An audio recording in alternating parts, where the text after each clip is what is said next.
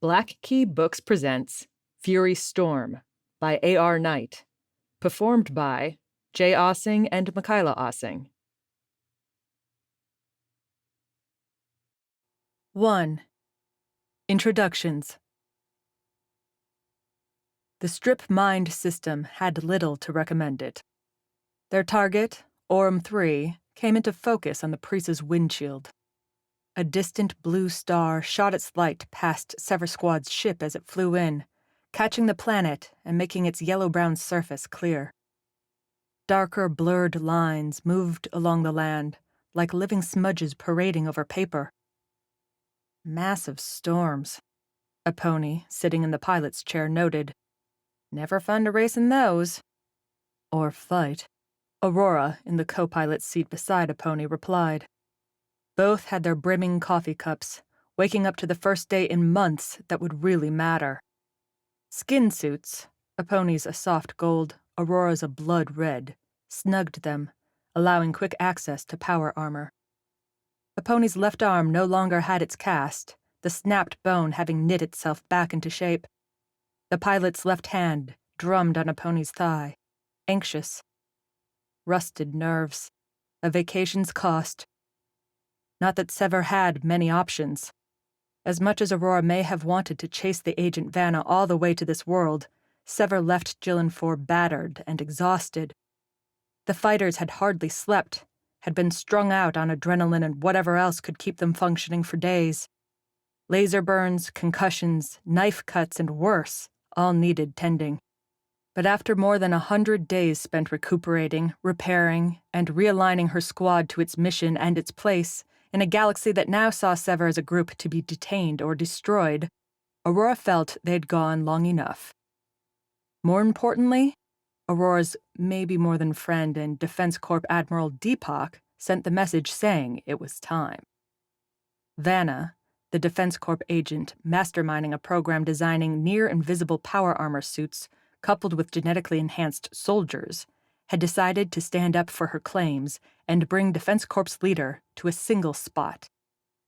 There, according to Deepak, Vanna would convince the massive galaxy-spanning company's leaders to go along with the plan, creating a new force that wouldn't so much handle contracts for help as drop an ironclad shroud over civilization. After all, who could fight an enemy that could be anywhere?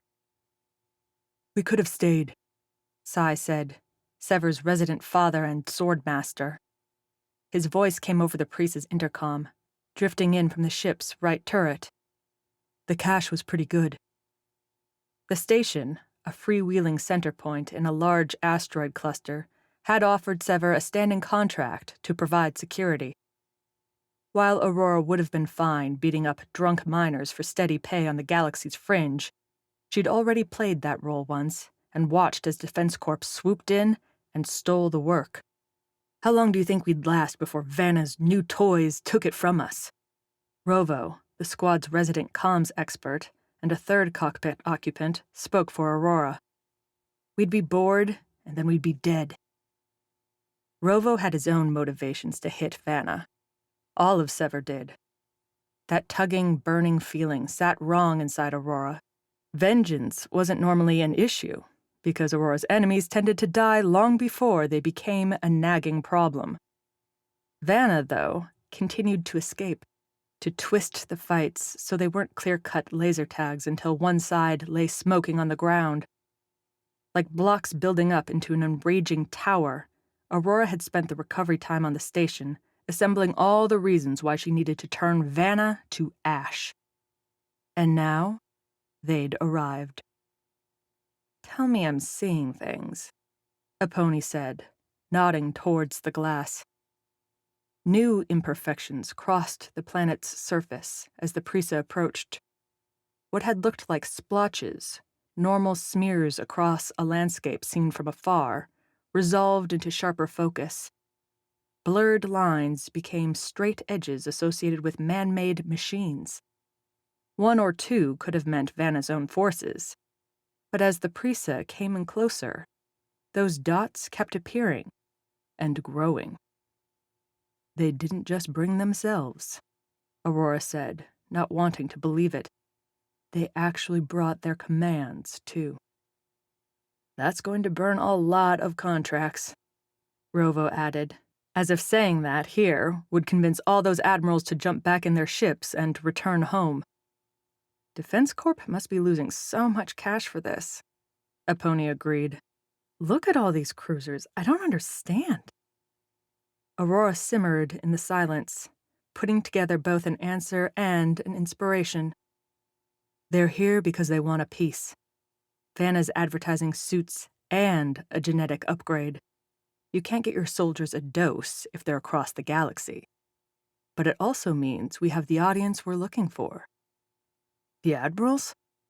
Rovo asked. Didn't we know they'd be here? Not them. All the soldiers. The staffers. The pilots and the mechanics. If we can show them what Vanna's planning, what this virus will actually do, Defense Corp won't be able to hide it from this many people. Not like they did with Dynas. That planet, with its secretive experiments, had escaped the galaxy's wider notice. Sever had been sent in on a botched rescue mission to the supposedly empty world, only to find a festering project that turned its subjects into food for a ravenous disease. Angry, destructive food, but food nonetheless. Only with severe cold had Sever been able to eradicate the disease before it claimed them all. Think you're missing a step, Captain, Aponi said. We're going to be popping up on a whole lot of sensors in a few minutes, and I can't imagine they're going to be friendly. Are you saying people don't like us? Rovo asked. I thought everyone loved the captain, Sai said. Aurora grimaced. Sai's sarcasm had some truth in it. Aurora's name, Sever Squad's name, would be known to plenty in that swarm up in front. As the Prisa popped on their scanners, all those cruisers, those frigates, those fighters would figure out who flew the ship. When they did, all the missions Sever spent crashing into the enemy's heart to save Defense Corp assets and asses might be worth something. Or, as the Prisa's monitoring system sounded off a shrill chirp, not. Looks like the fun's over, kids, Aponi cracked. We're getting hostile pings, missile locks, radar rangefinders, all the good stuff. Last chance to turn back, Aurora. You already know the answer.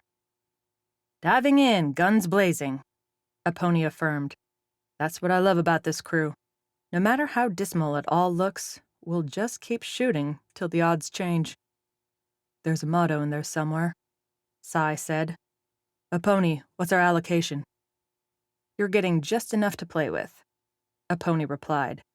Engines and shields get everything else. This isn't a fight, it's a sprint.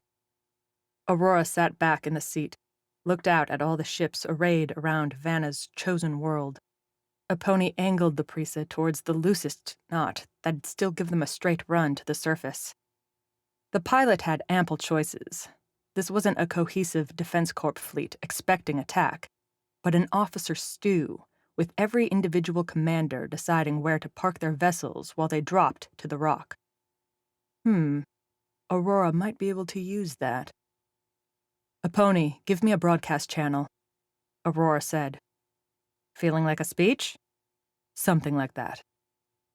Aurora's console chirped, switching the small screen over to a broad green target list. Aurora could tap along the ship names to cut them off the transmission, but she wasn't going to play favorites. The coffee had gone lukewarm, but the liquid salved her nervous throat. Aurora could lead 1,000 troops into the enemy's teeth without flinching, but delivering a bold address to thousands, maybe millions? No thanks. The things she did for Sever Squad. Hailing Defense Corp ships, Aurora began, letting the bog standard beginning worm her way into the next piece. This is Sever Squad and her commander, sending out a notice that we're passing through your perimeter en route to the surface. A breath. Here came the game. Despite what your systems might be telling you, we've been granted one-time passage. Fire on us, and you fire upon yourselves. Bold words, ridiculous words. An assertion that any competent offer would laugh away in one breath and order his soldiers to fire in the next. Except every ship zeroing on the Prisa right now had its backups in charge.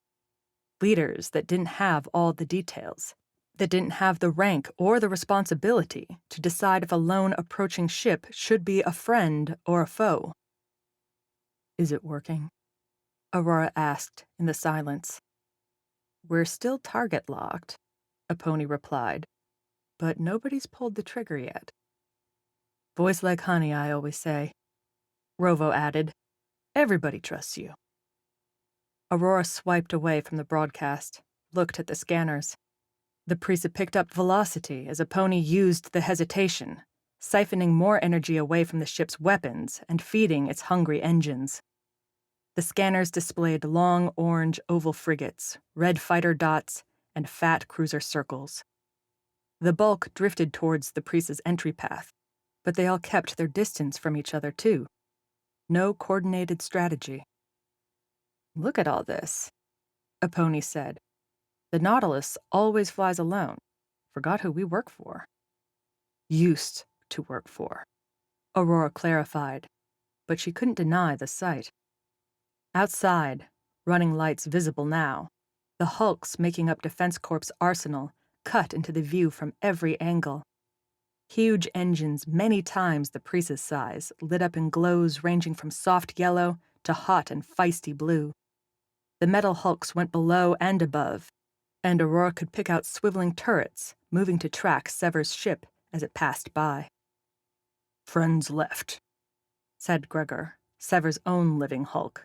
Snared in the Prisa's left turret, Gregor had been quieter since Jilin 4, choosing to use his limited words with care, as if each one risked betraying some emotion, some crack in the man's armor. "Fire?" "Keep the fingers off the triggers," Aurora said, though she fought to hide a flinch when Gregor's friends, a fighter trio, blew by the cockpit. The wave-like craft, a thin edge frothing over with cannons, made sure the Prisa knew it would die in 1,000 ways if anything changed. "We help nothing by engaging out here." All those officers Aurora had heard would be checking, trying to confirm, with their commanders. Vanna herself would probably catch word soon. One would come back, would order Sever destroyed. The mystery would be when. "Is Deepak coming?" Rovo asked. "Why is that relevant right now?" Aurora replied. "I guess it's not, but we're flying here," Rovo said. "Not much I can do, so, figured I'd ask a question." Aurora threw the rookie a raised eyebrow over her shoulder. Aponi, though, seemed zoned in on keeping the Prisa on its path, denoted by a translucent green arrow leading through the fleet and towards Orm 3's surface, and neither Sai nor Gregor had another update coming through. "I don't know." Aurora gave the only answer she had. The conversation had been painful. The park on Jilin 4, when Deepak said Sever would be targets forever, barring a miracle. Aurora didn't mind getting shots fired her way, but beneath Deepak's warning came a second, harsher truth. The two of them had, in the short time between the Nautilus insurrection and the fighting on Jilin 4, rekindled lingering embers. Those sparks had been snuffed out in that park, and since then Deepak had sent along only cold advice. "Might want to see if he's near," Rovo said. "Because if this goes like we're hoping, I bet we won't have many friends in this bunch." "He knows where we are," Aurora said. "Good," Aponi interjected. "Those locks are starting to heat up." "Missiles fired," Sai shouted. "Aponi, give me some power or we're done." Aurora leaned forward, swiping to the scanner as Aponi threw the ship into a corkscrew, angling towards the planet. Aurora wished she'd taken one of the turrets, wished she could do something beyond watch as death came for her ship and her crew. But Aurora would have to wait till they landed. Then she would get her fill. 2. Gunnery Games. Admittedly, the closing death did a lot to detract from the spectacular view. From his turret's windshield, Sai admired the clustered ships, their bulks mingling in strategically terrible, photographically beautiful ways, as mismatched officers and bored pilots jockeyed for positioning. Massive cruisers, larger than the Nautilus, brushed smaller frigates and corvette clusters away like a stone rippling water. Lights in all colors broadcast intentions, putting dotted halos into the dark. The whole scene turned jagged when the white-hot pops broke against those magnificent vessels. Rockets ignited, fuses telling batteries to go for broke and burn toward Sever and their ship. The first volley emerged from a nearby corvette, a craft not all that much larger than the Prisa, but bristling with weapons. Shaped like a coin, the corvette's missile launchers made a crown on its top side, each one spitting out a small projectile in turn. The ship's velocity left the puffs behind, a cloudy sign the attack was underway. Sai tapped the console near his hands, swapping the turret settings to scattershot. The corvette approached from his side, and, after shouting the incoming alarm into the comm, Sai wheeled the turret around and pressed the trigger, hoping a pony gave him some energy to play with. The pilot didn't let Sai down, and the Prisa's turret burst like a cheap firework. Hot light exploded everywhere in the turret's direction, the focusing mirrors and the turret's barrels rotating at ludicrous speed to send bolts out into a wide field. They'd be far too weak to pierce any ship's hull. Wouldn't do much against shields unless a pony flew close enough for Sai to kiss the target. Against a paper-thin missile, though? If the rockets puffed white smoke when they launched, the things blew up incandescent. Every missile came packed with different goals in mind, from crackling blue to nuke electronics to rosy red for heat and sunny yellow for sonic. Defense Corp depended on overwhelming any resistance with a varied assault, and Sai checked off every color from the list in his head. 12 rockets in a volley, and Sai only breathed when he saw 12 explosions. The missiles had done what missiles did and flown right at the Prisa, right into the scattershot blasts. "Like old times," Gregor called over the private turret-to-turret channel, meant to keep the gunners in sync without screwing the pilot. Little different scenery. Sai and Gregor, along with Aurora, tended to take the gunnery positions on any dropship dives towards war zones. The two had shot down more missiles than Sai could possibly count. The experience kept the butt-clenching fear from breaking Sai's concentration. Didn't mean he wouldn't request something stiff that night. Assuming there was a night, after all this. The pony kicked the Prisa forward, sprinting towards the planet's atmosphere. Sai watched for more missiles, but the corvette changed its mind and held its launchers from a second volley. "Are they scared?" Sai asked. "Changing tactics," Gregor replied. "Fighters, both sides." Swiping the turret back to its standard firing set, Sai frowned at the energy left to him. The pony had the Prisa sending its power to the engines, with a bit left over for the shields, leaving a tiny concession for Gregor and Sai. "The pony," Sai said over the ship's general band, "you want us to play defense, you're going to have to give us something more."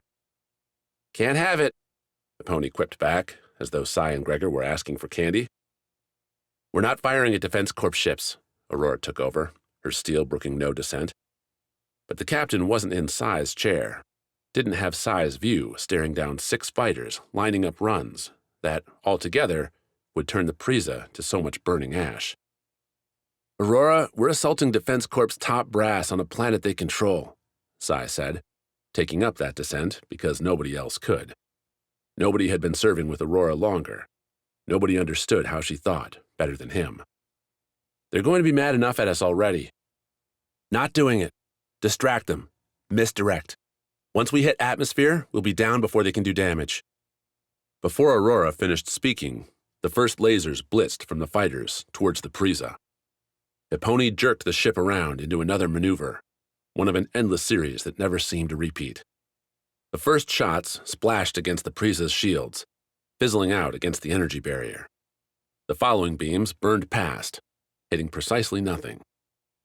Gregor's whistle carried over the comm as a pony reversed the upward swing, cutting back just as the fighters pushed after her first move. Sai had to agree with the hammerman. The pony's sharp flying bought them seconds, and in a game of minutes, that could make the difference. "Close encounters?" Sai said, using the turret band. "Only option," Gregor agreed. Fingers on the triggers, Sai acted on Aurora's misdirect order. Sai fired, sending yellow bolts streaking at the fighters.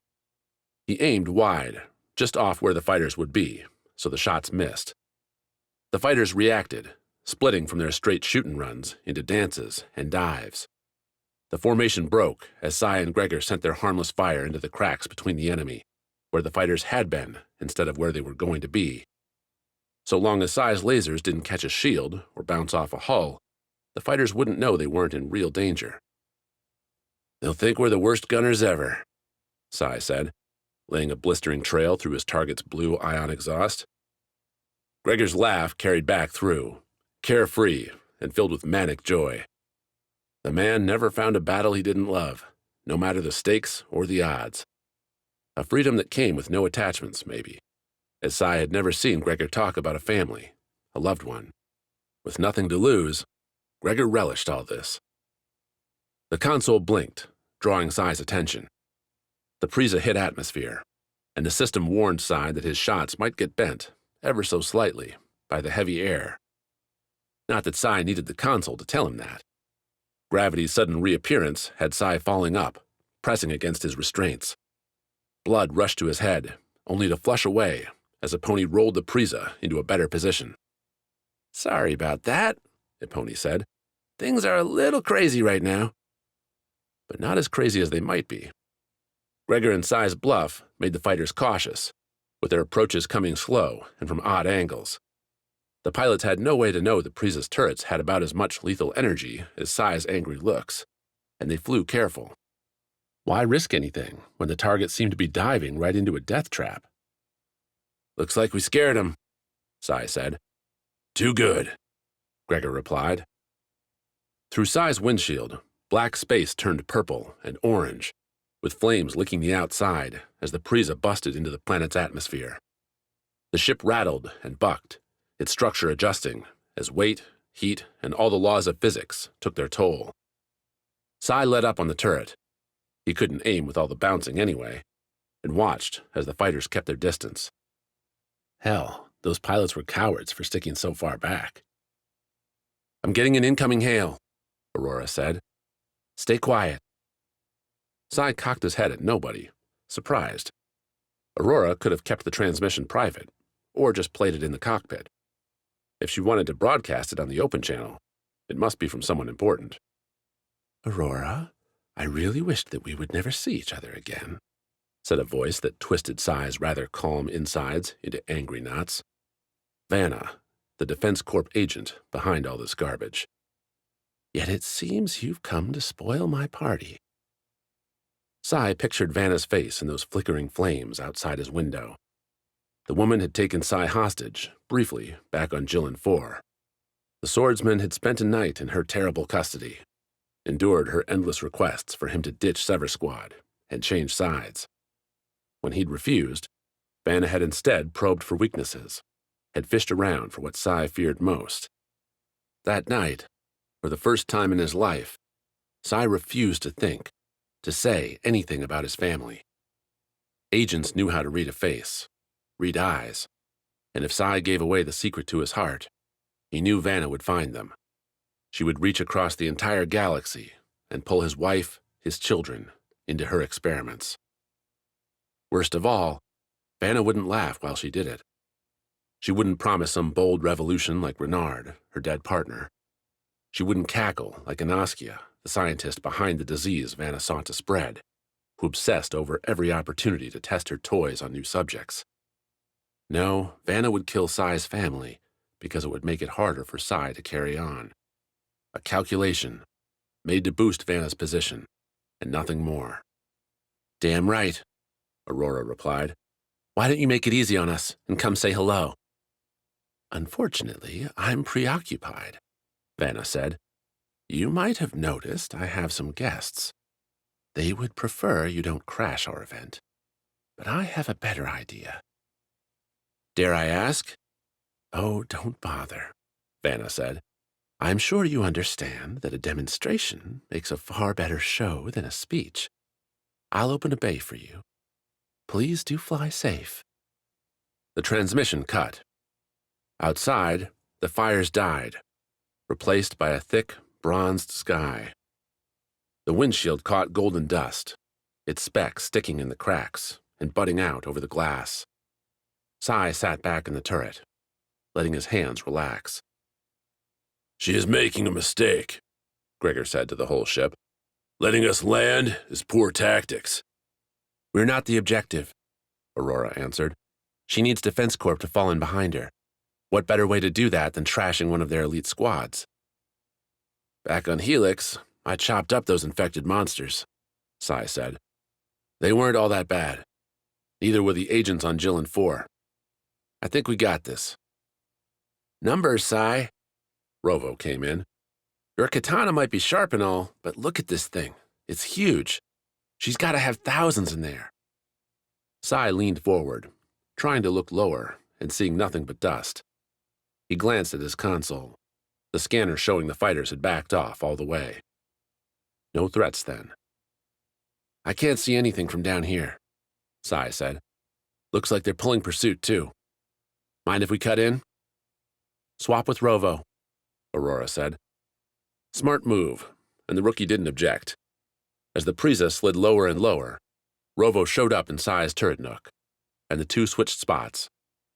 Passing through the narrow hall leading to the Prisa's spine-like back half, Sai climbed through the small door into the ship's central chamber. Even though they were heading into a death trap, Sai couldn't kill a grin at what Sever had done to its ship.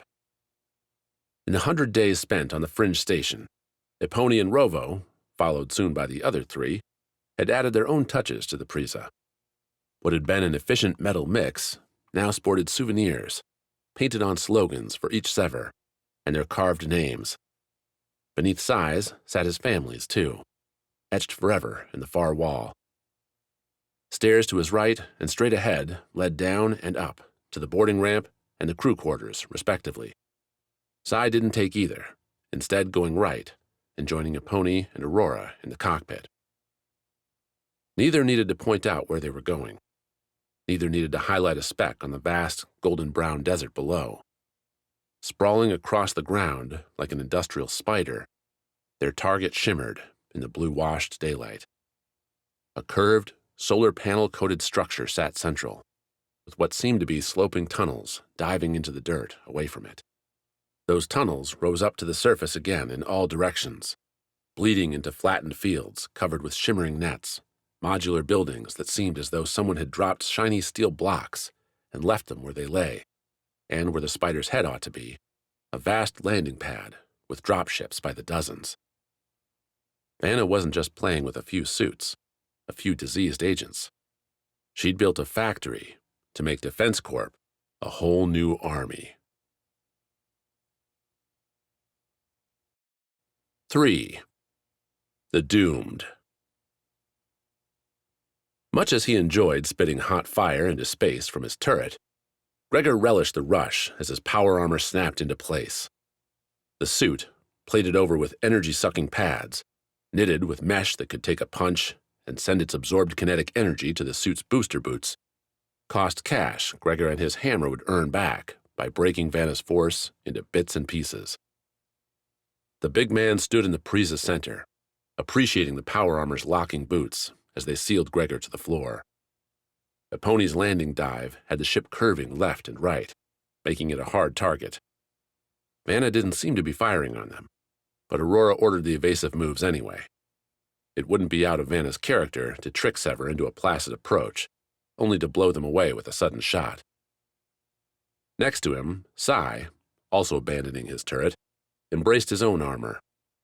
The pair, Gregor with his hammer and Sai with his diamond katana, would lead the assault off the Prisa and into whatever mess Vanna had waiting for them.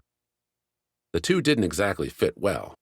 The hammer and the katana both had length that'd clip each other with their swings, but they'd break in opposite directions, clearing out any ambushing riffraff like deadly waves washing away encroaching sand.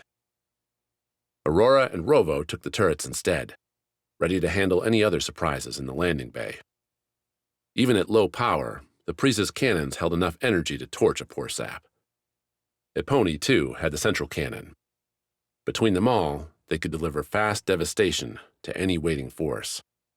"They're opening a bay," Epony said. "Far side of the base, not in the central compound. Their flight control's telling me to head that way." "Do we?" "Alternatives?" Aurora asked, the voices carrying through speaker in Gregor's visor. That visor, too, lit up with more than Aurora and Epony's words. As the seal clamped down over Gregor's head, bars and graphs appeared and blitzed through statistics as the suit sprinted through Gregor's vitals and the armor's own functions and declared them all optimal.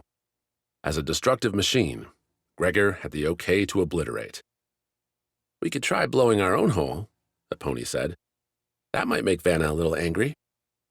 "All for that," Sai interjected.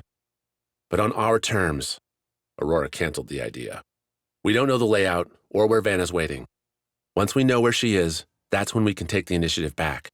Follow the instructions, Epony. Bring us in." "As ordered, Captain."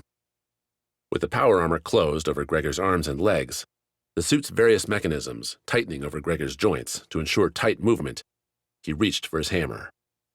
The 1.5-meter long weapon ended in a large, cube-like head inscribed over with circuitry.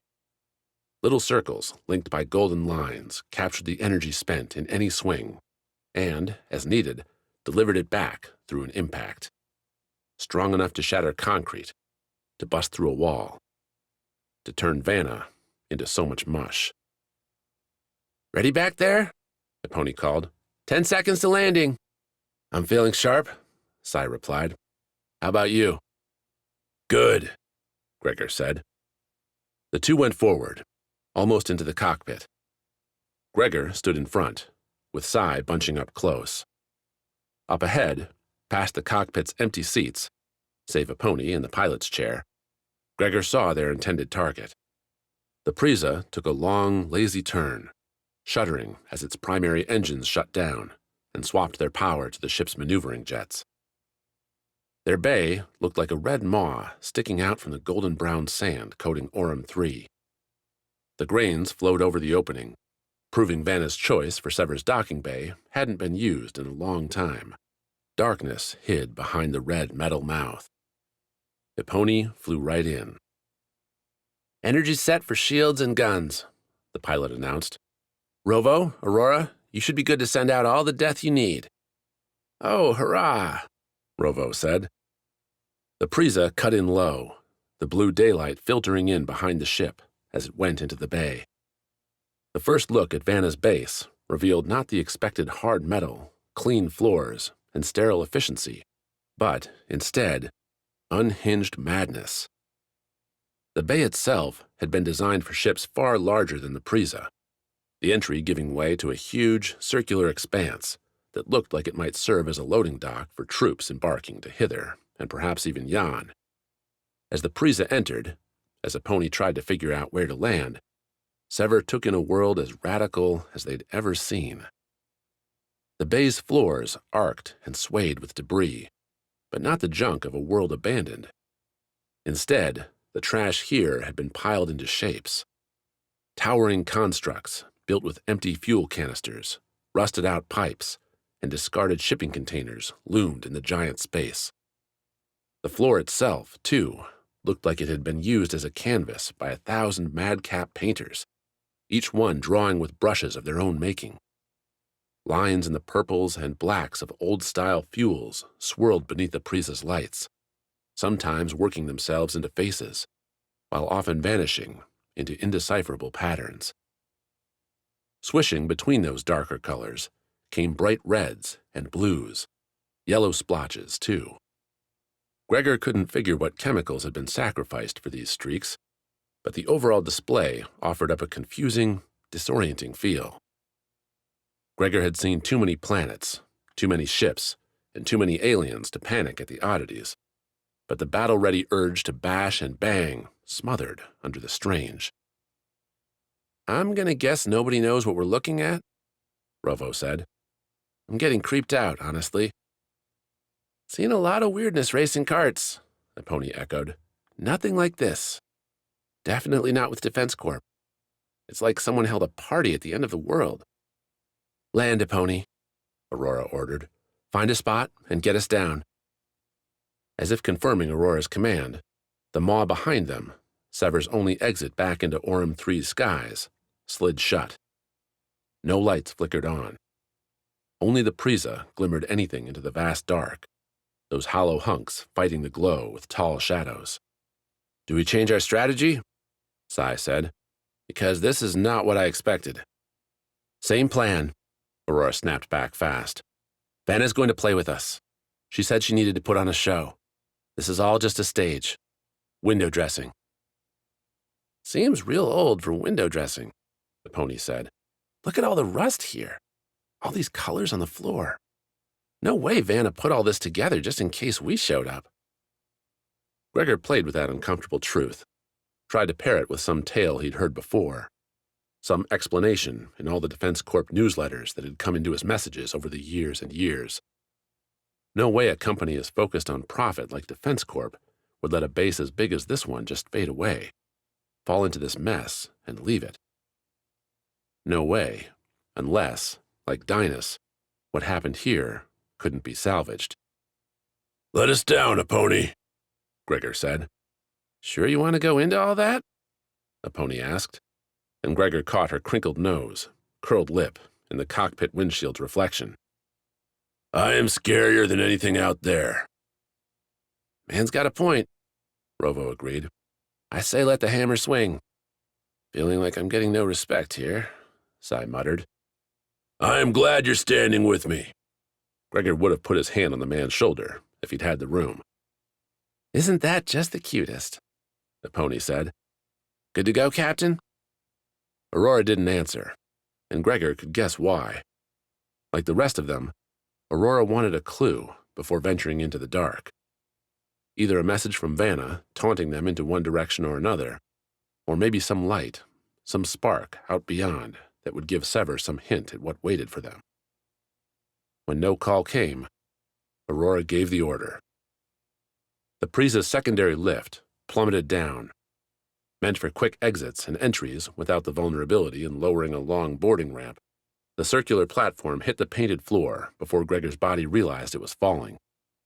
2 poles connected the lift back into Sever's cockpit, but nothing else obstructed the ground-level view. Nothing else interfered with the noises either. Living in space, in Defense Corp bases, prepped Gregor for certain background sounds. The constant whirs and churns as oxygen spun through recyclers, as heaters kept vacuum's icy clutches at bay. Echoing chatter bouncing down metal halls, or lifts dinging their arrivals and departures. Life's standard symphony. Orem 3, or at least this place, didn't conform. The breeze hit Gregor first, or rather, hit his power armor. The whistling wind rang through the hollowed constructs, rattling their tinny bones and swooping through their shambling bodies. Something tugged the air from one side of the room to the other, an unheard-of effect for a base like this one. But, perhaps, there were no bases like this one. You hearing that? Sai asked, the 2 power armor suits linking the swordsman with Gregor so their words went between them and nowhere else. The wind? Beneath it, like leaves, but heavier. Gregor focused, dug beneath the whistling, and found what Sai meant. A deep rustle, almost like 100 dogs growling low, their tones overlapping with one another. Unlike the wind, this sound came from all around, surrounded. Mind getting off that platform? Epony interrupted. You 2 might be in power armor, but the rest of us are pretty, naked up here. Sorry. Sai spoke for both of them, as they vacated the lift. The Prisa sucked up the platform, leaving the 2 alone. The ship's running lights provided a halo, with its 3 landing struts serving as markers to the beyond. Gregor's visor stayed dark, detecting no threats. That, at least, meant rifles weren't aiming their way from the depths. Pick a direction? Sai asked. Wait, Gregor said. Be ready. Why? Gregor didn't answer.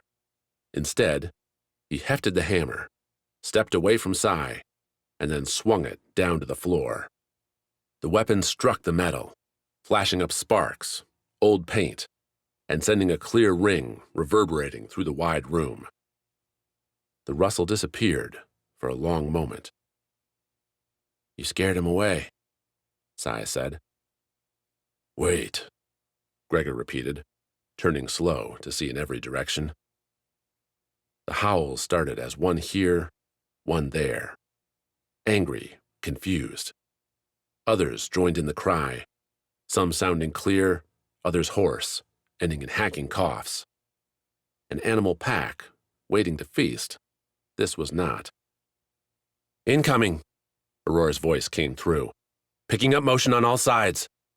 I told you, Gregor said to Sai. Yeah, said the swordsman, bringing up his katana in one hand, pistol in the other.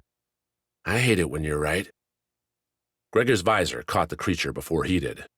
A scrambling thing, moving on all four, no, 5 limbs as it ran towards Gregor. Arms and legs like a human, but a 5th, a dark, fluid thing, pushed along with the man. Gregor didn't suppress his own growl at the sight, and a nightmare returned. Felix, on Dynas, had others with him like this. More virus than people. Back then, Gregor had burst a gas pipe, sent searing flame through the whole group. This time, he'd have to get personal. Gregor took one step towards the creature before the enemy vanished in a laser blitz. Aurora's turret caught the monster, frying it to boiling tar in a blinding flash. Before Gregor could blink his way past the obliteration, Aurora's turret lit up again, binding and incinerating some other approaching creature in the dark. On your right, Rovo called. There's too many! Gregor spun, swinging his hammer with the turn. The hammer's head missed the target, but the haft caught the creature as it raked at Gregor's armor with hands sharpened to claws by the virus and its destructive designs. The hit sent the monster rolling to the right, but Gregor couldn't follow up as another took the creature's place. Sever Squad's hammerman let his left hand loose from the hammer, cocking back his elbow and delivering a crackling jab at the next leaping fiend. As he struck, Gregor saw what had been a face, with half now devoured in that black, seeping gunk. Beneath and below, tattered clothes hung to the thing's remaining skin. On them, hanging by a thread, was an identity badge that Gregor recognized. Twin swirls climbing an invisible ladder.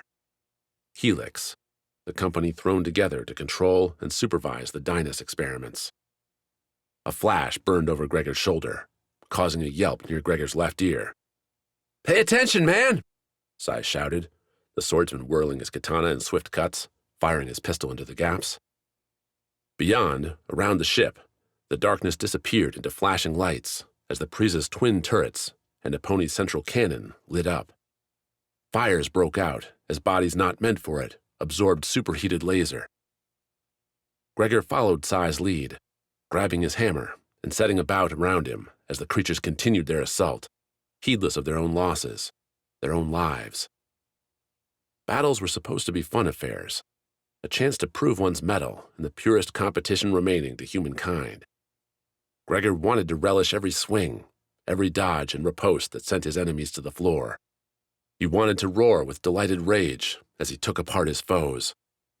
Instead, he kept silent, swinging and smashing and exterminating the people Sever had long ago left behind.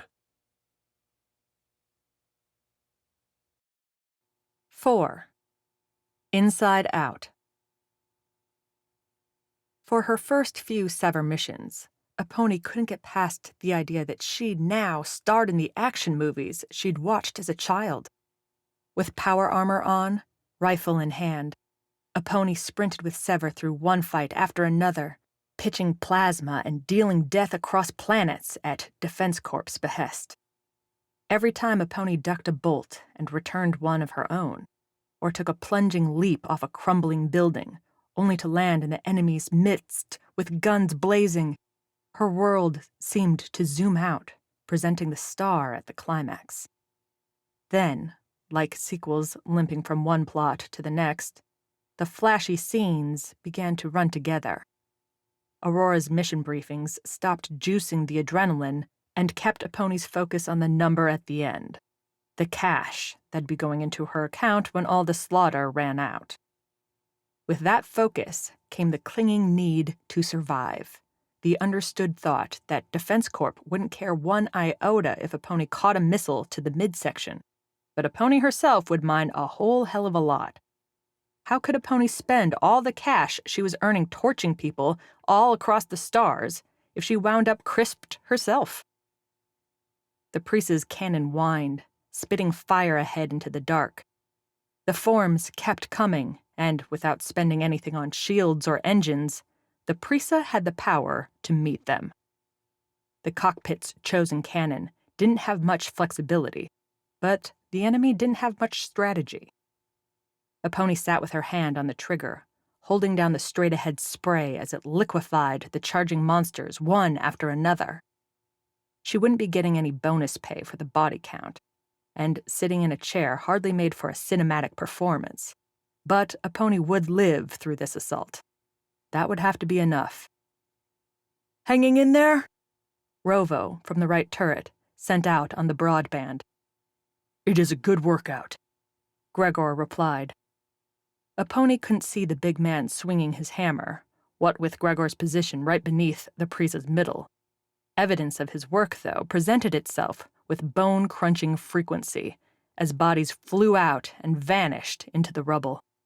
Sai's katana didn't quite have the same impact, but Eponi figured she'd get to witness that mess when the fighting finally stopped.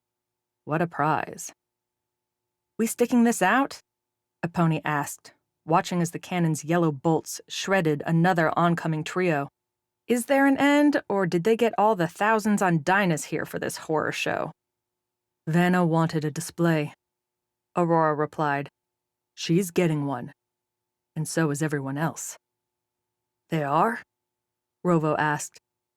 "Recording," Eponi smirked. "So long as the Prisa doesn't get torched, we'll be beaming up this little event to the galaxy when we get out.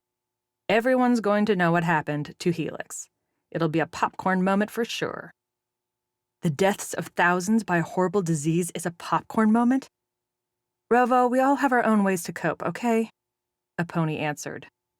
The reply shut the rookie up, and for more minutes than Eponi cared to count, the five dealt with the infected tide. When the rush slowed, though, Eponi did a double take, then took another look to be sure. Despite the numbers, the casualties around the Prisa still seemed far less than the people living on Dynas. Maybe some had escaped? Maybe Vanna had them waiting? "Gregor, Sai," Aurora said when her turret turned its last target to ash. "Take a look around. We'll get ready and meet you outside." Saying goodbye to the Prisa always left Eponi with a twinge. She'd never owned a ship before, and despite having stolen the Prisa, Eponi had come to think of the big bird as her own. During Sever's respite, Eponi had scoured the craft, souped up what parts she could, and let her own personality bleed into the ship's settings. Eponi filled the Prisa's memory banks with her favorite songs, movies, and games. She'd changed the themes on every console to her favorite colors, catching eye rolls from the others. Everything Eponi could claim on the ship, she had. "Really?" Rovo asked as they waited for the boarding ramp to descend, the three now packed into their power armor. Eponi had the Prisa blasting some ancient tune about a final countdown. It seemed appropriate. "Do you just hate fun?" Eponi shot back as the boarding ramp hit the floor. The cheery bang led the fighters down the ramp as the song hit its climax, putting a smile on Eponi's face. Hitting the floor killed that smile fast. The power armor couldn't filter out the smell, the rotting stench from too many bodies too far gone, even though they'd been alive mere minutes ago. The visor picked out the stacks, the grim collections, as the people that once were and now were not, lay in their final places. a grim memorial for the Prisa to stand above, her struts forming a triangle around Gregor and Sai's ruthless efficiency. Beyond the viscera, things didn't get much better. The turret duo and Eponi's cannon work provided their own unique take on the carnage. One blacker, often still burning, and blasted.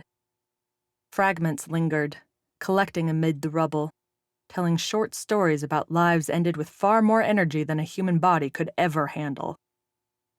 Altogether, Eponi felt like vomiting. Altogether, she felt like running back into the Prisa, turning on the jets, and heading for the exit. Sure, Vanna might have sealed them inside, but given enough time, the Prisa's cannons could burrow them out. And then what? Flee back through the entire Defense Corp fleet? "There's 2 exits," Sai said, his voice speaking right near Eponi's ear, driving a flinch. "Well, there's more than 2, but Vanna's only giving us 2 open doors." "I could break in a 3rd," Gregor added.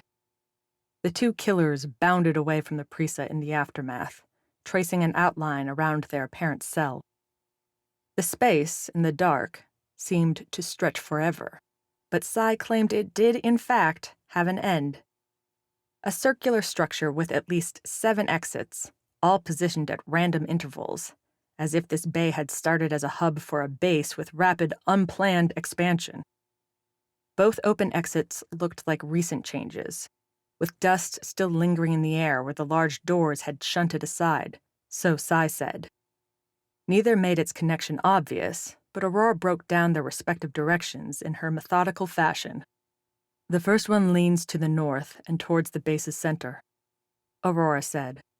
"The other docking bays are likely in that direction, based on what we caught during the landing. I'm betting Vanna wouldn't want Defense Corp's brass to go for a long walk after their trip here, so let's say she's that way." "You think Vanna would let you just walk right up to her?" Eponi asked. The whole squad had come back together around the Prisa. 5 power armor soldiers standing in a circle. Gregor had his hammer, Sai his katana, and Rovo carried the scythe thing he'd picked up on Wexer. Eponi had yet to collect on her bet with Aurora that Rovo would hurt himself with the weapon, but she figured it had to happen before long. Eponi and the captain had their rifles, and all carried pistols, knives, and more grit than there were grains of golden sand on this cursed planet. "I think Vanna's going to let us prove ourselves a suitable threat before killing us," Aurora said. "At the same time, we can clean up some of her messes." "Like a few hundred Dynus refugees?" Sai said. "We know she doesn't have a moral bone in her body," Aurora agreed. "We have to expect anything, particularly when her plan falls apart." Oh, Aurora. Her endless confidence in Sever's sure success always made Eponi grin, despite the ugly scene around them. "So what's our plan then?" Rovo asked. "Wander around and see what traps we can trigger?" "Not quite," Aurora replied. "As much as I'd like to stick together, we can't pull all our strength on one path. There are 2 exits, so we'll need to go in 2 groups." "What if that's what Vanna wants?" Eponi asked. "Wouldn't splitting us apart be, a good way to get us killed?" "It's a risk we're going to take." Aurora let her visored gaze swing across the squad, waiting for someone to speak up. "Right now, we're playing Vanna's game. She expects us to lose. We won't." Aurora's words gave little comfort as Eponi, Rovo, and Sai went into the tunnel off the westward exit. Gregor and Aurora went north, chasing after Vanna. The 2 had so thoroughly destroyed the agent enclave at Gillen 4, Aurora figured they could handle anything Vanna sought to throw their way. "So we get what, the leftovers?" Eponi asked as they left behind the bloody floor, the ramshackle rubble robots, and, thank all that was good, the decaying stench. "What if Vanna gave us a long walk to, the base's septic system?" "Then we'll find it, turn around, and tell Aurora," Sai said, leading the trio with his katana. "You're just so much fun, Sai. Try me when I haven't just slaughtered a small town." The tunnel, marked by an arched ceiling, shared one key quality with the bay they'd just left: a keen sense of style. Rather than the constant, dull metal found throughout civilization, the designers here delivered swirling designs. Symbols swept along the floors and walls, some even on the ceiling, in an interconnected dance Epony couldn't decipher. Unlike the bay behind them, the symbols shimmered in golden yellows and brighter blues, as if the Sever trio had passed from a grim hollow to a pleasant meadow. Adding to the impression were the lights. Straight, blue-white bars ran along just over head height, shearing away the dark as Sever went forward. Every meter or two, the next bar set would blink to life, while the ones behind them shut off. The breeze kept up its pressure, and Epony figured this must have been the wind's target, because its whipping strength increased as Sever walked. The buffeting air pushed Epony's legs ahead, tickled her joints. "Feels like we're in our own world," Rovo muttered. "Dark behind, dark ahead. If we appear in some fantasy land, you all owe me cash." "I'm not taking that bet," Epony said. "Quiet," Sai hissed, holding up a hand. Ahead, there wasn't much to see. The tunnel continued, the bar lights shutting off not far ahead. And yet, Epony caught the red on her visor. Something way down there had a sight on Sever, one clear enough to catch the power armor's detection. "If the visor's catching it," Rovo said, "then they've got to see us. And it's not like we're hard to pick out, the lights and all." "It's almost like they didn't design these suits for stealth," Epony added, but she aimed her rifle down the corridor anyway. If the visors had a fault, it was in the machines failing to denote a threat's distance. Epony couldn't tell if the red came from a meter away or 100. Thus, even though she figured something would be coming towards them, Epony was damn surprised when the lights ahead blinked on and showed nothing. "Invis suits," Sai said, taking a center hall stance and putting his katana into a double grip. "Flush them out." Epony and Rovo took the order and ran with it, pulling their rifle triggers and sending red bolts, tuned hot enough to torch through most armor, searing down the hall. Without anything to aim at, Epony went for the splatter approach, sending fire up, down, and everywhere across the tunnel. The bolts hit home quick. Sparks flashed as Rovo and Epony's shots caught objects sprinting down the corridor, ones closing fast. Hits left black marks in the air, floating as if made by magic as the suits charged. "Not so hard to see now," Epony said, aiming at the one coming right for her. Her rifle exploded. 1 second, the weapon had itself primed and ready, and the next, Epony had her back on the ground. Her visor blared a warning that her power armor had taken a beating, and Epony herself felt raw skin along her hands and arms. Tingling, torched. Before she could come to terms with what the hell had just happened, Epony felt a hand grab and lift her up. The invis suit had black marks all across its front, with sparks popping from a shoulder joint, but it still gave its wearer the strength to bring Epony to her feet. "Still alive?" A woman's voice, cocky and not at all concerned, asked. "Sure, let's go with that," Epony replied, taking in a strange scene. Rovo, to Epony's left, had his scythe out in two-weapon mode, dancing with what looked like a long, sharp cable whipping at him from another suit. Sai, further up the hall, kicked at what seemed to be air, only to connect and send his target banging to the floor. "Good," the voice replied. "I'd hate to lose you so fast, after what you did to us last time." Epony's captor held up a pistol, waggling it in front of Epony's eyes. Sever's pilot recognized the gun. She'd held it, had whipped its owner in the face with it. Tarla? Damn it. 5. Rank and file. If he hadn't seen the shot strike Epony's rifle, a pinpoint laser from meters away that exploded the Sever pilot's weapon in her hands, Rovo wouldn't have had time to draw the scythe. The blue-tinged weapon, won by Sai on Wexer's Black Rock streets and donated to the rookie, had zero utility in the closed tunnel until Rovo snapped the scythe in half. The haft in his left hand, with a wrist flick, fanned out into a glistening small shield, while the right, bearing the scythe's long, hooked blade, swept up and out to catch the thing streaking towards Rovo. A corded whip, unfurling over an invisible shoulder, corked at Rovo in a blink. Instinct more than skill helped Rovo catch the strike, to snare the whip in a swing. The whip's wielder tried to draw his weapon back, but Rovo's power armor gave him enough strength to do the opposite. The scythe blade worked itself against the cord, cutting through and snapping off the whip's last third. "Guess you'll have to get closer," Rovo said, his words washing out in ringing clangs as Sai's katana met another blade ahead and to Rovo's right. The rookie wanted to spare a glance Eponi's way, make sure the pilot still lived. Power armor could absorb plenty, but the rifle had blown right in Eponi's hands. Even if the woman breathed, whomever had shot her weapon probably wouldn't pass up a chance to take advantage. Before Rovo could move, the whip and its wielder returned. The enemy took Rovo's advice, closing until his damaged weapon could again lash out. The strike came in at Rovo's head, and the rookie moved the shield to block it. As the whip glanced off the circle in Rovo's hand, the rookie charged forward, giving a wordless roar. 2 long steps went into a sudden forward chop with the scythe.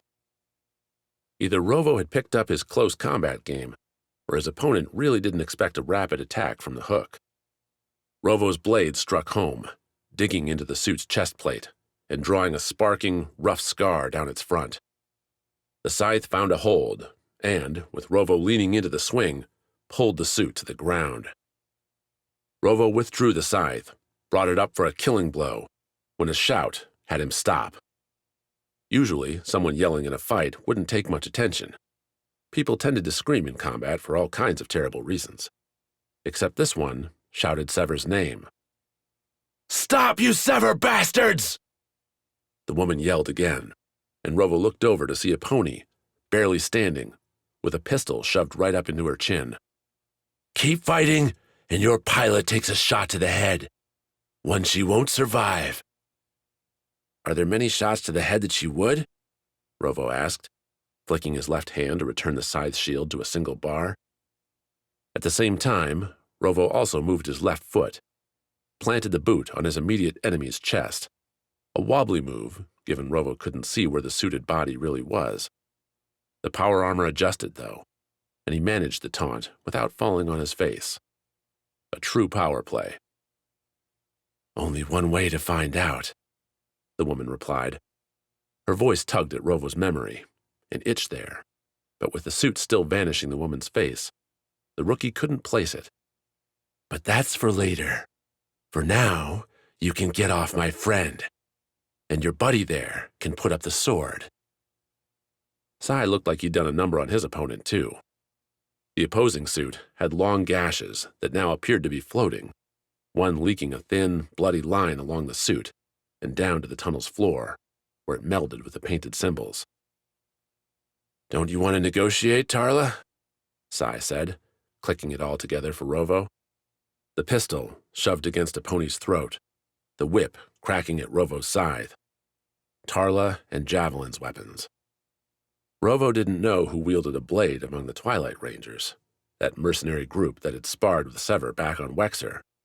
But given Perro's sniper affinities and Brianna's fondness for giant guns, Rovo put good odds on Tarla's own pilot, Sanjay, striking swords with Sai.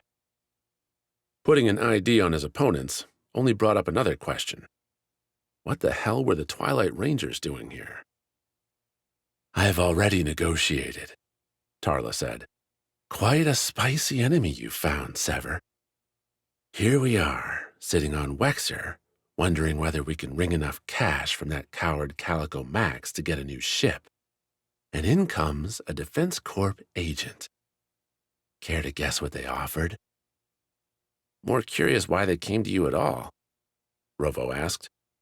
With Sever up 2-1 in the fight, The rookie caught Sai's hand signal as Rovo replied to Tarla's question. The swordsman wanted to play it slow. There were 2 other Twilight Ranger members somewhere, and figuring out if another ambush lay ahead would be worth doing. Not to mention Aponi's, life hung at Tarla's pistol point. At Rovo's feet, Javelin muttered a curse. Rovo dug his boot in, cutting off the words with a gasp.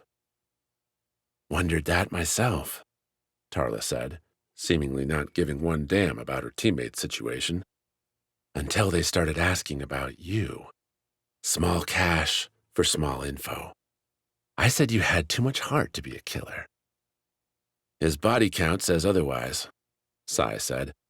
"Telling Vanna something she already knew doesn't get you here, Tarla." "Oh no, that was all me. I offered our services in exchange for a ride off that rock. And look at us now. New toys, same enemies. And no cash." Tarla winced, shrugged. "Price of progress, I suppose." "You kill us," Rovo said, "and then what? Vanna gives you a big medal?" "How about your ship and whatever's left on it?" Javelin said, voice tight, but still cocky beneath Rovo's press. "You took ours, right that we take yours, yeah?" As Rovo went to clamp on Javelin again, Aponi shifted her hand, and something clicked. Everyone's eyes went to the pilot, Rovo expecting Tarla to pull her trigger. Tarla, though, hesitated, and for good reason. Aponi's hand held a grenade, one of several everyone had on their power armor belts. In the tunnel's tight confines, the bomb would wreck them all. Hard to claim a reward when you're in pieces. "You're not taking my ship," Aponi said, jaw pressing against Tarla's pistol to get the words out. "Go, see," Tarla interrupted, nerves apparently unaffected by the certain death at her waist. "That's what I love about you all. Always willing to go full insane." She laughed, soft and delighted. "Oh, Aponi, what's your play? Explode and take us all with you?" "Not even close." Aponi's eyes flicked Rovo's way. "Get your asses going, Rovo. If Tarla's parked herself here, Vanna must be hiding something good down the hallway. They come after you, the bomb goes off." "What?" Rovo said, while Sai stepped away from Sanjay, his katana still in range for a quick, lethal strike. "We're not leaving you." "Oh, please," Aponi said. "I'll be fine. Go." "She won't be fine," Tarla added. "But please, follow your pilot's instructions. I'd prefer not to die today." Rovo hesitated, while Javelin hacked out a laugh on the floor. Sanjay, to this point, had kept quiet, not moving with Sai's blade so close. Leaving Aponi meant abandoning a squad member, one with a pistol at her face. Whatever lay down the hall, who knew if it mattered? Sai and Rovo could sprint away, leave Aponi to her death, and find all of nothing? But Rovo didn't see another way out. Pulling his rifle trigger, snapping Javelin's bones beneath his boots, wouldn't free Aponi either. Might get them all killed. "You hurt her," Rovo started. "And you won't live out the day," Sai finished. "That goes for all of you." The swordsman shuffled his fingers, and Rovo read the order. Time to go. "Aponi, stay alive." "Sure," Aponi replied. "No problem." Rovo dug one more power armor boot heel into Javelin as he stepped off. Sai, backpedaling, started down the hall until Rovo matched his stride. Together, without any taunts, without any shots, the pair kicked in their power armor and lumbered fast down the hall. The bar lights flickered on and off as they went, though every time Rovo looked back, in the growing distance, he could see the light where they'd left Aponi behind. The tunnel ended with a door, as most tunnels did. The swirling symbols that had followed Sai and Rovo along the tunnel's length came together for an end, coating the wide door slat in splashed decor. A single black scanner, searching for a wristlet to validate, waited on the door's right side. Sai, leading the rookie, stopped before the scanner.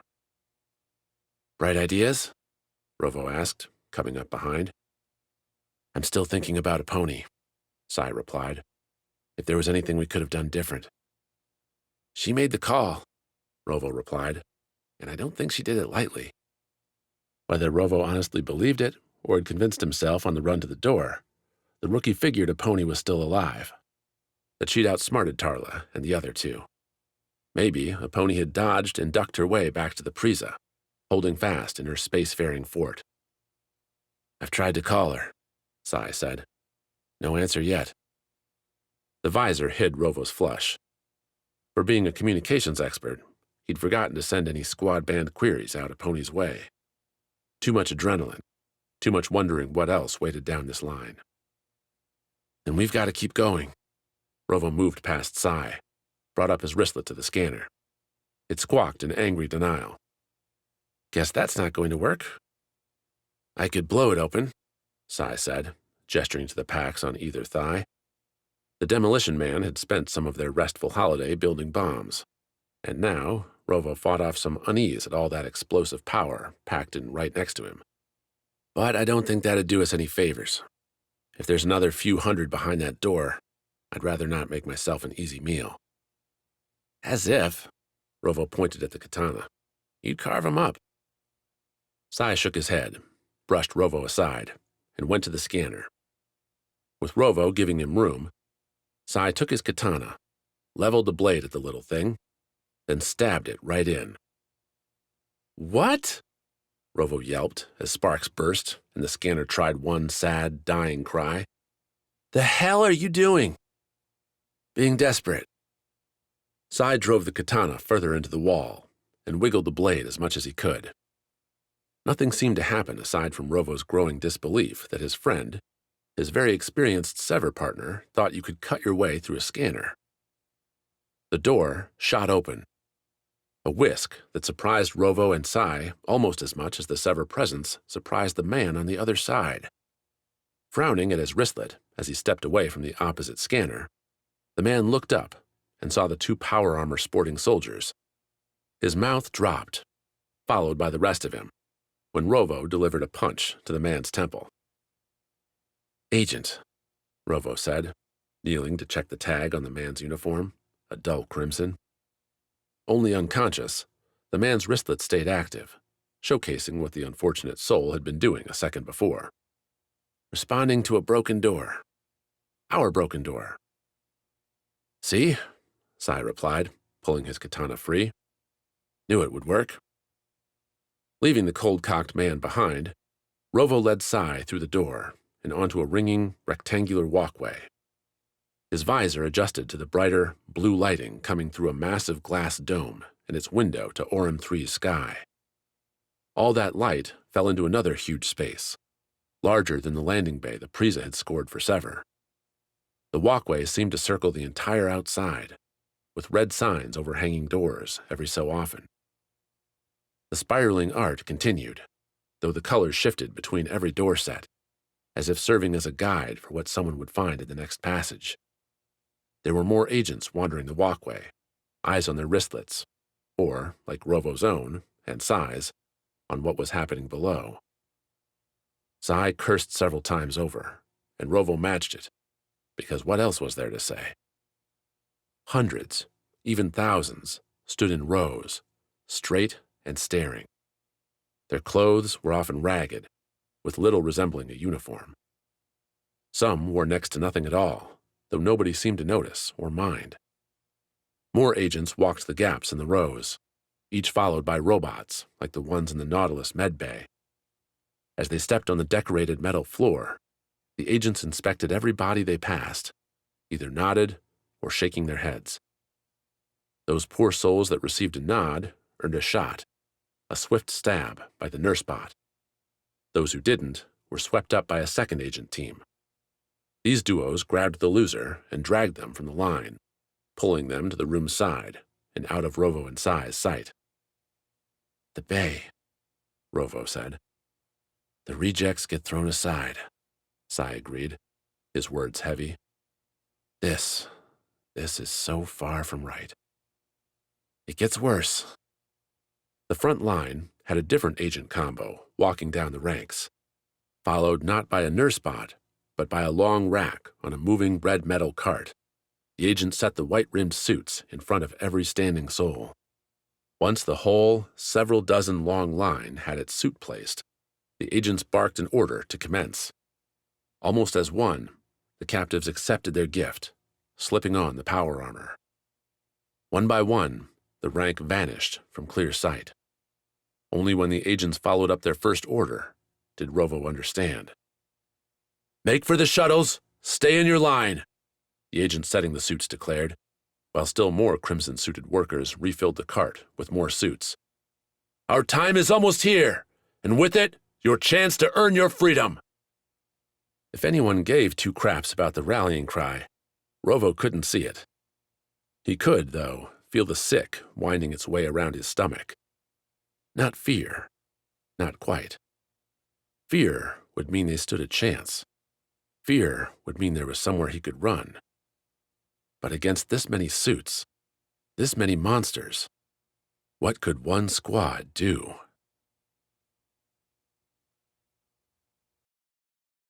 6. A friendly meeting.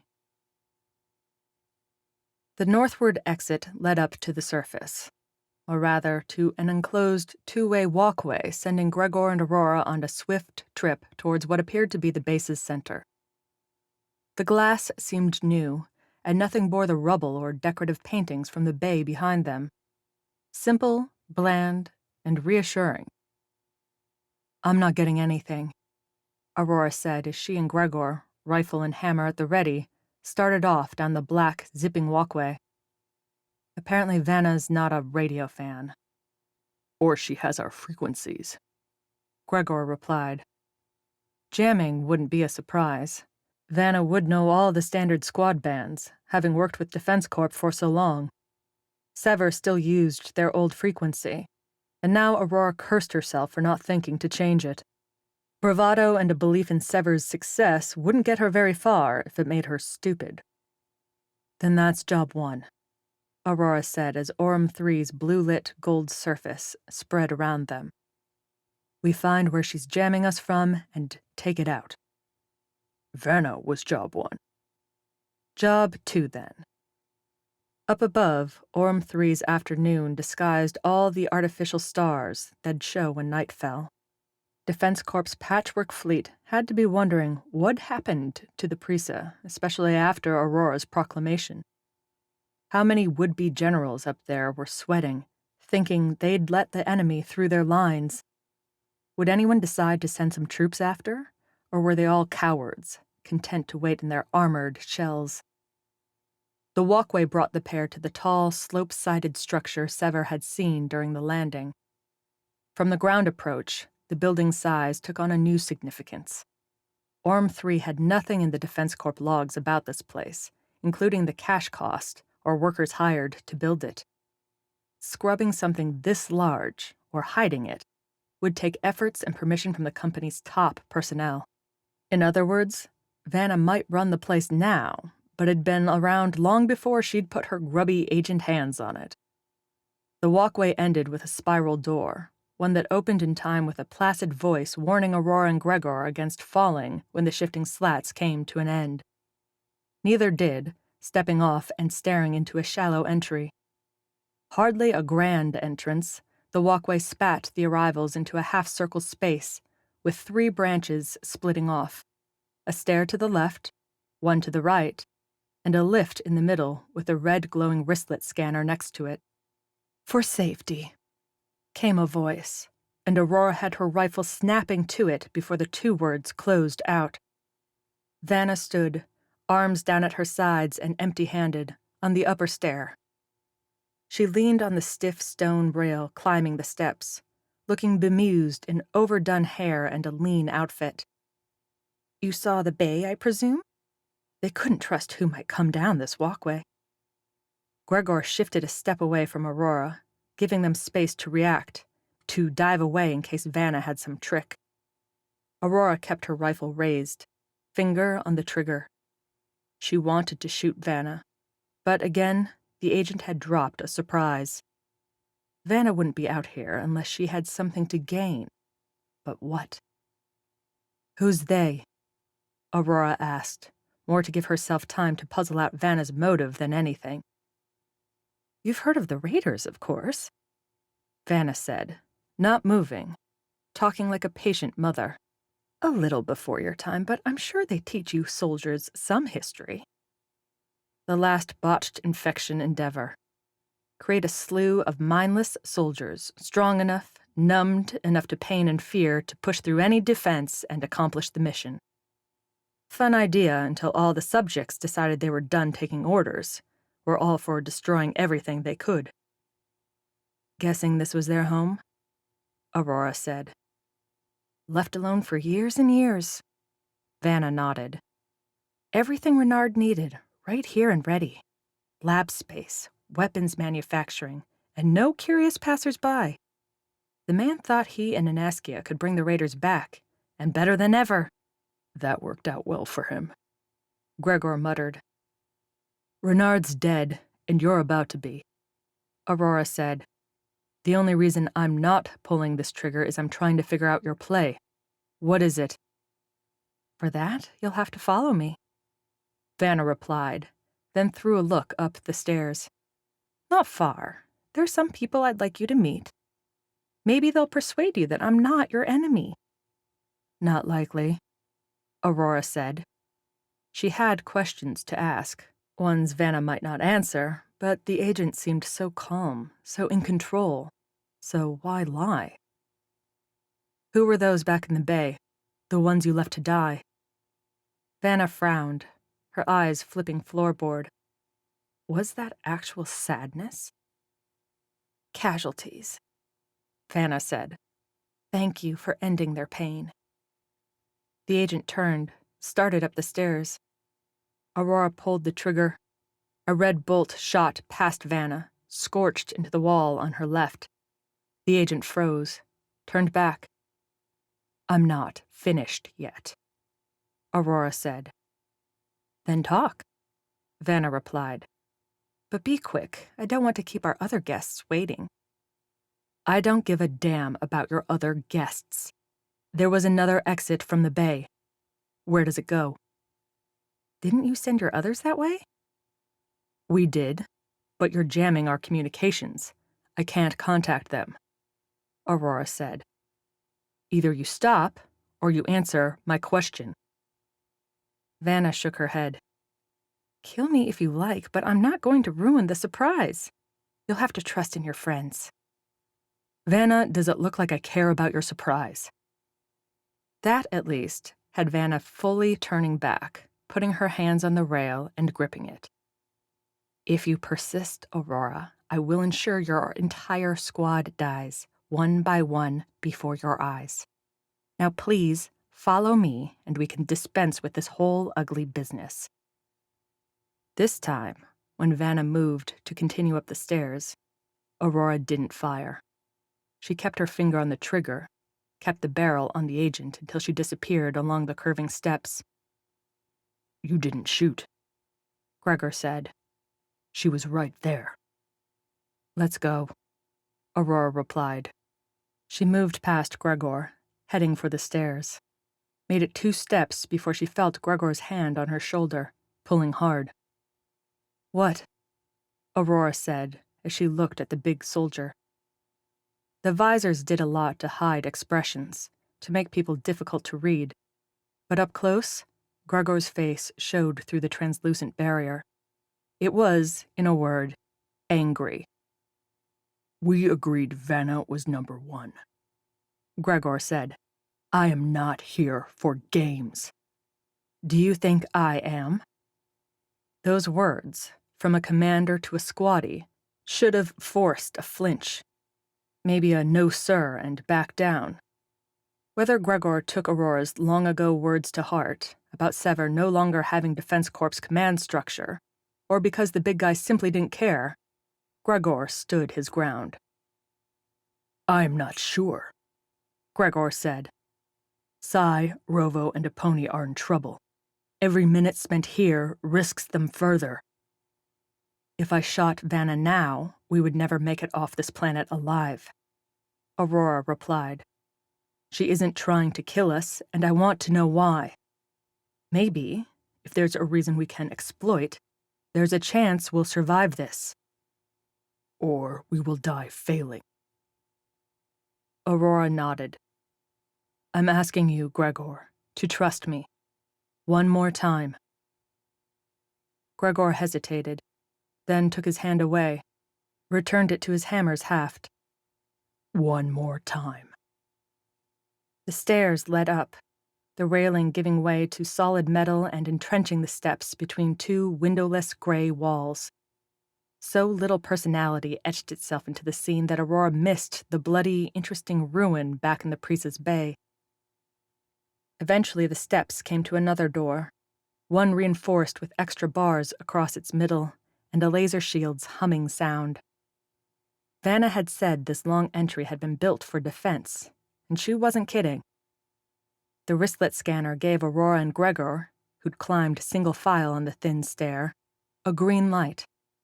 Aurora held up her left wrist, the power armor sliding back a slit to reveal the computer to the scanner's eyes.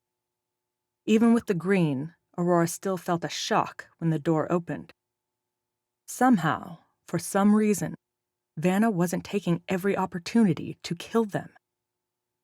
Beyond, a wide, rounded room with a double doorway greeted them.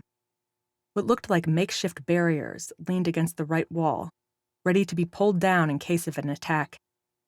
To the left, a room-length window showcased Orm 3's golden dunes. Mixed in the room, watching and waiting, were people Aurora had only known from pictures. Specifically, the pictures on the drive Sai said Vanna had given him back on the Nautilus. Renard's web, all present to take in their apparent success. Many of Defense Corp's top brass, its financial, military, and diplomatic masters, stood in their varied crimson get-ups. Some held weapons, but most looked, in all their finery, with all their poise and assurance of invincibility, at Aurora and Gregor with zero concern, as if a polite conversation had been interrupted by servers with finger food. I was starting to get worried, Vanna said, standing just inside. Here I was, telling all of my guests that they were about to meet Defense Corp's finest squad commander, and then you didn't show up. Aurora couldn't think of anything to say. She'd pulled the trigger on 1,000 or more enemies, survived countless deals with death, but no part of Sever's role, of Sever's plan for Orm 3, discussed meeting the people who'd sent her on one mission after another for so many years. You can lower your rifle, Captain, said an older man to Aurora's right, one she recognized as a top admiral serving on the galaxy's opposite side. There's no need for violence here. Or anywhere else, Vanna added, waving Aurora and Gregor inside. All of you understand, as I mentioned when Aurora and her squad arrived at our gathering, that she believes our work here is a disaster. We must convince her otherwise. Aurora, pointing her rifle at the floor, but not moving her finger from the trigger, stepped inside the room. The move was less about following Vanna's direction than giving Gregor a clear view, because so far as Aurora saw it, everyone in this room had considered Sever, like every other Defense Corp squad, expendable in the face of cash. Nobody here would hesitate to put a laser into her back if it meant guaranteeing Defense Corp's profits. And Aurora wouldn't even blame them. She'd been doing much the same her entire career. The assembled group, Aurora's quick count put the number at 15, broke into what appeared to be a pre-planned speaking order. Each one, introduced by Vanna, laid out how the invisible suits, how soldiers enhanced by the virus, would benefit their position. Less turnover, better control, endless threats to those who might refuse Defense Corp's generous contracts. Commanders like Aurora would have squads without personal squabbles, ready to fight at a moment's notice. And, with the virus serving as a steward, Defense Corp could recruit from anywhere. No vagrant, no lost soul would be without a place. At last, anyone could receive the injections, give up their tortured existence to Defense Corp's murderous comforts. Aurora's trigger finger grew numb at the speeches, at the grins growing on the faces around her as they pitched what seemed so blatantly wrong. To her left, she saw Gregor's hands tightening around the hammer. Neither had said a word so far. Neither had been asked for their position. And they wouldn't be. The only choice Aurora and Gregor had here was to accept the inevitable, or die trying to prevent it. "See, Aurora, Gregor?" Vanna said when the last man had finished his rousing vision of a galaxy under Defense Corp's well-meaning rule. "This is what we are doing here, giving our civilization a better, brighter future. What do you say? Will you join us?" Aurora had seen tempting offers all her life. Sever Squad targets offered ludicrous bribes at her rifle's end, while other squads tried to buy Sever's help, or her own self, to join their missions or their ranks.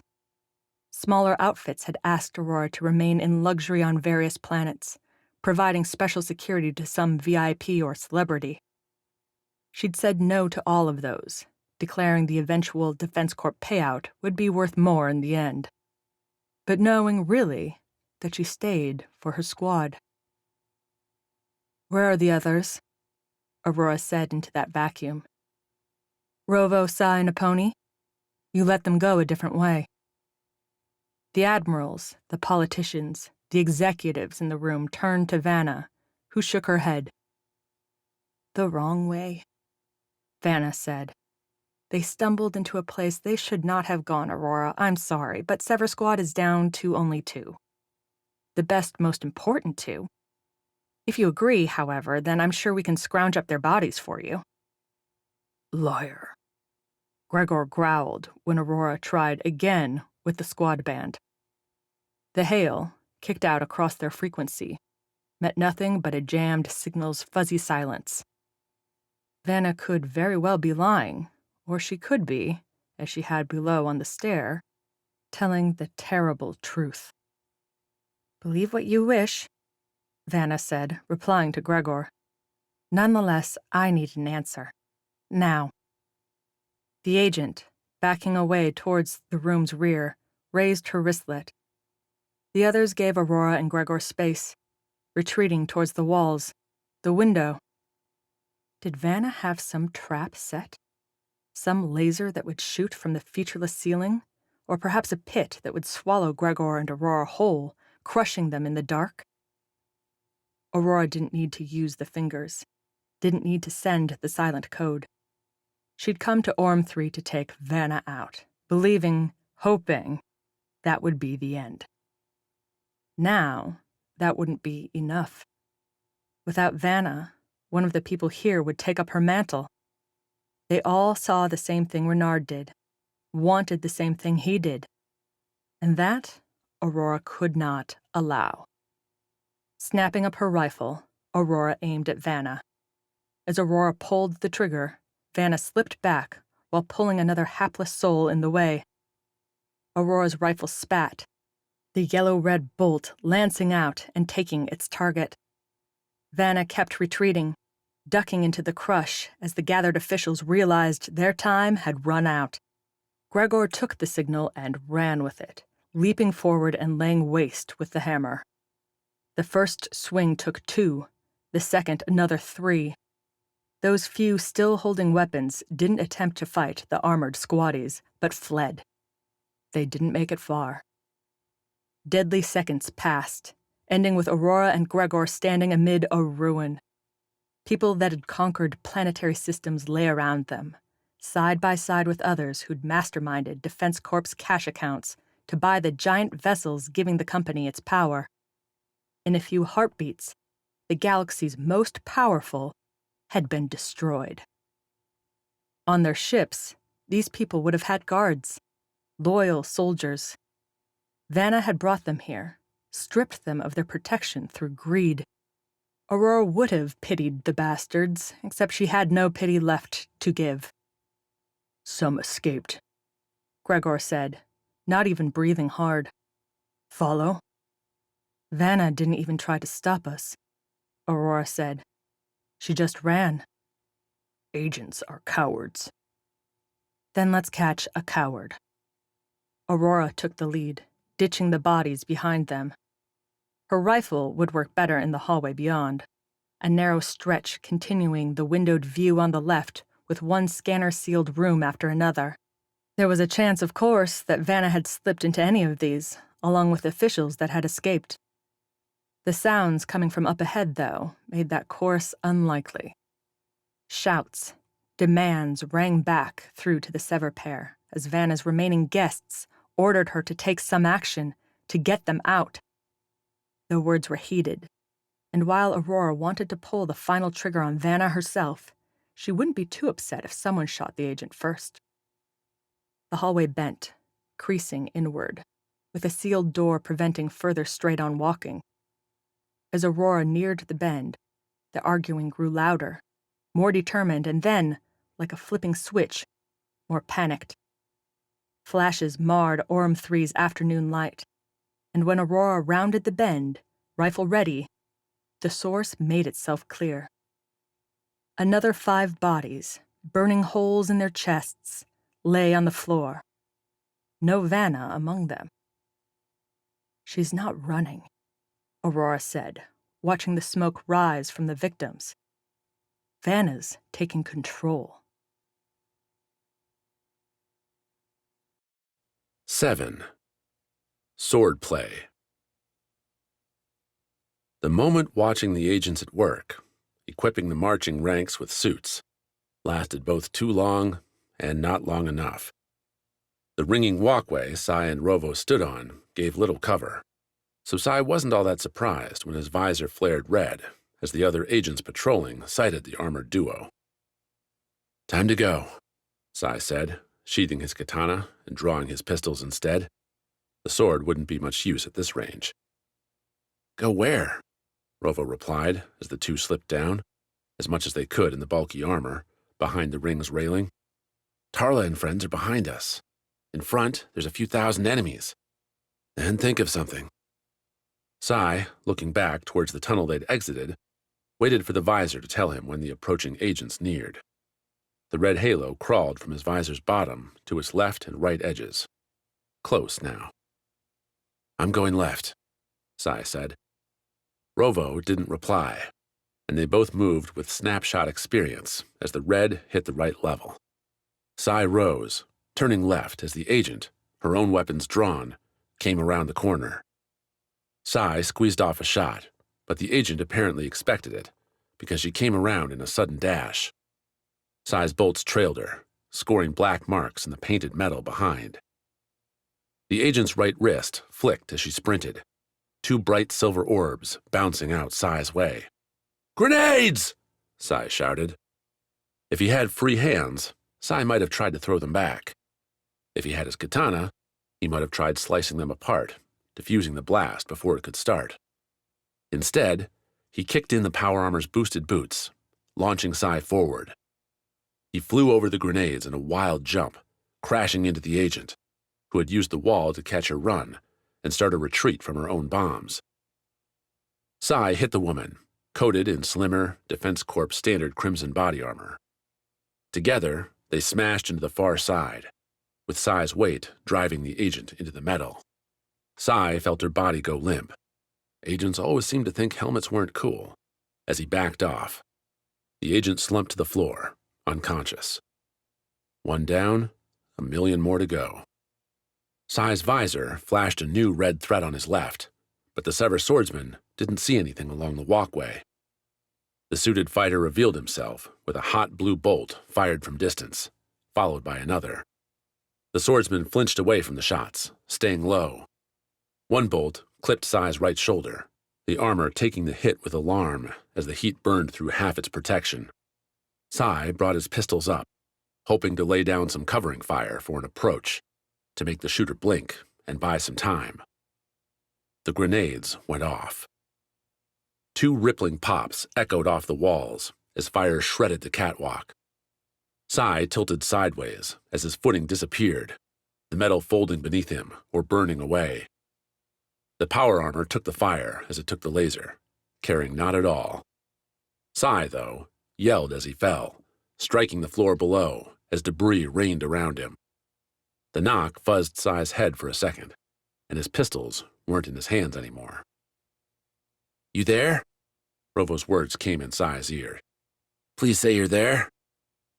"Here," Sai replied, feeling blood in his mouth where he'd bit his tongue on the impact. "Been better. I've heard it's smarter to run away from the grenades rather than towards them." "You're not wrong." Sai rolled over, blinked at the scene before him. Those citizens, the injected many from Dynas, awaiting their chance at the suits, stood level with him. Stood, and didn't seem to react. The agents passing out the suits continued their process, laying out new hardware and helping each new line embrace their armor. Didn't they care that 2 grenades had just destroyed one end of the room? Didn't they care that 2 soldiers in power armor had invaded their operation? The next rank began their near-silent, invisible march, and Sai saw why. The new suits went to Sai's right, heading towards a large opening. Patched to the portal's sides declared the destination as landing zones, those broad patches Sever had seen during the approach. The agents kept yelling for every new set to get to the shuttles, prepping for a trip off-world. Where would those shuttles go? Would they scatter all these maniacs across the galaxy? Or was it a targeted invasion? "So, help?" Rovo's voice crashed into Sai's thoughts. "I'm surrounded up here!" Sai pushed to his feet, reaching for his katana. Around him, light filtered in pieces through the walkway's remnants. The suited enemy that had been shooting his way hadn't followed up. Maybe he thought Sai dead. His mistake. "I can't get up to you," Sai said. "My boosters don't have the energy yet." "What a help you are," Rovo replied. "I've taken down 2, but there's another 5 surrounding me." A couple choices then. Sai could charge out from the rubble, draw attention, and maybe find a way to connect with the rookie before agents overwhelmed him. But they were already outnumbered. The Sever pair couldn't fight every agent in this place, not without cover, without surprise on their side. But there was another option. "Run," Sai said. "Get out and away. They're taking these suits to shuttles, and I don't know why, but we can't let them leave." "Yeah, I'm not going to care about those soldiers if I'm dead." "Then don't be," Sai repeated. "Go, find a door, leave, and get a message up there. Someone in Defense Corp has to care, has to believe letting these monsters go free is a problem." Sai followed laser flashes above as they streaked from around the second level towards its left side. The bolts hit the rail, struck the wall above, and a few blazed right over the top. Sai couldn't make out Rovo's form, but he hoped the rookie took his words to heart.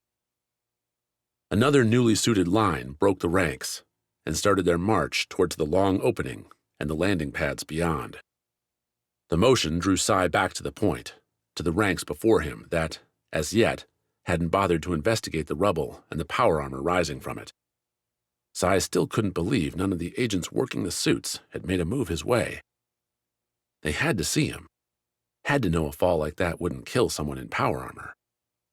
Even if they had to get all these placid people suited up and gone, it seemed ridiculous not to.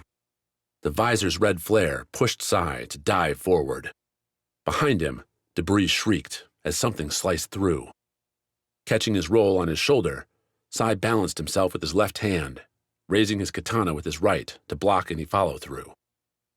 The invisible suits did what they could to shield weapons attached or covered by the suit's compartments.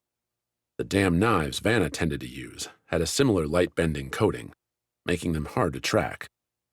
This guy, though, had a curved, buzzing red steel blade that did nothing to hide itself.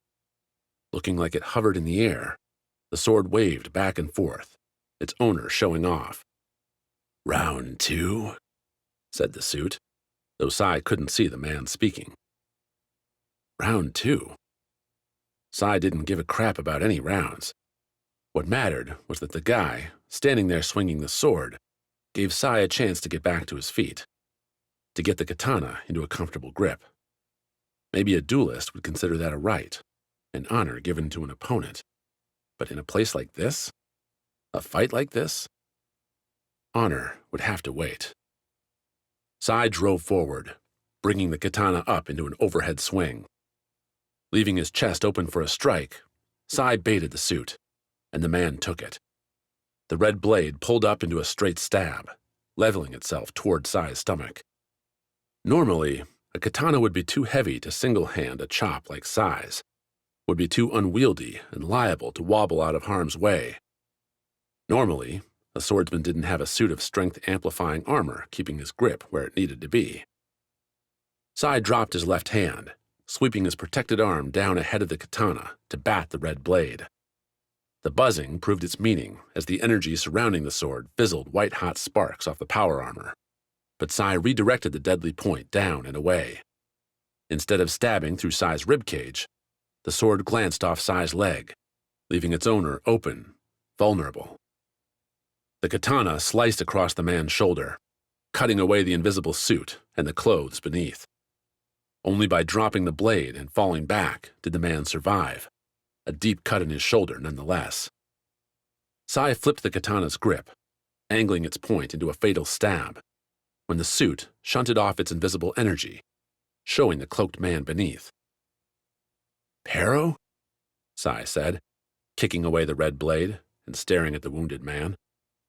"Why?" "Is cash a good answer?" "We already met Tarla," Sai said. He didn't have time for this, but the man might be useful. Once the agents saw Sai had dealt with their protection, the Sever swordsman figured he'd be swarmed. "She explained your deal. I'm asking why you didn't shoot me." "Didn't seem fair." Pero winced as he threw on a loose grin. "Besides, wanted to try out my new toy. They've got all kinds of cool weapons here." "I bet." Sai glanced over his shoulder, up towards the walkway. Lasers weren't crossing anymore, suggesting Rovo was either dead or gone.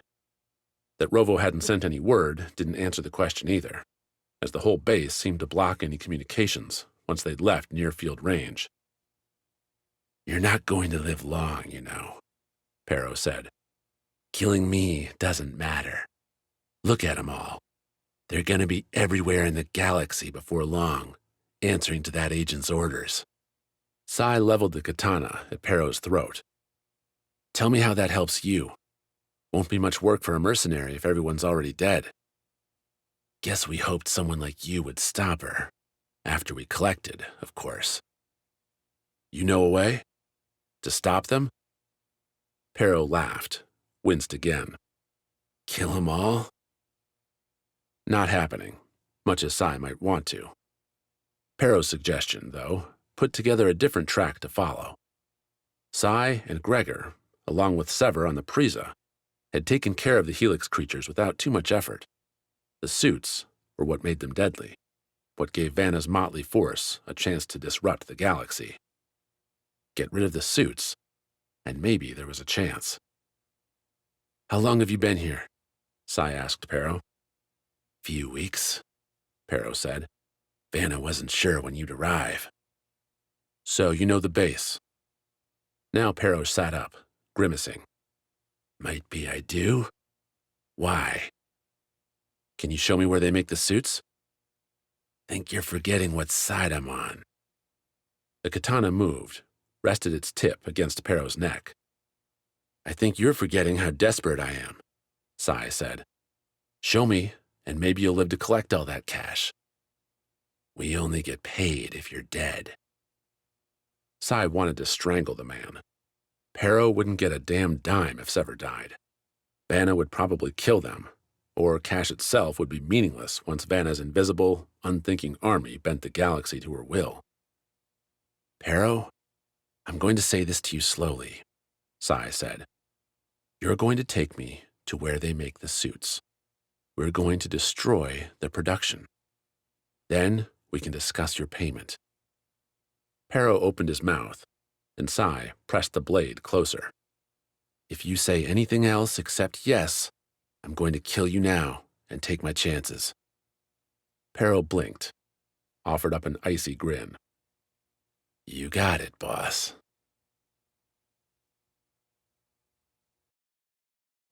8. Bait, switch.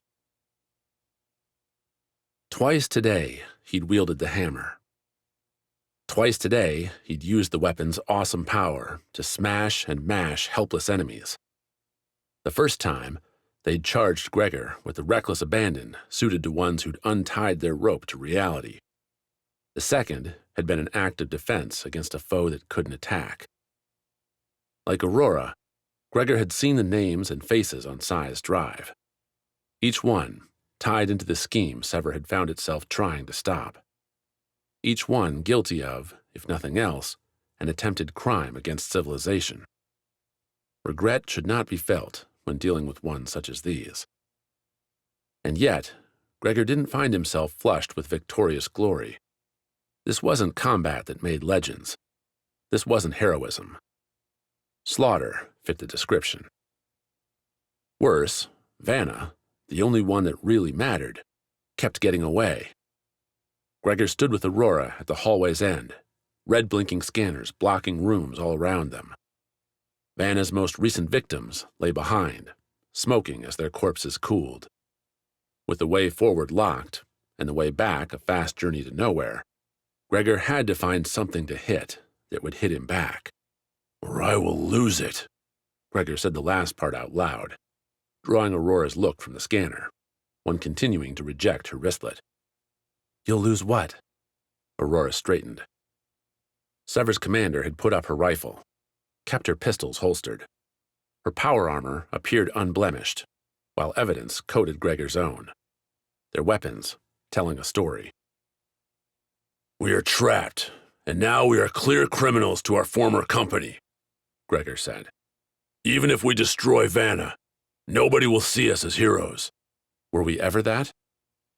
"Perhaps not, but I dislike being the villain." "Never knew you cared." "Do you not?" Gregor asked.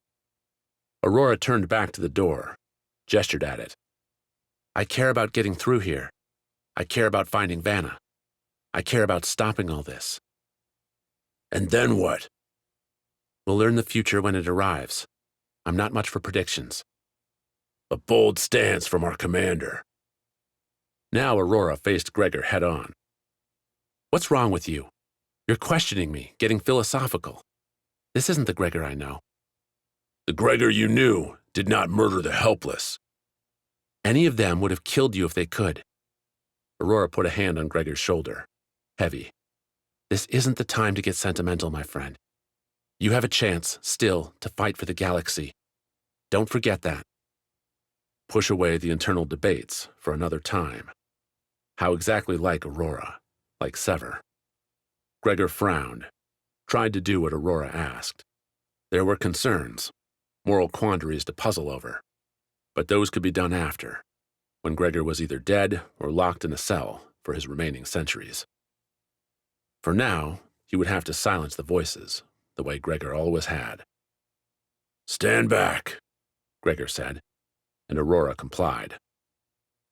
Free from collateral damage, Gregor twisted the hammer's base, stored kinetic energy, maxed out through the swings in the bay and then back in the preceding room, charged the hammer's head. With a strong overhead swing, Gregor smashed the door's top center head-on. Vanna's comment about the raiders did a lot to explain the base's layout, with the Preza's Bay marking the discordant, mad shambles as soldiers twisted inside and out were forced into service. Much like Gregor's own family and friends, working the comet mines, had been kept separate from the administrators, the shareholders, the corporate owners. So far, this central building demonstrated a protected core. All the scanner-locked doors, the narrow corridors and rooms built to funnel an attacking force through one choke point after another. The raiders couldn't be controlled, but they could be eliminated, wiped out, and then restarted with a new batch. Gregor knew a slaughterhouse when he saw one. Through the door, humanity returned. The plain walls vanished, replaced with hung artwork, with Defense Corp's corporate slogans plastered on suddenly smoothed, soft gold walls matching Orem 3's dunes. The collapsing door, folding beneath Gregor's hammer, let in a filtered, warm breeze modulated to match optimal humidity and temperature for sustained human health. The ones at the top always have it better, Aurora grumbled, taking in the difference. And the ones at the bottom never see, Gregor agreed. Aurora let Gregor, being the one with the giant hammer, take the lead. Leaving all the other locked doors behind them, Gregor climbed over his own wreckage and clomped into a strange place. As much as it looked like a posh office and lab, walls had windows in here, giving view to spacious workrooms and meeting spaces. The eerie silence, coupled with the dustless, perfect spaces, made it feel like Sever moved through a museum display. Vanna either ran a very tight operation, or she'd wanted a pretty show to serve the visiting brass. Deserted? Gregor said, as they continued down the carpeted hall, rooms on both sides. Or evacuated. Maybe we scared them away. Then they had the least panicked evacuation I've ever seen. Choices came when the hallway hit other options. Going right, continuing straight, the dilemma would have been hard to parse in the building maze. Would have, if Vanna's boots hadn't left a clear track everywhere she stepped. The depressions in the carpet, marred by golden dirt and bits of things Vanna must have picked up while stepping on bodies her guests had left behind, were easy enough to pick out. She is being sloppy, Gregor said, after the second intersection again had a clear path marked. We're underestimating her, Aurora replied, turning in the space, keeping her rifle looking back and front and to the side. She led us to all those VIPs, and she has to know we're following. We have seen her surprises, and they're weak, Gregor replied, and resumed walking. The lonely labs and offices bled away as the two reached the hallway's end, this time with an open door, green-lit scanner, staying unlocked. Gregor glanced at Aurora, who shrugged and nodded him on through. If Vanna wanted to spare her doors the pain of Gregor's hammer, Sever could oblige. The whisked-away door led to a broad, flat space. At the far end, an open side let Aurum 3's natural air in. Meters higher than the standard floors they'd been walking through, shuttles filled the obvious docking bay. These were specialty ships, blazed over with insignias, gaudy paint jobs, and names declaring themselves property of the bodies Aurora and Gregor had left behind.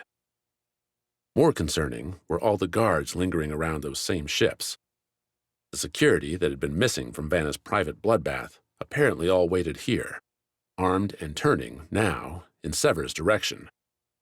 Gregor's visor tallied up the potential threats, splashing his vision with red, and estimated close to 50. Not good, Gregor said, standing there in the entry with his hammer ready. Agreed, Aurora replied. We go back. Take cover in the hallway. Limit their numbers. A 50 against 2 advantage would take more than a hallway and some closed rooms to even out, but Gregor would take a chance over the 0 odds they'd get fighting in the open bay. Aurora started to retreat, and Gregor followed while the guards watched. Everyone! Vanna's voice boomed from intercoms, echoing through the hallways behind and the bay before Gregor. I'm speaking to you, scared and hurt. 2 Defense Corps deserters have attacked, under a peaceful flag, your charges and left their bodies behind. They must be destroyed before we can recover, before Defense Corps' bright future can be defined. As your commanding officer now, I'm ordering you to eliminate these 2 immediately. A sloppy order, devoid of strategy and substance, but Gregor saw the splashy results as he backstepped. The ship closest to the entrance, a green and silver transport, spat its guards into the bay via a boarding ramp. The Defense Corps Special Forces badge, blazed over the green-black armor, shone clear as the squad raised their rifles Gregor's way. Other squads would follow as they checked in with their leaders and found them unresponsive. Time to go, Aurora said, and Gregor had to agree. Sever's commander led an active retreat, popping windows as she went with precise blasts from the rifle. The big glass panes were more than large enough for someone to climb over and through, and each opening offered an ambush any pursuit would have to investigate. The trail would be slowed, however little bit it could. They broke left at the first intersection, hoping nobody saw the sudden turn. Aurora swapped with Gregor, breaking back towards the hallway split to cover, while Gregor dealt with the door in the only way he could. Another bash. The hammer hadn't hit enough things to recharge its kinetic burst, so the first strike only dented the door. The scanner squealed, triggering an alarm. "Sorry," Gregor said, hefting the hammer for another blow. "And after I shot out all those windows," Aurora said. "What a waste." The captain shed her sarcasm with a curse, drawing Gregor's glance as Aurora dropped to a crouch and squeezed off shots. Gregor turned back to the door, swung again, and shattered the portal. Beyond sat a broad lab, where half-made suit prototypes hung from hooks. Glassware-coated tables, some still filled with various polymers waiting for their chance to be formed for murderous purpose. More doors offered exits on the lab's right and opposite side, while to Gregor's left, at the end of the lab equipment, a yellow-painted door declared the room beyond a freezer. An idea took shape as Gregor went into the space, prompted more by games he'd played on the floating rocks as a child. The most effective hiding places were the ones that were both possible and ridiculous, too risky to be allowed. But if you wanted to truly win a game, to send the Seekers home without their prize, then you had to work as a team. A decoy coupled with a well-chosen spot would lead to a chance, would lead to victory. "Go in there," Gregor said, pointing at the freezer. "Now." "The freezer?" "I'll lead them away. They won't check."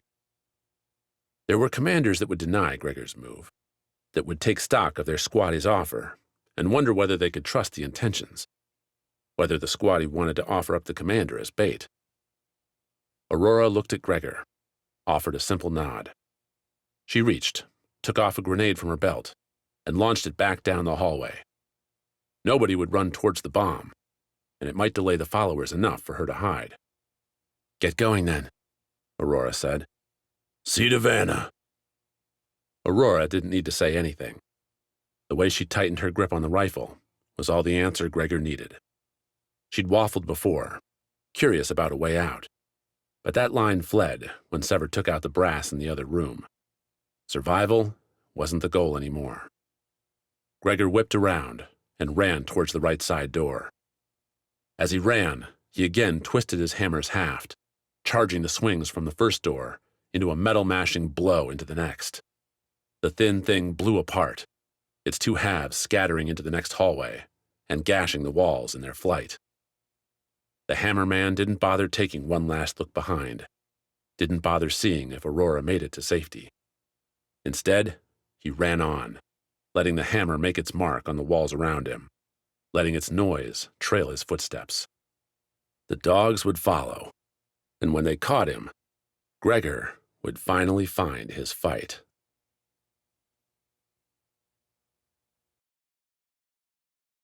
9.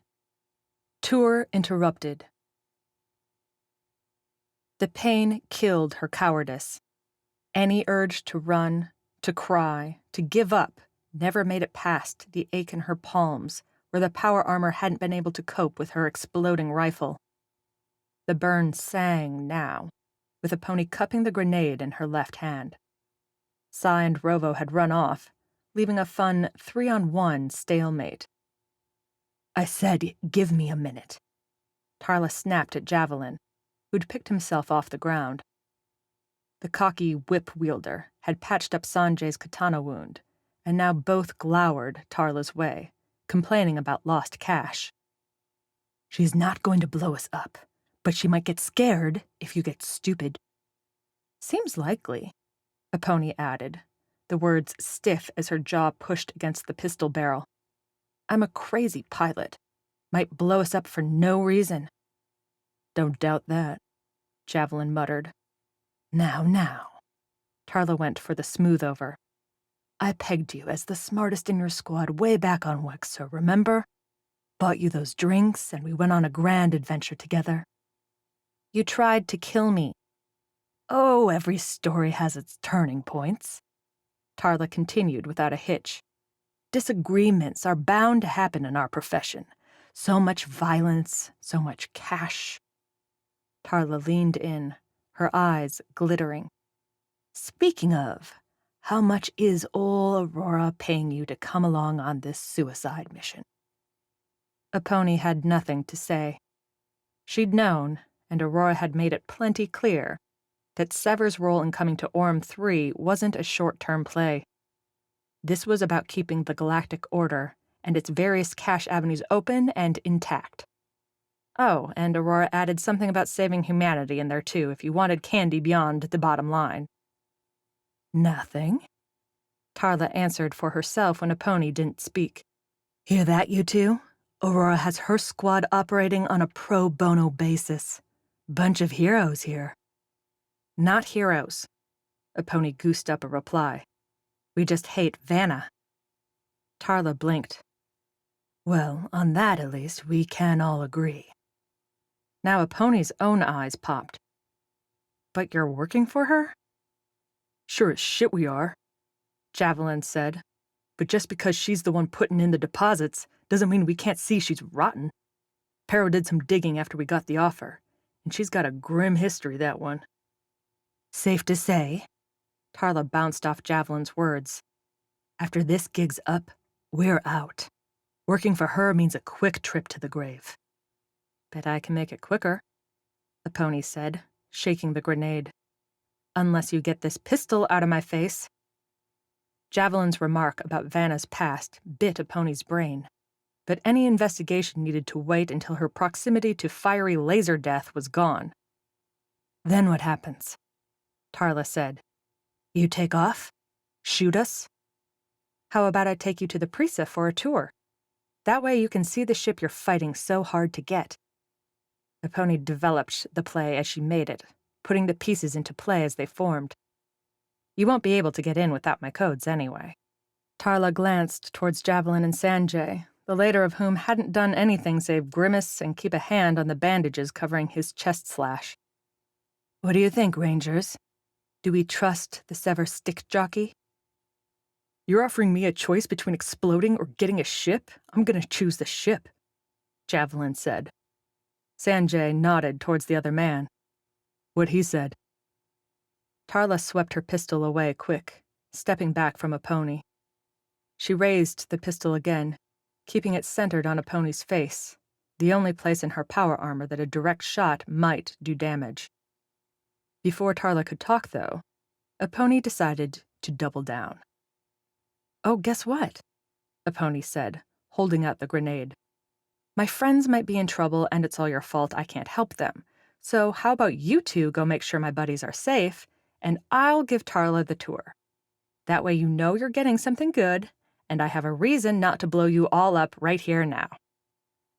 Javelin started a cursing insult, but Tarla shut him up with a pistol shot to the tunnel's ceiling. The bright flash had Aponi wince, and she nearly took her hand off the grenade's trigger. The only thing stopping her? Tarla's infectious grin. This one. Tarla shook her head. You're special, know that? Aponi didn't know about special, but she did know going from 3-1 into an even matchup made a lot of sense. Rovo and Sai had enough of a head start by now that unless they were the slowest Severs ever, Javelin and Sanjay wouldn't find them. She didn't want to blow the grenade, but Aponi had gone this far. Might as well maximize the benefit. Javelin, Sanjay, do what she's asking, Tarla said. And the contract? Javelin replied. We just ditching that then? Vanna paid us to stop Sever, Tarla said. There's still time to do that. Way I see it, whether Sever lives or dies, we're getting ourselves a ship today. Sure, if that's what Tarla wanted to think. Your call, boss, Javelin said. Ready, Sanjay?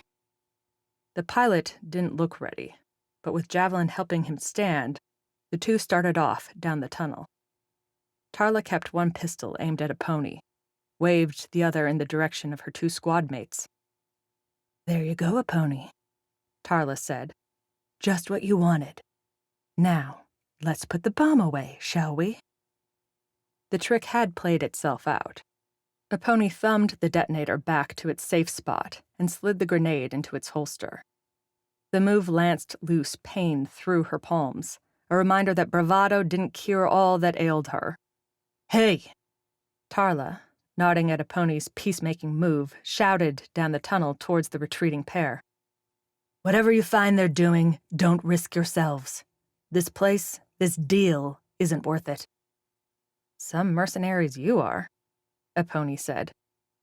I'm betting Defense Corps sent you on some crap missions too. Tarla shot back. No contract is worth dying over. That we can agree on. Good, then let's get going. I want to see my prize. Her prize. Epony turned away, killed her frown. She'd be damned before letting Tarla take the Prisa. But letting the woman ride that belief until Sever finished its job here wouldn't kill Epony. She'd just have to shut up and let Tarla win for a while. The two marched back through the tunnel towards the bay, Tarla peppering Epony with questions about what had happened after Wexer. Recounting Gillen 4 and the long rest at the fringe station took more time than Epony expected, and she fell into the moments. The long run through Gillen 4's streets, shooters at her back, torched off her tongue, littered with curses, and for a while Epony forgot it was Tarla she spoke to. Sever was Epony's family, but they'd heard all her stories, had been right alongside her for most. Tarla, though, took in the tale with a fresh perspective, and probed every other moment to prove she'd been listening the whole way. Have to say, I gave Aurora crap back in D.C., Tarla said. But she's turned you all into a damned good machine. She didn't do it all, Epony countered as they reached the open door back to that dark, bloody bay. We started strong. Of course you did, Tarla replied. I wouldn't take babies into the Rangers either. Tarla's words faded as she looked at the bay. Epony watched the captain's expression as the power armor's baked-in lights turned up to reveal the bloody paint, the stacked rubble, the obvious struggles that had played out in this horrible place. You know, Tarla whispered, all the cockiness gone. You go around the galaxy enough, you see places like this. You try to forget, try to get over all the awful things that we do to each other. But you never really do. Each one of these adds another bad memory I need to suppress. Vanna did this. It's on her. Tarla didn't say anything to that, but waved Epony on. With Epony leading, the two made their way towards the Prisa. The ship's running lights gave a clear beacon to follow in the dark, that breeze pushing against them the entire way. Tarla didn't come up with any quips, and Epony didn't object to the quiet. The atmosphere seemed wrong for stories, for jokes, for threats. The Prisa required codes to unlock, sent via a wristlet or a keypad on the ship's front strut. Epony had those codes. The trick was how to get into the Prisa without Tarla following her. Or Epony could take her chances in straight combat. Even with a pistol drawn on her, Epony's armor could take the hit and let her buy time to get away, draw another weapon, and fire back. All those ideas circled one uncomfortable truth. Epony didn't really want to kill, hell, hurt Tarla. Maybe it was being faced with a more dire enemy in Vanna, or the scurrying, infected things that had attacked after landing here. But a cocky mercenary with character? The galaxy could use a few more of those. The quandary hadn't resolved itself by the time they reached the Prisa. Tarla whistled, the sound carrying through her suit visor. She'd put herself back under the invisibility cloak and the suit's full protection, apparently figuring Epony just might pull something. Instead, both looked at the remnants from the earlier fighting, still there in all their grisly leavings. I like the ship, Tarla said. Could use a wash and a change of scenery, though. Epony just nodded. The visor pinged, and she focused in towards the rear struts. Beyond the twin slanted pillars was where Sever had piled the bodies that hadn't been burned to ash by the turrets. The visor seemed to think something moved back there, beyond the running light's reach. "I'd like nothing better," Aponi replied, "but I'm not leaving without my squad. Or mine." "Sure," Aponi said, starting forward. The visor kept pinging movement alerts, though it couldn't define what it saw as a threat.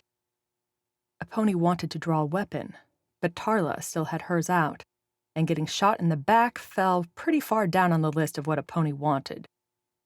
"You getting this?" "Getting what?" Maybe those suits weren't so fancy after all. Downgraded the visor tech to get all that reflective trickery going? "I'm picking up movement behind the ship," Aponi said. "We didn't exactly scour the bay after they stopped coming. Maybe one's left." "You going to fight it with your bare hands?" "Just didn't want you to plug me." "Aponi, I know when to shoot," Tarla said.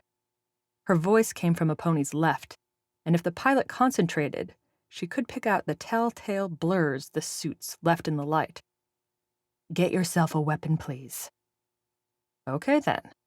Aponi drew the spare pistol, held it in her right hand, put a combat knife in her left, extracted from a storage slot in the power armor's thigh. Not exactly a high-powered offense, but enough to handle one of the diseased wrecks. "You take point," Tarla said. "Scared?" "Smart." Aponi snorted, but went forward anyway. Closing in on the priest's back, the visor finally found its lock, highlighting at least 15 sections in Aponi's sight with orange squares. Her armor had found motion in those spots, but wasn't sure if it signaled a threat or what. A new sound came into play, too. A cooking skillet's popping, bubbling churn. With the priest's engines above her, Aponi brought up her power armor lights to their brightest level.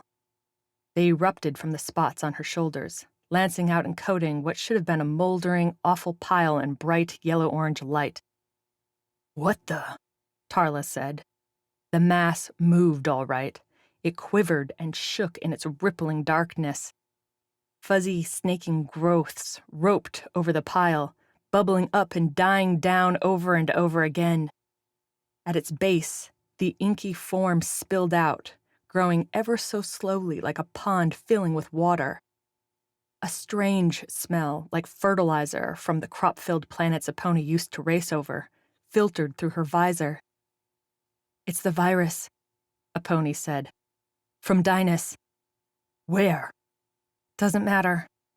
Aponi raised her pistol towards the mass. "We can kill it with fire." Tarla didn't need a second order. The mercenary brought up her pistols and started laying into the mass. Aponi followed suit, their bolts lacing into the hulking pile and doing precisely nothing. After exhausting their power packs and backing up several steps to avoid the pile's creeping edge, Aponi figured they needed a new strategy. One that meant letting Tarla inside the Prisa. "Follow me," Aponi said, opening her wristlet and tapping in the code. "We're not killing this thing out here." "I'm getting that idea. Mind telling me what it is and whether I need to be scared of it?" "That's what's going into the soldiers," Aponi said as the priest's ramp sank to the floor. "Or some version of it, anyway. It'll make them real strong before it makes them real crazy. Then they get to looking like that." "Vanna's murdering her whole force? That doesn't make sense." Aponi led the way up the ramp, the two suited soldiers pounding into the Prisa. Tarla didn't even crack a joke or marvel at the ship, a sign that maybe, just maybe, the mercenary understood the stakes here. "She's not killing them," Aponi replied as they hit the ship's center. On Jilin 4, they had some suppressing dose that kept the virus in check. She's not empowering all these people. She's enslaving them, Tarla said. That's some seriously evil business. Now you get why we're here." Aponi locked visor stares with Tarla, the woman's blur standing out this close. This isn't just a job for us. In a second, I'm going to get out of my armor and do what needs doing. You get to choose whose side you're on. Racing carts, a pony had to make bets all the time. Had to predict where the racer ahead would go, whether the one behind would try to rush up and nudge her off course. Making the wrong play could cost the race, even the cart. This wasn't much different, and at least if Tarla shot her in the back, the pony wouldn't have to worry long. Turning her back on Tarla, a pony told her power armor to let her out. The suit popped, split, and loosened so that the pilot could extract herself. Stepping away, heading towards the cockpit, a pony closed her eyes for a long second, waiting for the bolt to come. One shot, and Tarla would have her ship, would have a good start at taking Vanna's contract. The smile came when a pony slid into the pilot's seat, tapping awake the Prisa's jets. The big ship hummed to life, the boarding ramp retracting. Gently, oh so gently, a pony eased the craft off the ground without raising the struts. Twisting the flight stick, a pony fired the Prisa's maneuvering jets and sent the ship on a slow spin. Out front, the rubble statues and paint-splattered floors gradually turned into the growing, churning virus pool. "You talk a good game," Tarla said, sitting in the co-pilot's seat. Without the invisible suit, Tarla didn't look half as deadly, but twice as cocky. Her grin wasn't clipped by the visor, and her large eyes sparkled. "I sent the message out back there. The Twilight Rangers don't take contracts from anyone that would do this." A pony's lips curled up towards her eyes, hiding the relief she felt. She couldn't quite kill the sigh that came with all the tension flooding away, though, and Tarla laughed. "You thought I was gonna plug you? After all that?" Tarla said. "Never know," the pony replied, then took another look outside the windshield. Dialed up the energy to the turrets. "Ready to fry this thing?" "Show me what my ship can do, pilot." The Prisa did not disappoint.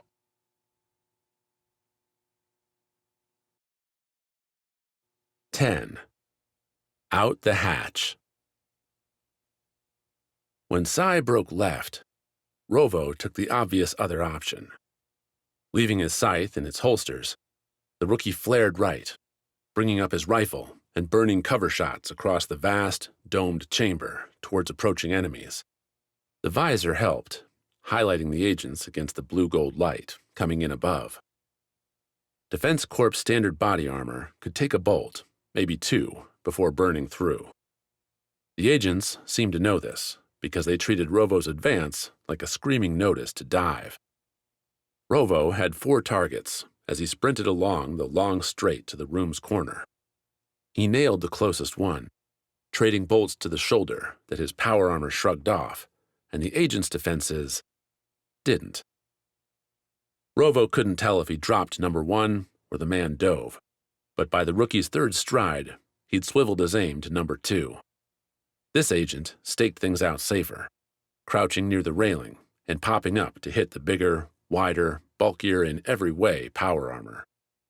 Her rifle laced white-hot laser towards Rovo's chest, but the rookie kicked in his kinetic boosters, leaping forward and firing all the while. A ludicrous move that should have had Rovo's fire spraying across the room instead turned into a dangerous assault thanks to the power armor keeping his aim adjusted. Rovo felt the gentle pressures on his wrists and arms as the armor put his rifle where it needed to be. The agent found herself exposed as Rovo's leap carried him to the corner. Give Rovo a straight-line shot, and he'd hit it. After confirming the first agent had indeed gone down, Rovo slimmed the odds in half. The latter 2 agents, farther along the rectangular walkway than the first duo, took what happened to their friends and turned it into caution. Slipping into doorways, the 2 offered pot shots Rovo's way. Ones Rovo countered with a rifle stream. What could have been a drag-out fight ended when the grenades went off. The thundering blast shook the agents into deeper cover and pushed Rovo forward as the walkway's back section crumpled to the bottom level. The rookie didn't see Sai fall, didn't see his partner at all in the mix. On his left, Rovo's run-up hit another door, this one red-locked, like the others. Using the shallow recess to put himself on even footing with the agents further up the walkway, Rovo tried to get his bearings. He reached out to Sai with his comm, caught the man, and felt a relief knowing the swordsman hadn't bit it in the blast. Being alone in an enemy nest, as Rovo had learned on Dynas, tended to suck.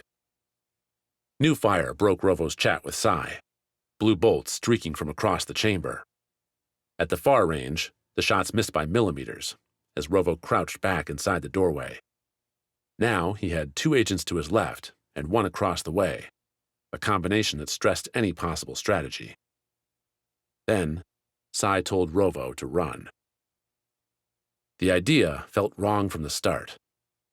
You didn't flee with Sever. You made calculated changes in position to turn tables, to flip the odds. Sai, though, didn't add in any of those details.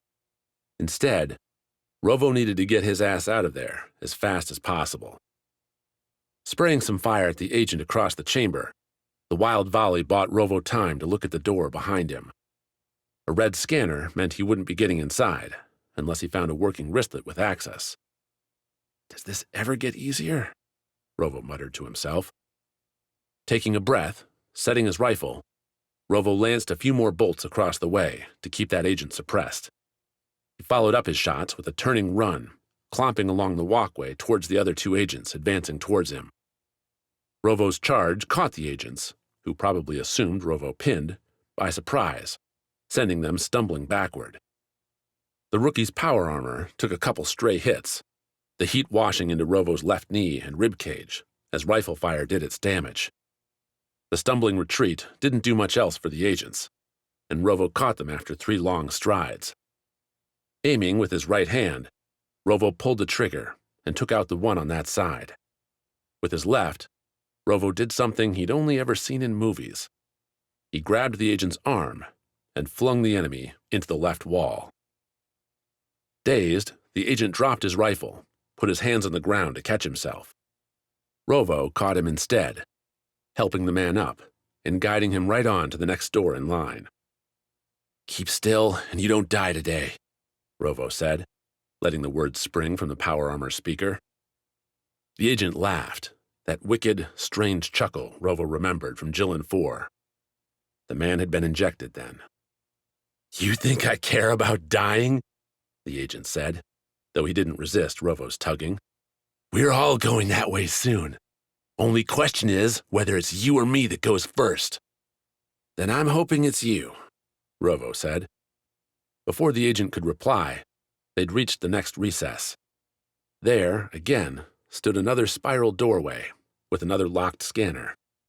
Slapping the agent and his wrist against that black box, Rovo hoped he'd picked a hostage with a high clearance. The scanner beeped its cheery sound, cascading more than a little relief. Despite their continued ignorance of the fighting around them, Rovo had to figure all those suited bastards below would get called into action eventually. Fighting the Twilight Rangers, Vanna, even normal agents in those suits was bad enough. Rovo didn't need to try battling people who'd lost all sanity. Beyond the door, a narrow pathway sloped up, with notches serving as steps paired with handrails on either side. The appearance was strange enough that Rovo did a double take, even as fresh fire came in from behind. A blazing bright red sign on the door, and both inside and out, labeled the portal as an emergency exit. Because, of course. "Do I suck at this?" Rovo asked the hostage as he dragged the agent along, slapping the scanner on the way to shut the door. "Like, how did I choose this one?" "All the exits on this side are emergencies," the agent replied between bouts of yipping glee. "You're at the edge of the base. Where'd you think these would go?" "What?" Rovo started up the steps, dragging the agent along. It didn't seem like a good idea to hang around back there. "I saw the doors. There were at least 4 along this side." "Is this your first day here?" the agent asked. "Did you not watch the orientation?" "The orientation? Who the hell do you think I am?" "Someone who missed their dose?" The agent chuckled. Like I'm going to if this goes on much longer. We get them all the time. Some people don't have the tolerance to meet the schedule. This place kept on getting worse. Rovo couldn't come up with another question after the agent's revelation. No wonder the suits down below, the other agents, didn't stop their work. Sever wasn't an enemy force, just some sick people who'd laid their hands on some gear. No need to reveal the truth to the agent. Instead, Rovo flipped the suit's communications to beam out on Sever's band. Finding silence, Rovo cursed his way through the agent's story, embracing the catharsis, and waiting, maybe, for Pony, Gregor, or Aurora to chime in and ask just what in hell's name was going on. Nobody answered. Only fuzzy quiet. That disturbing situation aside, the upward slope ended in another sealed door. This one didn't have a scanner, didn't have the fancy spiraling gate.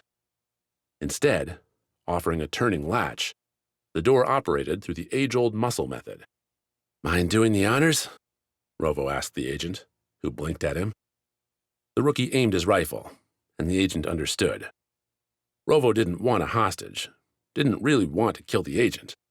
Not out of kindness, mind, but the agent seemed to know where to go. But most of all, Rovo didn't want the agent to break off running while the rookie opened up the door. With a totally expected, loud, creaking squeak, the agent forced the doorway open. As the man did, golden sand coated his crimson armor, flooding into the tube from above. The agent coughed. Rovo listened as his suit confirmed Orem 3's atmosphere was breathable, if not necessarily pleasant.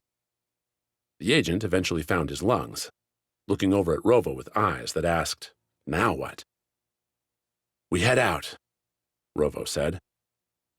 Sai's order told Rovo to find some way to get a message up to all those monsters in orbit that had tried to blast Sever from the sky during their approach. For some reason, the swordsman felt those ships didn't deserve to have their insides ripped apart by a horde of invisible, bloodthirsty maniacs. Leave it to the squad's dad to have an ounce of empathy. "You know what's out there, right?" the agent asked. "Because it's nothing. Nothing's out there." "I'll take nothing over death by laser." The agent couldn't fight that logic, and with Rovo's rifle continuing to prod, the agent climbed up and out. Rovo followed, leaving the soft blue light inside for the dimming afternoon and a sky filled with roaring engines. Those suited ranks had been ordered to shuttles, and it sounded like those shuttles were getting ready to go. Electric ion jets didn't have the same rippling thunder rumble older rocket fuels like the ones Rovo rode on growing up back home, but they kicked up enough noise with their crackling energy. The sound came over the dunes like a shriek on the wind. Beyond the noise, Rovo found himself disoriented to be in such a wide-open space. After so long on a space station, in its tight corridors, and then on the Prisa, with its tighter cabins, particularly Rovo's, which he shared with Gregor, the view stretching towards the horizon all around made the rookie dizzy. Until he saw the big base's center, a silver-gray mass rising up from the sand. Its lights, a purple-yellow scheme, blinked on as daylight started to dwindle, making the structure shimmer from the ground like some cosmic treasure. Around it, stretching away like metal arms, were overland walkways leading to places Rovo didn't know. And to the right, less impressive, but still present as an ugly disk on the sand, sat the bay holding the Prisa amid its horrors. "Where's the comm center?" Rovo asked the agent. "Comm center? Why?" "Need to tell my mom I love her," Rovo snapped back. "Doesn't matter why. Show me." "What if I say no?" the agent giggled. "With all this blowing sand, it'll be a long time before anyone finds your body." The agent flipped away the laughter, maintaining, for a second, the composure due a moment where his life was very much at stake. "There's 3 comm centers here," the agent said. "You want the main one, you gotta go to the big place in the middle. You want somewhere with less attention, you can head that way." The agent pointed behind Rovo, off to the central structure's left. "That's the barracks. Normally I'd say you're toast heading there, but we're emptied out." Can't imagine why, Rovo muttered. Barracks sound like a good play. Let's go. Don't want to cover your tracks? The agent pointed at the open hatch. They'll know where you went. They saw us leave. They saw me smash you into a wall. I'm confident I'm being followed. The agent waffled, kneeling over the open hatch. Maybe, but there's a lot going on down there. A soft laugh. Could be they'll forget about you. Rovo rolled his eyes. If he didn't need this agent to get through any other scanners, the rookie would have roasted or knocked the man out by now. Fine, shut the hatch if it'll make you feel so much better. The agent leaned down, reached for the hatch. Rovo watched, hand idly on his rifle. The agent had a pistol, but Rovo figured he could blast the man before the agent could draw the weapon. The move happened fast. The agent slid on the sand, slipping over the hatch lip and back inside the tunnel. Rovo brought up his rifle, but the agent pulled the hatch down. The latch clicked, shut and sealed. Somehow, in all our fights, I forgot you all actually have training, Rovo said, clomping over to the hatch. Meant for exits, not entrances, a smooth surface greeted him. No obvious way to open it. Rovo was all alone on Orem 3, with a general direction and nothing else to go on. Sighing, the rookie started off, stomping through the sand and cursing his own idiocy. As he walked, the first shuttles rose into view, tilting their forms starward, bringing their doomed cargo up to an unsuspecting fleet.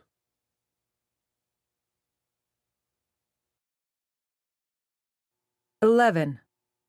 The Run. You don't work your way up to lead an outfit like Sever Squad and imagine finding yourself in a chilled lab freezer. Nonetheless, Aurora followed Gregor's words and slipped, as much as one could in power armor, into the frosted confines, crunching back among the shelves stocked with crates, vials, and labeled stuff Aurora neither had the time or temperament to read. Instead, she listened. First, the grenade she'd tossed back down the hallway went off, its muffled thump heading through the freezer's doors, followed by the steady crinkle as glass cracked beneath the approaching boots. Orders swept in next, barked calls and pushback as officers, soldiers from mismatched outfits tried to find a chain of command when none existed. Rogue gunners, running around and hunting. Aurora smiled beneath her visor. Even if it came to a fight, the response would be scattered, loose. Vanna couldn't control these bastards any more than Aurora could. Vanna's name spun the smile away. What was the agent doing? She'd brought Aurora and Gregor deep into her base, almost without trying to stop them. Aurora didn't feel for a second the dying mob in the Priestess Bay had any chance at killing Sever. So what was the real game? Deepak's theory leading into the mission, the idea that brought Sever to their rest and relaxation station and now to here, had all been predicated on blowing up Vanna's supposed conference. Take out Vanna or destroy her experiments before she sold Defense Corp on their merits. Then, with nothing left, and so much cash wasted bringing their ships and their personal selves all this way, the brass would turn on Vanna, ending her if Sever hadn't already, and giving the squad a free ticket off-world. And finally, clearing Sever's name to go their own way. Instead, Defense Corp's leaders left their blood back there. They wouldn't help Sever from beyond the grave, and neither would any seconds in command, staking out their own positions in a roiling company that would, if Aurora had it right, be looking for scapegoats. Always easier to blame the opposition instead of looking inward. Which again brought Aurora back to Vanna. The Sever commander swept her eyes along the frozen lab, trying to parse the agent's plan. All these orders, the vials, and the crates had dates plastered on them, stickers showing they'd been shipped here years ago. That tracked with Renard's slow plan with the whole Helix operation. All that took place before Vanna, according to her own words on the Nautilus, had been involved. So Renard reclaimed this base and recruited Vanna after? Why? And why would Vanna join? The silence jarred Aurora's thoughts. No breaking glass, no orders, no clomps as armed soldiers moved on through. None bothered to check the freezer. An oversight, one any normal Defense Corp squad should have accounted for, except these weren't normal squads on normal missions. Bodyguards who'd lost the bodies they were supposed to guard, and now they wanted vengeance. Aurora approached the freezer's exit, waited another long moment, and listened. Her visor didn't pick up on anything the Sever commander missed, so with her rifle drawn, Aurora unlatched the door and eased it open with her foot. The lab had been trashed, in part by Gregor and in part by the swarm passing through. Without the muffling door, their calls came back down the hallway, shouts suggesting their prey had gone this or that way. Another yell declaring a broken room clear. Aurora nodded to herself. Gregor keeping up the fundamentals even as the man ran. Breaking right, Aurora retraced her steps back towards the bay. Getting to the threshold, Aurora looked around the end to see at least 7 soldiers hanging around the bay's center. All seemed to be wearing rank patches on their crimson armor, along with their respective ship's badge. The leaders, then, hanging back to measure their team's progress. Aurora felt her rifle trigger at her fingers. She could wrap around, lay down some lightning fire and take out most before any reacted. Deliver laser-filled justice. Except these fools weren't here under some malevolent motive. They didn't land here expecting to see a super soldier demonstration or to witness the next wave in Defense Corp domination. They were doing a job, and getting paid for it. Aurora might have gone on missions with any number of these people. Might have had her back covered by their rifles, their starfighters. These weren't agents. These were Defense Corp soldiers, and they didn't deserve this. Reaching into another slot in her armor, Aurora pulled out her last grenade. The small silver ball looked pretty in the dimming light, glinting as it caught the blue from the base's overhead beams. The closest ship to her, where those Special Forces fighters had poured from, had its ramp down. The cockpit looked clear. There might still be collateral damage, but Aurora had done her best to limit it. The Sever captain threw the grenade, arcing it up and into the bay. The blue ball hit the ship's cockpit with a loud clank and bounced up, nestling on its second impact into the gap between the ship's cockpit and its mid-mounted engines. Aurora couldn't see the group, but she could hear their questions, their concerned calls. "Here we go," Aurora said to herself, missing yet again the squad band that normally brings Sever together on a mission like this. The grenade blew.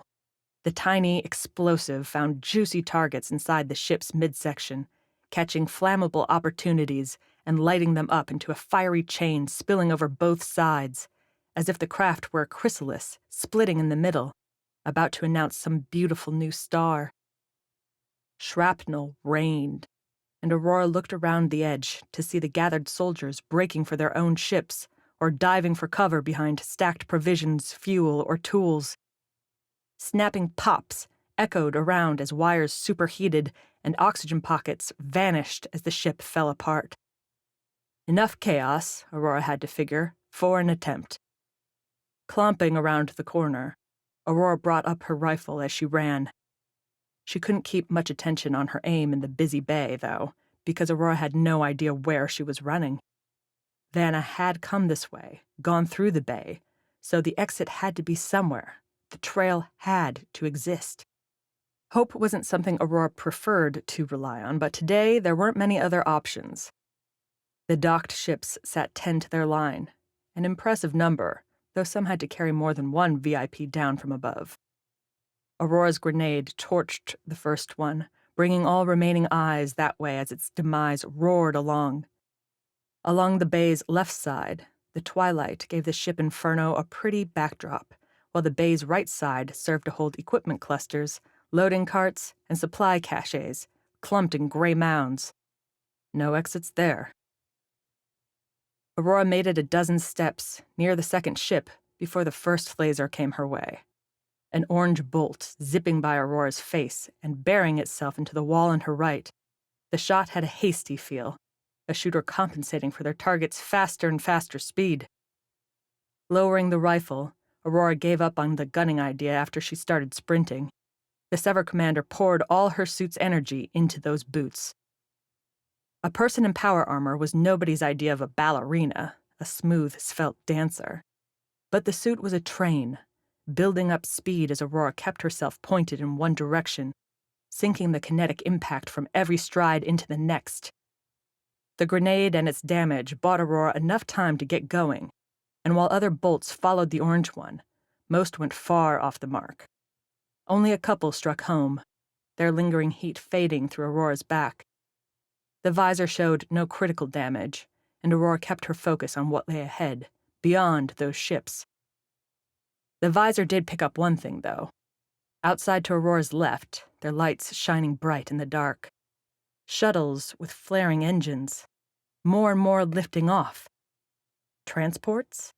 Defense Corps ships returning to their homes in orbit? Aurora would have pondered the idea more, except her sprint had brought her to the ship line's end.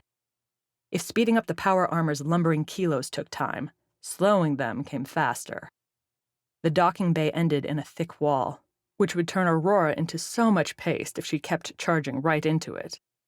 Instead, she turned off the kinetic boosts, nearly tripping as the strides lost their easy, floating gait. Holding her breath, Aurora jumped forward, bringing her feet together over the short distance. Bringing up her knees as much as she could, Aurora hit the floor at an angle that should have sent her rolling head over heels into a collapse where the following fighters would fill her full of laser. Instead, triggering the kinetic boosts not spent for several strides, Aurora launched herself upwards. The impact and its momentum spun Aurora forward, and she curled herself with the loop, swinging her heel all the way around until those thick armored boots slammed into the bay's end wall first. The metal slats crunched. Sparks showered as her boots latched into the wall, suspending Aurora several meters over the floor. "Anyone impressed?" Aurora said, looking up along the bay she'd ran. The answer came in more bolts, fired from afar and off target. Aurora killed the latches, letting herself fall towards the ground and rolling to the side when she hit it. Lasers cascaded in as Aurora pulled out of the roll, caught a quick look around. The docking bay's only exit mirrored Aurora's entrance on her left. A large door leading who knew where, but also Vanna's only escape option. Scrambling to her feet, suffering a few hits to her side and legs in the process, strikes that singed her muscles and burned away the suit's protection, Aurora went back on the run. She could have shot them all, could have wasted the soldiers as they came on, trying to dodge from cover to cover in the crowded bay. "You all owe me your lives," Aurora muttered, clanking over to the door with its blinking red scanner. With equipped command, Aurora had the visor start a countdown. 30 seconds to get the door open before Aurora would have to deal with the group charging her position. She didn't have Gregor's hammer, didn't have Sai's sword. But she did have one weapon. One idea. Aurora kicked the door. Hard. Switched feet and did it again. The impacts dented the plain gray slat not meant to hold off anything more than a disgruntled landing crew. A third kick. And a fourth. The visor beeped. Someone behind her shouted for Aurora to stand down. "I'm surrendering," Aurora said, broadcasting the words and raising her hands as she crouched. Anything to buy another second. The same voice called for Aurora to leave the suit. That one, the Sever Squad captain wasn't doing. "You might want to stand back," Aurora said. "This isn't about you." Who was there, who heard her words, Aurora didn't know and didn't really care. The confusion bought Aurora one more second. Enough time to kick in those charged-up boosters. Between catching Aurora's run and getting topped off with the kicks to the door, her power armor had kinetic energy to burn. Feeling like she'd strapped herself into a launching dropship, Aurora burst from the crouch, blitzing at the weakened door like a human-sized missile. She didn't have time to rotate her shoulder, to duck in her head. Her helmet struck first, a jolt that stopped nothing. Aurora felt the door peel apart as she burst through, the armor shredding the barrier only to bounce off the ceiling on the other side and send Aurora into a tumbling roll. A roll that sounded hard, that felt stiff and bruising. As she slid to a stop, Aurora realized this section, wasn't carpeted and clean like its opposite partner. Instead, Aurora looked at hardened walls bordering cells, languishing between sizzling energy barriers, split only by a meter or two, were hapless people, or worse. Like the ones on Dynas, deep in the Helix complex, experiments swirled around Aurora. Some bore the dark virus hallmarks, while others evinced new traits, like a white scaly skin or a blue tint to their bodies. What purposes those might have, what additional concoctions the scientist Anaskia might be throwing into her mix, Aurora couldn't know. The shock died as her faculties returned, body aching from the fall, and now staring into a larger motley squad pouring in from the bay. Armed and angry, the batch came after Aurora into the hallway. Initially, their weapons pointed right at Aurora and her power armor. Initially. It's hard to hold a focus when you're surrounded by things that don't match your reality. The squad captains, the Special Forces commanders, faltered as they grasped that they weren't in some dull installation for some Defense Corps summit. "The hell is this?" one asked, his green bands marking him among the deadlier specialties in Defense Corps' arsenal. "This?" Aurora said, staying planted on the floor. She saw her chance, and keeping sudden movements to a minimum might let Aurora make it. This is the truth.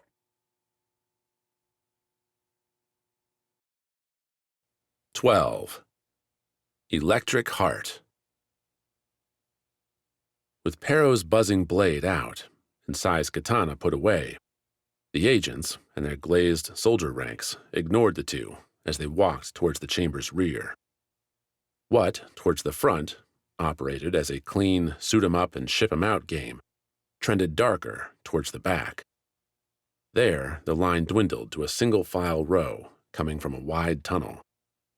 Agents flanked the entry, and makeshift electrical barriers corralled the Helix hopeless into a steady file. As each one left the tunnel, a nursing robot sat, its many arms whirling from a case containing vial after black vial. The robot sucked each substance into a syringe, whirled around, and jabbed it into the next person.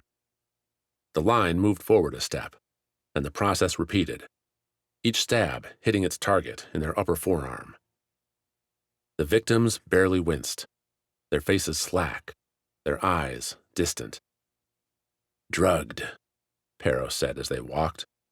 "Creepy, isn't it? Vanna says they'll all go insane if they're left without the sedative." "And that's what's in those vials? A sedative?" "Hell no. That's the cause. The secret sauce all these poor saps have been getting since the start. Supposed to turn them into fighting machines. Spoiler, it doesn't." Perro shrugged as they approached. Finally, an agent seemed to notice that Perro and his chosen captive weren't part of the normal order. Waving for the injections to continue, the woman left her post and came a few meters off the line to look Sai in the visored eye. "This is the one that caused the mess?" the agent asked. "He's the one. Withdrawal," Perro replied. "Need to take him down below and get him out of this thing." The agent looked at Sai, noticed the sword and the pistols, the power armor itself. "Didn't think we had any models like this here," the agent said. "This is Defense Corps standard. Where'd you get it?" Sai didn't move, kept to the simple plan.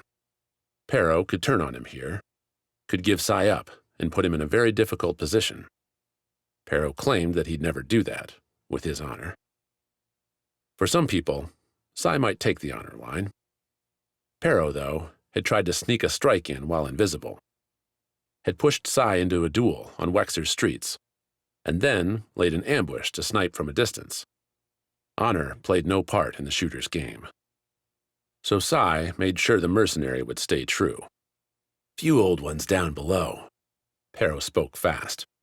"Guys somehow dug way deep to find him. Made it all the way out another tunnel. Almost broke the real bad guys loose." The agent paled. "Then you're taking him to medical?" "You know what Vanna said." Pero nodded. "Get everybody that can fight worth a damn, and throw 'em in line."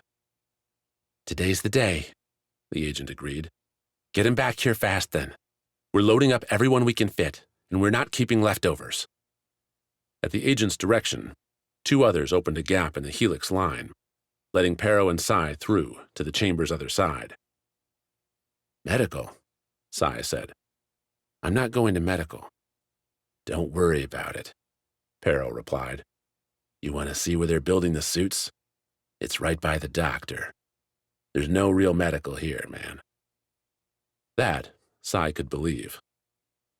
On Sai's right, the next suited batch clomped. Invisible in their armor, they made noise nonetheless. Ahead, glowing shuttles took on the marching recruits, full ships popping up into the air.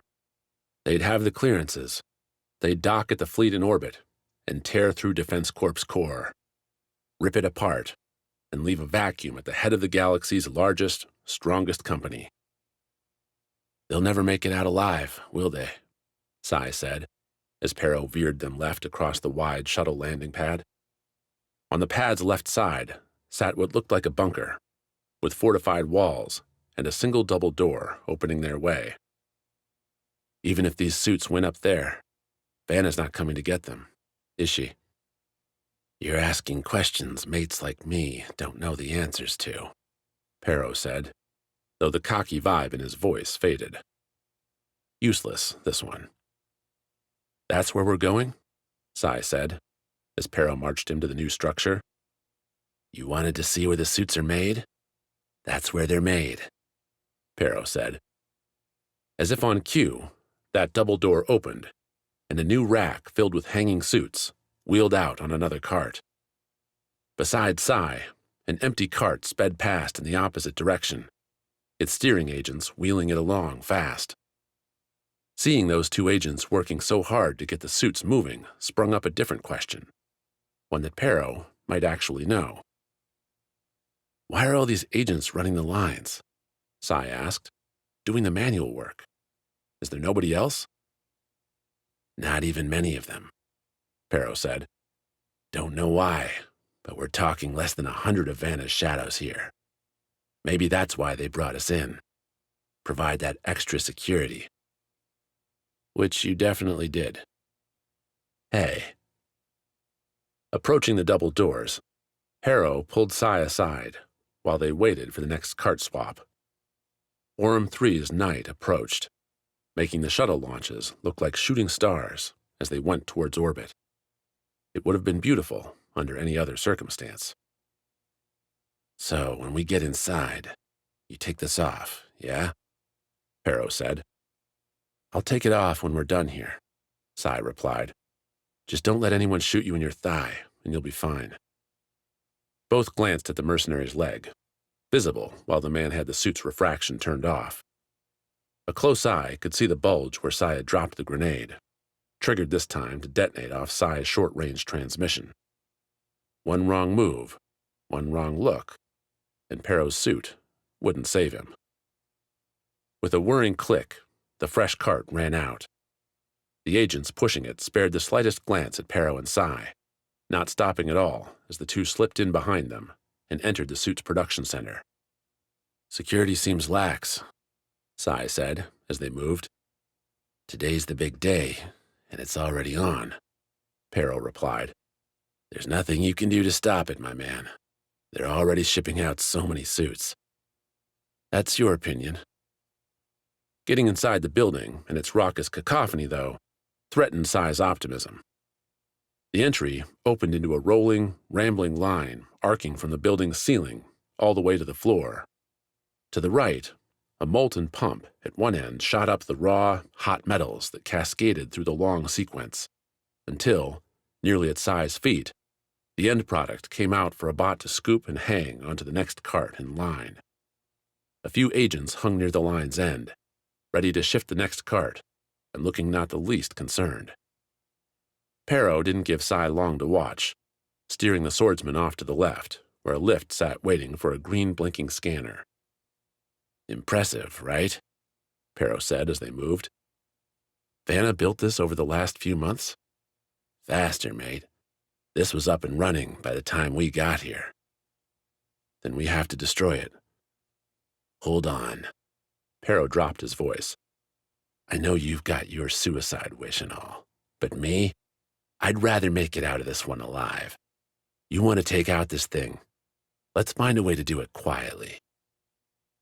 "Is that why you're taking me over to the elevator?" "If we stood there, someone would ask what the hell we're doing. I'm buying time, but that's going to run out soon, so I'm hoping you can find a better idea." Sai swirled one more look at the massive line. He could throw some grenades in there, wreck things, but that would bring down the house and more. Worse, there seemed every opportunity that Vanna could reconstruct any damaged line quick. Pero kept saying today was the day, but tomorrow could be worse. Aurora brought Sever here to try and end Vanna's threat. Sai owed it to her, to his own family, to keep these suits from coming back. "How deep does this lift go?" Sai asked. "Now that's a tone I'm looking for," Pero replied. "And I've got no idea, boss. We've been around the main base, this spot, and not much else. Vanna didn't exactly give us the tour." "Then let's find out." The scanner took Pero's command without complaint. The lift popped open, offering a nice option set. At the very bottom, Sai saw what he wanted. Power management.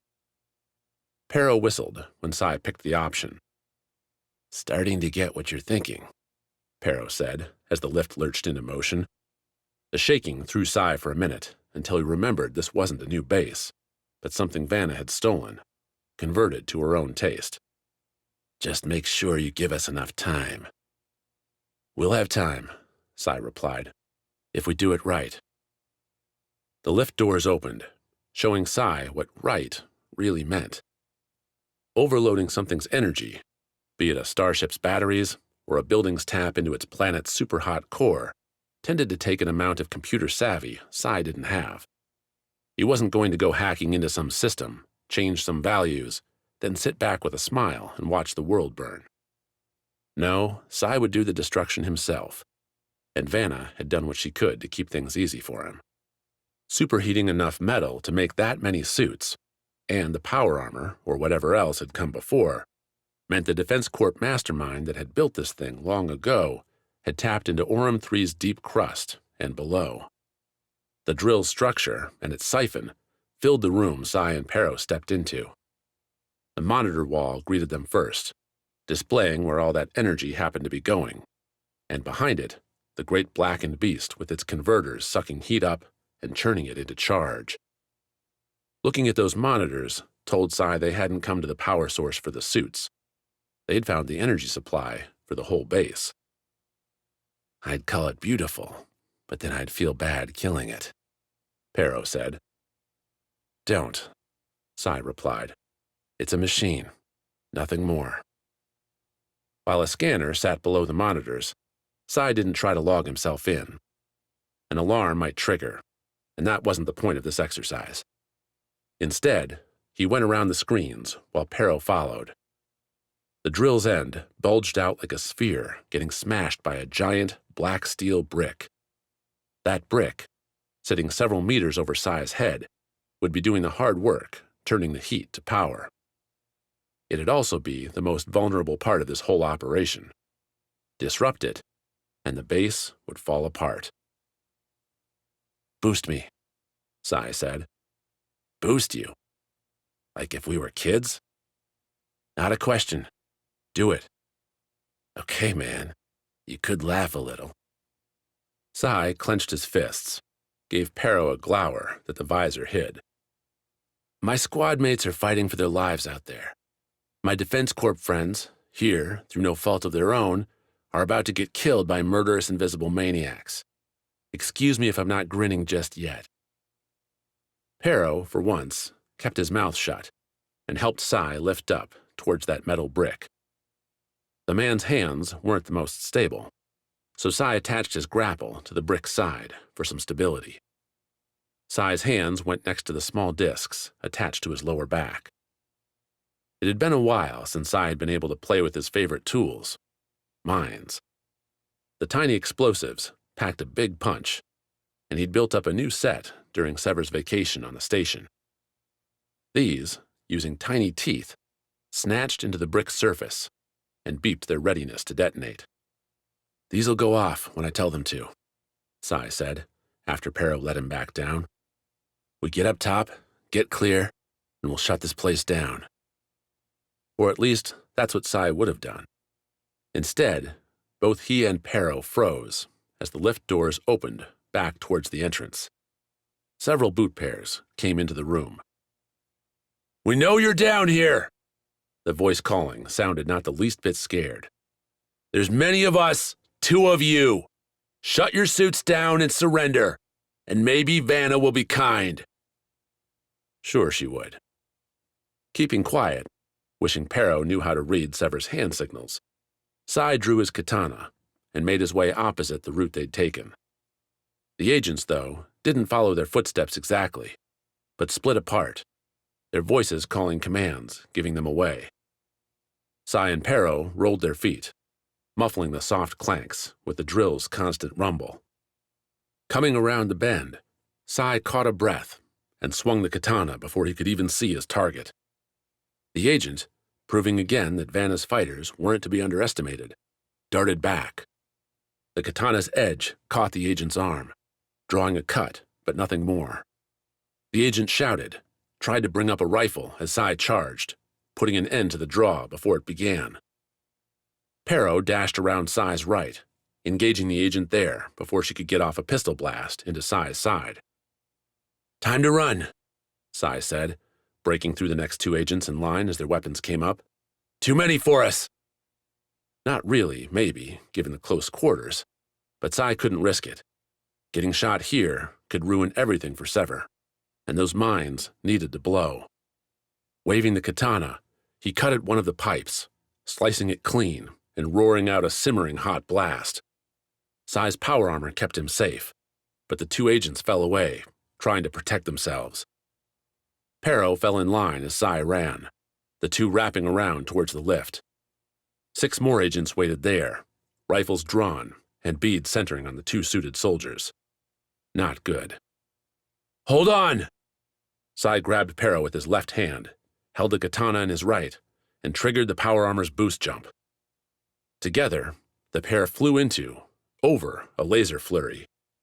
Sai felt new burns add to old ones as his visor popped up one alarm after another, but the agents dodged away from the armored bodies, letting the 2 roll, smoking, into the open lift. "Gotcha," Sai whispered, using his katana to stab the upward button while he sent the signal. The lift doors juddered as the agents ran his way, as, behind them, that black steel brick lit up in luminous flame.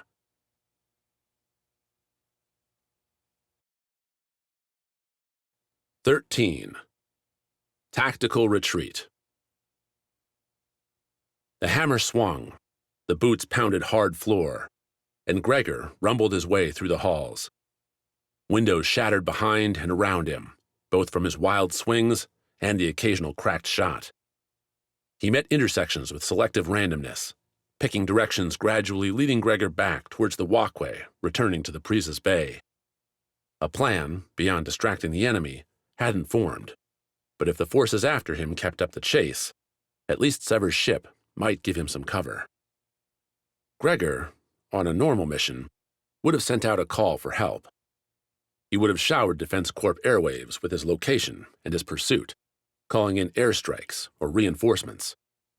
Instead, now, he ran in silence, his own breathing the only sound giving him any company on the journey.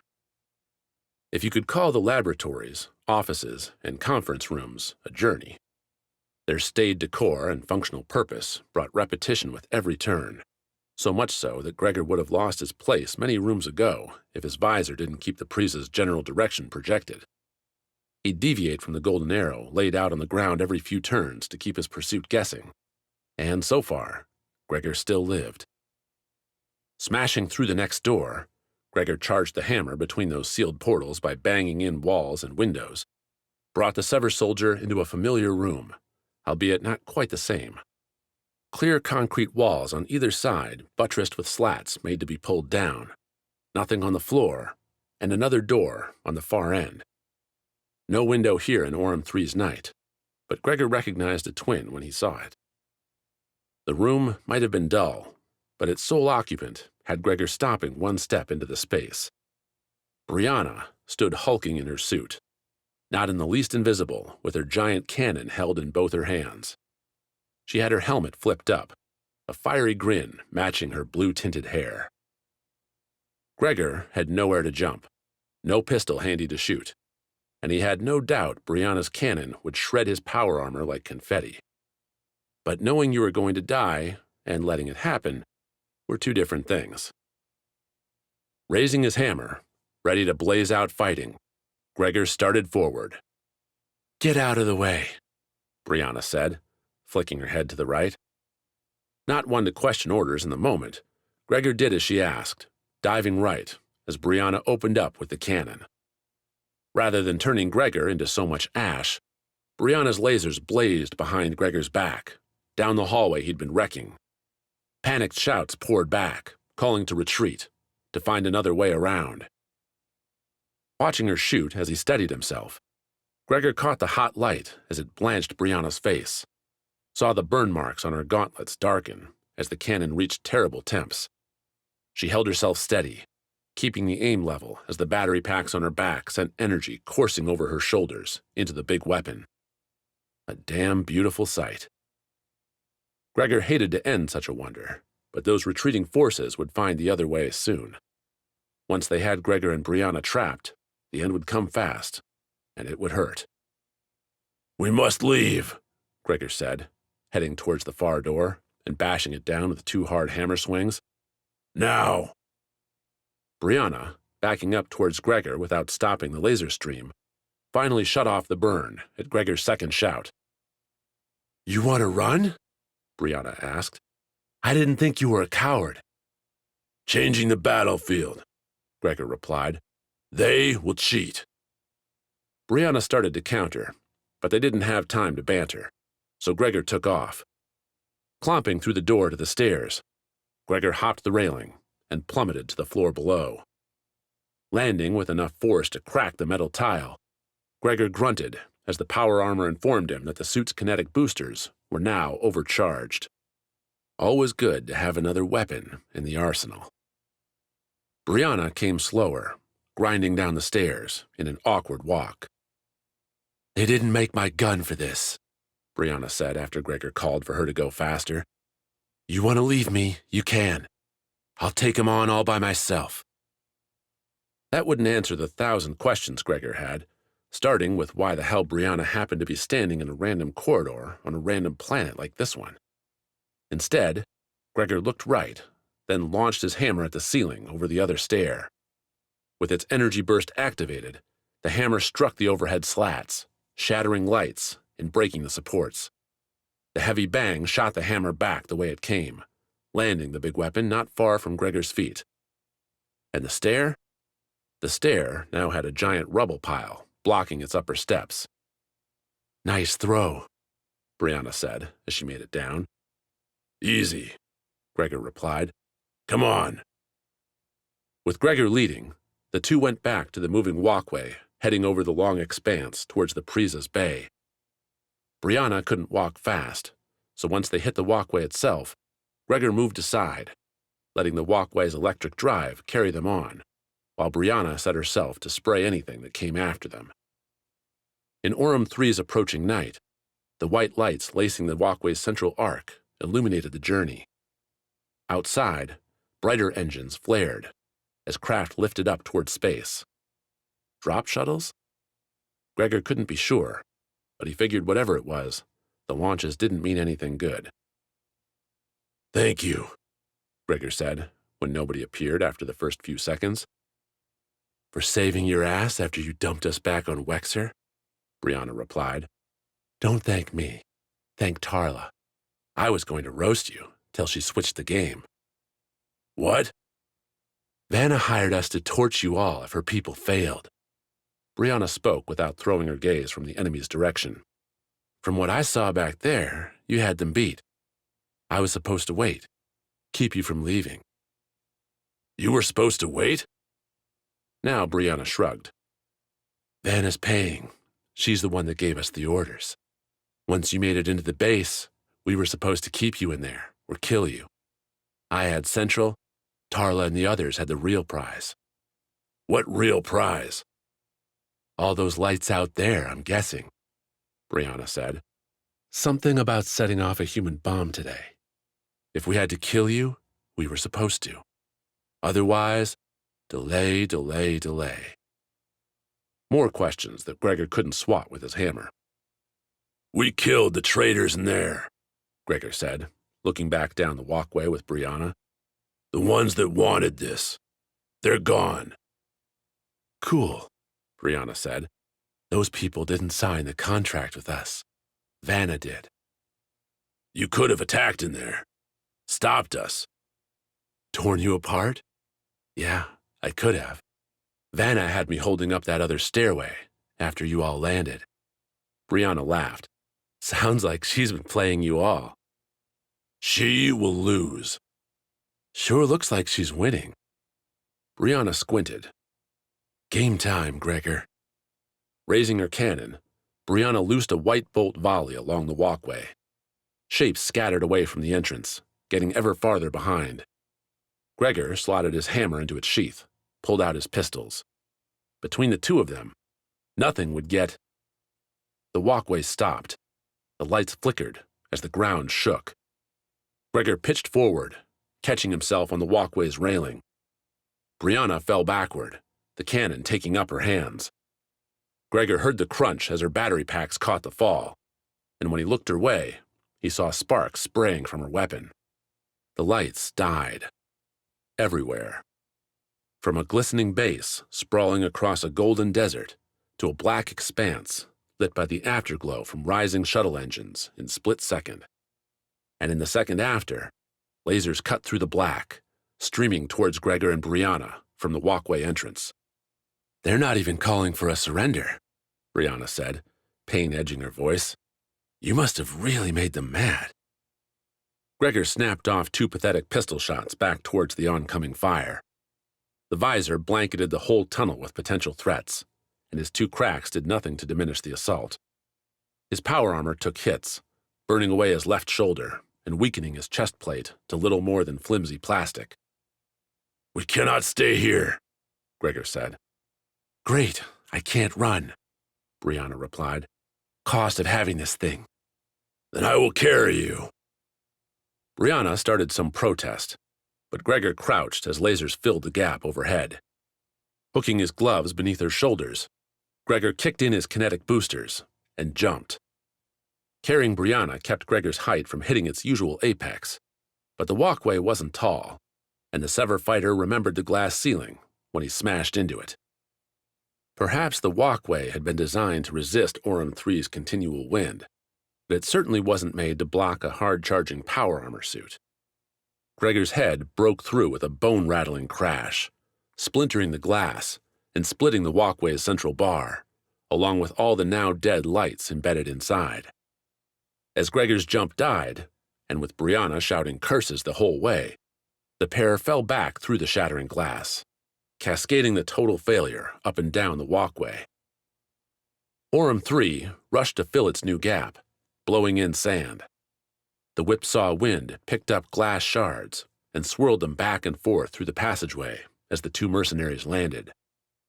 Gregor's leap gave them a few meters and bought them a giant distraction.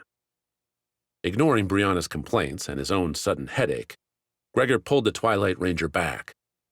The lasers had stopped, and while Gregor didn't know why, he sure as hell wasn't going to take the bonus for granted. "They can't see us, the morons," Brianna laughed as Gregor finally helped her up. Her backpack seemed to have shorted itself out, the sparks dying away as the batteries fizzled. This is why you have to get up close. Can't miss that way. Do not give them ideas, Gregor said. Go ahead. Letting a lady lead. How polite. Never seen a lady like you. And you never will again. Brianna took the offered place, turning her back to the enemy and breaking into an awkward run. The walkway's end neared, and with it, some cover as they descended into the bay. Calls to advance came over the air now, rising above the wind. The Defense Corp force hadn't given up yet. Never before had Gregor returned to a space as disturbing, bloodied, and ruined as the Prisa Bay, and felt relief. Without the lights, without the power, he had to draw his hammer and smash in the door. But beyond, Gregor saw hope. The Prisa remained, and its running lights had power. Whatever had damaged the base itself had left the Sever ship alone. She looks nice, Brianna said, as they picked their way through the rubble and around the strange sculptures. Everything else here is real weird. You missed the fun. I bet. Behind them, closing sounds signaled their pursuit had gained ground. Operating on impulse, Gregor flipped his comm from the squad band to the near-field broadcast.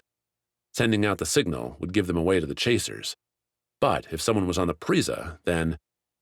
Gregor, buddy, that you crashing around out there? The pony's sweet, snarky voice replied to his hail first. I'd say I'm shocked, but who else would make so much noise? Lower the ramp, Gregor replied, not bothering to engage. Cover behind. We are being pursued. On it. The pony might be suffused with humor, but the pilot knew when business took priority. Stand by for annihilation. Tarla, head to the starboard turret. Tarla? The name threw Gregor nearly too long before he remembered the second, important part of the request. Scare them only, Gregor added as he swept away a rubble pile with the hammer, clearing the way for Brianna. No deaths. Why? Because he doesn't want to hurt his old pals. Tarla this time, joining in from her turret. You're all softies. No deaths, Gregor repeated. I hear you, Tarla said, as the first shots came whizzing over Gregor's shoulder. Shade those peepers, people. The Prisa lit up the Black Bay, streaking low-powered orange volleys from its turret over Gregor and Brianna's head. Rubble, sculptures burst into flame or melted away, the hissing and pops giving way to calls to retreat, to run. Gregor, wait till you get in here, the pony said. I've one hell of a story to tell you. But first, I gotta ask, where's Aurora?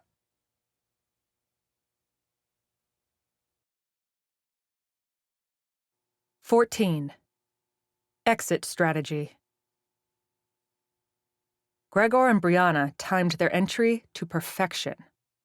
After the whole base shook and all the lights went out, Epony and Tarla had burned the minutes getting the Prisa ready to fly. As the Hammerman and Cannon Lady, as Epony called them, burst in through the trash and the bloody paint, Epony had been sending the Prisa's power to the engines. The idea?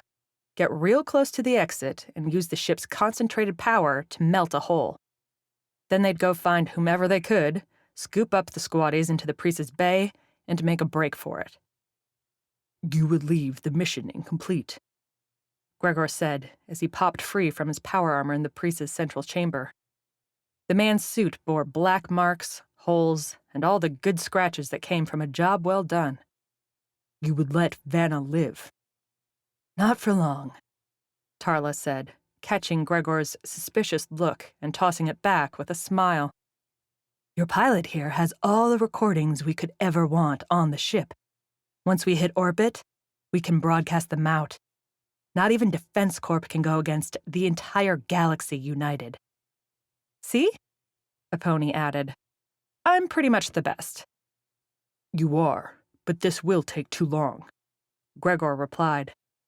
Vanna will run, or attack. She already is, Brianna said, following Gregor out of her suit. The pony eyed the big gun on the floor, next to its damaged battery packs. If that thing exploded, the whole ship could go with it, which would, not be good. Maybe if a pony could stuff the cannon inside a weapons locker, that might keep the blast from. Then we have to stop the shuttles. Tarla responded to something Brianna had said. I'm not a hero, but I want my cash and my contracts. Those invisible monsters aren't taking them from us. What? A pony asked when all the eyes turned her way. Get the ship moving, Gregor said. We have targets to down. Ah, well, a pony could do that. The Prisa hovered to life not long after, floating in that dark-as-dead bay, while Gregor and Brianna took their spots in the two turrets. The pony couldn't shake the weird feeling seeing Tarla in the co-pilot's chair next to her, where Aurora ought to be sitting. The two captains couldn't look more different. Aurora always seemed either ready to fight or getting ready for one, straight and stern. Tarla leaned back in the seat, picked at her teeth with one hand, swiped at her console with the other. So we're shooting our way out? Tarla asked as the Prisa juddered off the ground. Unless you have a code that'll open the door? Have to get the power back on first. Tarla saw a pony's questioning look. If the captain really did have a code, getting the power on might be a better option. Sorry, Vanna didn't hand over all her secrets. And you didn't take them? Didn't think I'd need 'em to beat you all. A pony guessed Tarla's Twilight Rangers hadn't torched a single Sever yet, but the pilot figured she'd keep Tarla's ire down while a pony needed her hands on the Priest's flight stick. As the ship rose over the rubble and the still-burning slag that had been the virus's remains, a pony flared the lights bright and zeroed in on the gray metal line closing the bay from Orem 3's starry night. You want to shoot through that? Gregor's voice came over the intercom, crisp and clear. We don't have time.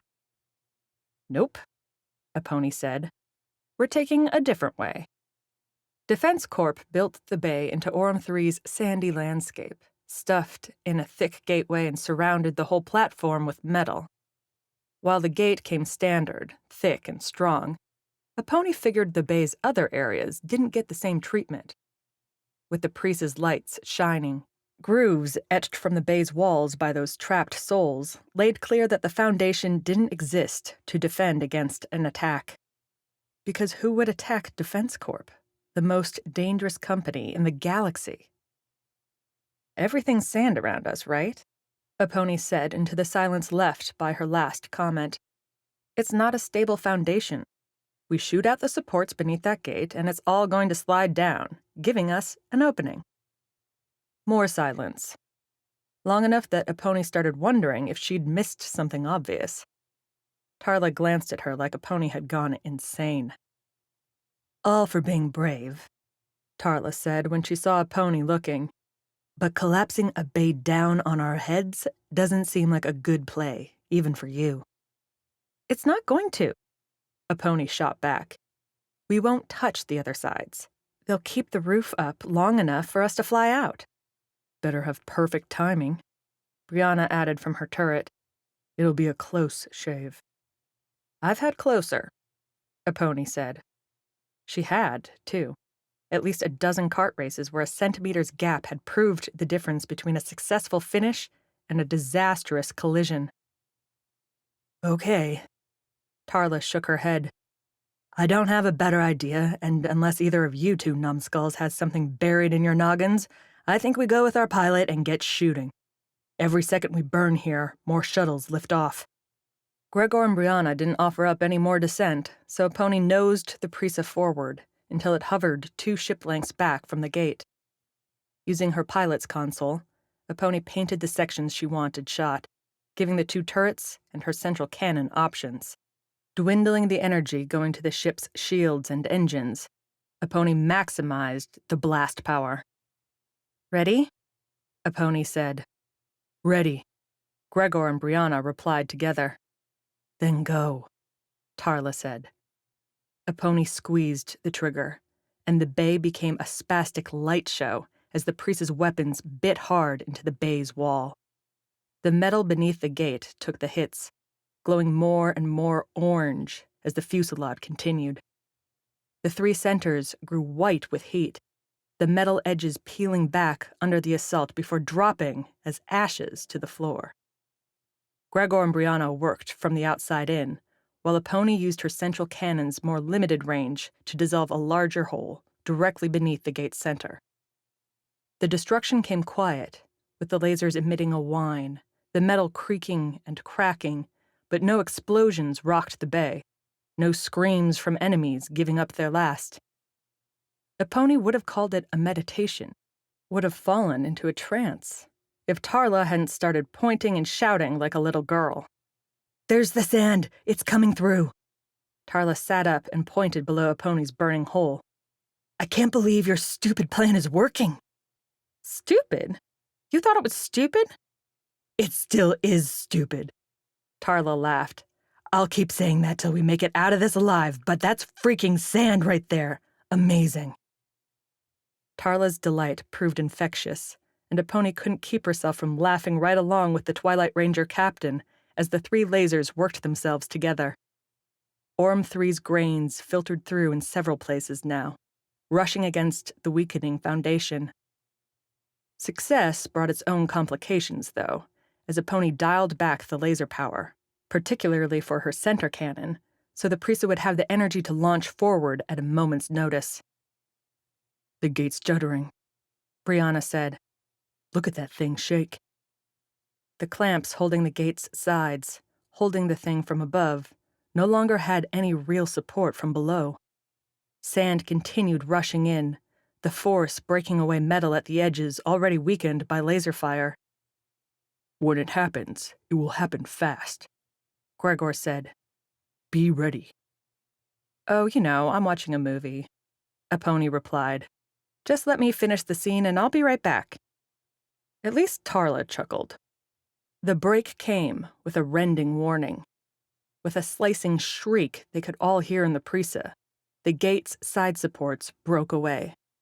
The massive door dropped into the flowing sand beneath, tearing its top attachments with it. Metal broke, splintered, shattered, and rained all around the Prisa as Epony goosed those jets. In front, the gate's former spot held an open view of the night sky. Well, not quite open. Isolated wires, girders, and plating hung in the way. Gregor and Brianna shot what they could, immolating debris as Epony pushed the Prisa, with a couple wince-inducing scratches and bangs, into the open air. She might have pumped a fist, might have cheered. The Prisa took to the night sky like a bird to a summer breeze, lofting up over the dead-dark base as Epony brought the ship around to get a better look at the long shuttle line lifting towards orbit. "So we're flying into all that?" Epony said, rather than looking for Aurora, Rovo, and Sai. "Aurora is busy," Gregor said. "Sai and Rovo have the other Rangers looking after them," Tarla said. "We'll come back for a pickup. Let's go." Just saying the words didn't make anything happen, though. Epony still needed to pick a target. They could write off the shuttles already up in the air and try to stop any new ones from lifting off, or Epony could shoot the Prisa towards the fleet and try to keep as many from docking. Vanna could only win by crossing the finish line. "Buckle up," Epony said, pushing power to the Prisa's engines and shooting the craft starward. Epony's flight path looked like a triangle side, burning into an ascent that would intercept shuttles right near their atmospheric exit. Their targets rose with the steady non-urgency given to automated pilots. None reacted as the Prisa drew close. None bothered to take evasive maneuvers. Each one kept on their rise, going right for their targets. "Okay, kids," Tarla said. "Let's light 'em up."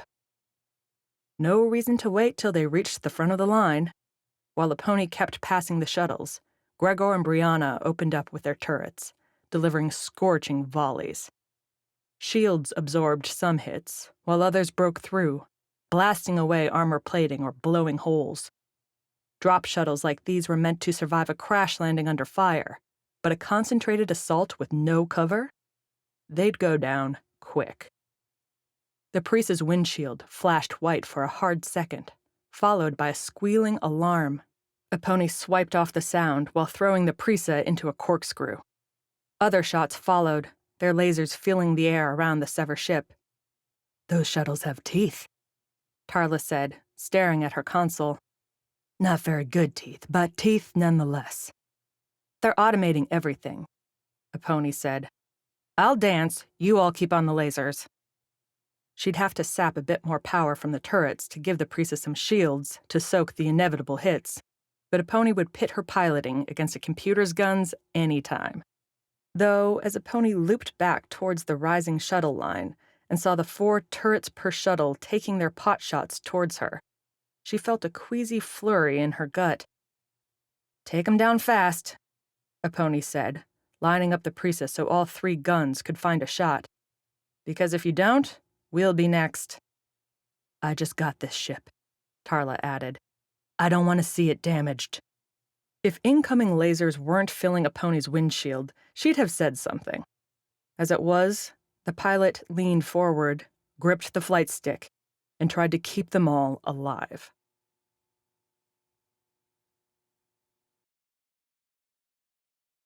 "15. Messaging. An already dire quest to find the comm center became an impossible one when the lights went out. Trudging across the sand as fast as his power armor could move him, which, given the slippery grains, was less than swift, Rovo had been aiming for the lit-up, squat destination his former hostage had pointed him towards. Then the ground shook, the dunes rattled, and all went dark. Well, not all. The shuttle engines glowed plenty bright in their flaring takeoffs, and Defense Corp's massive fleet looked like a condensed constellation up in the sky.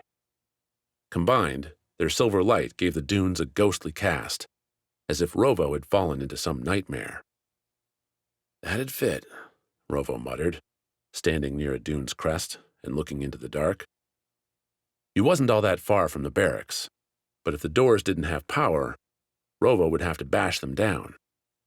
Possible, maybe, with the power armor and its boosters, but the idea didn't catch any momentum as his eyes returned to all those shuttles lifting off.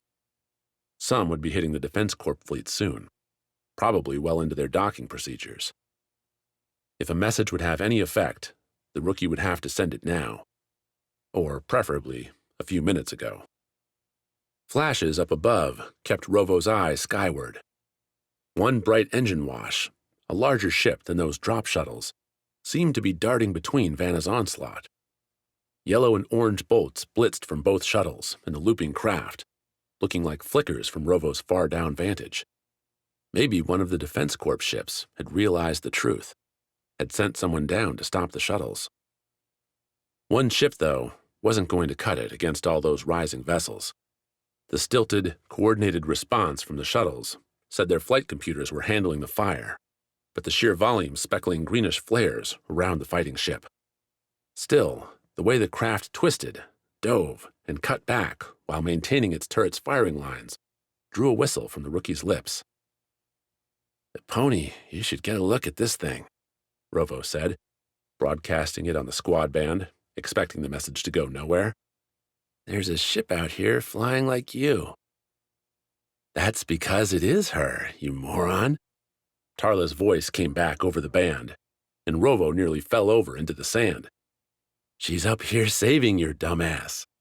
Where are you? Somewhere useless, doing useless things?" Rovo decided not to consider Tarla's question. "How are you on—" Rovo started, only for Tarla to cut him off again. "We're in the Prisa, doing what needs doing," Tarla said. "Maybe you should shut up and clear this channel for important information."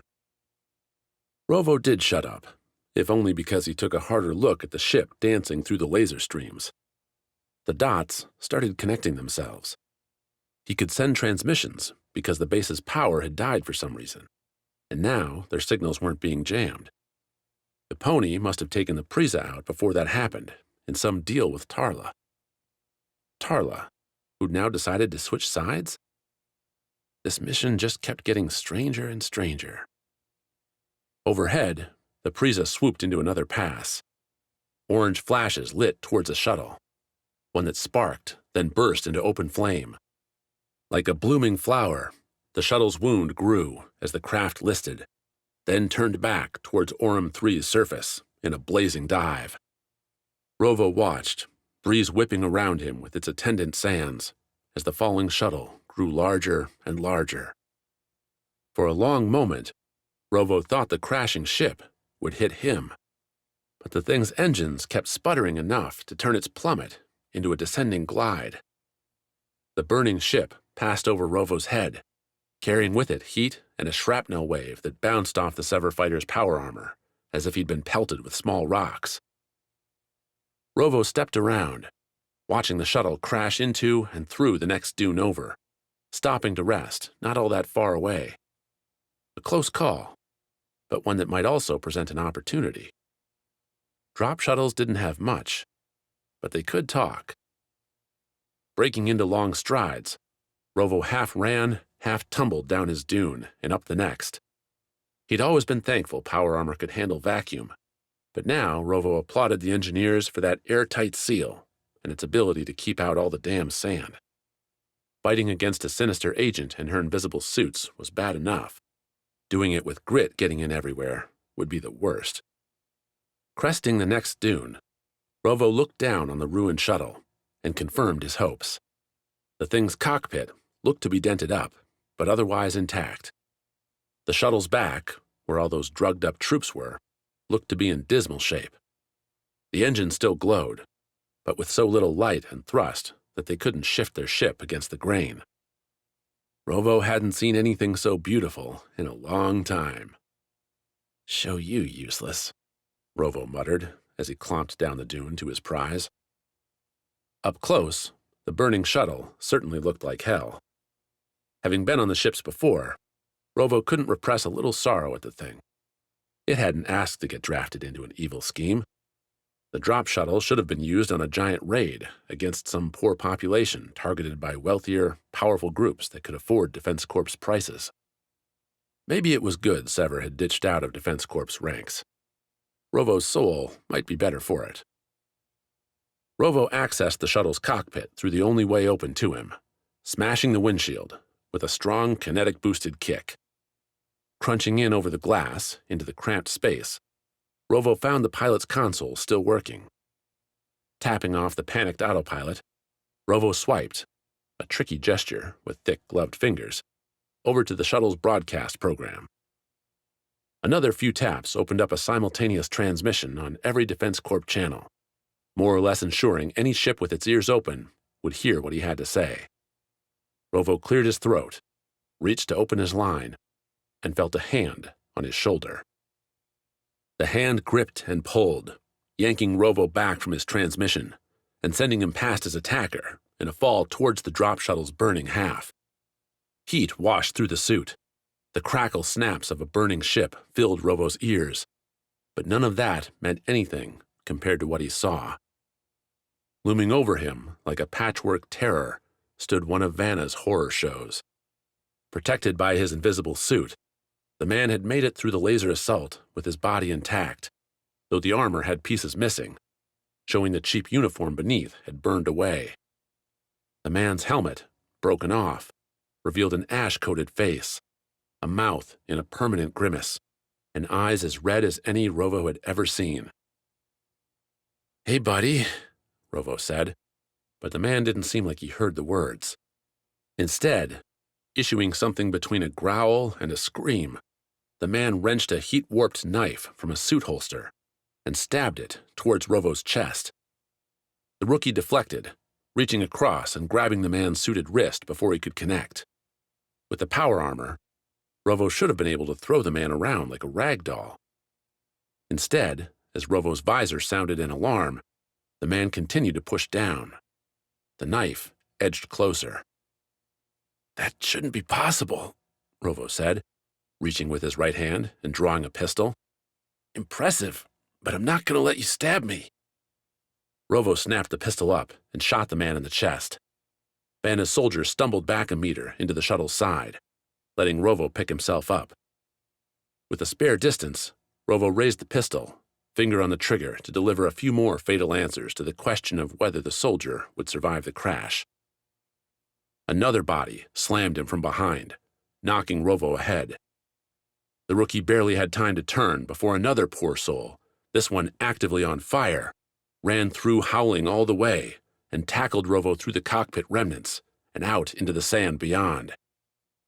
Hitting the ground, Rovo tried to get his arms up, tried to get his pistol in a spot to fire, but his original enemy returned, grabbing the gun and ripping it away. The burning, burned, and utterly roasted trio dove on Rovo, punching at his power armor, reaching for their knives and stabbing at his arms, his chest, his legs. The rookie punched, kicked, deflected, but every time he knocked one of the monsters away, they'd jump right back in, oblivious to pain. For the first time since Jilin 4, Rovo believed he was going to die. The fear attacked the rookie as much as the soldiers did, throwing his moves into a panic. Nothing in Defense Corps training covered a suicidal assault like this. Nothing covered failed science experiments coming at you with murderous intent. Nothing prepared Rovo for being so utterly alone. "Would you stop the screaming, man?" The words came in hot, loud, and Rovo realized he was, in fact, screaming. "I'm almost to ya, but I can't think with you yelling like that, you know?" Rovo blinked, felt a sharp sting as one of the soldiers slipped a blade into his shoulder. No sooner had the monster withdrawn the attack to make another did a long cable fly out, circle around the soldier's neck, and yank the thing off Rovo. The next one over took a pistol shot to his confused face, and Rovo himself managed the third with an unobstructed swing. The rookie wanted to collapse back in the sand, but if there was one thing his training did prepare him for, it was completing the damn mission, no matter what. Lurching up, Rovo saw his savior dispatching the last soldier, or rather, saw the results. Javelin suit worked just fine, keeping the man almost invisible. "Thanks for the save," Rovo said, climbing back into the drop shuttle's cockpit and confirming the communications array still worked. "I would have had him, though. Another minute." "Would you now?" Javelin replied from somewhere. It was difficult, Rovo found, to have a conversation with someone when you didn't know where they were. "Way I see it, I saved your bacon, rookie." Now the Twilight Rangers were calling Rovo rookie, too? "You see whatever you want to see," Rovo replied, tapping into the broadcast again. "Keep quiet a minute. I have to sell an invasion to a bunch of people that want me dead." Once he started talking, though, Rovo found the words streaming out, as they usually did. He opened with an emergency declaration, telling all those ships up there that the incoming shuttles had nothing except death on them. Backing up the argument, Rovo asked those Defense Corps ships to contact the shuttles themselves, see what they said. "You'll find they won't answer, even as they send you the right docking codes," Rovo said, pulling towards a conclusion. "Don't let them land on your ship. If you do, you'll lose it. And if you have a fighter or two, send him out to help us torch these bastards." Javelin had popped his helmet and stood watching Rovo from beyond the shuttle while the rookie finished off his address. "A true speech for the ages, man," Javelin said. "Might have shed a tear." Rovo would have rolled his eyes, would have come back with something sassy, but the drop shuttle sparked up a new noise that sounded like its batteries were overloading. So the two fighters ran into the sand instead.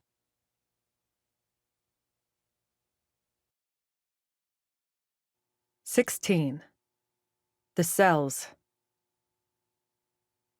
If Aurora bought her survival by bringing the Defense Corps guards into the science lab behind her, she sold it again when the power died.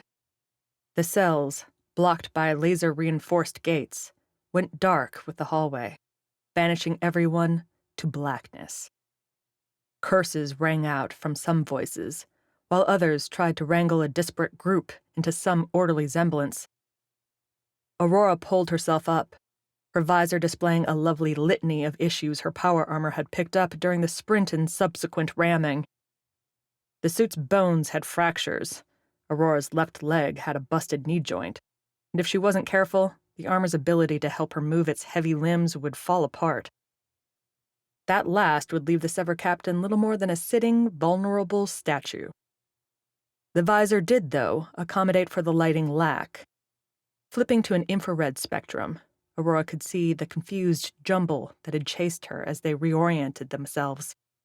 Some pointed weapons, bluish blurs due to their cold temps, towards Aurora, while others aimed them at the cells. The atmosphere had a wire's attention, waiting to be snapped. "Please don't shoot," Aurora tried, the suit amplifying her voice loud enough to overwhelm all the others. "The things in here might be dangerous, and we're all on the same side." "Same side?" replied the man who'd led the charge. "You're a killer and a traitor."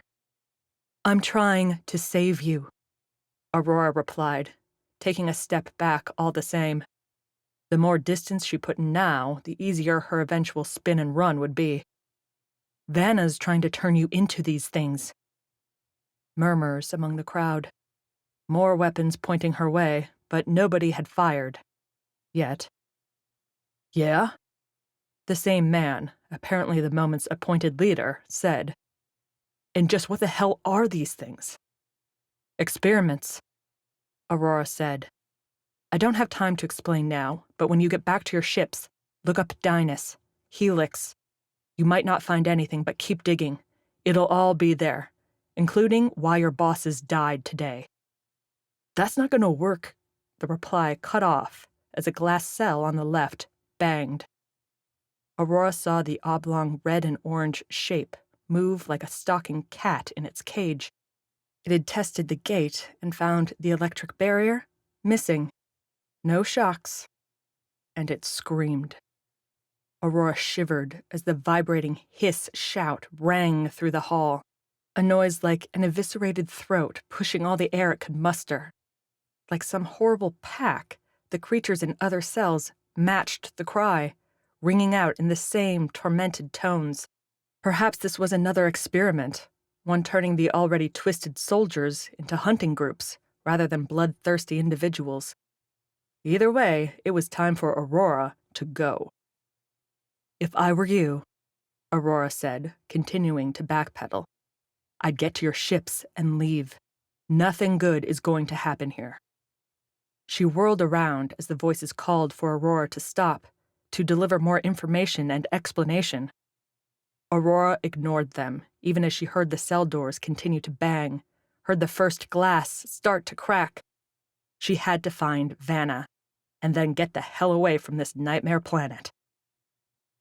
The hallway walls presented themselves in soft blues, their captured heat giving Aurora enough to tell where to walk.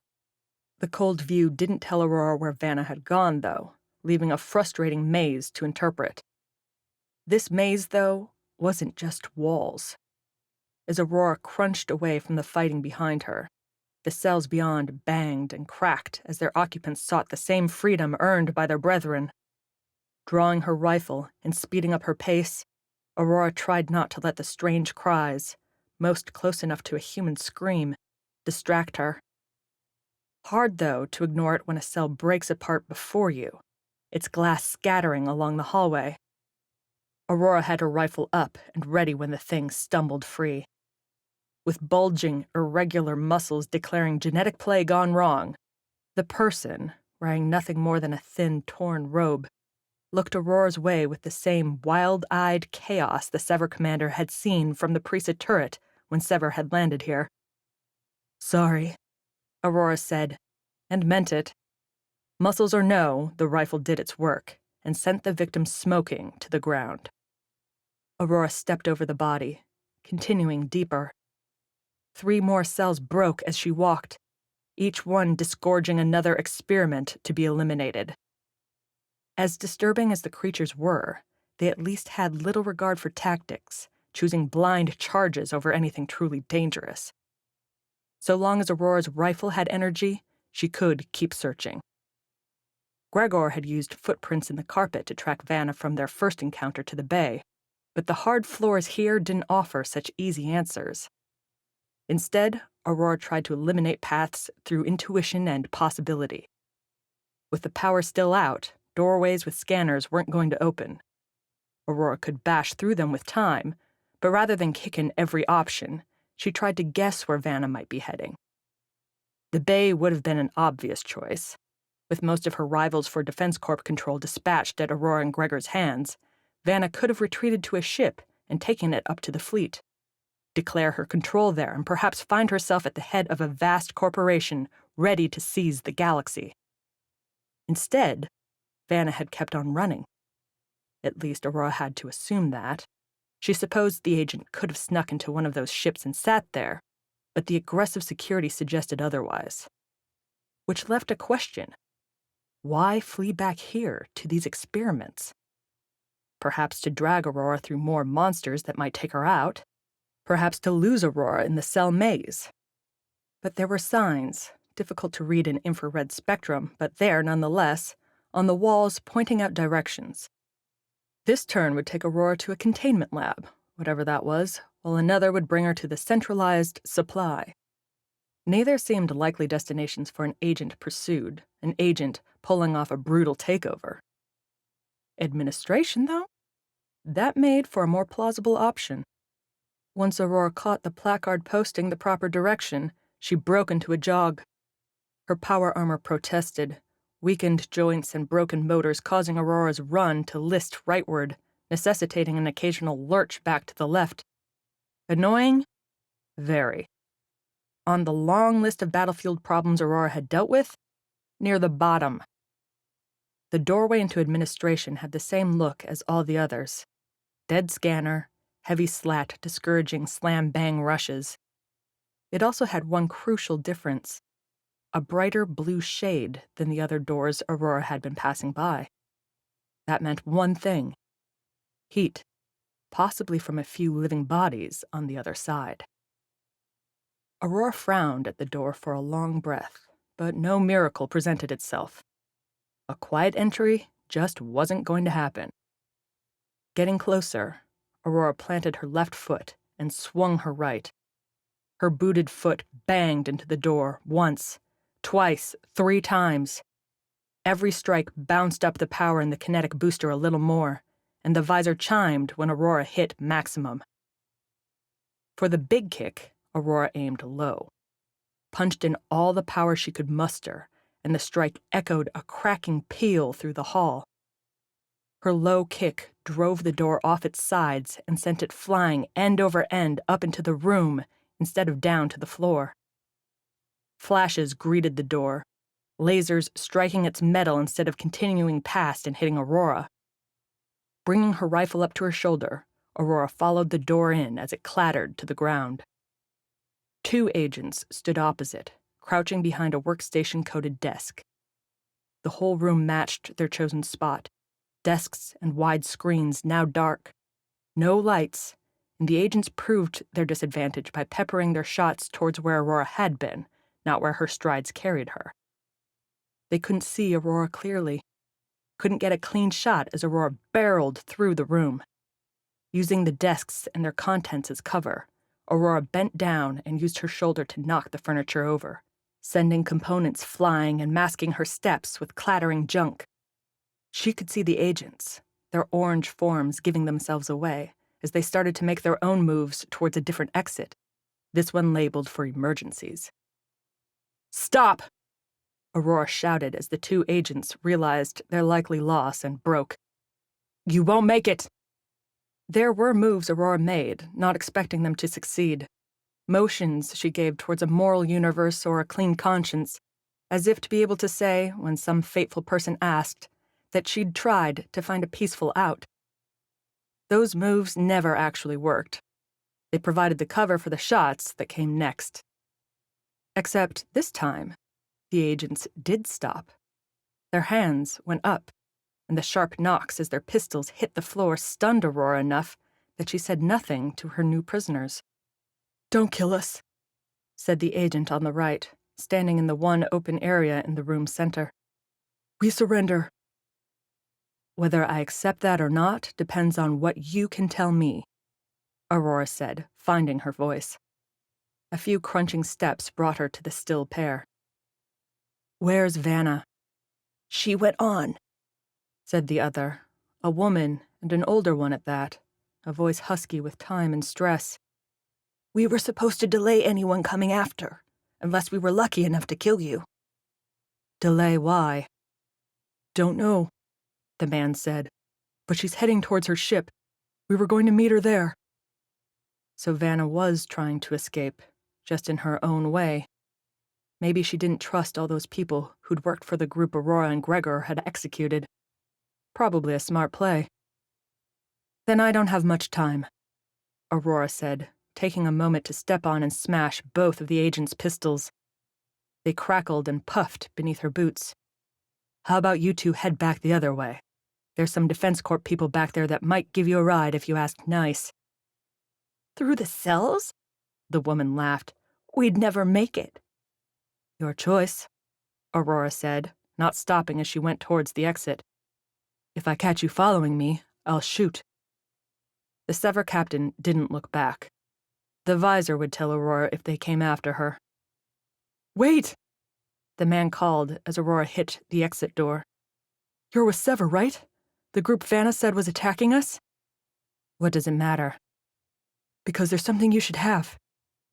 Aurora turned as the agent fished something small from his pocket. "I can't really see where to throw it." "At the emergency sign." When the object left the agent's hand, it held enough heat to look like a soft green, then blue blip. Leaving her rifle up and ready in her left hand, Aurora snatched the object from the air, took a good look at it. A drive, like the one Vanna gave Sai back on the Nautilus. "What's on it?" Aurora asked. "Not sure," the man replied. "Vanna said that if we didn't kill you, we ought to give you this instead." So nice of her. Aurora slipped the drive into a pocket slot on her right leg. "Get going." The two agents didn't offer up anything else, though Aurora didn't wait around to see what choice they'd make. Whether they lived or died wasn't Aurora's concern. The emergency exit led to an isolated stairwell heading up and down. Orange diodes lined the steps. Aurora had to take a guess, deciding a sudden escape hatch would be more likely down below than up top. Any orbital attacks would start above, leaving a down-under getaway more plausible. With her veering, battered armor, Aurora jumped from one landing to the next, every bang getting her closer and closer. Finally, Vanna had run out of places to hide.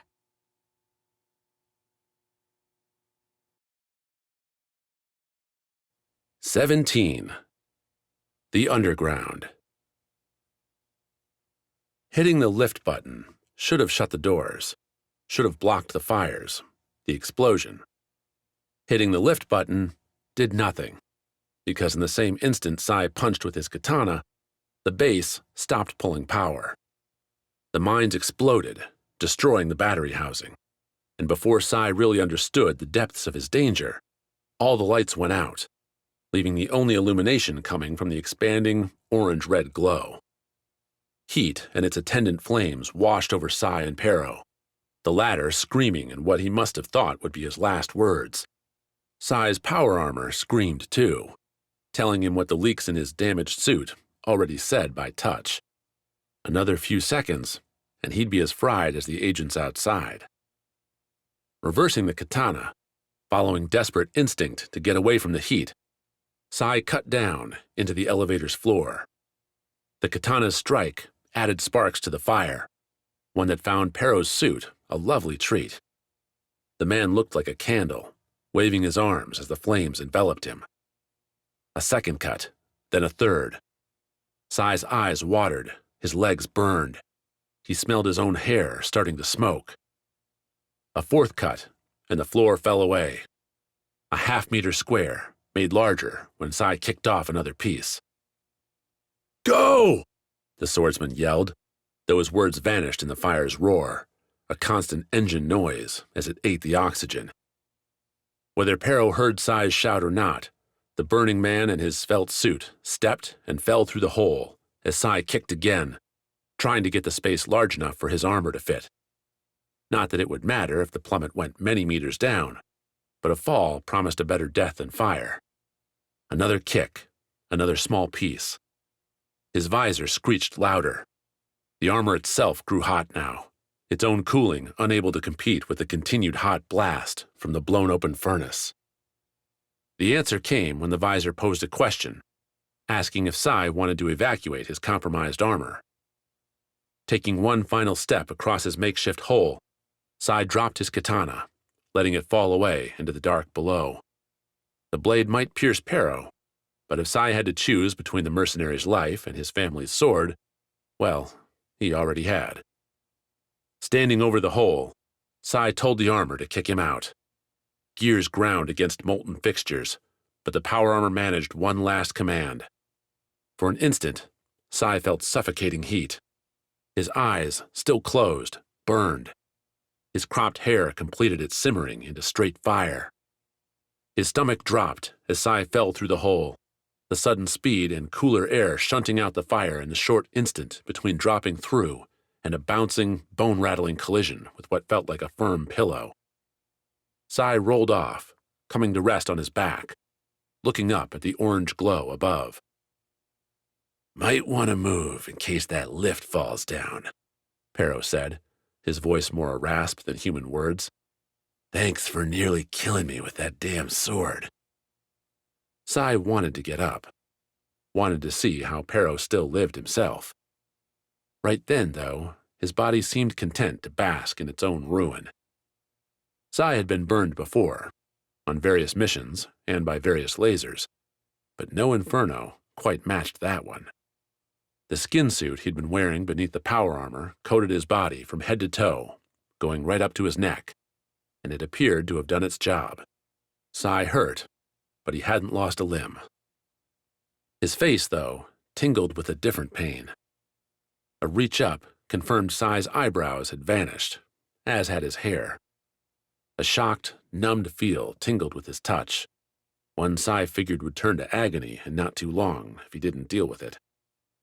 "Come on," Pero said, and Sai saw the man's hand reach over. "You look like hell.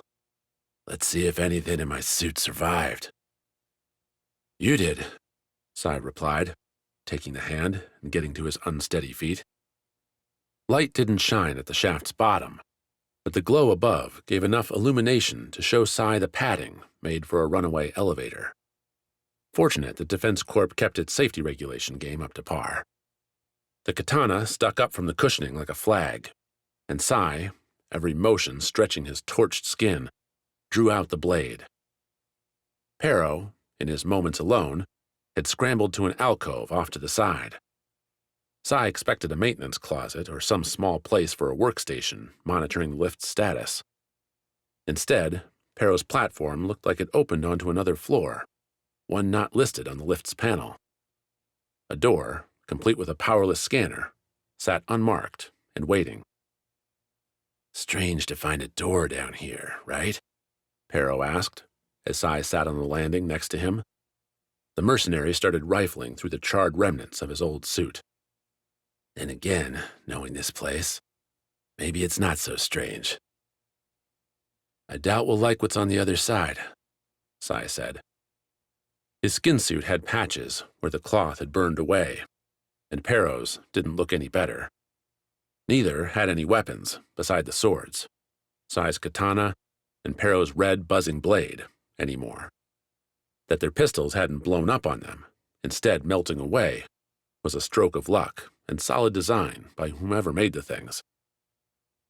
"Here," Pero said, handing over a crinkled tube with its cap missing. "Think it survived during the blast. We can split it." The salve didn't cover half of Sai's burns, but he spread it as thin as he could manage. If nothing else, the cool lotion would keep Sai from passing out from the coming pain. Pero went for his application, and together the two sat on the landing, watching the orange glow above. "We should have died in there," Pero said, finally. "Can't believe you with that sword. I saw," Sai interrupted. "I thought you knew how to keep your head in a crisis." Oh, 'cause we all got experience with getting blown up, right? It's not the specifics that matter, Sai replied. If you think I'm gonna get all up in arms about what you're insinuating, I'm not, Pero huffed. I can take a word without losing my cool. Clearly. Sai stood, let his muscles tell him how much they hated the idea. If the mines worked, then there's no power in this base. We need to find another way back up top. Still want to fight, don't you? Until I find out we've completed the mission, yes. Pero laughed, shook his head. That's what I don't get about you types. The mission doesn't matter if you died doing it, man. What are you getting paid for this? Who's hiring you? Nothing and nobody. Sai turned to regard the door, took his katana by the hilt, and lifted it. This one's not about the cash. Vengeance, then? Could be. Sai would have bought that argument if Aurora pitched it that way. He certainly owed Vanna some payback for the night on Jillin 4 Sai spent getting punched up at an ocean spike's bottom. The future, Sai replied. Not mine, but my family's. Now Pero cackled, a disbelieving laugh that had Sai tighten his grip on the katana hilt, that had him twisting his feet ever so slightly, ready to deliver an end to the mercenary. A family man way out here? Where are they? Pero threw on a look of horror. Don't tell me you left him up there. Stop, Sai replied. Please, for your own damn sake, stop, or I'll end you here and now. End me? Pero asked, all the laughter, all the play gone. Why don't you go ahead and do that then? I'm all torched, stuck at the bottom of a lift with a bomb going off up top. My team's disappeared, and the only other people on this planet want to kill me. So yeah, do it. I'm not going to stand in your way. Stay in the fight long enough, and you'll see someone on the edge, a shove away from cracking. To save someone like that, you had to show them a different path. Sai struck with the katana, a long slash into the door. The cut blew through the door's dirty skin, cutting right through to the other side. A thin barrier, then, ripe for a couple wounded fighters to get through.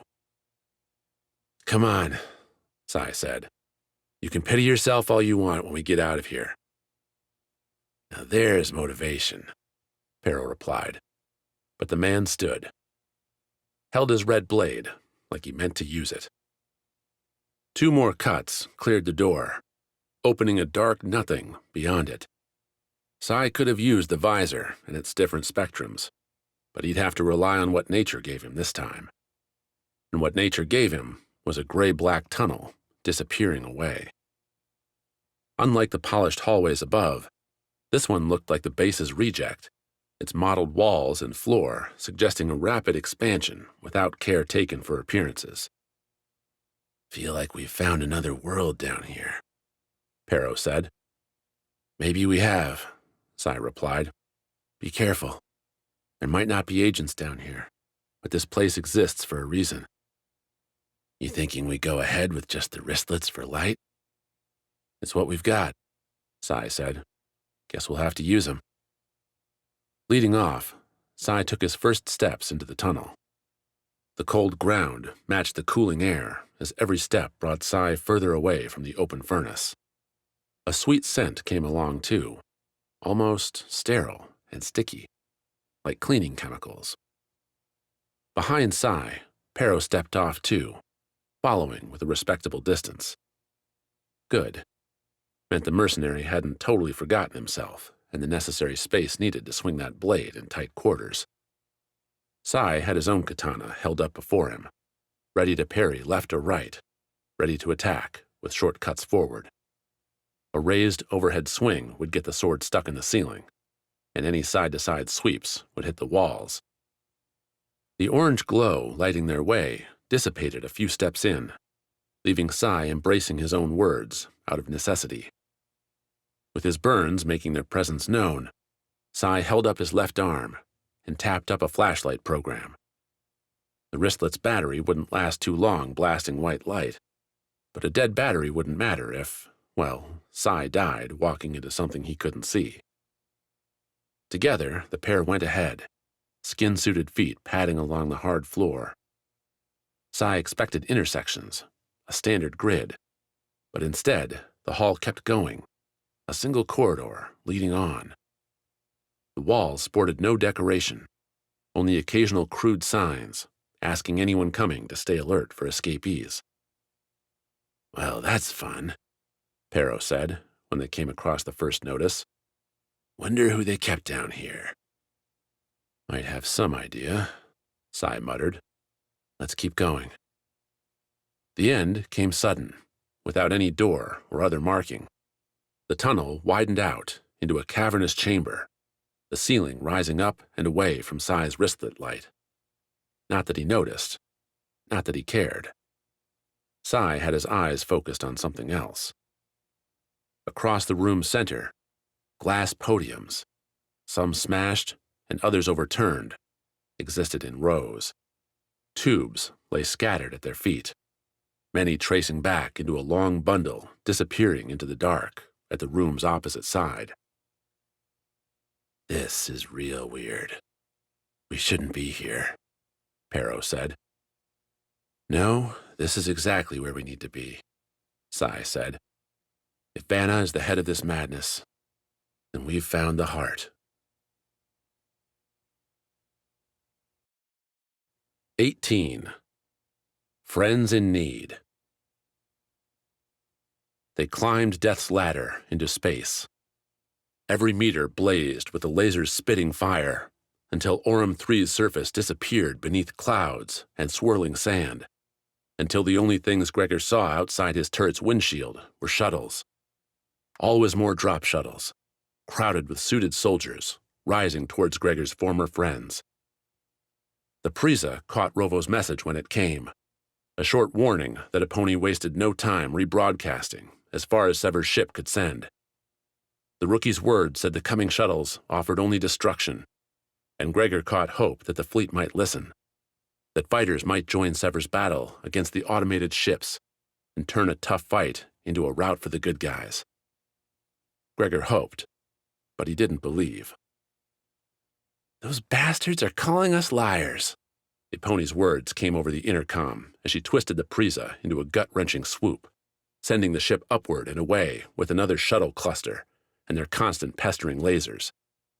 "We're either traitors or idiots or both, you listen to them." By Gregor's count, they'd downed 3 shuttles so far. 3 flaming wrecks crashing down to the surface out of at least 20, if not more. So many shuttles being here told Gregor the disparate fleet wasn't just a show of force for Vanna and the other Defense Corp brass coming by, but a supply mission. This wasn't just a demonstration, but a delivery. The fleet's own shuttles would be bringing death right to their doors. "I'm beginning to think they don't want our help," Tarla said. "Votes to abandon them to their own stupidity?" A younger Gregor might have taken Tarla up on that. He'd watched enough power-hungry, oblivious people and organizations strike too hard for victory and lose everything in the process. Those that survived tended to learn from a crisis, and the ships that survived this assault might too. Outside, the Prisa broke the atmosphere, bringing dark space into full flush, and, with it, the fleet's sparkling outlines. Running lights flared, with smaller craft looking like shooting stars dancing between huge cruisers and frigates. So much cash, so many lives invested in what lay outside Gregor's turrets, and most of those lives had no idea what flew their way. "This was not their choice," Gregor said, as a pony flew the Prisa out of turret range into a neutral zone between attack and retreat to let the ship's shields recharge. "They are following orders without knowing the consequences." "Galaxy is a tough place," Tarla quipped back. "It's not our job to protect them from their mistakes, especially if it's going to cost me cash." "I thought we didn't want these monsters spreading," the pony asked. "So we hang at the edges.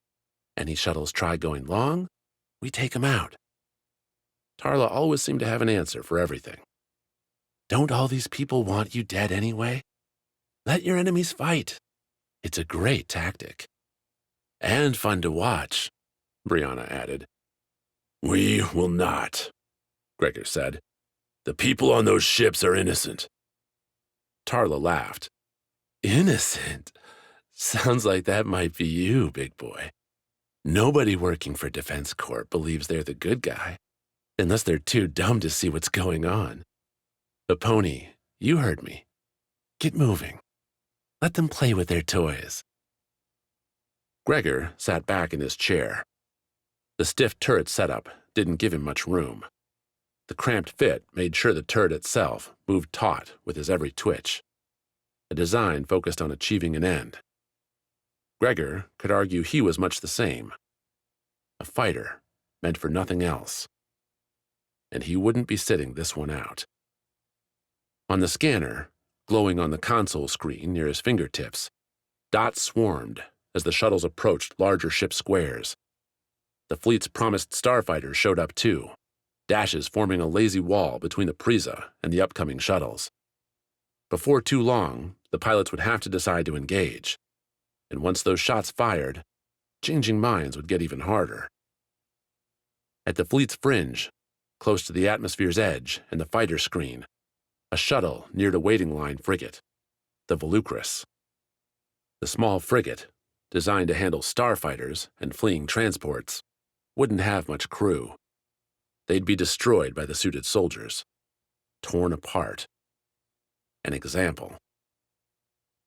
That's why I'm saying we go back down. Tarla was speaking. We pick everyone up now, while Vanna's little murder friends are still making their way through the fleet. Then we just play cleanup. Head for the Volucrus, Gregor said. Drop me if you want. I am not abandoning them to die. That's on the other side of the fighter screen, the pony warned. Are you scared? She's smart, Tarla replied. But if Gregor wants to get himself killed, a pony, then I don't see why we shouldn't let him. One less share to pay out. Whether she did it for Tarla or Gregor, a pony started the Prisa into a shallow reversal, skimming the atmosphere's edge back towards the shuttle line and the Volucrus. Defense Corps starfighters began their own move, shifting to cut off the Prisa. Oh, look, Tarla said. Seems like your friends are making good on their threat. Should we destroy them on the way, Gregor? Tarla, the pony cut in before Gregor could talk. Please, just shut up for a minute so I can fly. We're getting to the damn frigate, and we're going to save all these morons from themselves. Gregor rode those words up from his turret, back to the Prisa's central chamber, embracing zero gravity and its ability to make movement in a twisting, dodging ship that much easier. A quick command opened up his power armor, its whirring arms and legs expanding to let him in. The visor clamped over his face, and again Gregor saw his vitals, his suit's stats splayed across his eyes. Brianna joined those numbers in their green, healthy glow. The Twilight Ranger kicked herself into the center with Gregor. Her big cannon didn't work with its broken batteries, but she'd scrounged up a spare rifle to pair with pistols. Think you could have some fun and not invite me? Brianna said when Gregor looked her way. Apparently not. Brianna looked like she had something else to say, but Pony overruled her words with a sniped call to get down to the Prisa's hatch. Ducking and dodging fighters meant this wouldn't be a calm, gentle docking, but a slingshot launch. Brianna didn't have her own power armor, so she had to pull on a flexible evac suit. Bright yellow to assist any rescue attempts, the evac suit had the flexibility to move, but thin paper's protection. Rather than holsters, Brianna had to slide her pistols through loops meant for rescue grapples. She slung the rifle around her shoulders, where it floated as though possessed. Don't you dare laugh, Brianna said when she finished the floppy, stumbling dance to get the suit on. I've killed for less. I do not doubt it. Gregor laughed anyway, short, but loud enough for her to hear. Knowing he was about to get into a good fight, did wonders for the man's mood. The two set up at the Prisa's bottom hatch. A whirring click sealed off the rest of the ship as a pony approached the launch point. Brianna and Gregor, standing upside down to use their legs for added push, waited. "Almost there," Tarla said, taking over so a pony could focus on keeping the Prisa, already buzzing with hits to its shields, alive. "Hope you two know what you're doing. That shuttle's already docked. You'll be late to the party." "Better late than early," Brianna said, her voice tinny in the evac suit's cheap comm gear. "More targets that way," Gregor added. "You're both crazy and I love it," Tarla said. "Get ready for vacuum. Hold for 1, then go." The hatch slid open, air sucking at Brianna and Gregor. Tarla shouted go, and the two moved their arms off the hatch's sides, Gregor going just before Brianna. Without resistance, and with a pony pulling the Prisa hard against their momentum, Gregor shot through the hatch into black space. Like a missile cutting through a void, Gregor crossed the interstellar chasm between the Prisa and the frigate, a gap awash with laser glows from fighters, the frigate, and the Prisa. Yellow, orange, and blue shots flashed across Gregor's visor, all giving away to a broader white aura as the Sever Squad neared his destination. Passing through the magnetic field, coating the Volucrus's docking bay, felt like getting splashed with cold water. The frigate had enough mass for some gravity, and the sudden return to oxygen-suffused air slammed Gregor's momentum, crashing him into a slow roll along the bay's floor. Wide enough for the drop shuttle and several departed fighters, the bay offered Gregor ample room to tumble along without impact. Though the world outside his visor turned like a bad dream, Gregor timed a double palm press to reorient himself and reverse his body, putting his feet in prime position to catch the frigate's interior wall. Slamming into the metal, Gregor heard the lovely chime from his kinetic boosters. He spent the energy immediately, jumping back towards a certain yellow streak, following ever so slightly right of his position. Growing up on an outer space mining colony meant such casual pastimes as playing catch never happened for Gregor. He'd never passed an afternoon riding the high that came with cradling a ball in a glove or in his arms. Any missed moments vanished when Gregor caught Brianna's speeding shape. His boosted momentum didn't quite cancel Brianna's own, and Gregor's power armor wasn't exactly a pillow, but the two crumpled into a slow, bouncing landing into the frigate's bay nonetheless. "Hey, we're alive," Brianna said, untangling her limbs from Gregor's. "Nice catch." "You are welcome," Gregor replied. Then he shoved Brianna aside, drawing his pistol to meet two frigate dockhands and their own raised weapons. "And you two need to run." Wearing Defense Corp crimson and wielding their own rifles, the two troopers greeting the drop shuttle paired haughty denial with more than a little fear as they contemplated Gregor's pistol. They both had to know the power armor more than trumped their weapons, even if the two might manage a shot before Gregor made it to his feet. "You're way outnumbered," said the one on the left, going with bravado over bravery. "In a second, that shuttle's going to open its doors, and you'll be swarmed. Hang it up now, and we'll tell him to go easy on you." "They will—" Gregor stopped when Brianna held up a single finger. "You've got 1 second," Brianna said, "before he shoots you. Then I'll shoot you. And then we'll kick your bodies outside so everyone can see this dumb rock's 2 newest moons." The left one smirked at the threat, opened his mouth again, but didn't get anywhere before Brianna, sloppy suit notwithstanding, swung up and loosed a rifle shot. The laser sliced through Lefty's rifle, leaving its barrel smoking and a black mark on the bay's ceiling. "Run, little ones," Gregor repeated. This time, the two soldiers did as they were told. They sprinted from the bay, with Brianna calling after them, telling the cowards to shut the door on the way out. The drop shuttle's side slats had started to open, a whining grind, and Gregor wanted to keep his prey where he could find them. Reaching over his shoulder, Gregor pulled his hammer free. felt the haft in his hands. He'd swung the weapon many times today already, against weak enemies. The hammer deserved a contest. And, "Hey," Brianna said, "pay attention, killer. You show me where they're hiding, and I shoot. Got it?" Gregor tapped the hammer's head on the docking bay floor as the first clacking noises filled the bay. Boots hitting the floor, invisible suits turning their way. "Understood," Gregor said, and the hammerman went to work. 19. Fancy flying. Aponi knew Gregor and Brianna made the jump when Tarlis swore, impressed. The pilot would have watched as best she could, except the Prisa, like a kart racer walking into a crowd, had a following hounding her every move. Starfighters jockeyed for attack runs, their swarm the only thing keeping the corvettes from launching missiles on the risk those damn projectiles might hit their own side. The fighters could have cleared away, but they had their own reasons for sticking to lasers over the harder weapons. Profits. Missiles cost way more cash than a few energy beams, and Defense Corp knew the balance. "Can't believe they pulled that off," Tarla said. "Figured they would miss the mark and burn up in the atmosphere." Aponi flipped the Prisa, snapping downward to throw the frigate's lasers into the pursuing fighter's flight path. The space over Orm 3 had filled up with shuttles heading towards their chosen targets, and Defense Corp greeted the killers with open arms. "You let them go anyway?"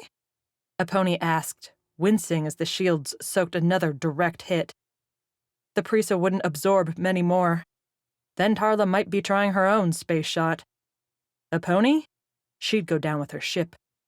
Her beautiful ship. "You think I can stop Brianna when she gets an idea?" Tarla laughed. A marvel that she kept her voice so carefree, as if they weren't surrounded by all this danger. Aponi ought to learn the skill, seeing how often Sever put her a laser's flash away from death.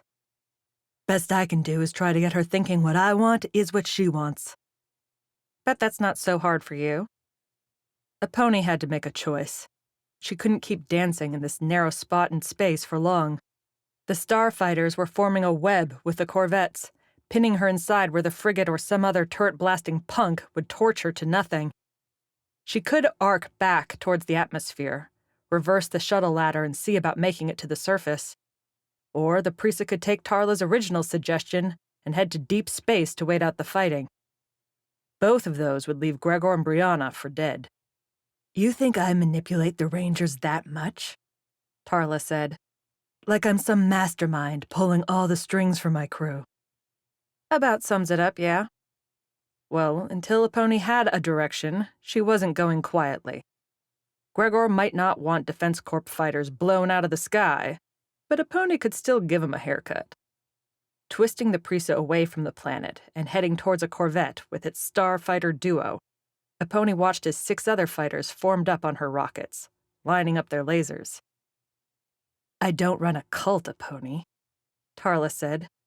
"We make cash and we have fun doing it. Even Sanjay, who spent his whole life flying fertilizer, came on board. That's about as cushy a job as you can get in this broken galaxy." Aponi did not know how cushy fertilizer flying could be, maybe because the idea of it made her vomit ever so slightly. Or maybe that was the energy readings as the Priest's shields took another hit and went critical. "That's what brought them here, huh? You told them they'd make cash fighting us?" Aponi said as she depressed the trigger, spitting fire from the Priest's cannon and turret combo. Without gunners in the seats, the Priest's side guns followed her orders and lanced their light towards the corvette. What a deal. It was a damn deal. Vanna offered us more cash than anyone else. A lot more. Tarla hesitated as lasers flew out front. "Are you going to get us killed, Aponi?" "Trying not to." Aponi's fire made the corvette blink. The ship panicked, launched a missile barrage towards the Prisa, but the hurried volley was dumbfired, a standard tactic to make a charging ship change its course. Nobody lived through a dozen missiles hitting you head-on, though the corvette probably expected to lose a few when Aponi made desperate attempts to shoot him from the sky. Except Aponi pulled her hand off the trigger as soon as the white puffs appeared, as soon as the console at her hands yowled that their death was coming, and fast. Pushing forward on the stick, Aponi dialed away her laser energy to her engines, giving the Prisa a boost that sent it into a shallower dive. Those missiles rocketed right over, whistling ion trails like shooting stars heading for the fighter pack tight on the Prisa's aft. With the Prisa blocking the view and the missiles not targeted their way, the fighters had a snap second to realize how screwed they were. Tarla whistled as the explosions bent the vacuum behind them, fighters whirling away or crashing into each other in wild attempts to survive.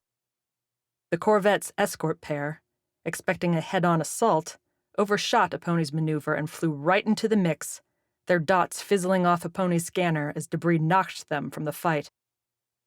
The Prisa, meanwhile, flew towards a blank spot in space. Aponi might not be near Brianna and Gregor when they needed a ride, but she was alive, and for now, that'd have to do. That, I think, was the finest move I've ever seen, Tarla said.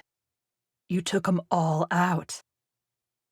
The praise didn't get anywhere, died on impact with Aponi's ears, so fast the pilot barely registered the words.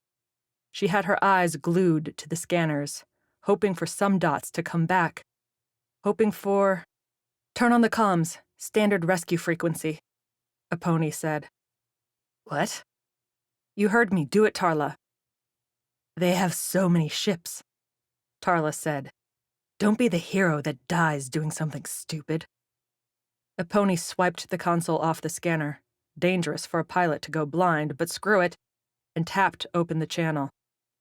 Words poured in, garbled, overlapping requests for pickup, for medical help.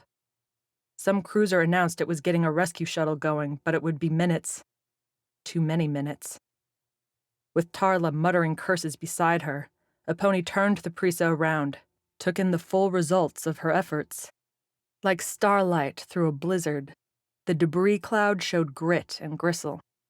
Starfighter parts spun, bouncing off one another and breaking apart into smaller swarms.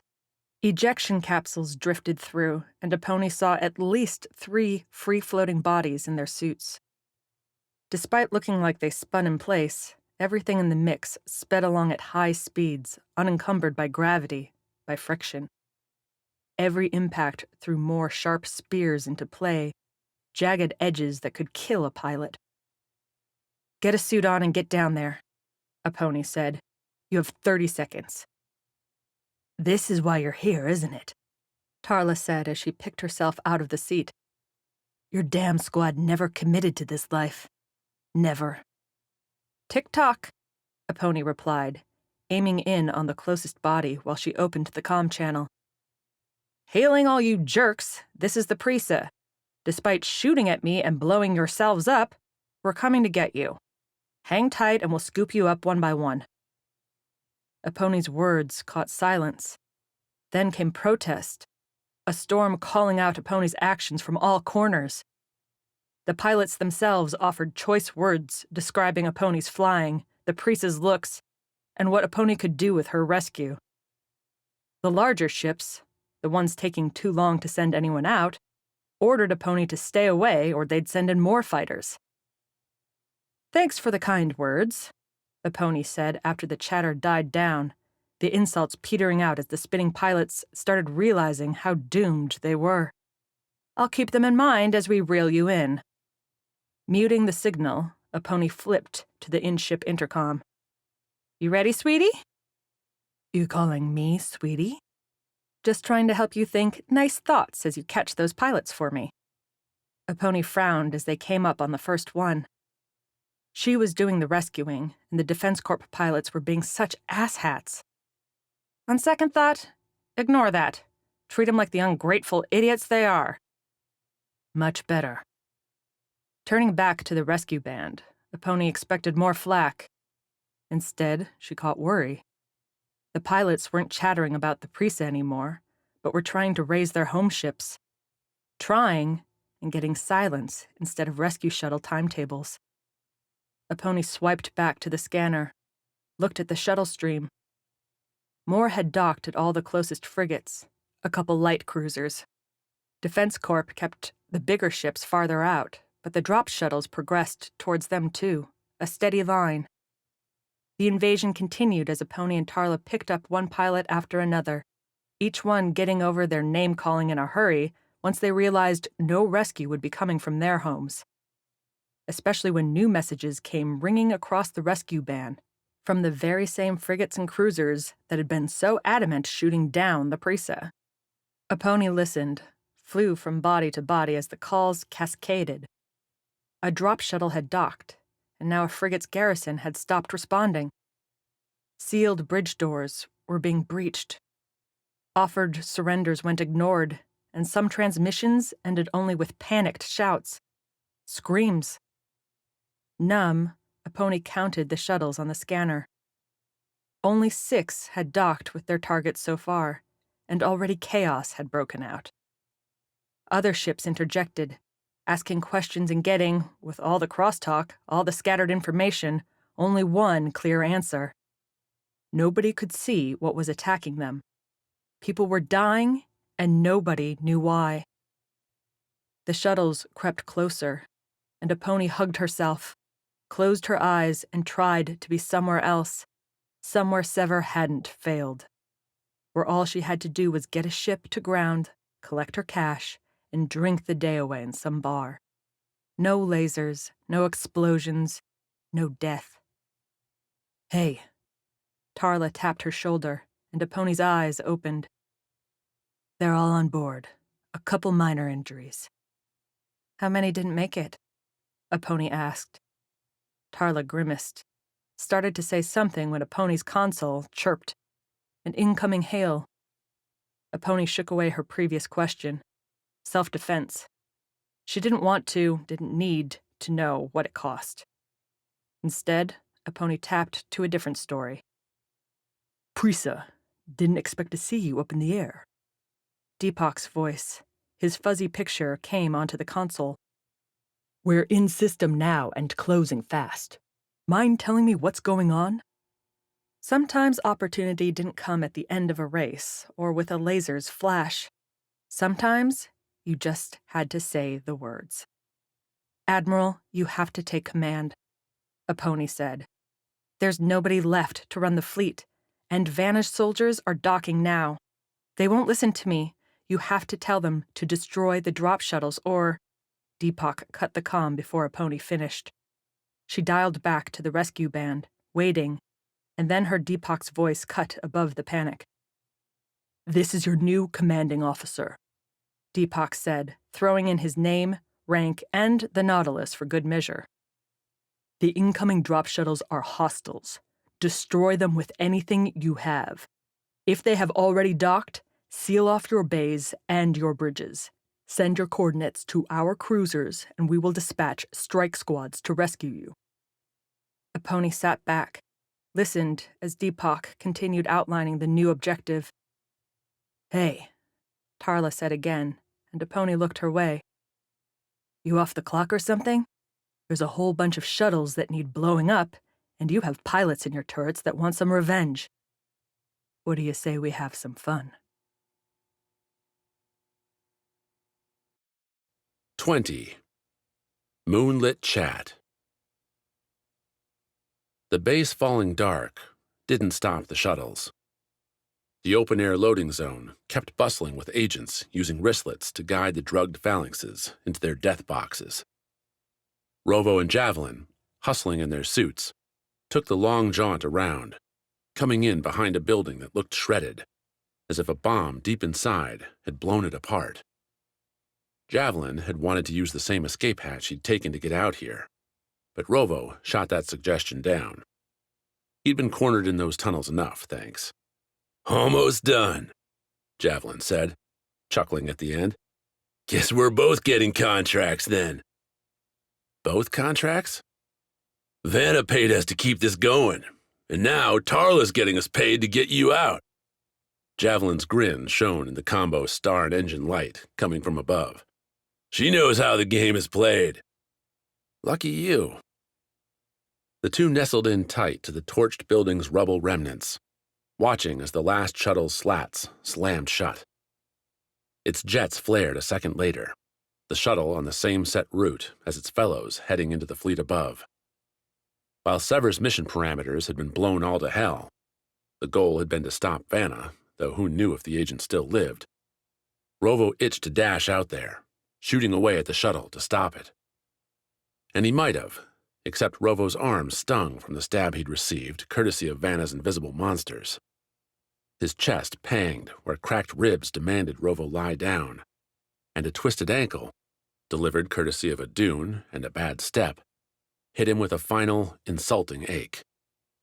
Altogether, Rovo's body roster said a run-and-gun assault on an enemy squad would turn out crappy. "There they go," Javelin muttered. "Was wondering how long they'd stay in play." The agents that had been directing Vanna's soldiers swarmed like bees given a critical directive. Ditching the carts and even a few spare suits hanging on them, the agents broke for 5 ships on the landing pad's edge. Rovo knew them by their shapes.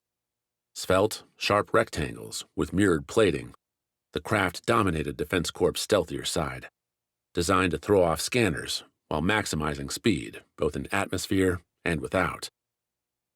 Boarding ramps dropped as the agents approached, some picking up belonging bags already laid on the ground in lines. The agents flashed their wristlets at the bags as they neared, lighting up name and number designations. Rovo couldn't read the words from the distance, but the agents took only seconds to pick the right ones. "Looks like Vanna isn't going to stick around," Rovo said. "I don't get it. She had everything she needed here to keep making the suits?" "Not anymore," Javelin nodded towards the blown building. "Maybe they're giving up?" "Too fast. They wouldn't have had time to get all their things together," Rovo said. "This was planned." "You think they blew up the building then?" "Who knows what Vanna's willing to do? She's the one that turned a bunch of civilians into infected killers, remember? Hell, she hired you." "Hey now." As much as Rovo enjoyed giving Javelin crap, they couldn't sit in the wreck's shadow forever. The pony and the Preza had disappeared up above, out of the range of Rovo's suit-based comm array. The rookie could walk away from the action, find a nice dune to wait out the night, in hope Sever survived. But that would be the coward's choice. Rovo checked the squad band again, sending out another query, and caught back silence.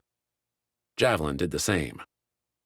Even without the jamming, if any Sever or Twilight Rangers remained on the planet, they were deep enough in the base to block signals. If information was going to be obtained, Rovo would have to get it the old-fashioned way. "Why don't you put that cable to good use?" Rovo said, pointing ahead to the steady agent stream as more came from all directions towards the landing pad. "Think we can snag one for a conversation?" "You're wanting to start a new fight?" "You have a problem with that?" "I might," Javelin said, watching as Rovo moved a hand to the scythe on the rookie's waist. "I see that hand. Better not move it anymore." "Not for you." Rovo waved again towards the agents.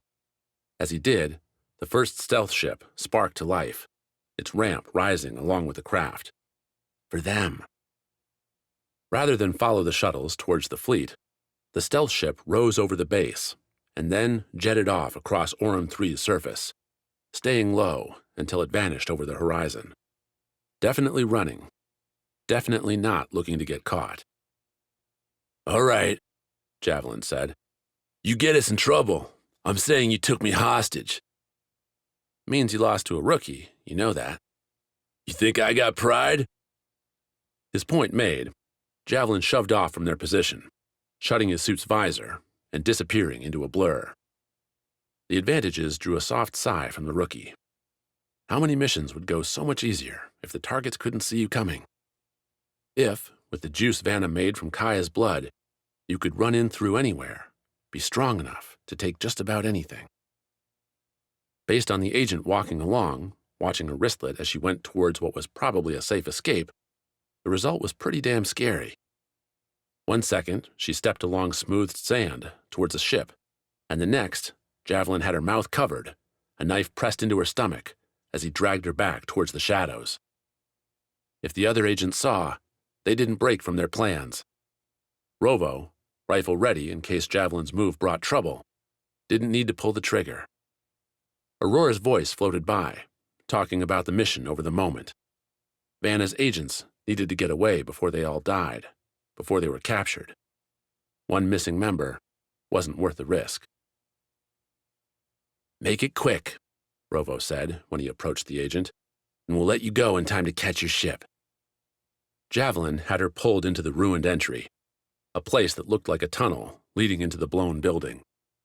Its door hung off the side, leaning out and blocking the view from the stealth ships. Shadows cut the silver light around them, the noise a whirling wind and running footsteps combo. All in all, a good interrogation setup. Removing his hand, keeping his knife, Javelin stayed behind the agent, who propped up a look that said she was very, very done with all this. "Make what quick?" the agent said. "Are you and your friend others that skipped a dose? How many old power armor suits do we have on this damn base?" "What?" Rovo said. "More?" "Another one like you," the agent replied. "I can tell you more if you let me go." "I'm not here to kill you," Rovo said. "Tell me, who was the other one?" "Then have your buddy put his knife away and I'll talk." Rovo nodded over the agent's shoulder. Javelin brought the knife's edge off the woman's uniform, sparing her a centimeter to breathe, but only that. "He looked like you. Power armor, different color. Also had a sword instead of—" the agent faltered, looking at the scythe. "Whatever the hell that is." "Where'd he go?" "He had another with him. That's who told me about the skipped dose. They were going to medical." "And that is?" The agent squinted at Rovo, mouth open in a confused gape. "How do you not know? You've been here for months." For months? What did this agent think was going on? Rovo dismissed that line as soon as the question flared. No time to correct the agent's theories. It sounded like she'd seen Sai, and if Sai had come by here, he probably wasn't on the Prisa. And if the swordsman wasn't responding to open queries on the squad band, then Sai might be in trouble. Rovo would not, no matter what Tarla said, be useless. "Memory loss. It's a side effect." Rovo flubbed together. "Now, where?" "You could have taken a lift before the explosion," the agent said. "Now, you might be able to get in on the other side?"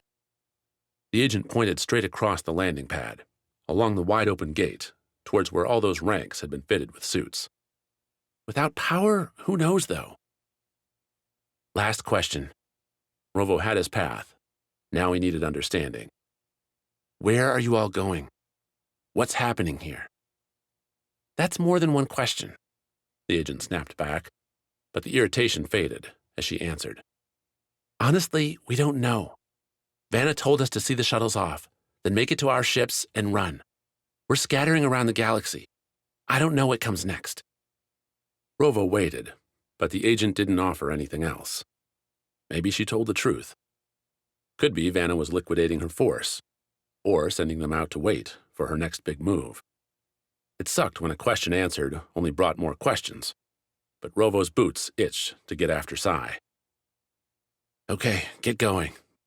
Rovo jerked a hand at Javelin, who let the agent loose. The woman didn't bother sparing a second look at Rovo, but kicked off into a dead sprint. "She's gonna tell her friends about us," Javelin said. "Should have let me finish her." "Her friends don't give a damn about you and me," Rovo replied, and to back up his own words, he broke into a run across the landing pad. There weren't so many agents still boarding the ships. Only 2 even remained, and of those agents grabbing their bags, Rovo caught a couple glance his way before returning to their flight. They had their mission, Rovo had his, and neither cared one bit about the other anymore. The agents' directions proved accurate, leading them to a sloping structure, easy to miss among the dunes. Like a wedge placed on its side, the building jutted a single story up from the ground, and seemed, compared to the other places Rovo had been here, older than everything else. The door, a single, thick, and somewhat rusted thing, had a tacked-on scanner with visible metal straps tying it to the door. A sign, also tacked on, sat above the door and declared the building restricted in bold red letters. "Building's restricted and it doesn't have a name?" Javelin said as they approached. "Something bad's going on in here." "Guessing this wasn't included in your tour?" "Tour? Vanna showed us the kitchen, the bathroom, and gave us our suits. That's all." "And yet you still went to work for her." "Cash is cash, my friend." Rovo aimed his rifle, dialed up the heat to its max, and plugged 2 shots into the locking straps. The laser melted through, leaving molten orange in its wake. The rifle couldn't sustain too many shots at the high temps, but the 2 were enough. One hard kick, and the door broke in. Cold metal stairs sat inside, heading down.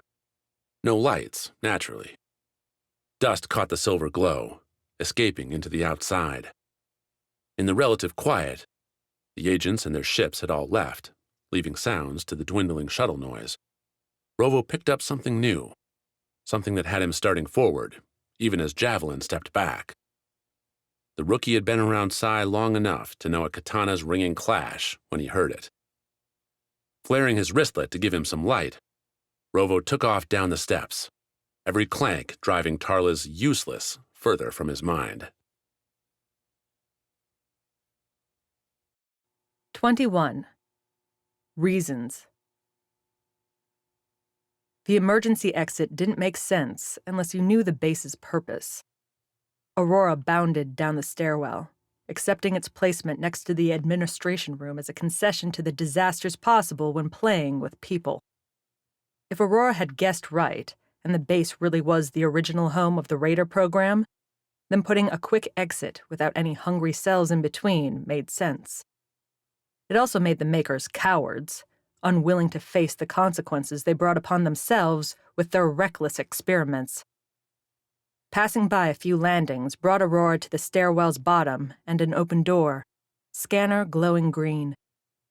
Overhead, again, the word emergency flared its red and white announcement. Below and beyond, no hallway presented itself. Instead, a broad chamber swooped down and away from the entry, scooping out enough space for a ship. One Aurora recognized. Any overhead lights remained dead, but, befitting its purpose, the chamber had diodes all along the floor tracing a path to the parked ship. Renard's old vessel, Vanna's now, sat on its struts, boarding ramp down, ready and waiting to embark. Every instinct told Aurora going into that chamber, approaching that ship, would be a terrible idea. The doorway's sides kept Aurora or her visor from seeing anything waiting for a step inside, while potential threats could come down the ramp or come around the ship, leaving Aurora caught without any cover. Every instinct said a retreat backup, a potential alliance with the Defense Corps soldiers, or a reunion with Sever would present a better alternative.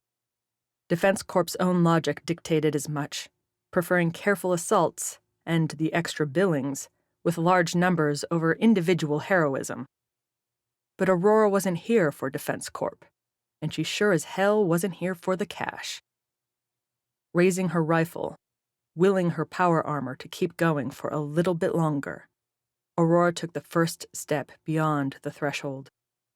Snapping left and right, the Sever captain confirmed only dwindling darkness sat to either side.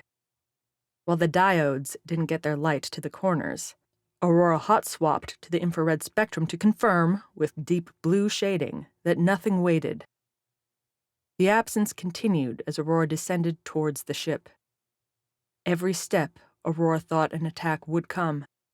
Every step, nothing happened. The ship stirred, pulling Aurora's attention.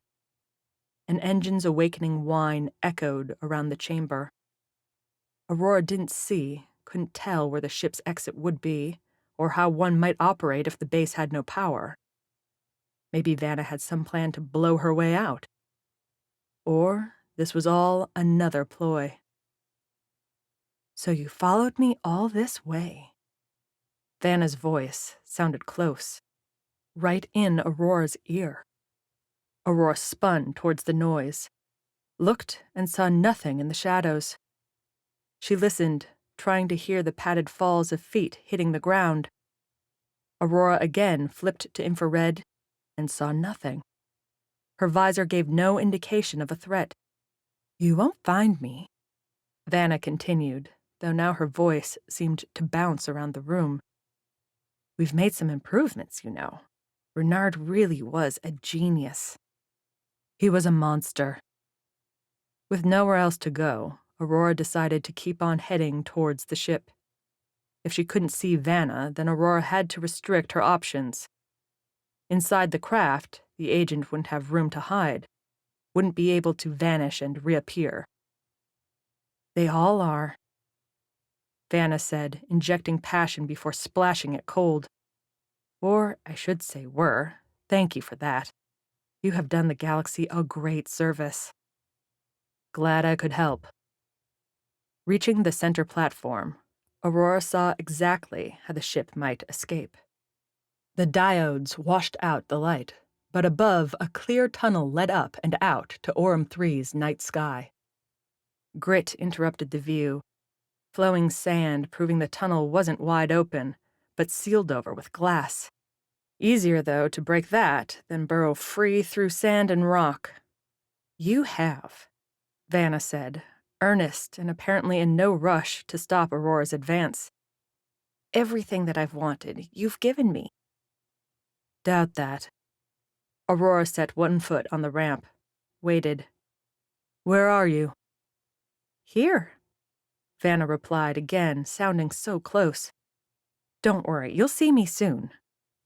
"Stop playing games." A laugh. "Games? I'm sorry if I'm not as direct as you, Aurora. My objectives aren't simply solved with a rifle. You have the drive, yes?" "Your friends gave it to me," Aurora said, taking another step up the ramp. She'd yet to see any sign of Vanna in the chamber.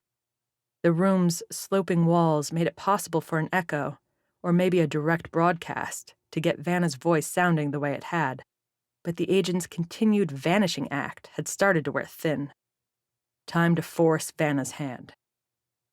Aurora turned and ran up the ramp, pushing her power into her damaged boosters to kick that extra step. If Vanna waited inside, planning an ambush, the sudden burst ought to ruin the surprise. 3 long strides took Aurora into the ship's center room. A familiar couch along one wall, seen when Rovo was a hostage, described during Sai, Aponi, and Gregor's sabotage mission, and nothing else. The card played, Aurora went right, heading for the cockpit.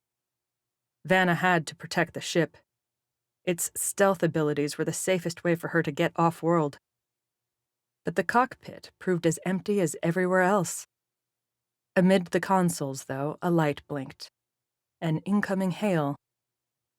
Already feeling sick, feeling like something had gone very wrong, Aurora went forward and tapped to answer it. Vanna's face faded in, the view behind her shifting.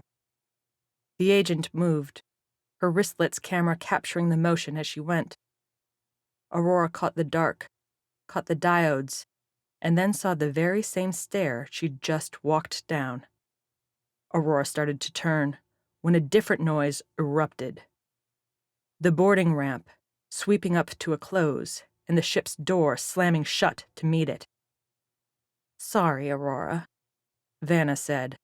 "I know how much you wanted a fight. That, though, simply isn't me." Aurora should have been angry, should have been bashing her way out. Instead, she popped her visor, looked out the ship's cockpit to see Vanna standing outside. Or rather, Vanna's face seeming to float above a blur. The agent had found her suit, but why was she choosing to strand herself here? "I don't understand," Aurora asked, curiosity quelling her frustration. "I'm trying to ensure the galaxy does understand." Vanna replied. You and that drive are one piece. My agents are another. The destruction above us, a third, and many more besides.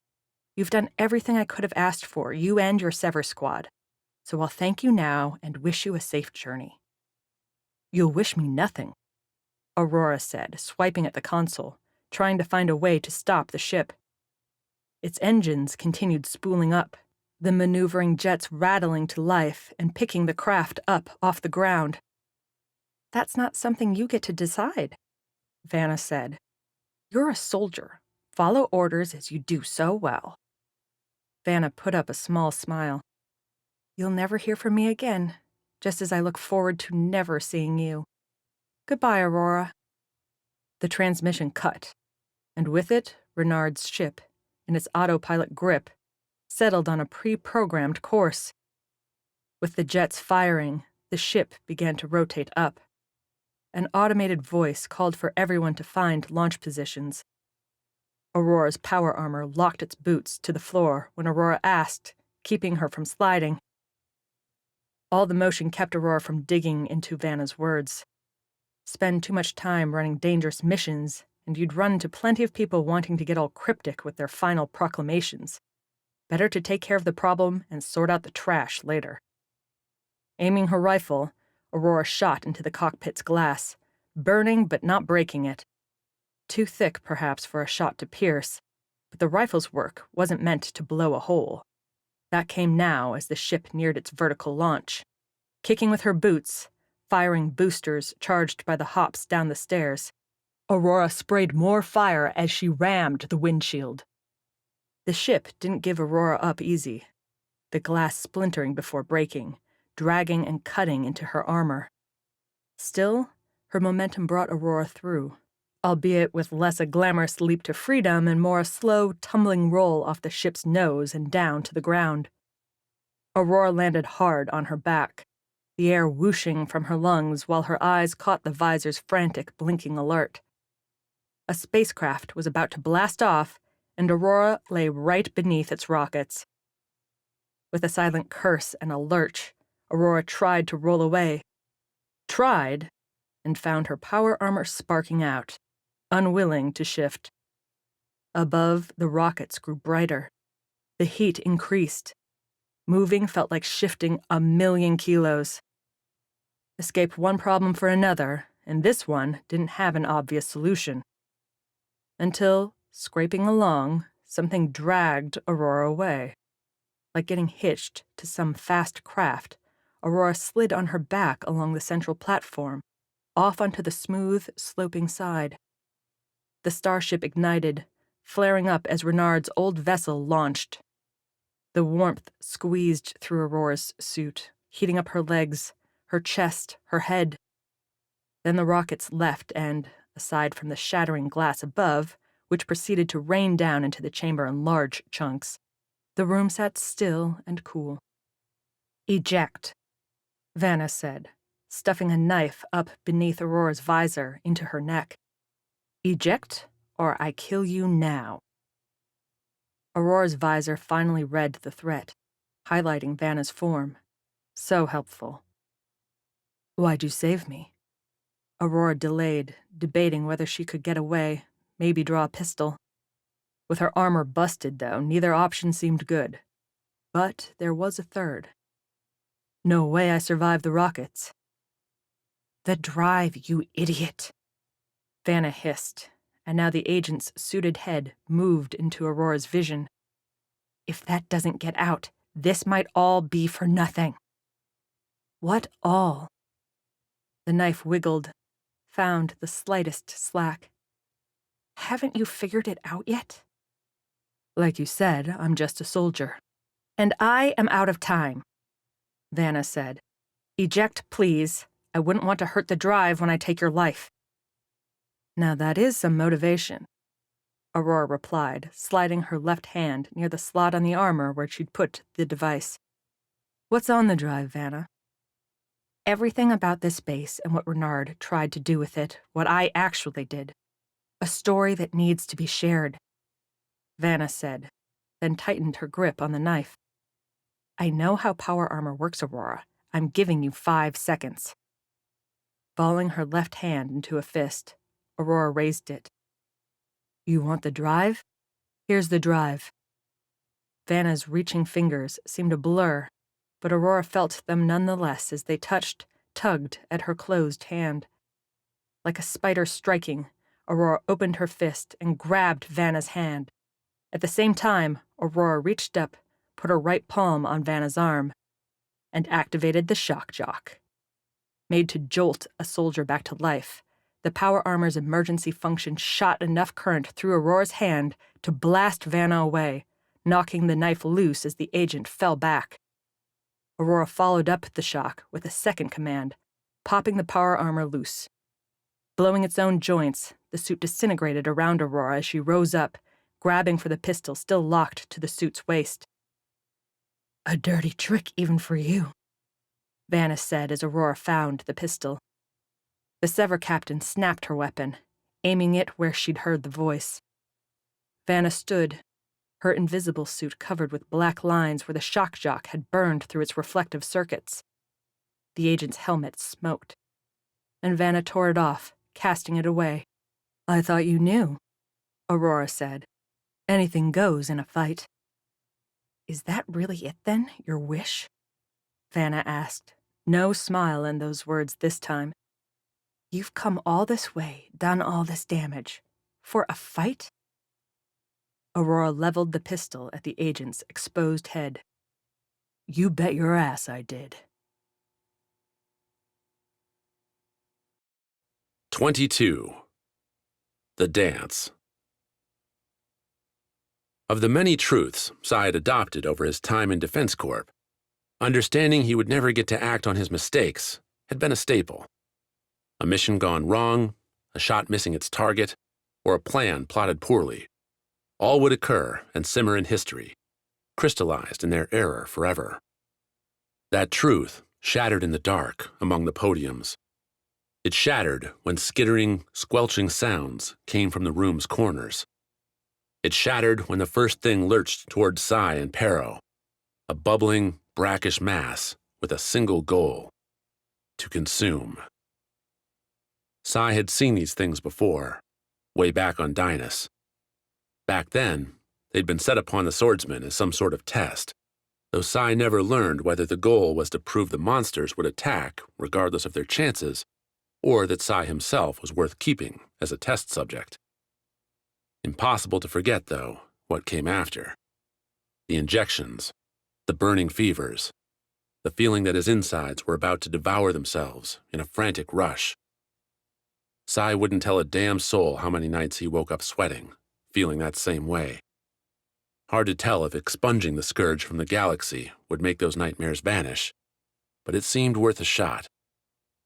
So Sai swept his katana to meet the thing, slicing its frothing mass in two. The goop split around Sai like he was some sort of high-tech prophet, giving way to 3 more creatures scrambling in behind. Come on, Sai said, stepping to meet the rush, his blade stained black. As a battle cry, the words could use some work, but Sai fell into the motions. A left-to-right crosscut took the centerpiece and let Sai step to his left, buying a half-meter distance as he spun the crosscut around. The wave nicked the creature from the right, slowing it enough for Sai to complete the spin, slicing down the left and coming back across to finish the trio's destruction. The moves felt like a movie, only doable because these things were barely alive, barely held together. Against armed or armored enemies, the katana would get itself stuck on their bones, their barriers. Here, Sai could flow. Without the power armor, the swordsman reached a fever speed, catching every oncoming creature in his path. Falling back on all those evenings with his mother and father, Sai returned to the dance he knew in his bones. The creatures, those faded, forgotten things, dove in without regard for their lives. They rushed at Sai from the side, from the back, and dropped from above. All found their relief on his blade, and Sai in their end. At least until his foot, bare, slid on the slick floor. Trying to keep his balance, the spell broken, Sai realized he stood in a churning pool. A living person might be slain by a stab or a crosscut, but a virus like this did not respect such precision. Stumbling, falling, Sai landed on his back in the disease and heard Pero shouting, screaming. Not the confident sounds of someone who might come to his rescue. Sai, keeping his grip on the katana, rolled on his shoulder, tried to push himself up. What had been slick, though, now congealed around a new opportunity. The virus sucked at Sai's feet, his legs, his hands. A tingling feel quickly turned to an icy burn, a numbing pull. The monster Sai had beaten once came for him a second time. He would not let it win. Pulling up the katana in his right hand, Sai stabbed it into the floor. The sword's diamond edge bit into the ground, giving Sai leverage. He pushed, fought against the cold tearing at his limbs, and reached his feet. Using the katana again, Sai tried to jump, pushing himself up as he went. The floor betrayed his footing again, and Sai's supposed leap free from the puddle became a falling, flailing stumble. The man made it. The sword did not. Hitting blessedly clean ground, Sai rolled through and up to his feet. Looking back, his wristlet's silver cast illuminated the churning viral pit as its tendrils devoured the katana. Whether or not the virus could actually hurt the sword didn't matter. Without a weapon, Sai wouldn't live long enough to care. Instead, he turned towards Pero's broken cries. The Twilight Ranger had cleaved himself into a corner, barely visible under an infected avalanche. With his power armor, Sai would have gone in, fought to free Pero. Without it, he'd only be jumping to his own death. "Don't you want to save him?" The words came watery, decayed, but recognizable. Sai glanced to his right, saw a woman he never wanted to see again, but one who, nonetheless, brought some hope. If Sai was going to die in this damned dungeon, at least he could take the right person down with him. Anaskia didn't much resemble the woman who ditched Sever on Wexer, after both using and being used by the squad to escape a doomed existence on Dynas. She'd been a premier scientist with a taste for the finer things, a quality that didn't seem to be met here, where Anaskia looked like she'd caught the wrong end of her own inoculations a few too many times. But Sai would never forget that face, no matter how marred with disease, how warped with her own failures. You don't lose sight of the one that almost took you from your family. "I'd rather kill you," Sai said, looking for a way to do just that. Anaskia, though, didn't seem like she belonged to her old body anymore. Like the creatures Sai had been slicing up, Anaskia's arms and legs looked largely dark and writhing, with only a patch starting around her chest and continuing up through her head, remaining recognizable. Sai could throw a good punch, could try and snap a neck, but would any of that really stop her? "You won't have to," Anaskia replied. "I'll be dead soon, as will everybody left here. Then this virus will cover the planet. My life will have its legacy in the creation of another. What more can one ask for?" A little sanity, maybe? Sai turned back to Pero, still struggling. "Can you tell them to leave him alone?" "Why would they listen to me?" Anaskia laughed, a gutted sound, like a fish gulping for air. "Their only thoughts are hunger." "Is that what's going to happen to all the suits in the shuttles?" "Vanna started her crusade," Anaskia said.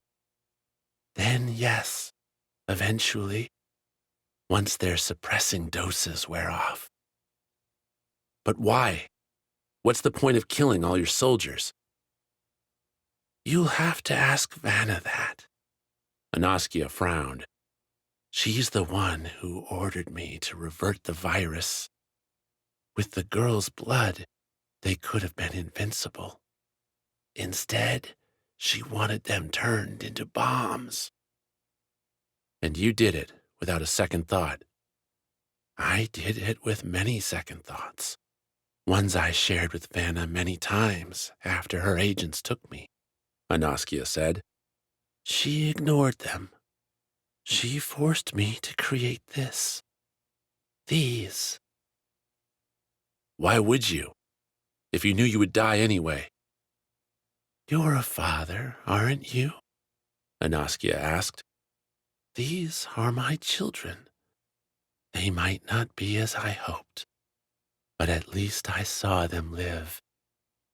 Without Vanna, I would have had nothing. My work would have gone to waste. An odd calm settled over the swordsman, perhaps the same calm that seemed to have hold of Aaseng. They were both doomed, destined to be fodder for those things once they finished Pero. Knowing Aaseng would follow him into the beyond, sharing a last conversation seemed almost normal, seemed the only thing Sai could do. Running for it played a brief stint in Sai's decision roster.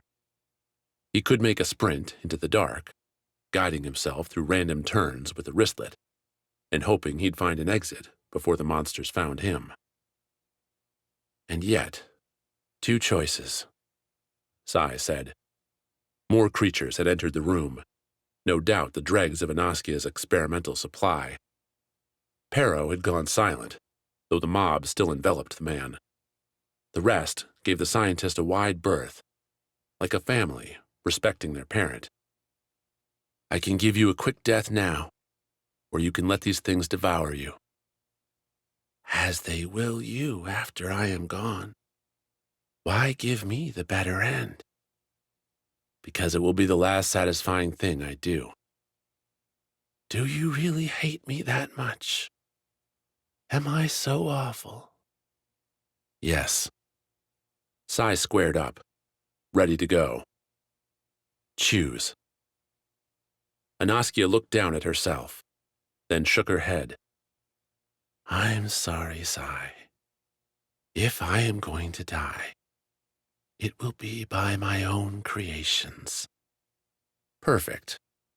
Much more fulfilling to take down an enemy who fought back, rather than one that just gave in. Sai went for a punch. A straight-up jab from nowhere, meant to take Aaseng out before she could bother with a defense. His fist never made the connection. Another creature, one Sai hadn't seen coming up behind him, tackled the swordsman to the ground. Aaseng issued a wet laugh as the creature piled onto Sai, its sloppy, writhing mass bearing him to the floor.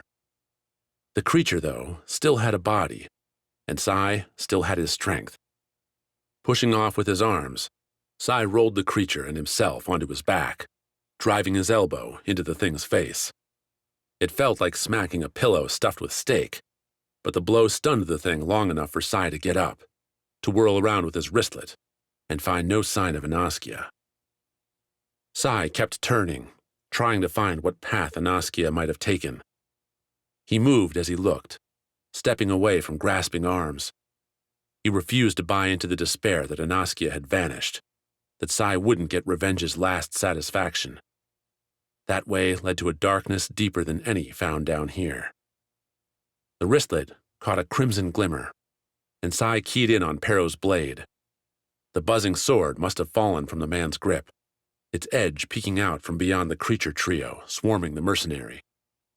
If Sai couldn't catch Aaseng, then he might as well die doing something right. The swordsman dove in with a right hook, splattering the central creature's gooey fibers, and knocking it into the one on the left. The sucking noise as the creature's sticking tendrils peeled off Pero wrinkled Sai's nose as much as the fetid smell swamping the room, but the punch bought enough space for Sai to reach down and snare the sword from its black mire.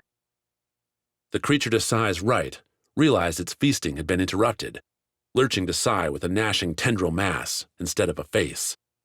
Shifting, amorphous, and diseased the things might be, but they didn't have much for speed. Sai raised the sword, stabbing forward with it as he did so. Where the katana cut with a refined edge, Pero's blade worked like a hot saw, boiling and slicing in equal measure as its teeth worked back and forth at a speed too fast for eyes to see. The blur burned through the menace, leaving it hissing in two piles on the ground. Goopy hands gripped Sai's shoulders and tore at his skin suit, while others snaked around his feet. Reversing his hold on the hilt, Sai stuck the blade backwards along his side, skewering the creature behind him.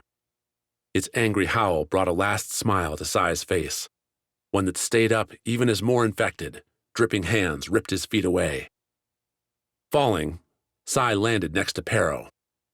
In his wristlet's light, the mercenary looked rough, with bloody patches covering everywhere and black blotches spreading across the man's skin and clothes. Despite all that, as Sai waved the sword in an arc, slicing through the next advancing creature, he caught Pero's chest rising, falling.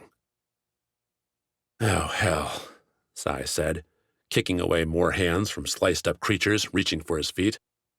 "I can't go ahead and die while you're still alive, can I?" Pero, as expected, didn't respond. The creatures, ever more of them, howled. "Fine then," Sai said, reaching behind him and pushing himself up. Slicing down with the sword, he cleared away the remnants hounding him below. "Come on, you bastards. We're not done yet."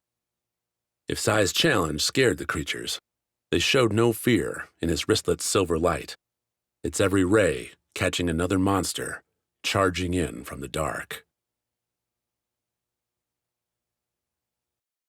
23. Suits. Gregor's visor confirmed what his ears delivered as boots hit the ground in the docking bay. The drop shuttle's two sides opened up, their wings soaring high and disgorging the dozen inside. Gregor, his hammer in hand, took the lead, charging right towards what he couldn't see, in hopes that they would see him. A swarm would be easy for Brianna to cut down.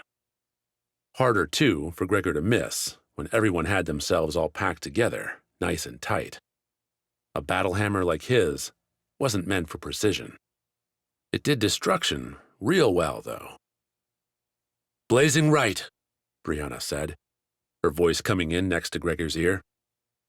The command sent Gregor's first swing left, a wide sweep, looking to collect the red threats Gregor's visor laid out for him. He expected the fiends in the Prisa's bloody bay, the mindless ghouls, ready to get destroyed. Instead, his swipe caught nothing. Click sounded as boots left the bay floor for the air, and Gregor overbalanced as the hammer hit zero resistance, sending him into a spin, even as Brianna's bolt splashed blue on his right. She had more luck. Gregor's inadvertent acrobatics brought a target into Brianna's path, letting the shooter score 2 solid hits.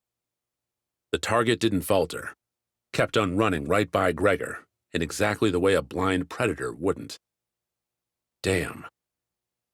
"They're not!" Gregor finished with a shout as something hit him hard, knocking him from his feet and sending him rolling across the bay's floor. Using the hammer to stabilize by hooking its head around some supply crates, Gregor found his feet in time to take another hit. This one, an armored blow to the visor, cracked Gregor's armor against his forehead, swimming his vision and stumbling him over the crates to fall on his back. Not a great start. Off to the right, a different noise filled the bay. A grinding sound, metals shriek as cutting lasers tore into resistance. More signs that these weren't dumb bombs then, but calculated, trained demons with the means and methods to achieve their goal. "You helping?" Brianna cut through the dizziness. "Because if I don't see that hammer swinging soon, I'm going to be real pissed." Gregor's visor, as if following Brianna's words, pinged another hard alarm. Dead center. Still on his back, Gregor let go the hammer and crossed his fists as a knife, shimmering in the light-bending soldier's suit, swept straight in. Gregor's forearms bounced the blade off, driving it into the floor beside Gregor's head. As soon as the point nicked the ground, his attacker had it withdrawn again, going for another stab.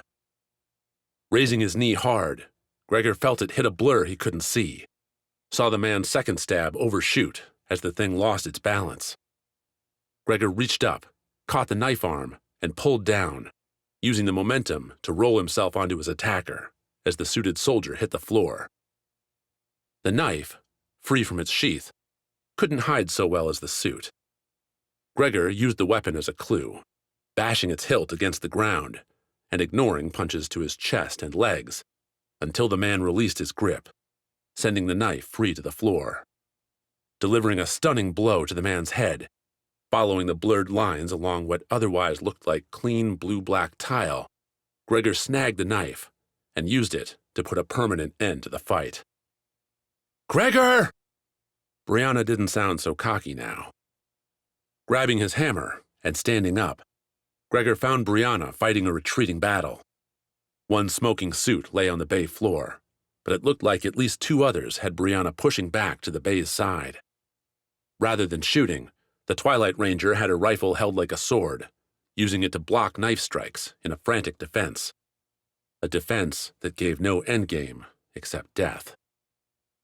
With a hammer in one hand, Gregor drew a pistol as he started to run over. He aimed where Brianna swung her rifle, where the sparks showered every time a blade caught her barrel. The orange bolts, striking an even keel between strong enough to pierce armor and weak enough to keep the power pack going, dove into the suits and left charred marks on their owners. If they cared even a little, Gregor couldn't tell. Brianna caught Gregor's approach and changed up her tactics, stopping the retreat to hold the suits there with a furious sweeping series meant to get the invisible monsters to back up a few steps. The first swing with the rifle struck air, a success, but the backswing stopped hard. Brianna winced behind her helmet's screen, visible as Gregor started his own windup, and she dropped the rifle, going instead for a punch at the one that had grabbed her weapon. The fist never made it.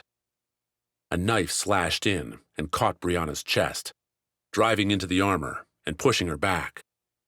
Leaving the blade stuck, the attacker must have had some grand second plan. Gregor didn't know because he couldn't see what the man was doing. But Gregor's visor told him right where the man stood.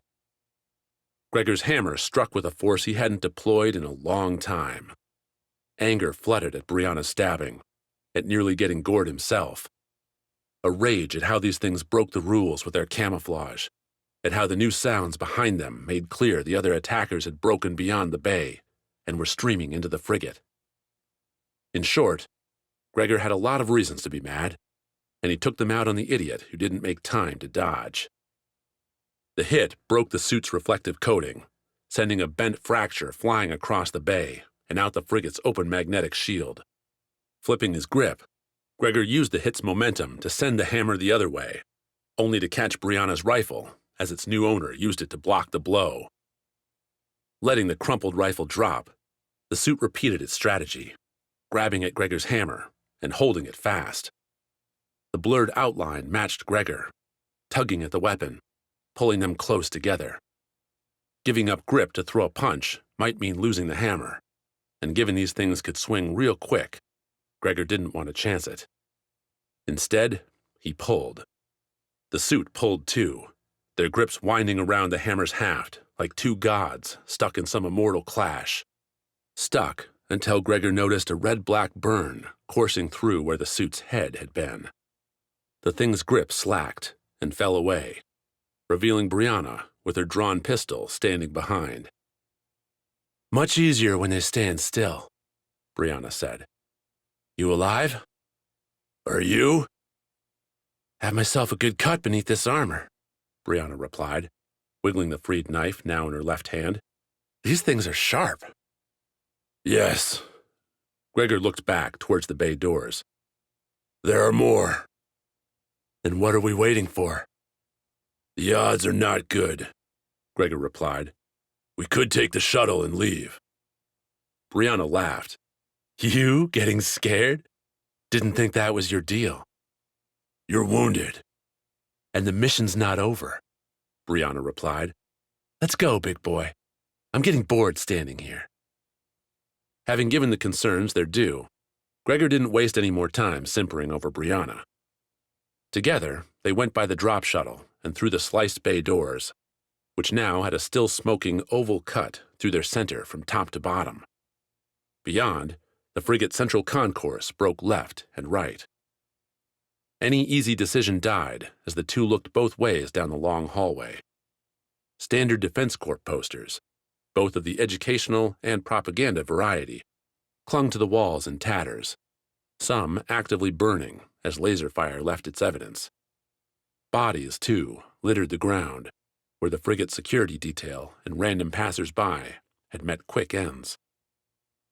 Those bodies went in both directions, too, suggesting the invading force was less intent on taking over the ship than in cleansing the frigate. Again, Gregor's stomach hardened with his heart, his jaw setting at the efficient carnage. These poor souls didn't know what they were fighting, didn't have a chance. "Bridge or engines?" Brianna asked, the cocky attitude gone in the face of, well, everything. "Bridge," Gregor said. "They are after people, not machines." He also had to bet the monsters wouldn't know how to disable or affect the engines if the creatures made it that far. From what Gregor remembered, the Raider program wasn't known for its soldiers' intelligence. "Think there'll be any survivors?" Brianna asked as they went left. "We will see," Gregor replied. "If not, then we will make sure they are avenged." As they left the bay behind, the ship's quarters blew by on the right, its door sealed shut. That, at least, gave Gregor a measure of confidence. Someone had been smart enough to close the space, and the monsters hadn't cared to break it down. Yet. "You're all in on helping these people, aren't you?" Brianna asked. "I was one once," Gregor said. "You do not forget being used." Says someone who spent how many years doing just that? "Not like this. Not deceived and left to die." Brianna didn't reply back to that, and Gregor was all for the silence. Not that the ship didn't have sounds aplenty. Alarms rang out now, their blistering peals a call for soldiers to find their posts, for everyone else to find a weapon. Nobody, though, burst into the concourse to fight the intruders. Either more intelligent commands prevailed, or anyone with an ounce of courage was already dead. The bridge proved both those thoughts wrong. Barred with another thicker entry, the bridge sat unbreached as Gregor and Brianna came up behind. His visor pinging the invisible suits, Gregor counted 4 attacking the door with the same cutter they'd used to get through the bay. At their approach, the straight concourse offered little opportunity for stealth. 2 suits turned towards Gregor and Brianna. Unlike the ones leaving the drop shuttle, these 2 had rifles. The weapons stood in contrast to the invisible armor, glaring in their blacks, glaring even more in the Defense Corps shading on the weapons. The suits hadn't come with these rifles. They'd pillaged the dead. "Go," Brianna said, hefting her own pinched rifle and letting loose. With hammer high, Gregor charged. He kept to the concourse center, letting Brianna fire around him.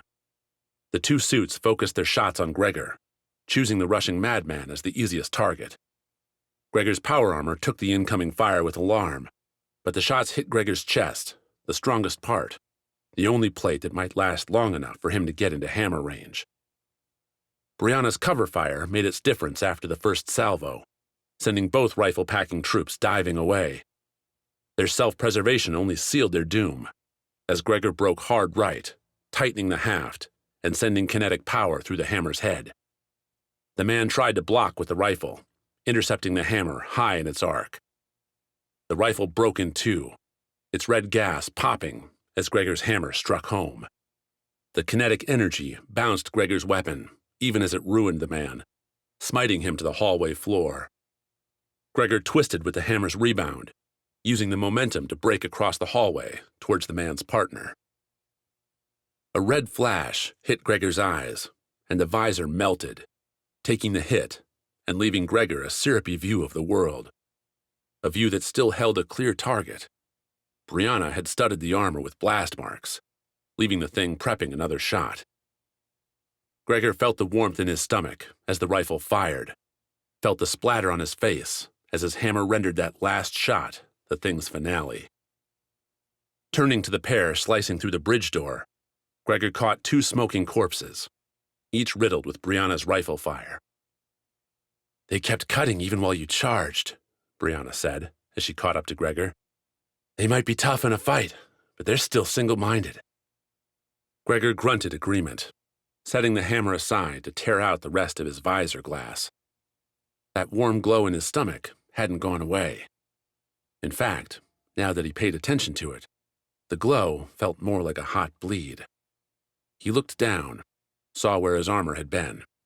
There now sat nothing more than skin, and not much of that either. "Oh, that's not good," Brianna said, moving Gregor's hand away. "Sit, you moron." Brianna almost pushed Gregor down as she turned towards the bridge. "Hey, anyone in there? The people that just saved your asses need a medic! Now!" Gregor blinked, tried to shake the growing numbness. A strange feeling, this. Hot and paralyzing at the same time. Like his very soul was trying to find a way out through the hole. He'd been shot before, plenty of times, but not here. Not in the gut. Maybe that's why he'd kept up his damn courage all this time. Gregor had never been hit in the right place. Brianna went closer to the bridge door, still shouting. Another voice came back, an answer Gregor didn't quite catch. His ears, ringing though they were, had caught a more important noise. A clattering, clanking sound, coming from back down the concourse. Heading this way. "Brianna," Gregor said, almost choking on her name. "There's more." "What?" Brianna asked, flicking a glance back. "Be quiet, man. Save your breath." There would be time for that later. There always would be. Gripping his hammer, Gregor pulled himself to his feet, looked towards the approaching noise. Dying, defending an innocent bridge? Yeah, Gregor could do that. 24. The Racer's Gambit. The shuttle shone bright when the Prisa lit into it, her turrets joined above and below by flanking fighters as the Defense Corp fleet came to its senses. Like a body gunning for a disease, the corvettes, fighters, and larger ships sought out the shuttles and burned them apart. Aponi's attack runs came with a larger squad now, splitting the automated turrets between targets. "And this is why we still have humans at the controls," Tarla said as the Prisa took scattered hits, not enough to punch through the shields. "These dumb things couldn't destroy a freighter." "They nearly killed us," Aponi replied. Tarla waved away the words as Aponi followed the fighters towards the next shuttle needing destruction. "It was never that close." Going by the Priest's own data, Aponi would disagree.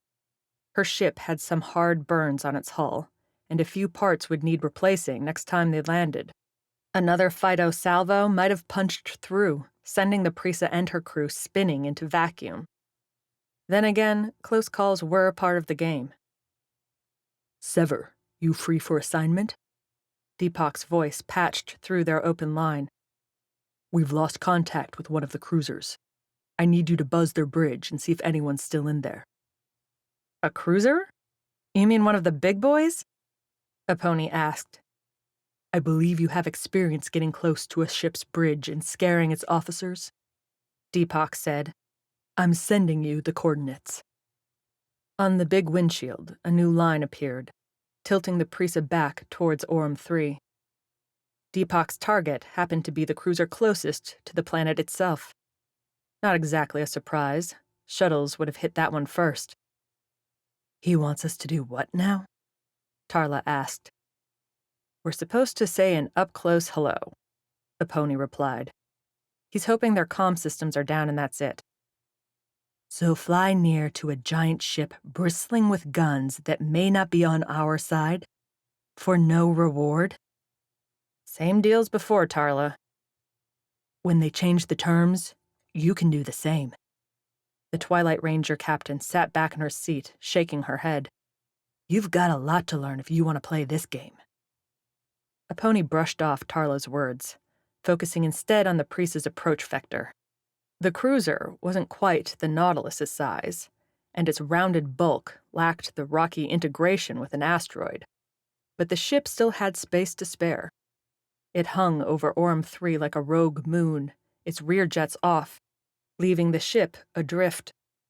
So far as Aponi could tell, the shuttles had been going on a one-per-ship targeting strategy, which had made the things easy to destroy as they split from their packs. Even so, plenty found their destinations before Defense Corp found its sanity, and one must have docked here. The idea of a single drop shuttle taking on a whole cruiser, with hundreds and hundreds of personnel, troops, and weapons on board, seemed insane. But a concentrated, lethal bunch of invisible marauders might be able to storm a bridge. Angling the Preset to come up over the cruiser's left side, Aponi siphoned power from her ship's weapons and poured it into shields. While the cruiser's turrets weren't shooting anything yet, their numbers and firepower could roast an unsuspecting ship like the Prisa real quick. The pilots in the Prisa's turrets protested, but a quick reminder about who saved them from a real cold vacuum death cut the complaining. Tarla spent the seconds sending out queries along both Sever and Twilight Ranger frequencies, trying to get someone on the surface to answer. Nobody replied, and for once, Aponi caught worry on Tarla's face. So you do care, Aponi said after Tarla's latest missive went unreturned. Hard to make any cash without a team. Aponi sighed, shook her head. Someday, maybe, Tarla would show a crack in her cocky armor. There had to be something more to the captain than quips and cash. Outside, the cruiser's bridge made its first appearance. The curved glass span covered the bridge's multi-leveled space, where a bundle of officers ought to be scrambling with the ship's systems. Looking in from space, Aponi had to see past Orm 3's glaring star, which cast a white-blue flare. Relying on plain eyesight in a galaxy where ships flew from one planet to another struck Aponi as a little absurd, but she leaned forward anyway, trying to find life. Creeping closer, cutting the Priest's engines, they drew near the glass.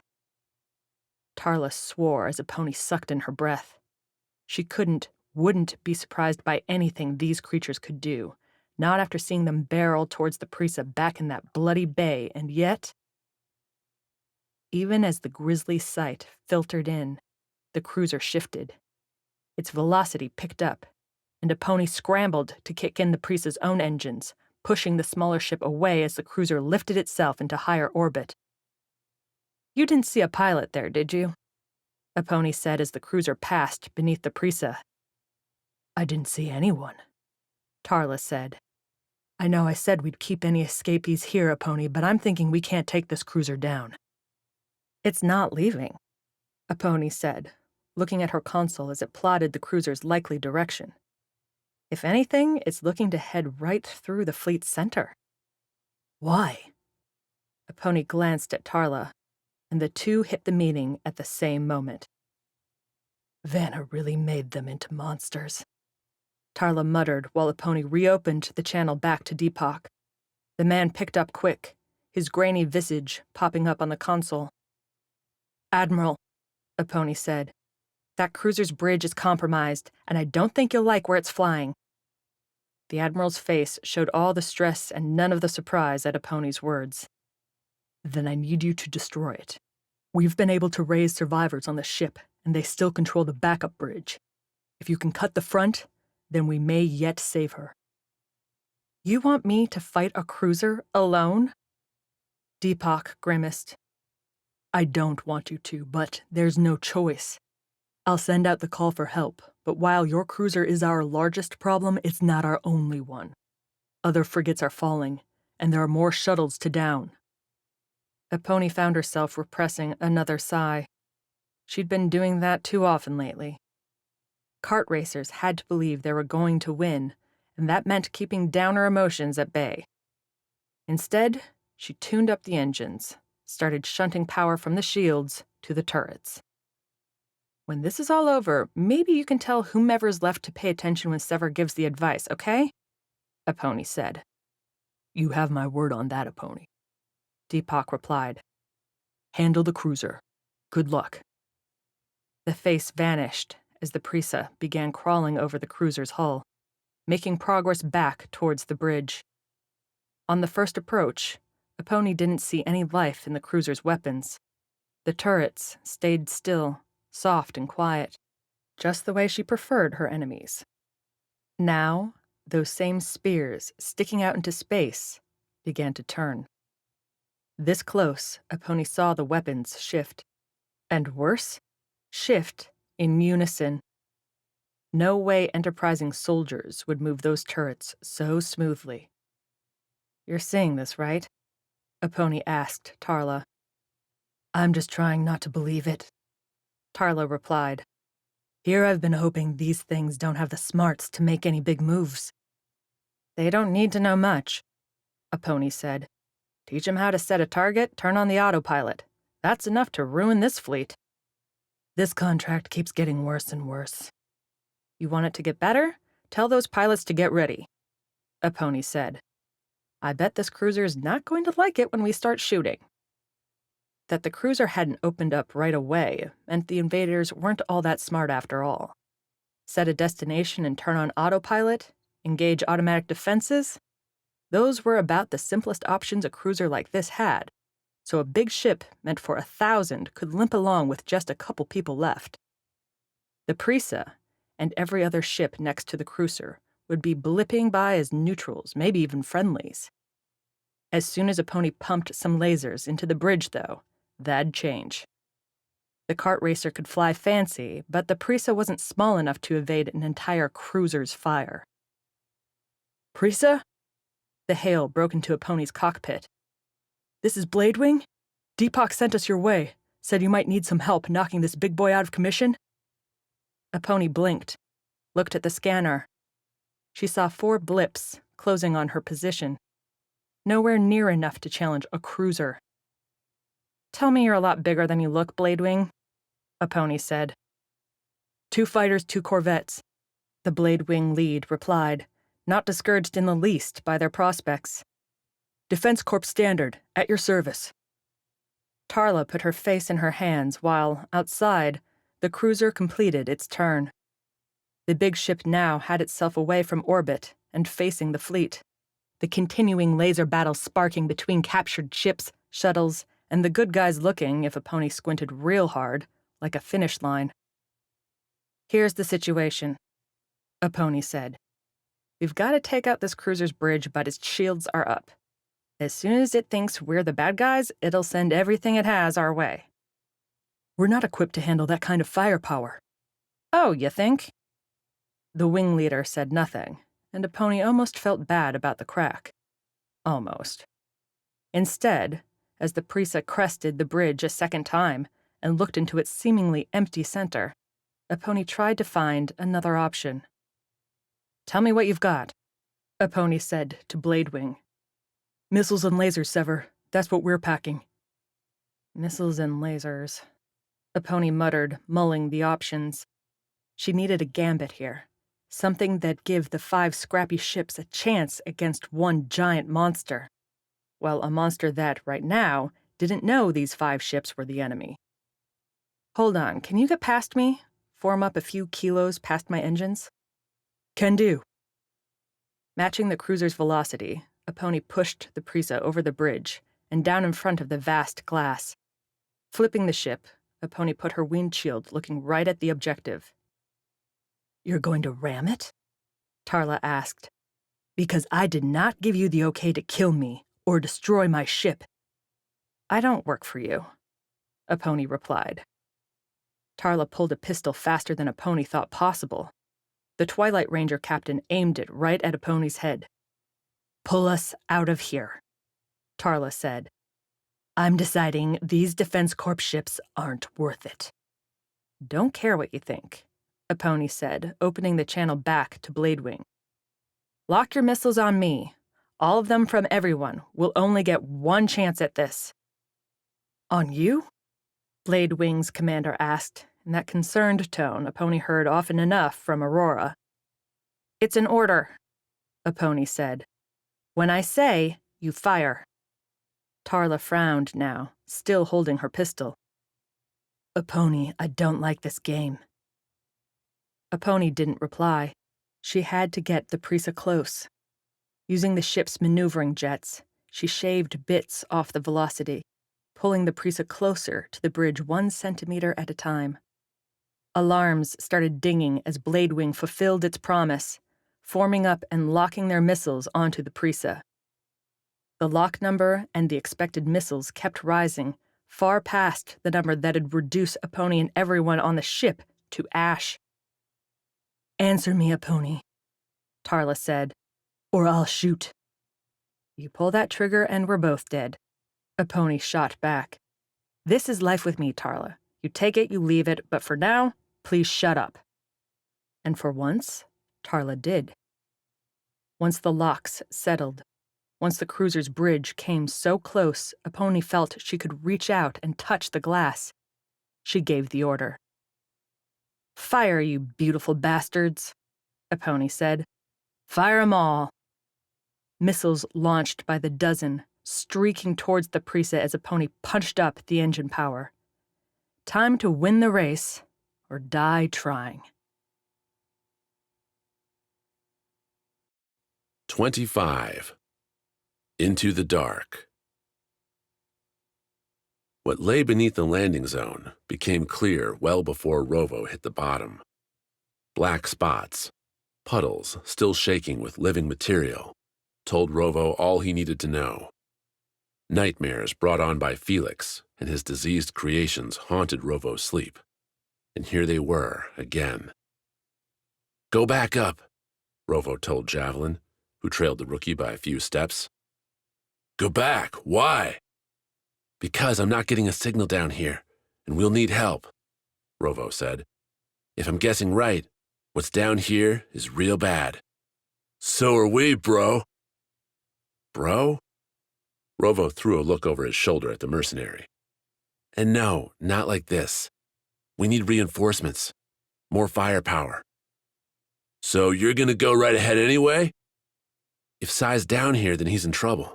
You and I are the only ones who know that. We both die, who's coming to get us? If we're dead, man, why would we care? Rovo closed his eyes, inhaled and exhaled in the proper order. Javelin, please go. Now, before I shoot you to save myself the headache. Cackling, Javelin finally did as Rovo asked, and headed up top. Maybe the mercenary could get in touch with Tarla and a pony. Have them swing the Prisa down here if they were all done with the drop shuttles up above. Or get Gregor and his hammer.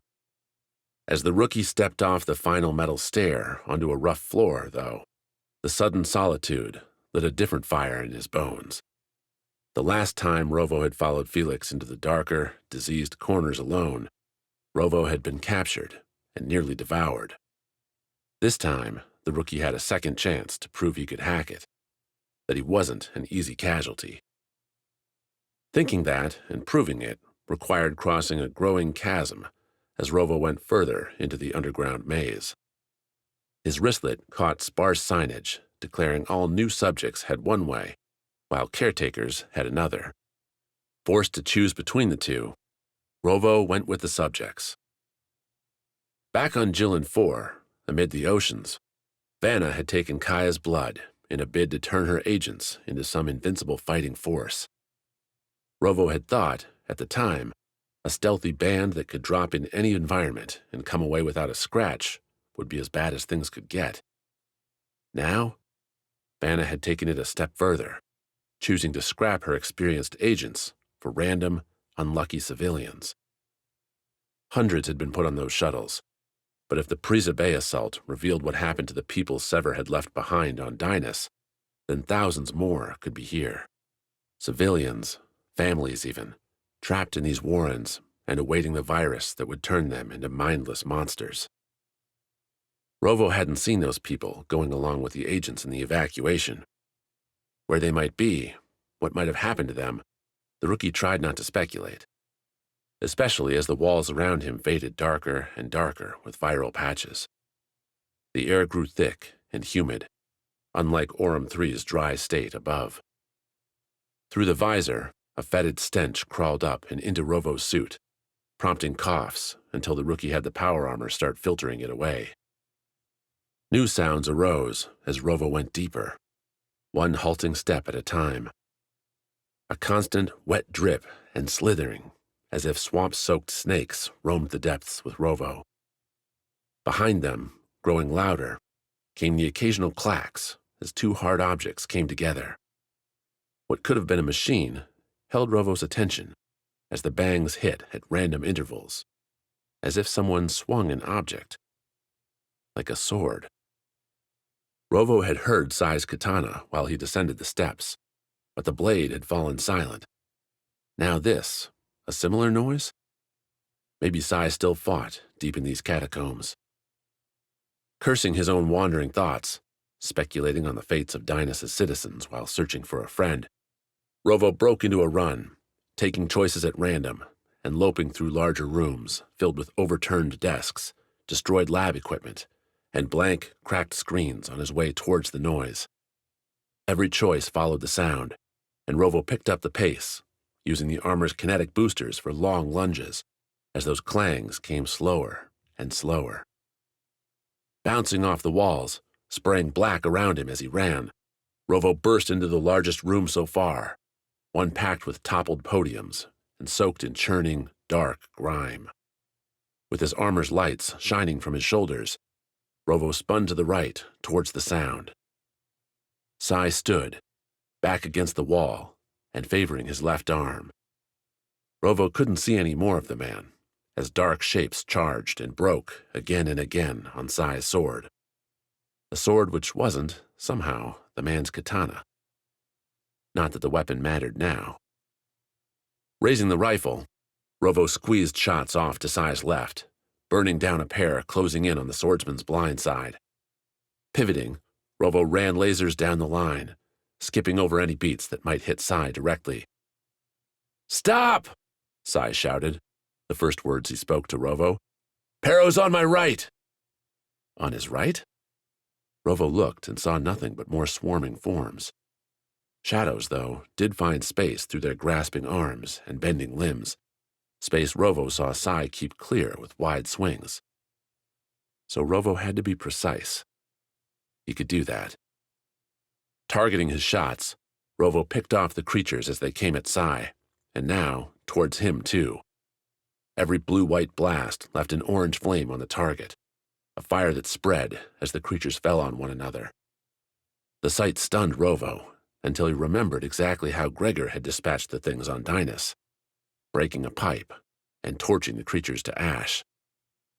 There weren't any pipes here that Rovo saw, but the rifle seemed to be up to the task. "You going to smoke us out?" Sai's shout carried across the room. The man had a point. Rovo's work had pitch smoke crawling through the room. The rookie's power armor kept it away from his eyes, kept the filtered debris from getting into his lungs. Sai, in a realization that sprang on Rovo like a pouncing tiger, didn't seem to have his suit anymore. If the fire spread, he'd be as likely to die as the creatures. "Coming!" Rovo called back, launching into a run towards the swordsman. The mighty sprint started and ended with a single step into the fiery goo coating the floor. Like some comedy show, Rovo's heavy-booted feet failed to find traction and slid out from under the rookie, sending Rovo and his power armor for a slide. Flaming showers sprayed up as Rovo's back hit the ground, with more than one creature seeing its opportunity to strike. Back in the crashed drop shuttle, Rovo had the homicidal trio hitting him one fist and knife after another. Their suits, coupled with whatever drug cocktail Vanna had provided, gave those fiends enough strength to crack Rovo's armor, to dive their knives through his protection. These creatures had none of those advantages. Their gooey hands, their broken teeth, tried and failed to penetrate the power armor's defenses. Rovo could have laughed, Would have laughed if he didn't feel the same thing that had taken the rookie way back on Dynus. A slow, sucking feel as the virus latched onto his arms, legs, back. It might take the damn disease a long time, but it would devour Rovo just the same. The rookie tried to sit up, but the creatures used their weight to push him down. He couldn't raise the rifle either, as other creatures clambered on it, pinning the weapon in the mire. "Where are you?" Sai called, the words slipping through a soundscape dominated by squelching, hoarse cries. "Took a bad fall," Rovo replied, running through his options and not finding any he liked, but finding one he could use. "Get yourself as far away as you can," Rovo said. 5 seconds! He dropped the rifle, an act that sent the weapon nowhere in the muck pool now halfway up his side. Rovo swam his hand through the slime to his belt, where 2 grenades sat ready and waiting. Getting his fingers around the ridged orb while grimy fists beat at his face, on his chest, took a few fumbling seconds, giving Sai his 5 and more. Then Rovo activated the bomb, counted to 3. Lurching his arm free, Rovo gave the grenade a toss with all he had. He couldn't see it fly with all the creatures covering him now, swirling together in a shapeless mass, eating at his armor. He did, though, hear the slightest clank when the bomb struck the ceiling. Rovo definitely heard the boom when the grenade went off. Like a rapid dawn, the scrabbling creatures vanished in a fiery wash. Rovo's own armor splashed alerts on his visor, claiming the power armor no longer had much integrity. Taking it to space or underwater would be a fast trip to a slow grave. Heat splashed through around the armor's lightest spots at the joints, searing Rovo through his skin suit. Damaged armor or no, the rookie surged up, pushing with his arms as viral matter burned around him. Rock splashed down from the ceiling, where a nice chunk had blown out, its remnants creating a stone rain in the room. First, Rovo checked where Sai had stood and saw nothing. Then, as his visor noted a threat at his feet, he took off. 2 long leaps, sparking as Rovo's armor struggled with the motion, carried Rovo to Sai's former stand.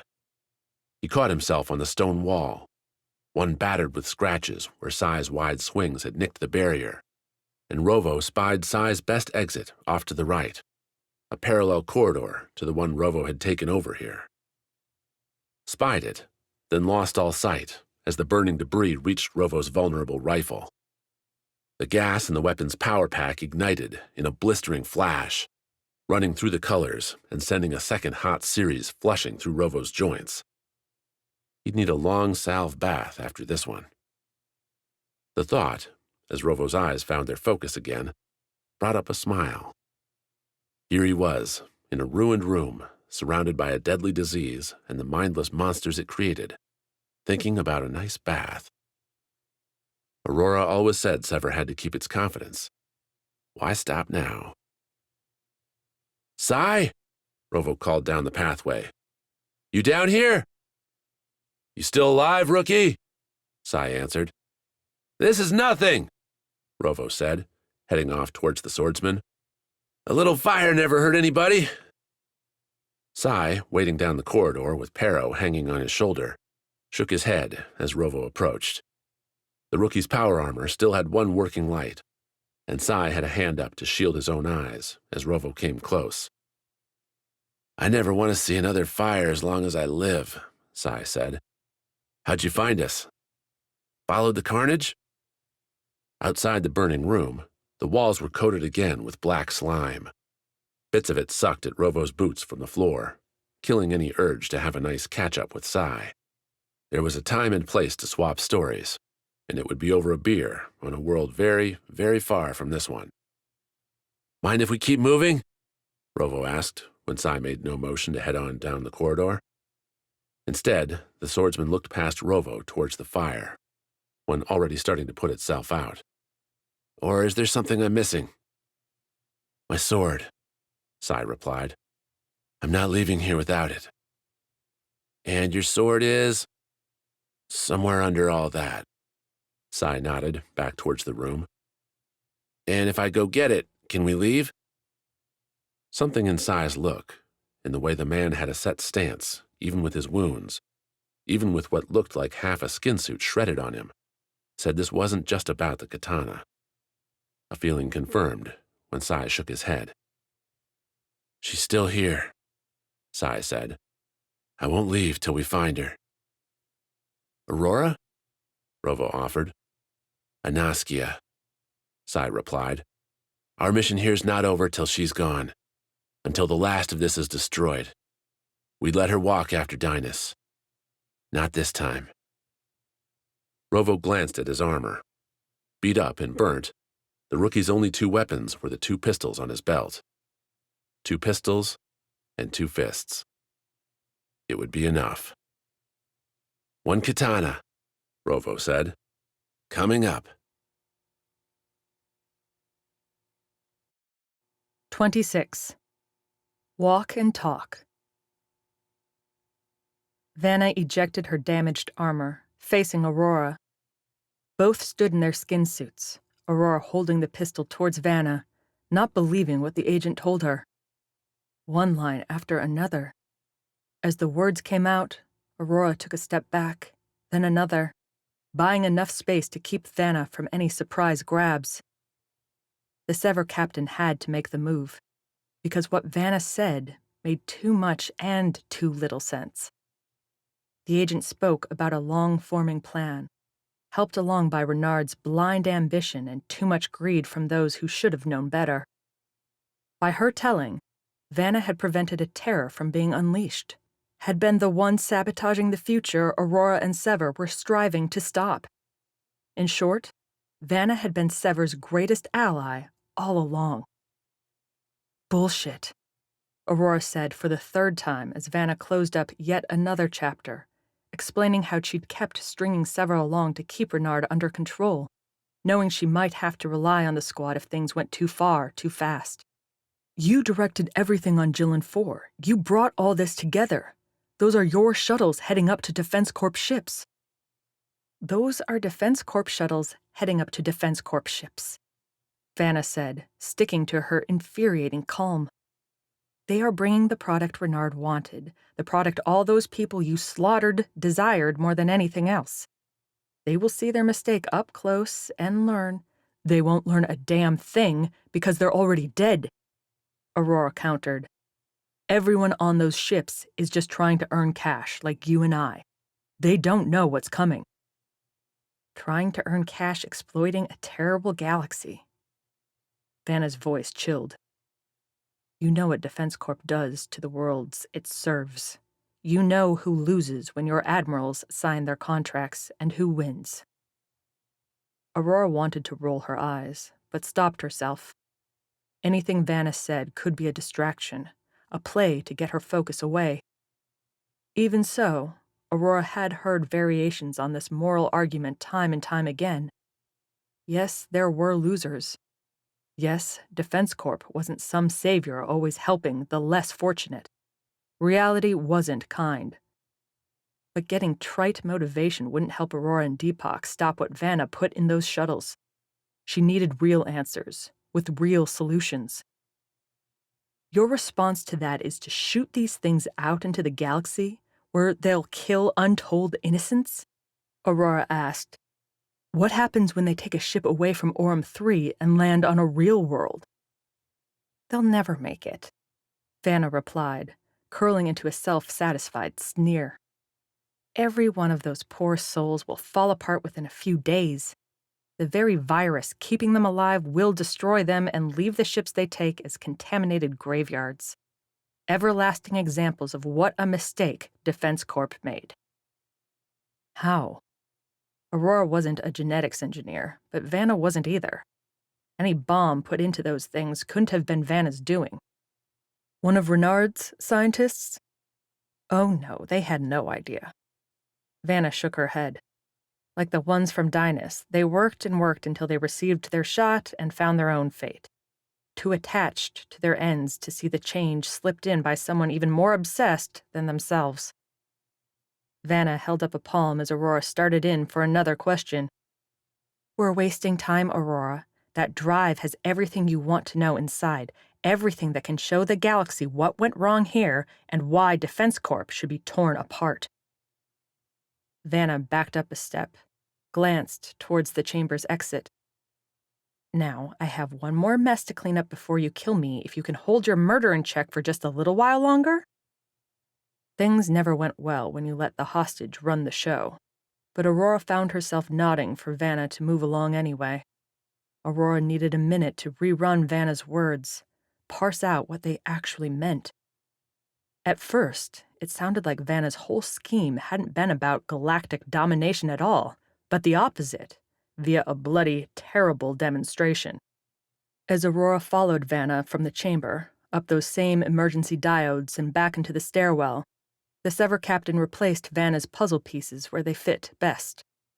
The agent could have done everything she said for the reasons she'd given, a systematic undermining of Renard's plan coupled with a cleansing masterstroke to destroy everyone who'd aided Renard's efforts. And, just possibly, enough records to horrify the galaxy so nobody would attempt it again. Bold, brash, and more than a little terrible to send so many hundreds, even thousands, to death to prove a point. As they climbed, Vanna stayed silent the whole way, as if knowing Aurora had her work to do. The missing key to the whole explanation sat with Vanna herself. The motivation. Most Sever missions had a clear-cut villain, whether it was a rabble fighting for rights or another company overstepping their bounds. Those villains had goals. Freedom, a valuable asteroid. Vanna wanted to burn down Defense Corp, but why? Doesn't matter, Vanna said as they went into the administration room, still dark. The agent had her wristlet up and shining. The two other agents had disappeared. I have my reasons, and I'll keep them to myself. Makes it hard for me to believe you if I don't know why you're doing this. That's your problem. I have the pistol. Then shoot me if you want. Vanna glanced back, looking almost bored. If you're not going to pull the trigger, then quit it with the threats and let me listen. Aurora let her finger slide away from the trigger, did as Vanna said, and let her ears take a walk. Beyond the administration room lay all those cells, labs, and other horrors Aurora had sprinted through while armed and armored. With the power still out, Aurora expected to hear those creatures tearing each other, and possibly the Defense Corp guards, to pieces. Instead, silence. A dead, total silence almost unknown to Aurora, who'd spent so much of her life on churning ships, space stations, and other tech mechas. The quiet, compressed space, folding into the world around Aurora until it consisted of her pistol, her wristlet, and its silver light, and Vanna, looking through the room's destroyed exit. Nice work, Vanna said, breaking the moment and gesturing towards the door.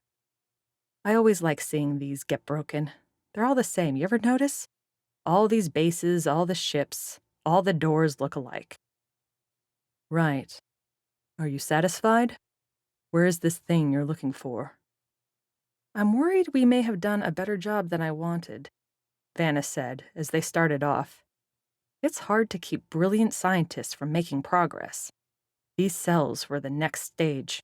Human, animal, alien. All possible additions to the Raider arsenal. With their steps interrupting the silence, Aurora tailed Vanna as they went through the hallways and their broken rooms. The journey went swift, Vanna not hesitating as she picked each direction. Their only stop came when they found two bodies stacked amid overturned tables and shattered glass. Aurora recognized them even as Vanna sighed.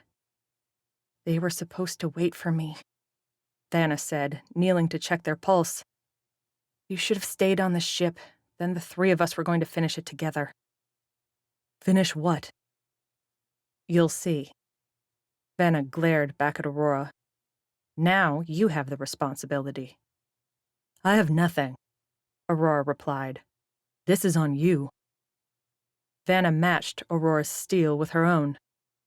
This is on us, Aurora. You had every chance to end this on Dynas. You could have shared what you saw with the galaxy, but you didn't. Your squad ran and hid. You want to earn that superior tone you're so quick to hold? Then help me and make their sacrifice worth it. They came upon the things that killed the two agents not long after. The monsters bore laser fire hallmarks along with torn clothing stuck in their teeth and claws. Vanna muttered something about dogs, and Aurora could see the resemblance. As for the creature's killers, the Defense Corp guards had formed themselves into a cohesive force, walking through the labs, exterminating anything they found.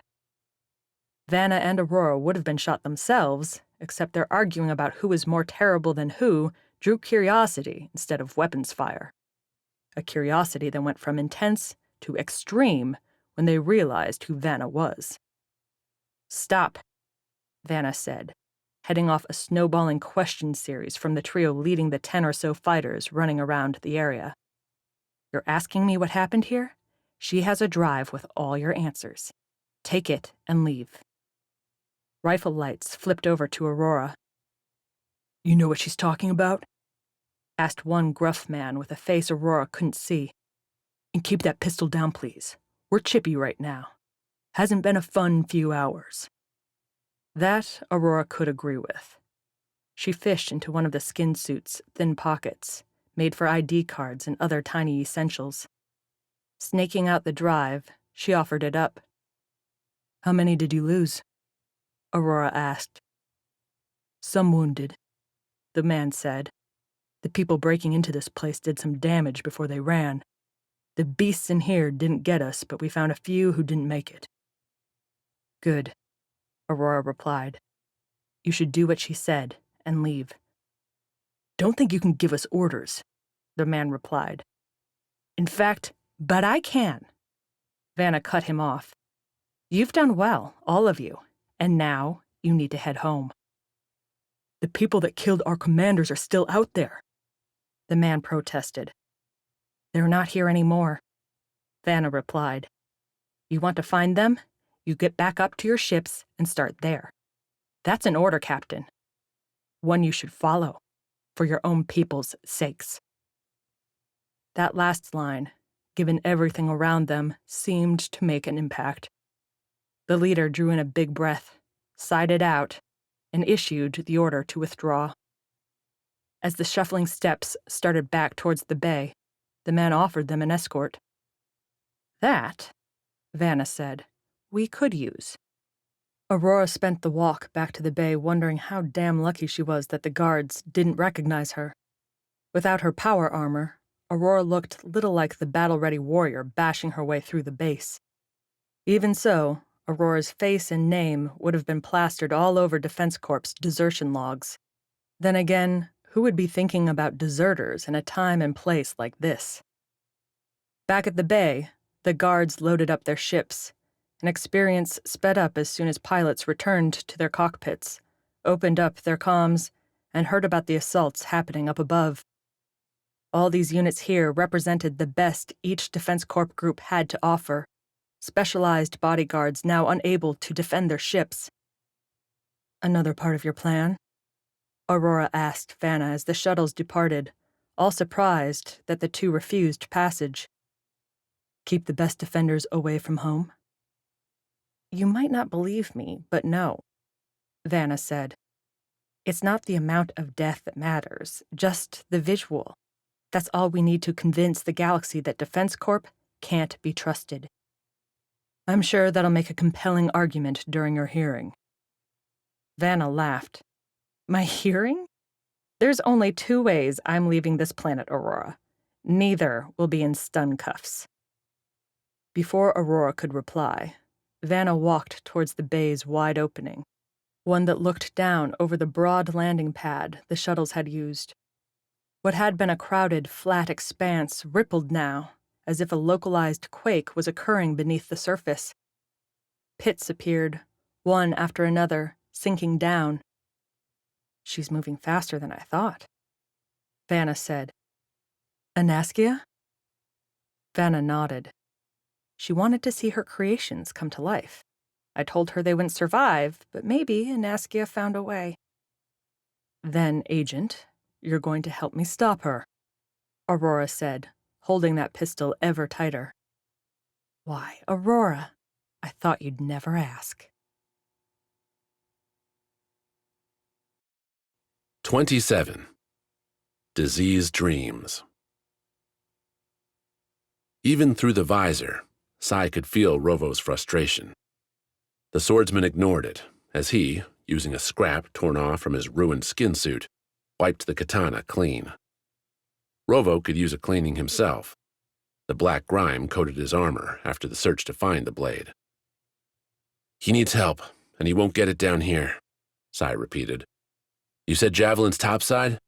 Then drop Pero off and come back." "Like you'll wait?" Now Sai fell into his fatherhood well, delivering the best stare he had, straight at Rovo. Responsibility stormed from the look, hitting the rookie hard, and driving Rovo's own eyes towards Pero, breathing shallow on the ground nearby. "We can't chance Anaskia getting away," Sai replied. "Without Pero, I'll be able to move fast." "Without any armor, you'll die fast, too." "A lot of people have tried to kill me, Rovo. Anaskia, too. None succeeded." "Yeah, because I saved your ass." Sai quirked a grin. "Then hurry up, and you might get the chance again." The rookie slammed a fist against a wall, splattering the black goop everywhere. "I know you won't wait," Rovo said, "so be careful. Don't be stupid. I'll be back as fast as I can." Sai nodded, and the rookie didn't hesitate another second, scooping up Pero and thumping along into the depths. Without the power armor's light, Sai's wristlet put up a weak white glow. The dark walls seemed to go on forever, as if Sai walked in an endless night. The continual scraping, rasping, squelching noises as Anaskia's creations shifted kept the idea from being peaceful. At first, Sai followed Rovo's own bangs and clomps, leaving the podium room and its burning disease pools behind. Anaskia had already left before Sai joined Pero, and nothing indicated she'd returned. As to where the scientist might have fled, Sai only had one clue. Anaskia said she wanted to die by her own creation's hands. While that could mean laying down and finding peace with the first monster to stumble upon her, Anaskia had already given that up when she left the podium room.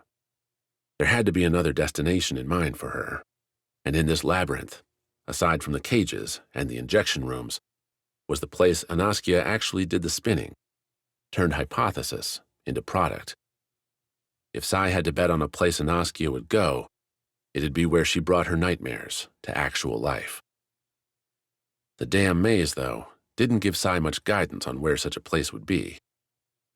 Sketching out a mental map in his mind, the swordsman walked, filling in the spaces as he moved. Sai put the lift shaft he and Pero had fallen down on the lab's far side, with the stairs Rovo descended on the opposite. If the podium room served as the lab's nexus, with easy access to the lift for its subjects to journey up and get suited, then Anaskia's own chambers would be farther back, the lab's very end. A perfect place to keep a scientist with a fraying grip on reality. Sai's collected questions continued to grow. He hadn't expected, nobody in Sever had, this mission to be a straightforward assault, but every minute seemed to make things stranger. Not only had Vanna assembled a deranged, infected army, but she'd taken the derelict city on Dynus and mined it for human capital. Also, a lab this size required more than one scientist to manage, but Sai hadn't seen a single other lab rat here. Though adding those numbers to Anaskia's victims wouldn't be a stretch. But why would Vanna allow her human mind to fall apart? What would the agent gain from showing off all this potential to Defense Corp, only to have it disintegrate around her? Maybe Aurora or Gregor found some answers, because Sai sure didn't have anything. And he'd have to keep going blind for a little longer. Rovo's clomps disappeared as the viral muck thickened. Sai felt its sucking grip with every step, his bare feet squelching in through the slime. His cuts stung as the disease no doubt ran into Sai's wounds, co-opted his blood for its own purposes. Even if Sai made it up top alive, he'd need some prime medical treatment to keep from turning into the same monsters he'd been carving. All the more reason to hurry. With the hallways turning to blackened tunnels, the moldy growth stretching across the corners and building up into writhing piles along the floor, Sai came to what must have been a door. The scanner, identifiable only as a bulge against its black coating, sat as inert as everything else. Where the metal gate ought to stand, a thick muck wall stood instead. Steadying his sword, Sai slashed twice across the top, shearing the slime's support and sending it splashing to the ground. On the other side sat what Sai had been looking for. While his wristlet wasn't bright, exactly, Sai saw the sole workstation and the hanging monitors leering down from ceiling arms. Aaseng, working in the room's center, would have screens above and around her, along with controls to manipulate robotic assistants.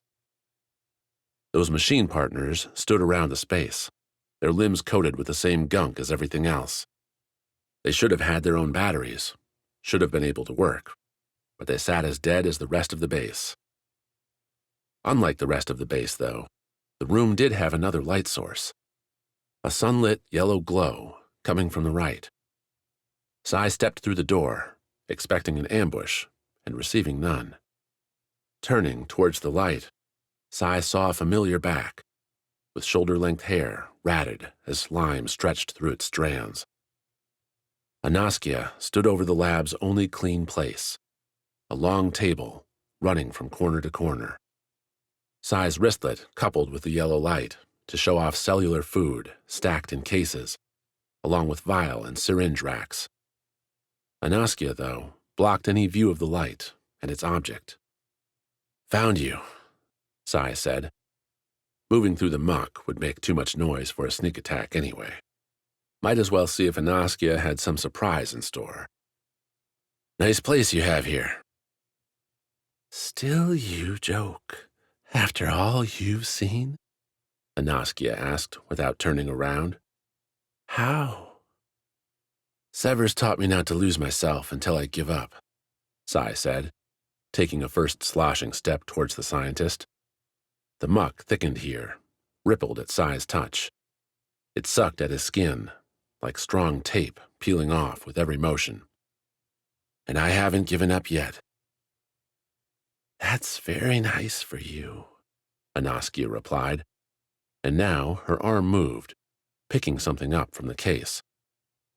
"In a way, I suppose I haven't either." "Hard to see how much more damage you could do."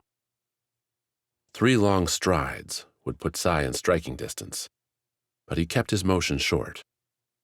After falling and watching Rovo do the same, any aggressive run in this crap had the likely end being Sai on his back, choking as the grime flooded his mouth. No thank you. "Vanna and I struck a deal, just like one of your contracts." Aaseng's hand came into view, holding a syringe filled with something red, a cherry color.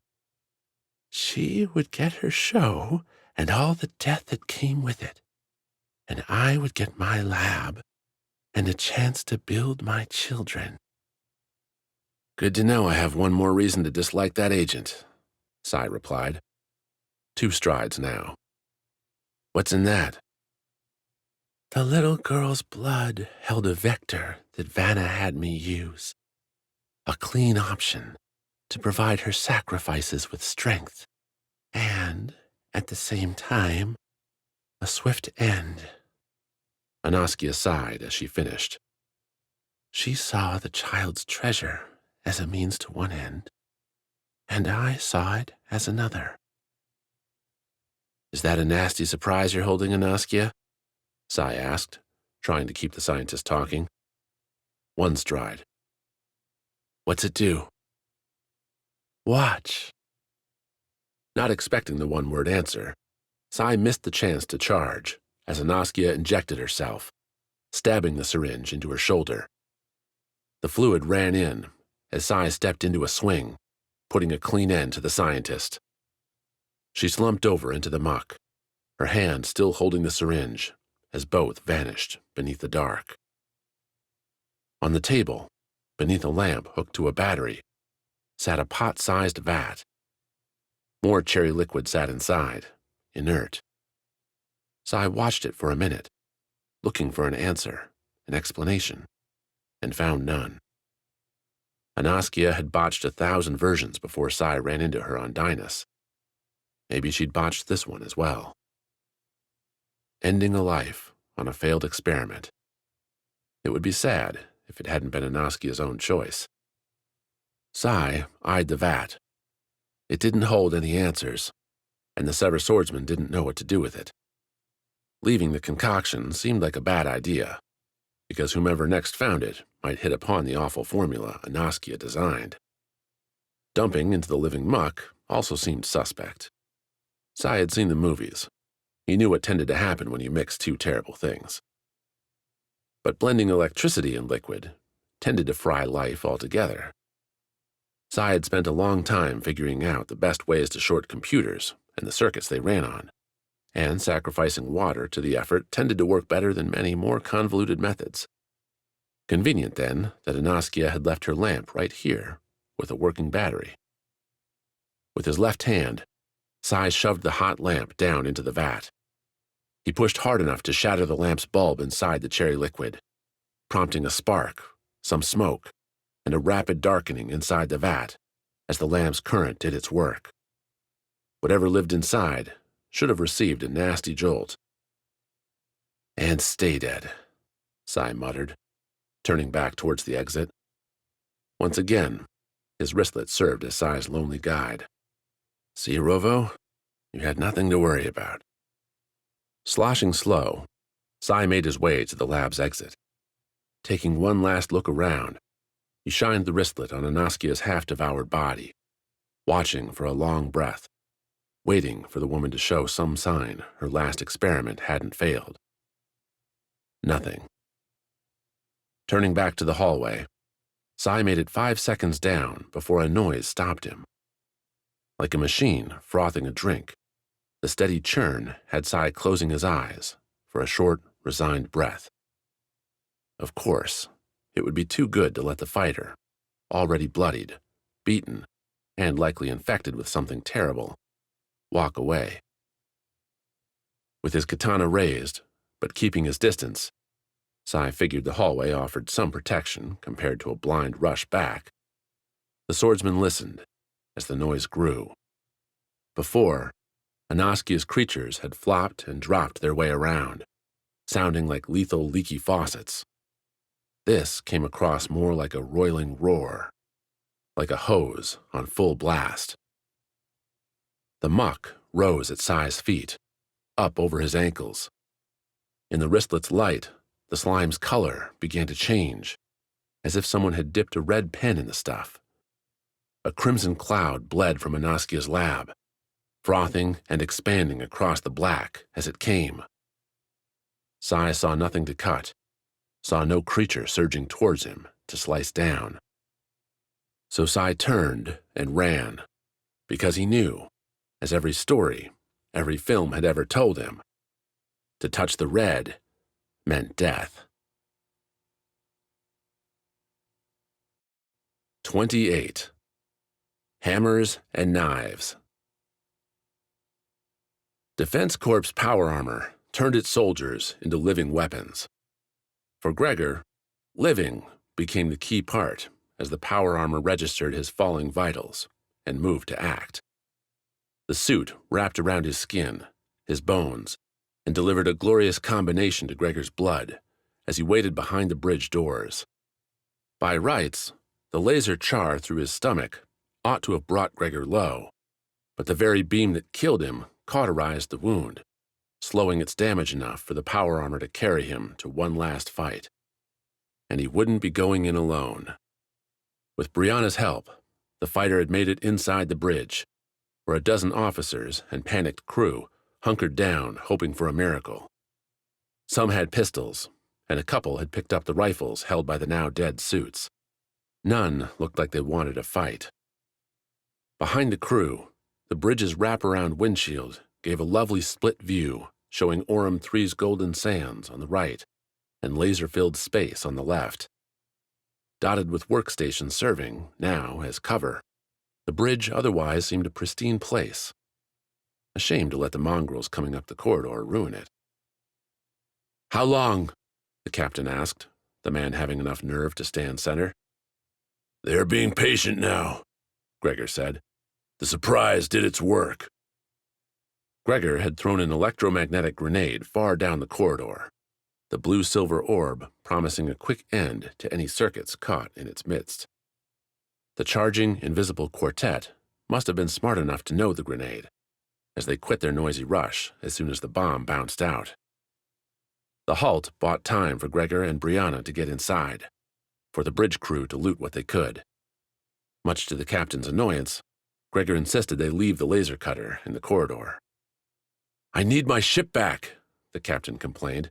"It's chaos out there, and we're first in line for defense." "You let the shuttle land," Gregor said. "How could we know?" "Can I shoot him?" Brianna asked Gregor, loud enough for everyone to hear.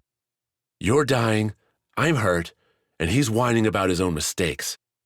We deserve better." Gregor couldn't disagree on that, but he shook his head nonetheless. "Save your power for the suits." The captain caught the tone, perhaps saw Brianna's finger tight to her two pistols, and wisely decided to shut up. Gregor, leaning his head back on the door and enjoying the cool metal against his skin, shut his eyes. The wait wouldn't be long.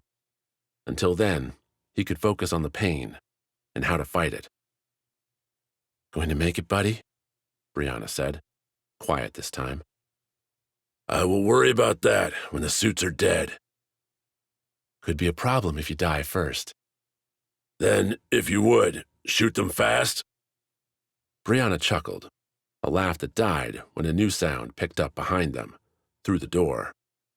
The careful tremors as the suits picked up the laser cutter, getting ready to go to work. Gregor caught the captain's eye, nodded. The man returned the gesture, albeit with a deep gulp. "It's been a damn pleasure," Brianna said to Gregor. "We make it through. You should come with us. We could do this all the time." Gregor gave Brianna the slightest smile. He was a Sever, would always be a Sever, until either he or Sever Squad stopped existing. No matter how much fun it might be rampaging through the galaxy with Tarla's band, Gregor's loyalties were cast. His hand tightened around the hammer's haft, the weapon feeling good and sturdy in his grip, even if Gregor himself felt like he needed a 1,000-year nap. Not now. Not yet. The captain raised a single finger with one hand, brought up his pistol with the other. Gregor, relying on his power armor, stood and hefted the hammer.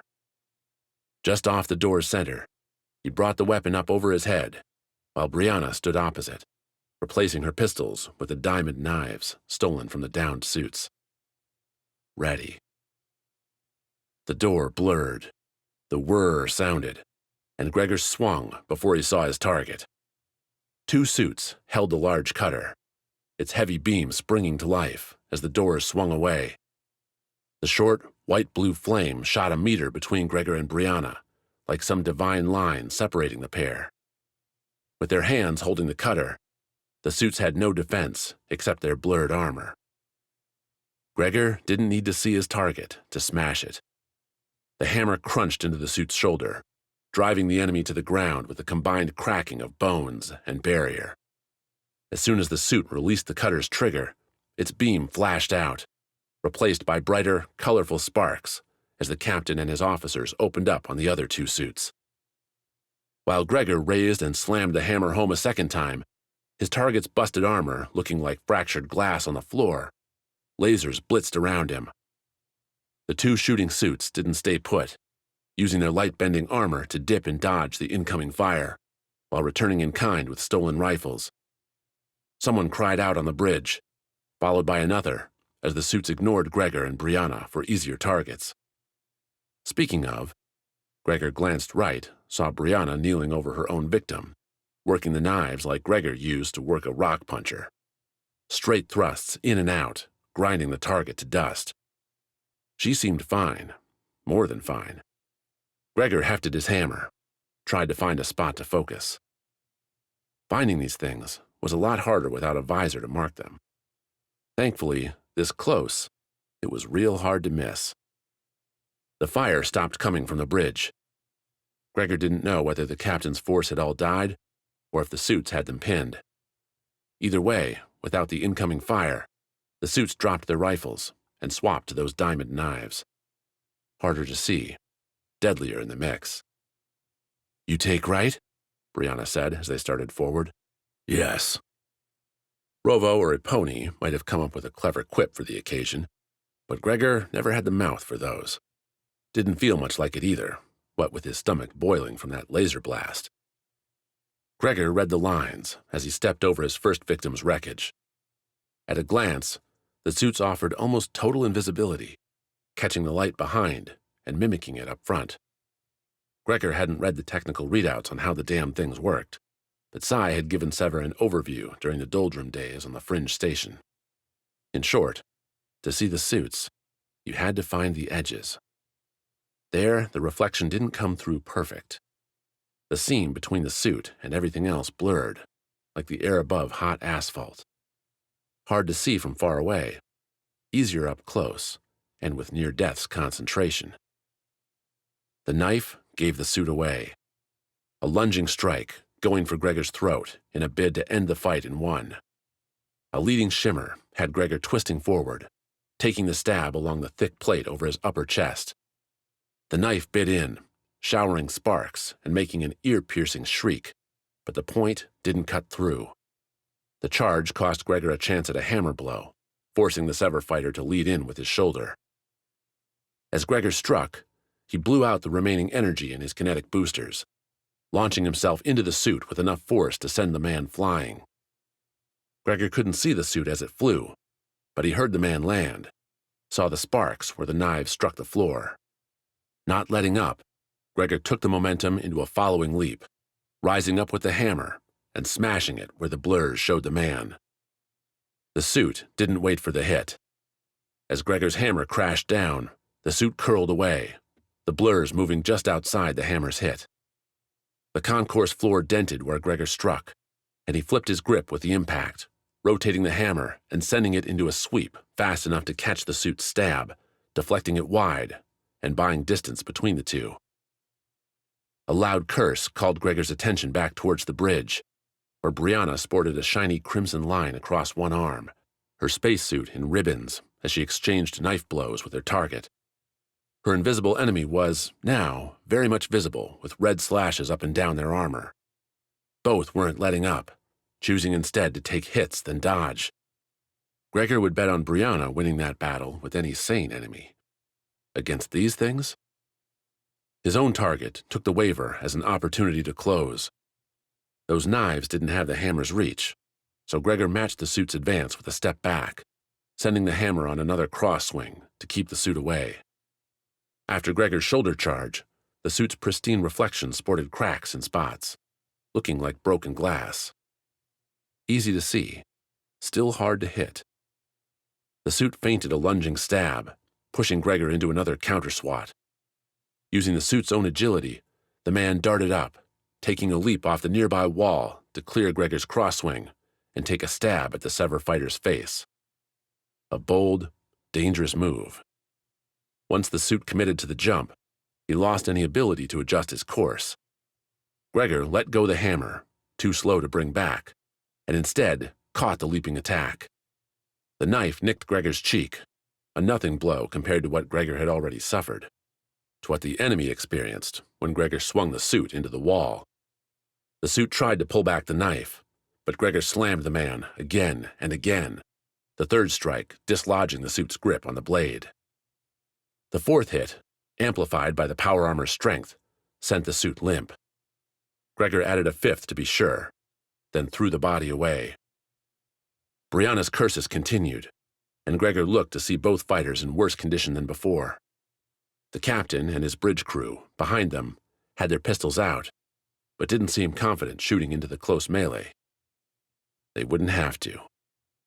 Gregor reached down, picked up the dropped knife, took careful aim, and after Brianna withdrew from another cutting stab, Gregor threw the blade. A dart, ready to skewer and end the fight. Until the knife's hilt bounced off the suit's head, the blade's sharp end falling harmless to the floor. The suit hesitated, and Brianna took advantage. This time, her strike hit home, cutting off her enemy's ability to breathe. The suit collapsed, leaving Brianna slumped and bleeding. "Nice throw," Brianna said. "Next time, try the other end." "I'm not good with sharp objects," Gregor said, leaning to pick up the hammer. Leaning and falling over. The problem wasn't hard to diagnose from the corridor floor. His power armor's efforts, plus Gregor's adrenaline, had kept him standing. The fight over, those methods dwindled, leaving him hurting, dizzy, and gasping for air. "Hey," Brianna said, as the captain's crew flowed out from the bridge to confirm the kills. "Stay with me, big guy. I didn't get stabbed just to let you die on me." "Not dying on you," Gregor said, looking up at the Twilight Ranger. "I'm on the floor." Rolling her eyes, Brianna bent down, put Gregor's arm over her shoulder, and brought him up to his feet. "Captain, tell me you've got a med bay on this scrap pile," Brianna said. "Back the way you came," the captain, looking too bewildered to take any offense, said. "If it's still standing, there's a bot that can help him." Brianna didn't wait, wheeling Gregor around and starting off that way. Every step seemed to send Gregor's world bouncing up and down. Every sound came hollow, an echo. His legs had disappeared into some numb vacuum. Problems, yes, but ones he could overcome. Refill his power armor's drug supplies, and Gregor could keep at it. "We have to help Sever," Gregor said. "The mission is not over." "For us, buddy, it's definitely over," Brianna replied. "We're going to get you a nice bed and some nicer drugs to go with it. And I'm getting some salve so I don't get too many scars." Gregor wanted to protest, but as with everything else, his mouth didn't want to play along. His eyes fluttered. His tongue tasted something wet, metallic. Gregor heard Brianna curse, and then he heard nothing at all. 29. Keeping it close. If a trick works once, try it again. The maxim might not hold up long-term. Kart racers that relied on one move over and over tended to get themselves crushed. But a pony figured Vanna's infected monsters hadn't been watching her flying all that close. The missiles locked onto the Prisa streaked in hot, while the pony shoved all the energy she could to the craft's engines. Buzzing the bridge, the Prisa jumped forward as the missiles closed, burning towards a cruiser whose sensors, missing locks that never came, stayed unaware. The move had no chance against real observation, people who could see the bait lingering and have turrets chase it away. Against single-minded enemies that, even if they saw a pony's move, didn't know what to do about it? Perfection. The missiles couldn't adjust their direction on a precise cut, not in space. They tried to swerve as the Prisa bolted forward, climbing towards the bridge's top and over the cruiser. They tried, and their momentum carried the ballistic bombs right into the bridge shields and beyond. Watching through her console, a pony saw the green flare as the cruiser's energy barrier tried to burn out the missiles, saw it absorb the first 2, 3, 4 hits in rapid succession. The shield's collapse came without warning. The barrier simply ceased to be, vanishing in time for the next 5 missiles to streak on through, to slam into the thick glass protecting the bridge. That glass, like the shield, absorbed the first few impacts, the cracks rippling across armor designed to give the crew behind a chance to evacuate. No chance came this time, because the missiles kept hitting. Tarla whistled as the bridge collapsed, its glass windshield shattering. 3 more missiles arced up through the hole, attempting to find a way to the Prisa through the cruiser's inside. Their nova blossoms poured fire for a hot second into space, The blast should have marked the end, should have cut off the priest's alarms, but the ship kept complaining about a missile lock. Aponi found the culprits. 2 rocketing bombs on the scanner. A fighter fired late. Aponi swore, swamped her shields to gas the priest to its max, and spared a fringe bit for the twin turrets. "Get your guns up," Tarla said through the ship's intercom, taking over while Aponi dragged the Prisa as near the cruiser as she dared. "2 incoming, and if you let 1 hit my ship, I'm dumping you out the airlock." The Prisa wasn't small enough to juke and jive between the cruiser's turrets and jutting modules, a dance that could have sent the missiles ramming a random wall, risking innocent lives inside, so Aponi skimmed the surface instead. Bobbing the ship sent the missiles and their predictive tracking into a wave-like stutter, each dip potentially creaming the bombs into the cruiser. "Some help would be nice," Aponi said, watching the distance die as the missiles failed to fail. Behind the Prisa, lancing into the wash, the ship's 2 turrets sent their counterfire. Using the scattering shot, the turrets sprayed low-powered light into the gap. The missiles might have dodged Aponi's tricks, but they had no answer for the laser waves. Both bombs popped in quick succession, blue and green clouds erupting and dying quick. "Thank you," Aponi breathed, starting to sit back in her chair. "You 2 just earned your rescue," Tarla said through the intercom. "Nice shooting. Have you ever considered a career change, say, to a small outfit?" Any answer to Tarla's question vanished as Aponi sat forward, seeing and trying to understand the motion on the cruiser's surface. All those big guns, the ones that had been passive this whole time, turned, tracking to the Prisa. "Cruiser," Aponi said, flipping to a near-field open band. "Please tell me all those turrets aren't about to blow me to space dust?" "What?" Tarla asked, as pissed off as Aponi wanted to be. "Why are they shooting us?" The cruiser didn't reply, a problem that became a crisis as the first laser fired over the Prisa's bow. Aponi equalized the shields with the engines now. They couldn't outrun the cruiser or its turret range, and cut right, angling towards the cruiser's docking bays. They'd have to traverse over the ship's top and down its side, but Aponi's in-the-moment calculation didn't offer another option. "The scatter shots." Tarla answered her own question, coloring it with a few more choice words as she popped the intercom back open. "One of you morons hit the cruiser. Consider my offer withdrawn, and any damage this ship—" "Tarla," Aponi said, "please shut up so I can keep us alive." Beams came hot and fast now, forcing Aponi into a jagged dance. With her right hand on the flight stick, sending the Prisa up and down, holding close to the cruiser to keep the number of turrets with a firing line to a minimum, Aponi tapped away on the console with her left. Every finger touch pushed power to a maneuvering jet, sending the Prisa's body right and left, vertical or horizontal. Like the missiles, AI told the turrets where to fire, so as long as Aponi wasn't predictable, they could... The console blew out. Its screen melted as the Prisa's overhead lights died.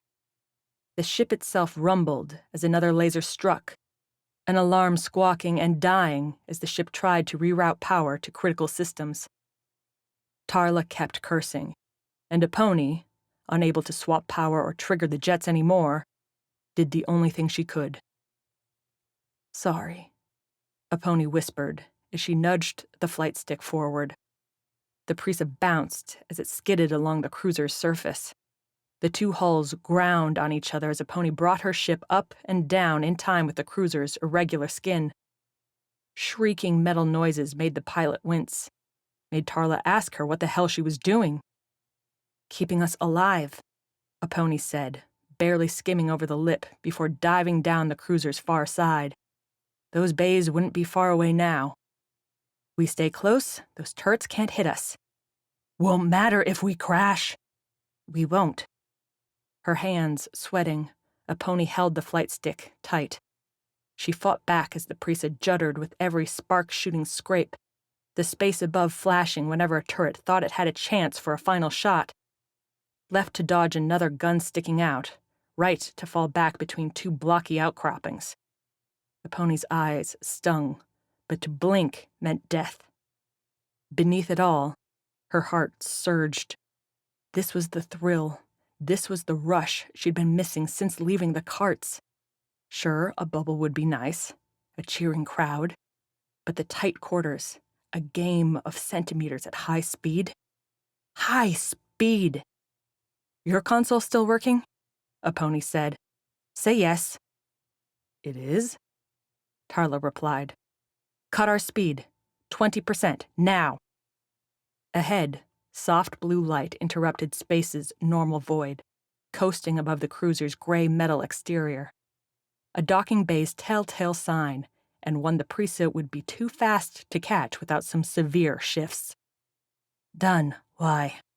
Quiet, a pony said. Do what I say. The preset came over the last mound before the bay, leaving a flat streak before the opening. The Priest's cut thrust did nothing to slow the ship because space was space and physics was physics. No friction, all freedom. Punch the bow jets, a pony ordered.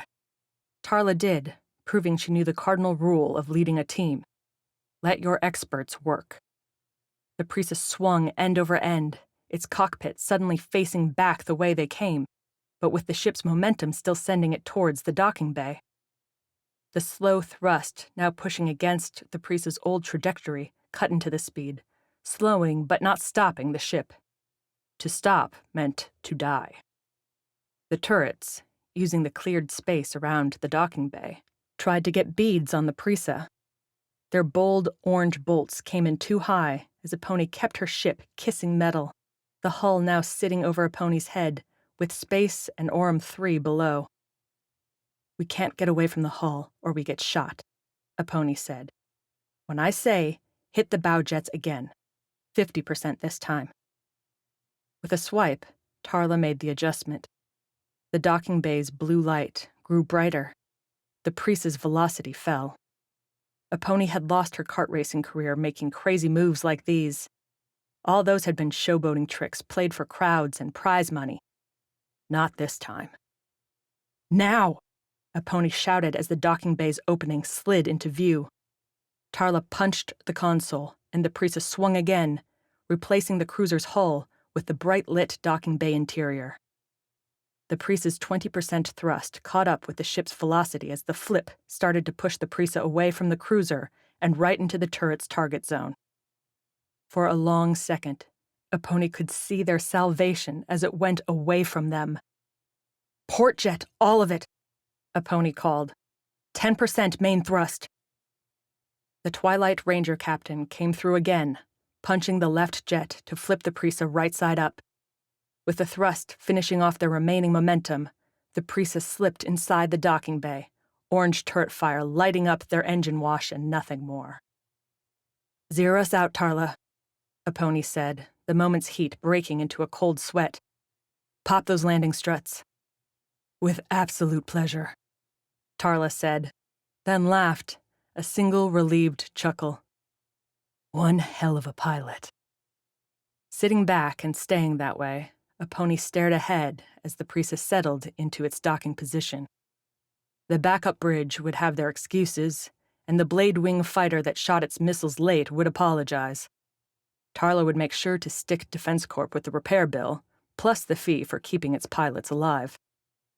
All that could get worked out, but as a pony came down from the high, she started scanning the comm bands, trying to find out what had happened to the rest of her squad. 30. Levers. Rovo hit Orem 3's dark surface, Pero slung over his shoulder, looking for Javelin, and finding nobody. The wide landing zone sat empty, though deep pits now spotted its surface. New divots formed, a steady shaking coming from the underground lab Rovo had left behind. Sai's mission down there wasn't playing nice with the Foundation. Maybe Sai decided to bury Anaskia and her virus? The thought had Rovo turning back towards the door and the descending stair. He could bound down, get to Sai, and leave Pero to die? Rovo had seen the spreading virus. Even if Sai dropped rocks on it, the stuff might continue to grow, might chew through whatever microbes lived in the sand to cover the planet. Rovo needed to find a ride up, convince some hefty orbital lasers to roast Anaskia's leftovers from a safe distance, and get the Twilight Ranger some real medical help. As if answering his thoughts, starship engines and their crackle rumble roiled through the whipping air. Rovo watched as one ship after another burst from the base's central structure, streaking up towards the sky. Who flew them? Rovo had no idea, but with Javelin nowhere in sight, Rovo had to try. "Calling for assistance down at the landing pad," Rovo said, broadcasting on Defense Corp's standard emergency frequency. "We're stranded in a bad spot and need a pickup." The transmission beamed out, should have been caught by those fleeing ships. Rovo watched those jets streak on up and away with not a single pause, not a single reply. The power armor's comms unit wouldn't get a signal all the way to space, so Rovo didn't have any hope the Prisa would hear him, and he didn't think the Defense Corp fleet would come to his rescue, even if they did get his call. "Jerks," Rovo muttered, flipping up a particular gesture with his armored hand towards the fleeing vessels. As new plans formed and failed one after another, a buzzing signal rang in Rovo's ear. An incoming call on Defense Corp's frequency. "Hey, man." Javelin's voice came in quiet, fuzzy. "Caught your broadcast. You want a ride? We got it, but we could use some help." "Where are you?" Rovo whirled around on the sand, seeing no signs. "East side," Javelin replied. "Follow the signal. You'll find us." "Us?" Rovo asked, but Javelin cut the call. Rovo tried to raise the man again, returning the hail on the same frequency. No response. Javelin's signal had been weak. Maybe the man had dropped too far out of range. That was the likely answer.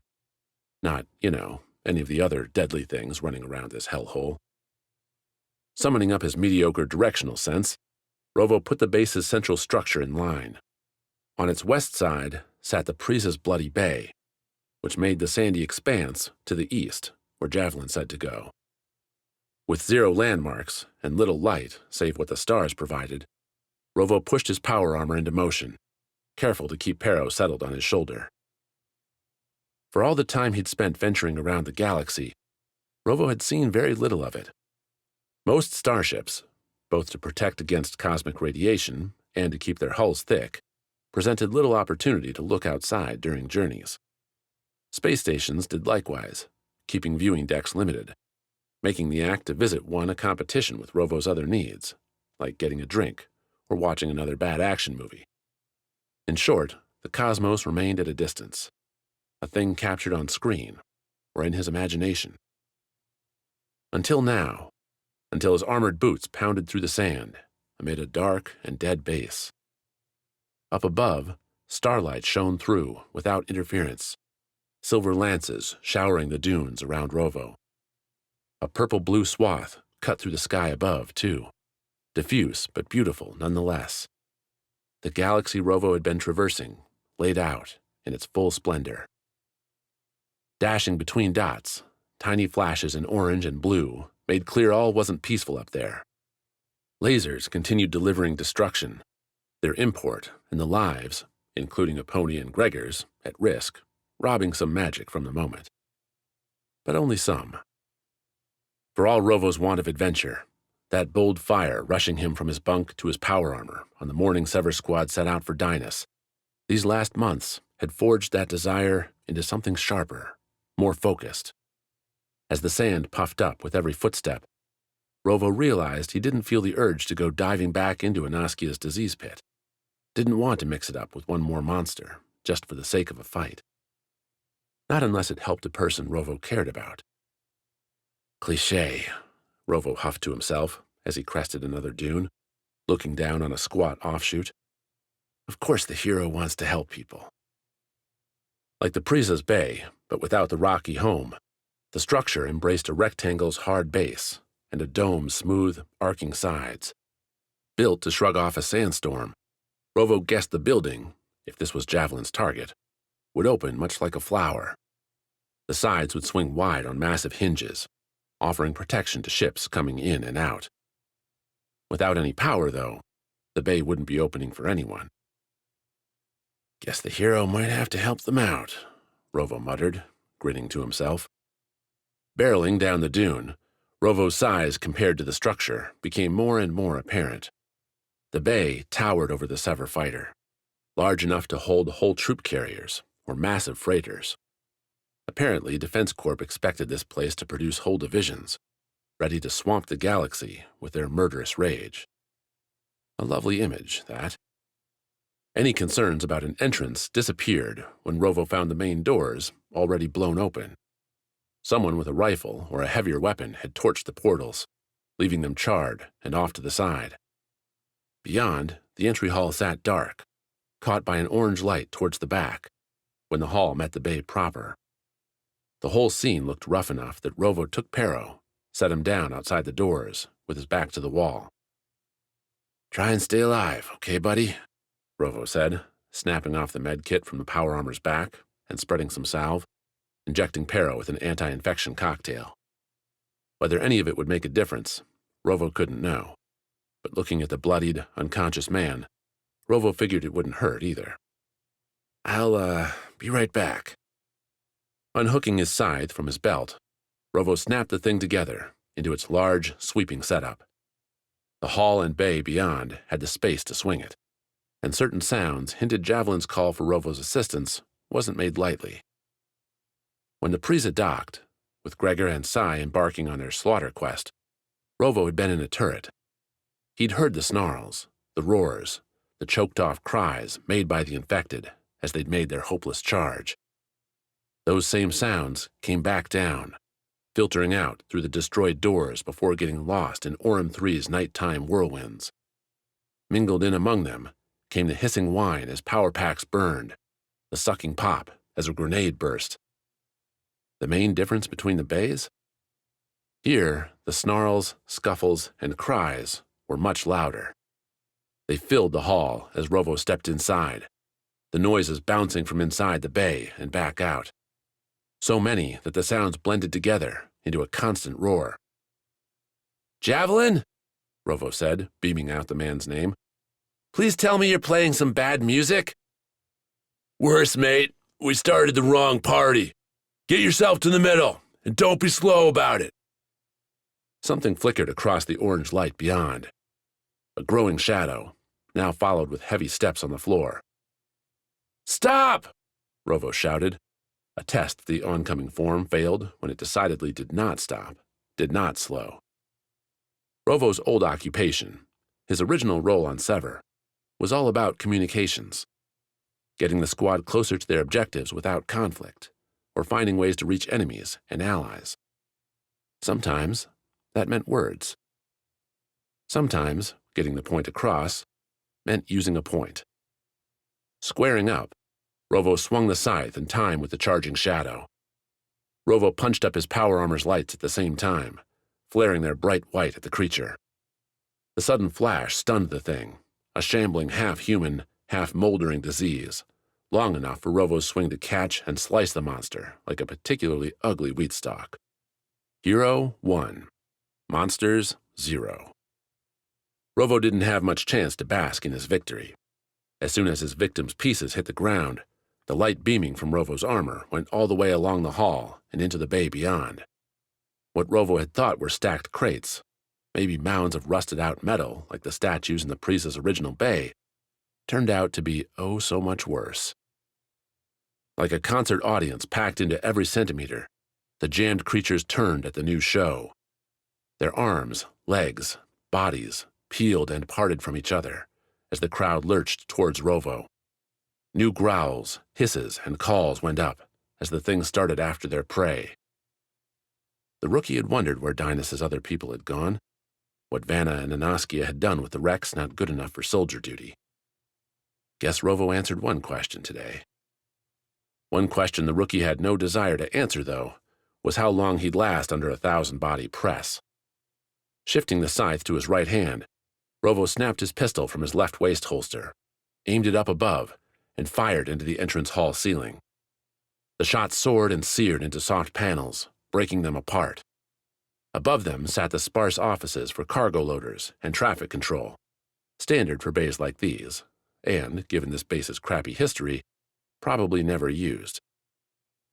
The onrush closed as Rovo looked up, punched in all the energy stored through his kinetic boosters, and prepped the leap of his life. Returning the pistol to his holster, Rovo gave the charging horde a little wave, brought the scythe up over his shoulder, and jumped. Swinging the scythe, Rovo snaked its point through the hole his pistol opened up.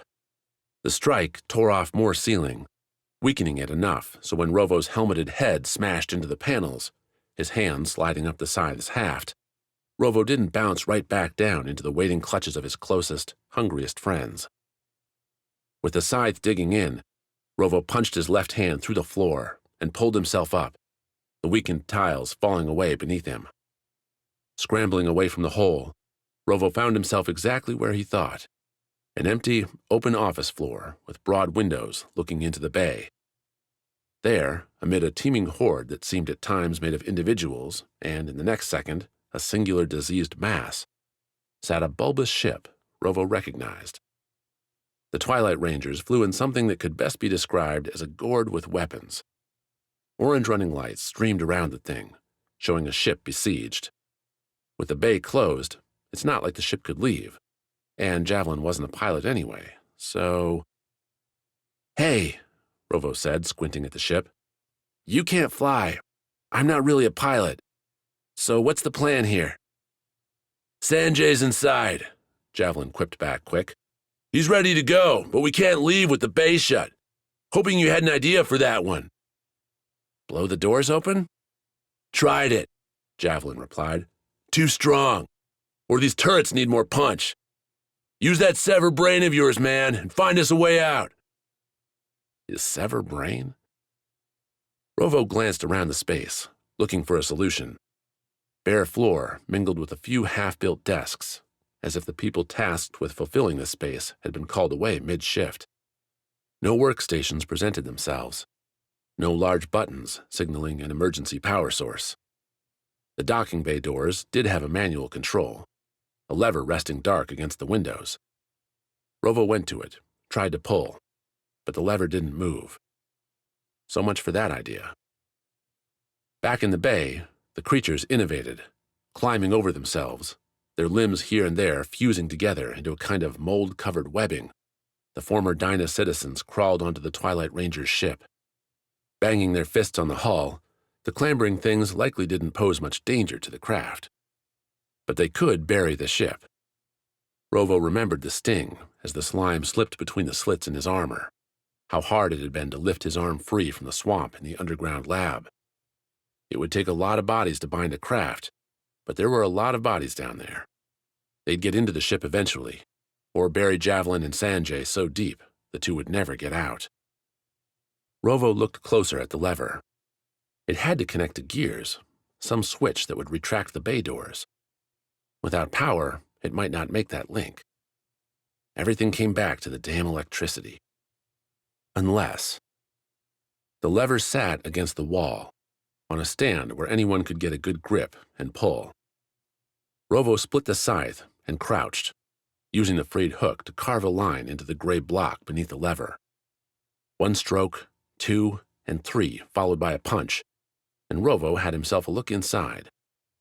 With his suit's lights, the problem presented itself in sheer, stupefying clarity.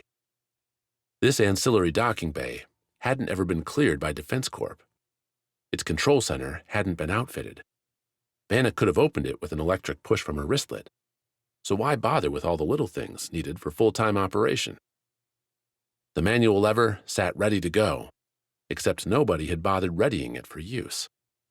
The steel clasp hung on the release, keeping the lever from starting the cascade to open the doors. Any normal base would have had this off, the manual release, good to go. Rovo laughed, drew his pistol, and aimed. Maybe he did have a Sever brain. 2 low power shots sheared off the clasp, and with his reaching hand, Rovo shoved the lock away.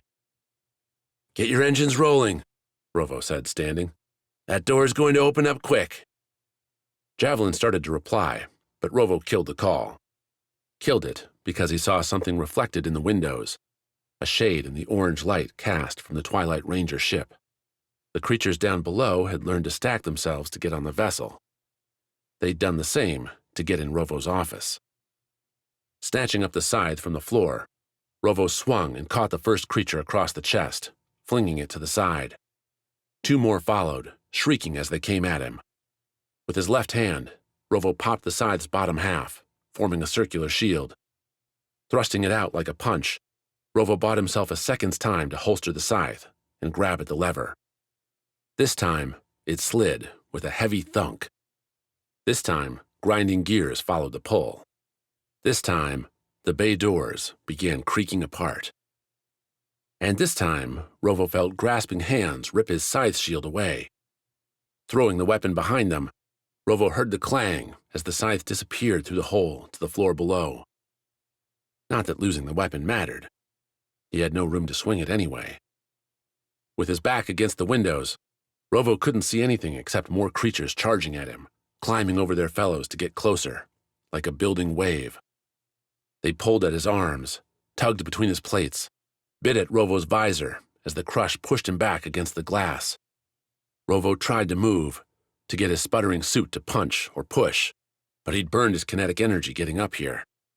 The power armor, beaten up by a long mission, had little left to give. So, too, did the windows. As the bodies kept coming, as Rovo tried to find a way out between all the gnashing teeth, the scrapping hands, the glass at his back cracked and shattered. Falling over with the wave, Rovo shouted with all the rest as he plummeted into an angry, desperate, and dying sea. At least up above and beyond all the hell around him, Rovo saw the stars. 31. Bait and Burn. When Aurora and Vanna reached the landing pad, their skin suits coated with sand, they both noticed the retreating figure. A lumpy shadow sprinting away through the silver light towards a large dune.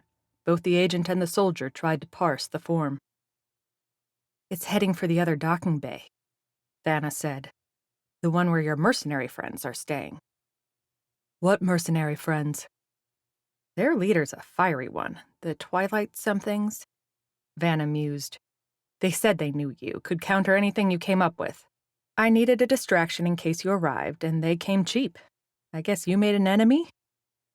"Tarla. Of course she'd be here.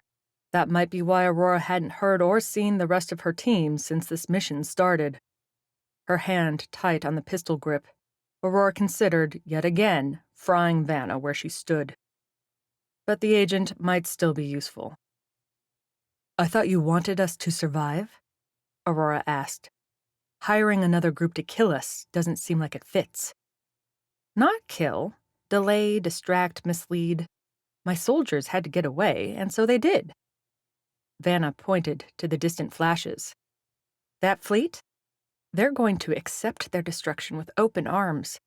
Whole cruisers lost to Defense Corp's own pride. The galaxy won't stand for it." Aurora wanted to say that wouldn't happen, that Deepak and Sever would stop her. She couldn't get the words out because, damn it, it looked like Vanna had played them all to a win. The fleet up there would get destroyed, and the galaxy would learn what had happened here. Vanna, though, had one flaw left in her plan. She wanted a clean death or a getaway here at the end. Neither would happen. Defense Corp paid for its crimes. So would the agent. "You brought us here," Aurora said, looking at the pitted landing pad. As her eyes covered the surface, grains shook, and a slight tremor nudged her feet. "Why?" "Anaskia's lab sits beneath us," Vanna said. "Only 2 ways in and out that Anaskia can use, and seeing what your friends already did to our power station, she'll come this way." "And once we get rid of the scientist?" "Then it's just you and me, Aurora, like you wanted." They approached the small box-like building, its door blown open. Vanna frowned at the opening, hesitating. Aurora gave the agent several seconds to put something together, then waved the pistol at the entry. "Not what you expected?" Aurora asked. "I had the lab sealed," Vanna replied, running her own plans through her mind and her mouth. "My agents blocked the elevator on the other side, locked this door. We had the soldiers sorted. Everyone that didn't qualify we left below and opened the funnel." "The funnel?" Vanna shook her head. "Renard started it before I became involved. All those poor people from Dynas. We tested the injections and held them below, waited for them to die or survive strong enough to get a suit. Most lingered." "Didn't answer my question, Vanna." "You'll figure it out eventually." The agent made it one step before noises coming up and out the building had her stop. The loud thud as feet pounded the steps, punctuated here and there by a metal squeal as something clashed against the walls. "Get back," Aurora said, choosing to leave aside the funnel for the moment. Vanna didn't have a weapon, and the agent couldn't die here. "Leave me a shot." Vanna complied, moving to Aurora's left. She put up her hands, went into a slight crouch, ready to spring into some martial routine, as if that would stop one of the creatures. Aurora would have laughed if she hadn't kept her focus on the dark doorway. A bloodied, torn form burst out, blades sparking off the doorframe. Aurora would have pulled the trigger except for the sword, the katana's curving arc catching the starlight. She knew Sai's blade too well, knew in an instant the shredded, grime-coated form before her had to be the swordsman, or someone who'd stolen his sword. "Sai?" Aurora asked, backstepping to keep things cautious while the man, breathing hard, stared back at them. "Aurora?" Sai replied, before recognizing Vanna. When Sai placed the agent's face, he brought the katana up. "You." Vanna tossed up her trademarked loose grin.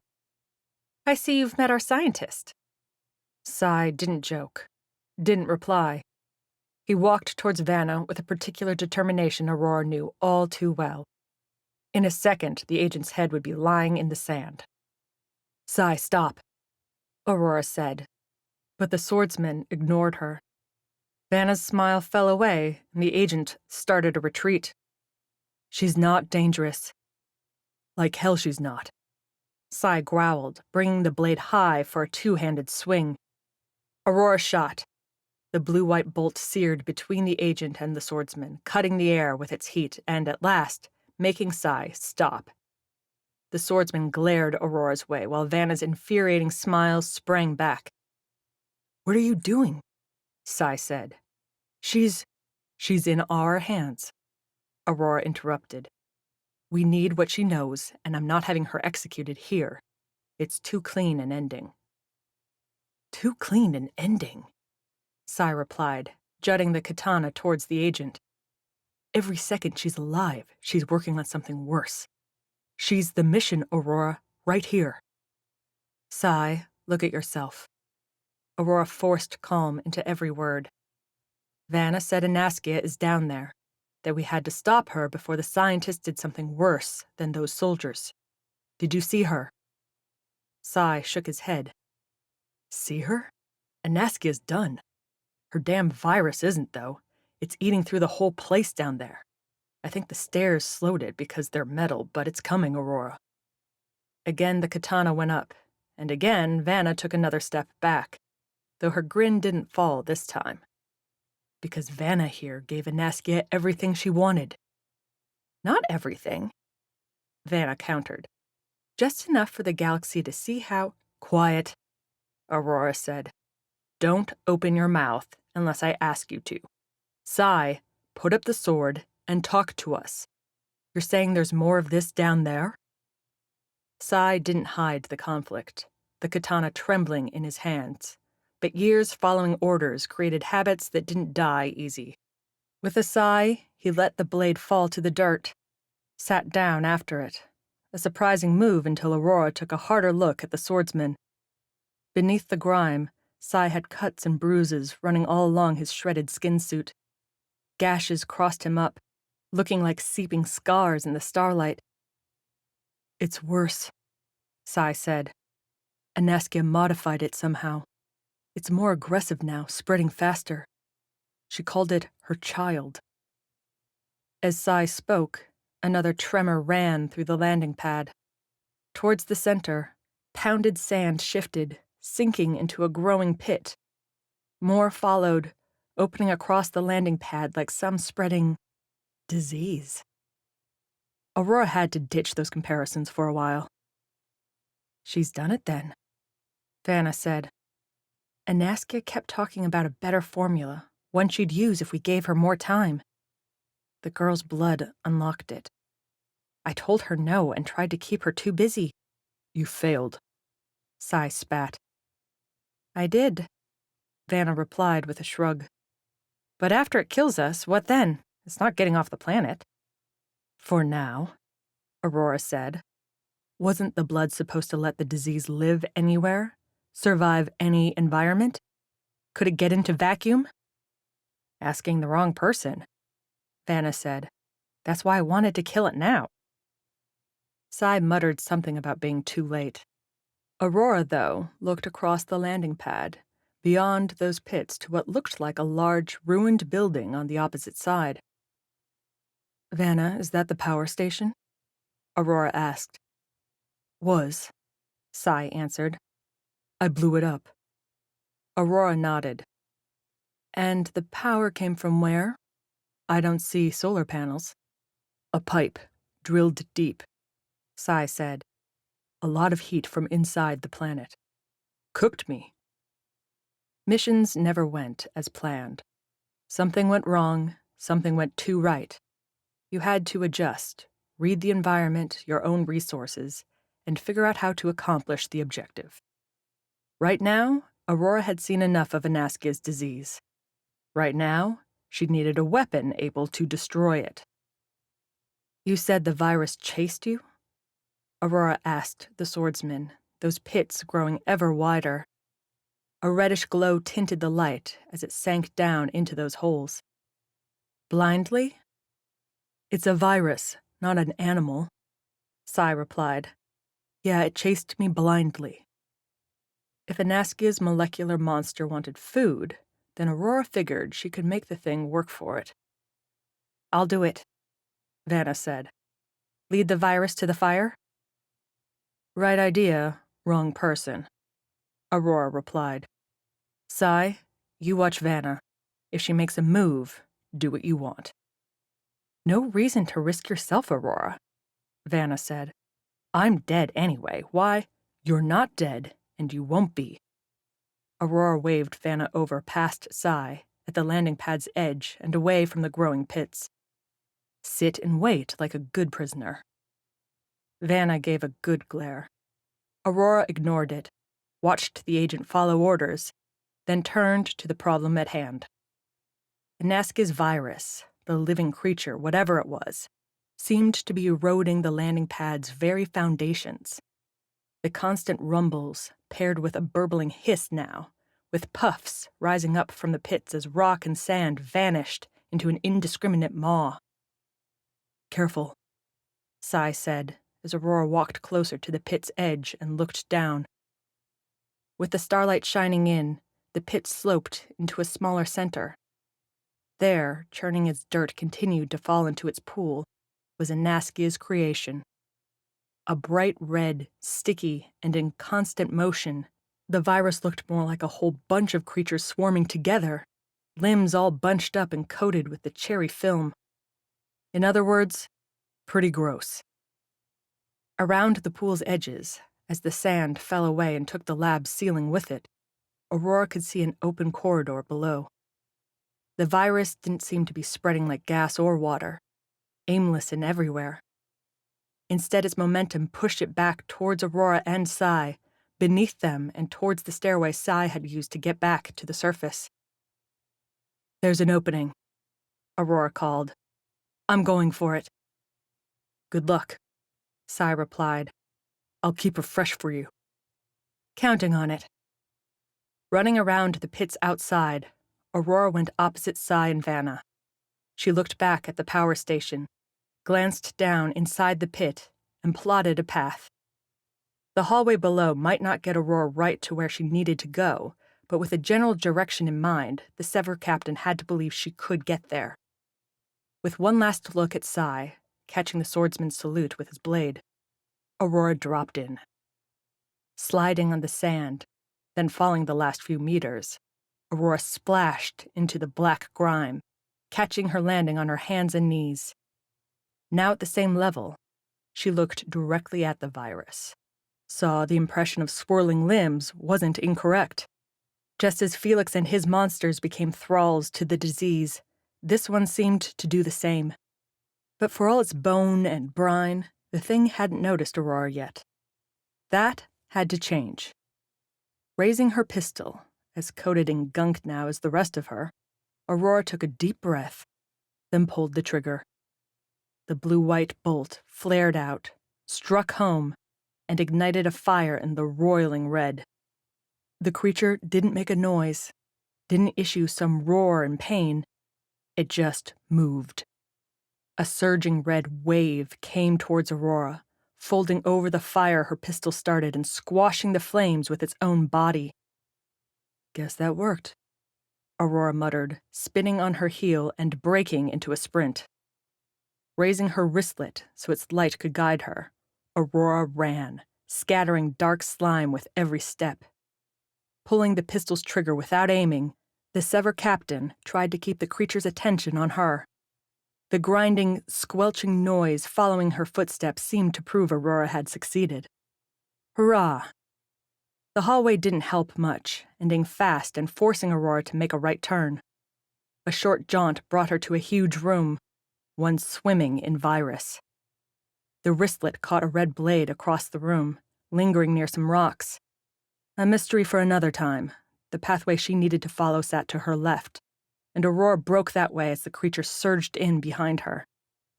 Every footfall came with a slide here, forcing Aurora to move with her momentum. She lost the pistol to keep from falling, dropping it as Aurora slid around a corner and used both hands to steady herself against the walls. Pushing off, she kept going, always listening, always hoping, until Aurora passed through a small door into a square room with a cushioned floor. Light came from above, an orange glow along with breath-stealing heat. Looking up, Aurora caught the cut in the lift's floor, figuring Sai must have made the breach. The plan had worked so far, but nobody mentioned climbing a shaft. Without her power armor, Aurora didn't have a grapple, didn't have boots that could boost her. Without her pistol, the Sever captain didn't have weapons. Shaking her head, Aurora backed up to the room's far wall. A clean-cut shaft. The walls didn't offer handholds. No maintenance ladders in this half-assed place. Let's hope you're as dumb as you look, Aurora said as the creature sludged its way into the room. The thick mass groped towards her, rounded tendrils snaking her way as the red flowed in. Aurora took a step forward and jumped. The tendrils moved, following her, reaching for her. Thanking all those agility courses, Aurora planted a foot on one tendril, felt it sink in, felt it touch bone. Landing her right foot on another stump, Aurora pushed off, tore her feet free as the virus surged into the lift shaft. With her wristlet guiding her steps, Aurora kept moving, using the walls to push off and keep the virus surging after her. The tendrils lunged, creating new footholds. Every step cost Aurora some skin. Every step left virus on her legs, her arms, but every move bought her time, brought her farther up as the virus poured into the shaft. Lunging up, Aurora's arms grabbed the jagged lip sliced with Sai's sword. She felt the cuts, accepted them as she pulled herself free from the creature's latest grapple. Standing in the lift, sweating, bleeding, Aurora took her first real look at the damage Sai had done. There wasn't straight fire, not exactly, more like a blinding, suffocating heat emanating from the broken array. Flames lit the air in flashes, devouring what little oxygen made it inside the pipe's chamber. Even with Kaya's blood, Aurora had to believe long exposure to heat like this would work, but the virus had to reach it, would have to swarm around the pipe. Aurora glanced down through the lift as the virus began seeping through Sai's hole. She could run herself into the flame, and it would follow. Aurora would die, and the creature would burn. Then she looked up at the lift's top and the waiting exit hatch. Closed, torched, but viable. Aurora would give any plan that didn't involve a fiery sacrifice a second look, maybe even a third. Using the lift's sides as boosts, Aurora kicked herself up to the hatch and pulled the lever, popping the hatch open. The springs carried Aurora up with the opening door. She was out. She'd be free. She'd done... A tendril grabbed her leg, wrapped itself around her foot as Aurora started climbing out. A second tendril joined, pulling as the virus surged into the lift beneath her. On the hatch's edge, Aurora yanked at her left leg, trying to free it as the virus climbed. Its stinging, biting slime infiltrated her wounds, swam into her blood. Aurora had nothing to cut with, or she'd have sliced the leg clean, taken a risk on bleeding out then and there. Instead, she pulled. She watched as the virus climbed past her knee to her thigh. As it reached her wrist, a tendril crawled for her face. The virus shuddered. A tremor Aurora felt through its grasp. The shudder grew more violent, and a new smell filled the sweltering air, the awful stink of burning flesh. Smoke furled through the gaps in the hatch, climbing into the lift shaft. High-pitched pops, searing squeals rang out, superheated bubbles bursting. With another yank, Aurora broke her leg free. The virus lurched away, retreating down into the lift. Aurora leaned over and pulled back as a fiery wave nearly torched off her hair. Orange flames filled the hatch before descending along with their newfound food. Light filled the lift as Aurora sat, her back against the shaft's wall, and let the heat wash over her. She'd sweat, but she would live. That would be enough. 32.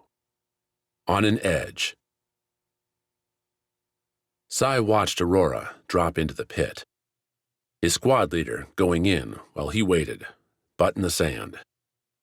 His right hand gripped his katana's hilt, though the sword, too, lay in the dirt.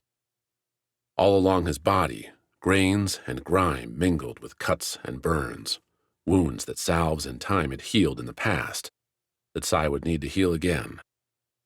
He itched, his throat scratched with thirst, and his head pulsed with an exhausted ache. So many missions ended like this, with Sai begging for a spin in the medical ward, and a few long days spent doing nothing at all. "She's a brave one," Vanna said. Sai turned his head, keeping Vanna in view. The agent, seemingly unhurt, stood with her arms folded and a curious look, as if waiting to see whether Sai shared her opinion. "We're all brave," Sai replied. "Not that an agent would understand." "Oh, yes, we're all cowards because we don't go in with our guns out." "No." Sai drew out the word into a stretch, pulling his tight muscles together and convincing them to stand up one more time. "You're cowards because you would rather run than own your actions." "Is that what this looks like to you? Running?" Sai gestured his katana towards the pitted landing pad behind him. "There were agents all over here a few hours ago. You say you wanted Anaskia stopped. Any one of them could have done it." Vanna nodded, dropping her smile, and reminding Sai with the lines running her face, the gray in her hair caught by starlight, that she wasn't some rookie to be scared. "Why did Aurora keep coming back for you and Rovo?" Vanna asked in a teacher's tone. Sai, though, also wasn't some neophyte on his first trip away from home. "You'll never convince me you care so much about these agents that you wanted to save them," Sai laughed. "What did you do on Jilin 4? Oh yes, you injected your own team with Anaskia's poison. Did you know what would happen to them? How many died?" "They were Renard's people, not mine," Vanna said, as if that excused everything. "Aurora saves her squad. I save my agents." "Aren't you a saint?" "The galaxy's going to understand why I did this," Vanna replied. "I don't need you to." "The galaxy's going to see you for the monster you are." Between them, sand swirled, the wind whipped, and grumbling noise arose from the landing pad. Aurora's quest for the power station must be doing something, because Sai couldn't see the virus's red glow from the pit anymore. It had pulled itself away after her, chasing the squad leader through the underground lab. All because Vanna gave Anaskia the opportunity. "Is that sword all you have?" Vanna asked. Sharp with suspicion, Sai faced the agent straight, katana level. "It's more than enough." "You're hurt, tired and weak." Vanna tapped her chin. "If I ran, could you catch me?"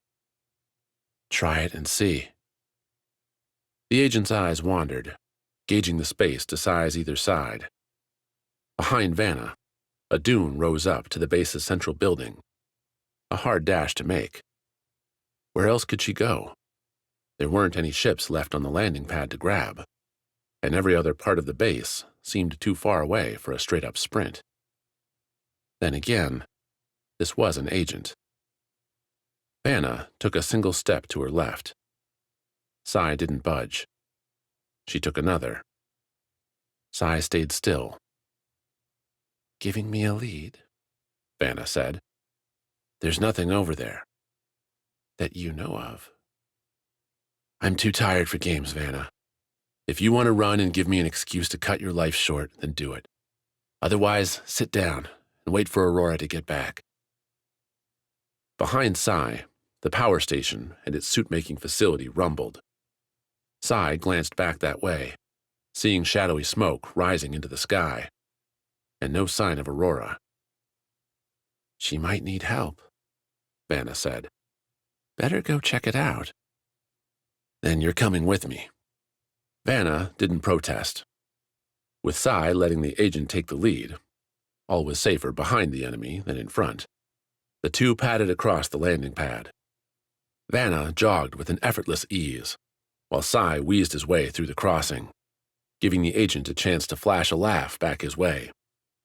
"Going to make it, soldier," Vanna said. "Aurora might be dying right now." Sai caught the jab, but couldn't really argue. Vanna could get to the power station faster than he could, would be able to give Aurora a lift. Or murder her if the Sever captain was wounded. "Stay close," Sai said. "She'll survive." For once, Vanna didn't reply with open contempt. Instead, holding for a moment so Sai could catch up with her, Vanna appraised him with a straight look.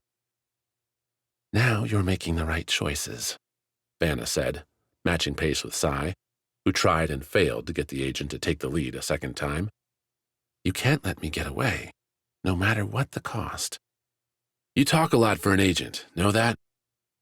Those words, at least, killed Vanna's voice until the pair reached the power station and the tunnel leading inside. The blown doors let them in, Vanna sighing as she saw what Sai's mines had done to the suit assembly. The conveyor belts hung in shreds, the turning gears meant to keep them moving, breaking with a sudden stop. The roof's collapsed sections flattened other parts, spraying debris around. A sweltering heat swam through everything, no breeze to be found. "Smells like bodies are burning," Vanna said as they stood at the tunnel's end, looking at the mess. "A smell you'd know," Sai replied. "I don't see Aurora." Vanna ignored Sai's slight. Maybe she didn't make it after all. "Come over here." Sai led the agent to the lift doors, shut closed. "Know how to get these open?" Without power? Isn't that supposed to be your specialty? Might be. Go stand there. Sai pointed to his right, over to a corner. Vanna would have to run past Sai to get to the exit. A little added insurance. The agent, arms folded, leaned against the wall and watched. Steadying himself, Sai pushed away all his problems and hefted the katana. Lift doors weren't usually all that thick. Here's hoping these followed the trend. One strike threw sparks, left little more than a scratch on the surface. A second didn't get much deeper. Aurora's going to die of old age before you get through that door, Vanna said. Mind if I take a look? Sai gave the agent a good glower, but pride couldn't stand in the way of results. Standing back, he let Vanna go past him. She went right for the lift's control panel, and specifically, a section beneath the badge scanner. Look at this, Vanna said. An emergency release. It's almost as though lifts sometimes break with people stuck inside. A fresher Sai might have laughed at his own mistake. Sure, being a Sever sometimes put him on a one-track mind, where every solution started and ended with destruction. Right now, Sai was hurt, tired, and paired with an agent he despised. Logic, strategy, weren't exactly starring in his mental show. With the lock released, Vanna waved Sai forward, and together the two pushed the doors aside. Like opening an oven, dry heat washed over them, putting Sai's already sweating skin into overdrive. And to think, all this time the base had a sauna, and I didn't even know, Vanna said, as they turned to look down into the shaft. A wristlet's silver glow shone several floors down. Sai's eyes popped. Aurora? Sai called. A hacking cough answered, eventually forming into an affirmative. Sai let the katana sink to his side as he looked around for some way to get down there, to help Aurora up. No ropes, no maintenance ladders. But the shove came quick. A hard push, and Sai fell into the shaft.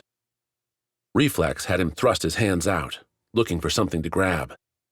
The katana's blade found the shaft's wall, slicing into the thin container and lighting the plummet with orange-white sparks. Lighting and slowing. Doubling up his grip, Sai held onto the blade. The katana caught something hard, swinging Sai into a tough crash with the lift wall's side, hard enough to blur his vision and slip his hold. Sai fell free, only to land a second later on the lift's roof, a hearty clang ringing up through the shaft. Sorry about that, Vanna called. Aurora, thanks for taking care of the virus for me. It's been a real pleasure working with you. Without another look, the agent turned and left, an escape made without any chance of getting caught. Some rescue, Aurora whispered, her voice raw and tight. Sai rolled up to a sit, looking over his captain. Together, the two of them made for the filthiest, most damaged pair Sai had ever seen. Both had skin suits that were, now, more shreds than suits. Hands and feet bore bloody scratches covered in black grime, with sweat streaking new lines across dirt-coated faces. I've had better, Sai replied. The lift's roof didn't offer any obvious options for getting out.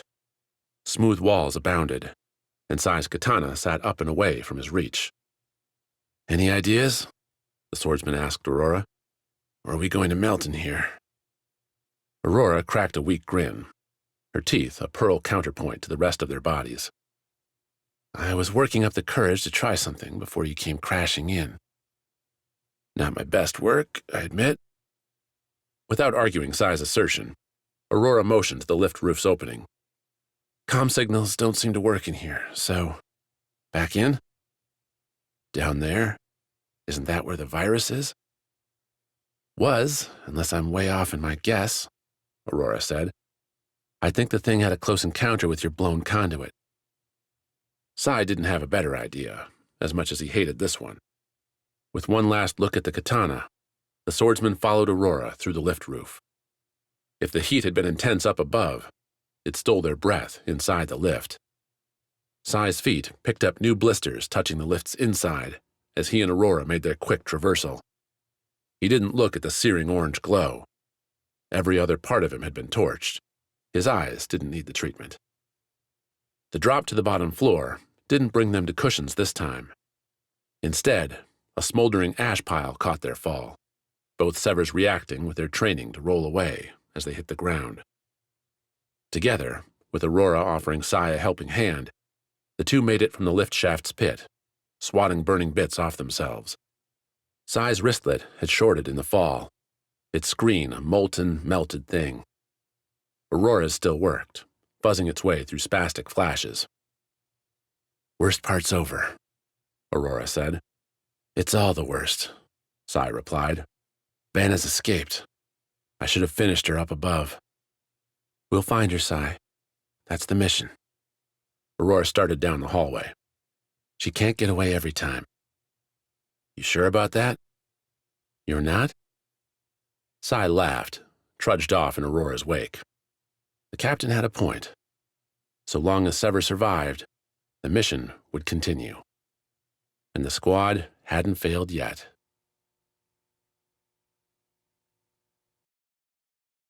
33. Reeled in. After a certain point, after enough times on death's edge, Rovo no longer expected to cross over. With the power armor taking a beating, with a swarm all around him, Rovo held to the clear skies overhead and waited for the miracle that would come. Admittedly, he had inside information. Javelin's happy shouts hit Rovo's comm as soon as the rookie landed on the docking bay floor, whoops punctuated by the Twilight Ranger's ship bumping itself off the ground. The rumble paired with the diseased's grasping hands to give Rovo one more massage before his rescue, or his demise. "Pick me up?" Rovo replied, wincing as another grime-coated fist smashed into his visor. "Sure thing," Javelin said. "Where are you?" "Look for the frenzy, and you'll find me." "Man, this whole thing's a frenzy! Do better!" Rovo gave the command to his armor, turned on the shoulder lights. Even with the mobbing mass, the rays shot up towards the sky. Their golden beacons lingered for a second, with Rovo calling them out to Javelin before the swarm smothered the lights. Before they smothered Rovo, too, blanking out the stars and everything else. "You have a grip ready?" Javelin asked. "I can't see anything." "That a no?" The visor punched up in alarm. Something had torn off a shoulder pad. Other fingers hooked into Rovo's chest plates, tugging at them. These things didn't seem too smart, but they'd figured out the meat lay inside the shell. "I'm saying you need to get me out the hard way." "You want the works? Then close your eyes." Rovo didn't follow directions. The visor compensated for the flashes as the Twilight Rangers turned their ship into a weapon. The dark around Rovo went hot white and orange, followed by flames as the lasers scorched a line around the fighter. Bits of slime and wriggling virus pools clung to Rovo as the rookie sat up, looking at the burning circle around him. "Effective," Rovo said. "Glad you're happy. Grab the cable and let's get out of here," Javelin replied. The ship's boarding door hung open above Rovo as the orange-lit gourd hovered over the bay. As Javelin spoke, a long rescue rope, a slashed black and steel combo designed for drop-in raids as much as rescues, unspooled Rovo's way. "Hold that thought," Rovo said. "I didn't come here alone." "What?" "Meet me outside the entrance. You'll be happy you did." Rovo turned, saw the mass congealing around him. "And, if you clear path?" The angle wasn't perfect, but the target wasn't small. Sanjay or Javelin, Rovo didn't know who did the shooting, sent blazing bolts from their ship's turrets into the mass beneath the entrance hall. Like the creatures attacking Rovo, like Felix way back on Dynas, the hits struck and ignited the things, sending them shrieking away or torching them to ash. Taking off, Rovo lurched through the fiery gap. Every step came harder now. sparks spitting from the rookie's boots as he moved. Apparently, those creatures could do some damage. A chill emerged at the idea of what Rovo would have faced without a rescue. Well, he knew what. The evidence shifted all around him, growling and hissing and shouting as the creatures fled the turret fire. Running along the entrance hall, Rovo saw a flash. His scythe, having fallen from its ceiling tile hook, lay on the ground. Without pausing, the rookie bent down and scooped it up, splitting it apart and slipping the halves into his holsters as he moved. Sai might have won the weapon for Rovo and Wexer, but the rookie had come to like the scythe. One day, he might even learn how to use it properly. Bursting through the bay's ground-level doors, Rovo saw Pero right where the rookie had left him. Both comforting and worrying. Was Pero still alive? Rovo stomped over and lifted the man up, striking a hero's pose. Behind him, the creatures advanced, snarling their way into the bay's entry as the Twilight Rangers flew their ship overhead. "Who is that?" Javelin asked when the ship cruised overhead, sinking down and twisting its turrets to blanket the entrance hall in hot fire. "Doesn't look so hot." "He's not," Rovo replied, watching the cable drop down. "Tell me you have some medical equipment on that tumor you call a ship." "You be nice to her, or I might not let you on board." Rovo rolled his eyes, slung Pero over his left shoulder, and snagged the coil with his right hand. Javelin did the honors, retracting the coil, and after a few lovely seconds spent leaving the creatures behind, Rovo had Pero on the cold deck of his squad ship. Javelin and Sanjay, leaving the ship hovering in place, broke into action when they saw their squad mate, while Rovo sat off to the side, taking off his damaged power armor one piece at a time. The ejection sequence had been damaged by the damn creatures. The two rangers slathered Pero in healing salves, near drowned the man with drug-blessed water, and carried him to his quarters. Freed from his suit, Rovo ventured into the ship's cockpit, while the other two rangers worked on Pero. Outside the windshield, Rovo saw the creatures spilling out from the bay. Some, not yet entangled, broke in random directions, sprinting across the dunes in search of food. Others, enmeshed with each other, stumbled and lurched at random. How long would the things survive, with nothing but each other and sand to eat? Rovo watched the outflow, absently spreading salve over some of his own cuts. He'd have infections to deal with, but for the moment, the rookie enjoyed taking breaths without fearing they'd be his last. They'd tried, all those monsters. They'd tried to get Rovo, and they'd failed. Now they were running, lost, and... The thought faded as Rovo blinked, took a longer look. At first, the creatures had been going in all directions. Now, though, the things seemed to be chasing one another. The bigger masses pursued the smaller ones, all heading off to the east, to what seemed like open desert. Rovo would have looked for more, but the ship's windshield didn't give him a full view. Glancing at the flight stick, Rovo listened for Javelin and Sanjay. Neither seemed close, so the rookie leaned over and gave the stick a nudge. He wasn't a pilot, but any Defense Corps soldier had enough training to land a drop shuttle in a crisis. The nudge sent the Ranger's ship turning left, giving Rovo a better view. The creatures chased someone, a running figure. The long hair snapping out gave a hint it might be a woman, scrambling over a dune. She headed away from the base, apparently into the desert. A suicidal direction, given the tireless things chasing after her. "Sanjay!" Rovo called. He'd made the nudge, but any rescue attempt would be stressing his non-skills to the limit. "I need a pilot!" "Need a pilot for what?" Sanjay said, running back in. "What are you doing with my ship?" "See her?" Rovo pointed. "She's in trouble." One of the creatures reached the woman at the dune's crest. Expecting a swift demise, Rovo's eyes popped when the woman dropped into a fighter's stance and delivered a snapping kick, sending the creature tumbling down the sand. Without waiting to see the result, she took off again, disappearing down the dune's other side. "She doesn't look in trouble," Sanjay said. "Yeah, one down, 1,000,000 to go," Rovo replied. "Let's help her." "If she wanted help, she could have called," Sanjay said, but he slid into the pilot's chair anyway.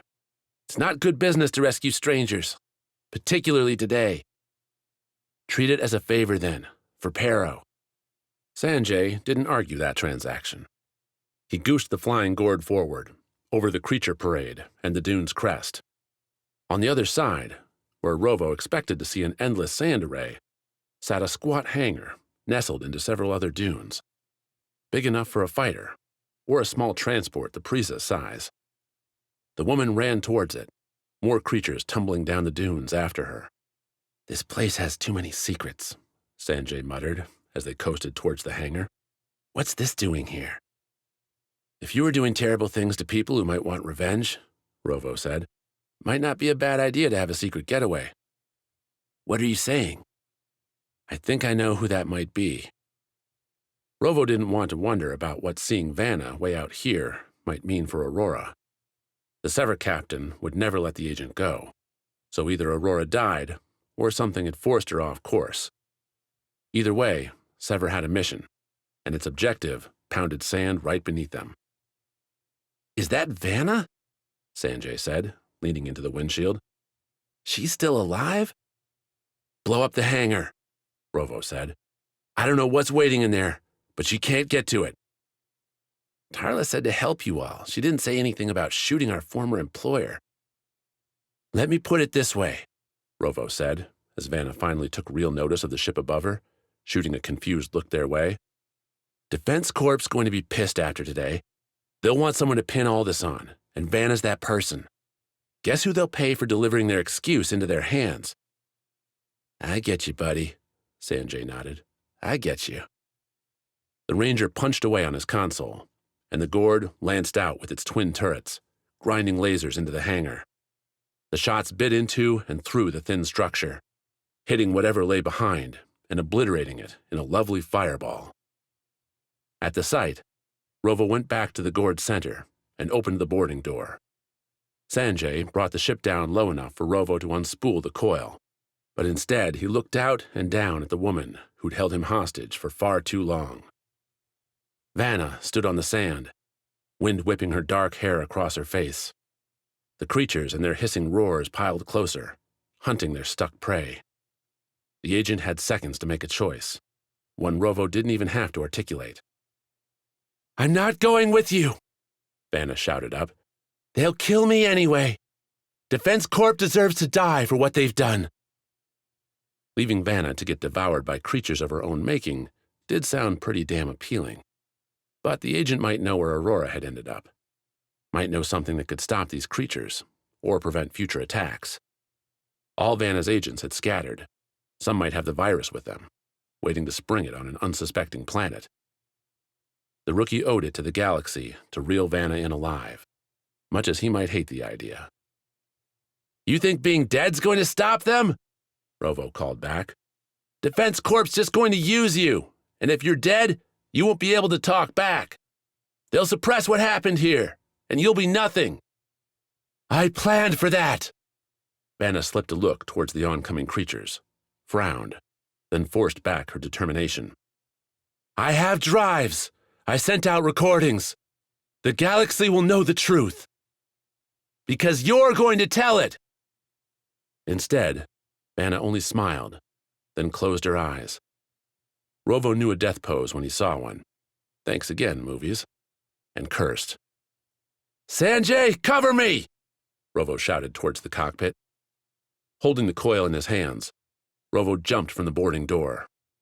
Around him, the gourd opened up its turrets again, laying down a firing line. Unlike the bay, though, the creatures weren't corralled here, and they spread out and around, coming in from all angles. Rovo slammed into the sand next to Vanna, ruining her serene moment. She turned, stared at him in stunned surprise, a look that took on a wholly different vibe when Rovo socked her in the face. The punch sent Vanna slumping, Rovo catching the fall. With another shout up to Sanjay, the coil retracted, yanking Rovo up for the second time in too few minutes, as a viral tide swarmed his sandy footprints. And Tarla had called him useless. 34. Up and away. Aurora and Sai followed the embers, their feet soaking up the hot remnants as the pair walked through the decimated underground lab. Ash littered Anaskia's home, the retreating virus bringing flames with it, a force even hungrier than itself that lapped up the grime on the walls, the pools, and the rooms.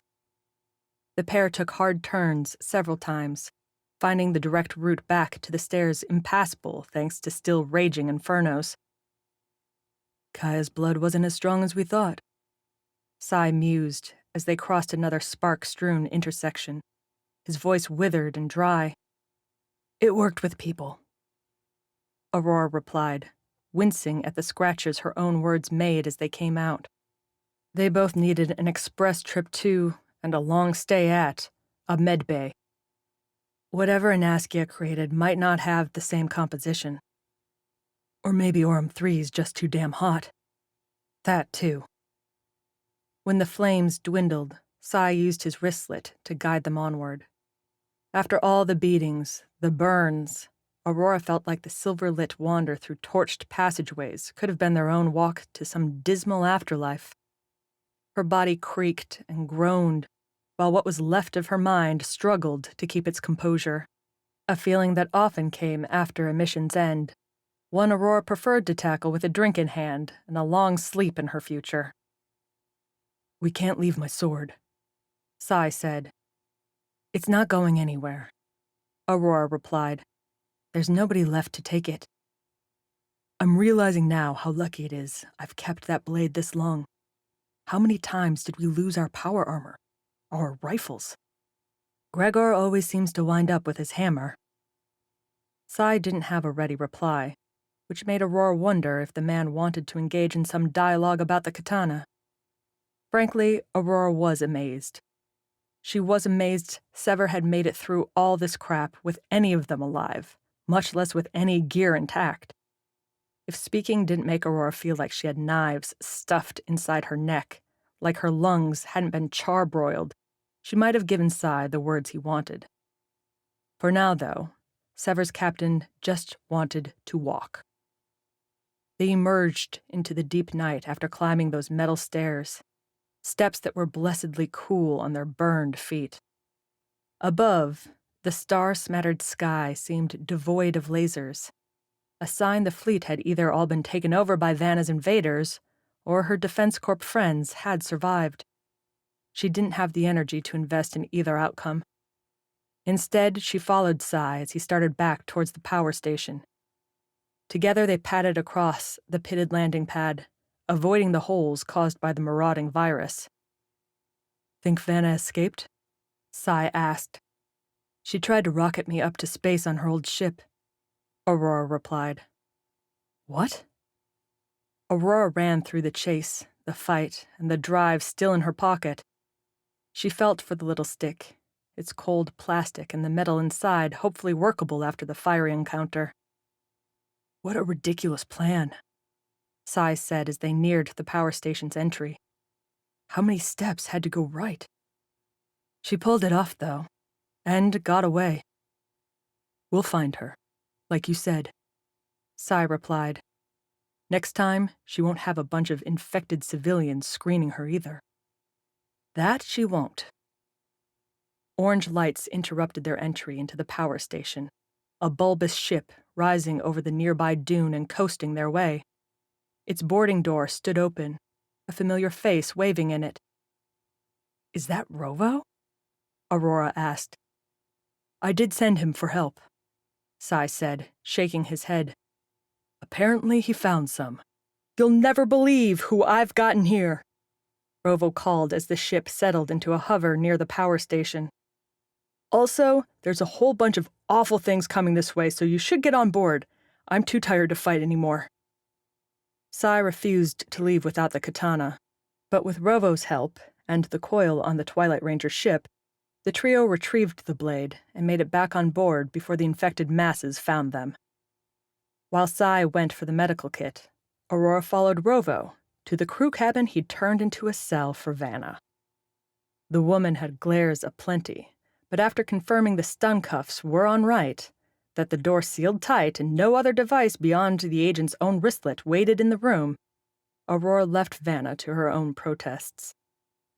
"Nice work, rookie," Aurora said to Rovo in the hallway outside, flashing a grin when Rovo started to protest the nickname. From there, Aurora salved up, took a much-needed shower, and found some of Tarla's clothes that'd fit her. Sai did the same while Sanjay took the ship up to space, finding the Defense Corp fleet in dwindling disarray. Vanna's shuttles and their crews had been dispatched, albeit with more than a dozen ships lost. Small ones mainly, but with severe casualties nonetheless. Worse, Aurora had barely begun to feel like a human again before Deepak reached out to her and declared her presence necessary, with Vanna, at an emergency meeting on the Nautilus. Aurora waved away the idea, instead stealing the comm control from Sanjay. She had higher priorities than sitting in a room while Defense Corp's newest officers tried to take control. First came the call across Sever's band, a shout directed to the Prisa, a ship thus far not showing on Sanjay's scanners. Enough debris floated among the fleet that Sever's craft might be among the junk, but Aurora refused to believe a pony would have fallen victim to some drop shuttle lasers. "Captain!" A pony's voice pumped through, crackling both with weak signal strength and delight. "Wasn't sure I'd hear from you again." "Why weren't you there to pick us up?" Aurora said, suppressing her relief at a pony's apparent survival.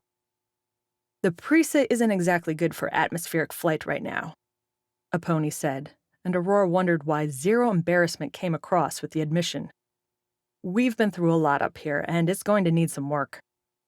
"You let our ship—" "My ship," a new voice interrupted, sounding very close to a pony's. "My ship, Aurora, that was the price. We helped you, saved all your Sever lives, and in return, we get this ship. Tarla, if you touch a single thing on the Prisa," Aurora warned. "Chill, Captain," a pony came back on. "She's right. They really did help. After, almost killing us, but sometimes that's how it goes, you know?" Did Aurora know? "A pony, you don't let her take that ship until we have a proper discussion about who saved who and which of us decided to take a contract from a criminal," Aurora said. "You got it, Captain." "Till later, Aurora," Tarla added. "It's so good knowing you survived. I don't know what I'd do without you to despise." "Likewise, Tarla. Likewise." Sitting back, cutting the call, Aurora glanced Sanjay's way. The Twilight Ranger pilot shrugged back at Aurora. Before she could start interrogating Sanjay for more details, another call came in. This one from a nearby frigate. A captain whose face suggested far better days than this one fizzled into the console screen. "Admiral Deepak said this was the right frequency for Sever Squad?" The captain began, and when Aurora nodded, the man picked up some confidence. "We have a member of your team on board, and, well, he could use some help." The Twilight Ranger's ship turned into a medical transport. Docking on the frigate, Aurora, Sai, and Rovo, Javelin and Sanjay stayed behind to keep an eye on Vanna, met up with Brianna and a clinging-to-life Gregor.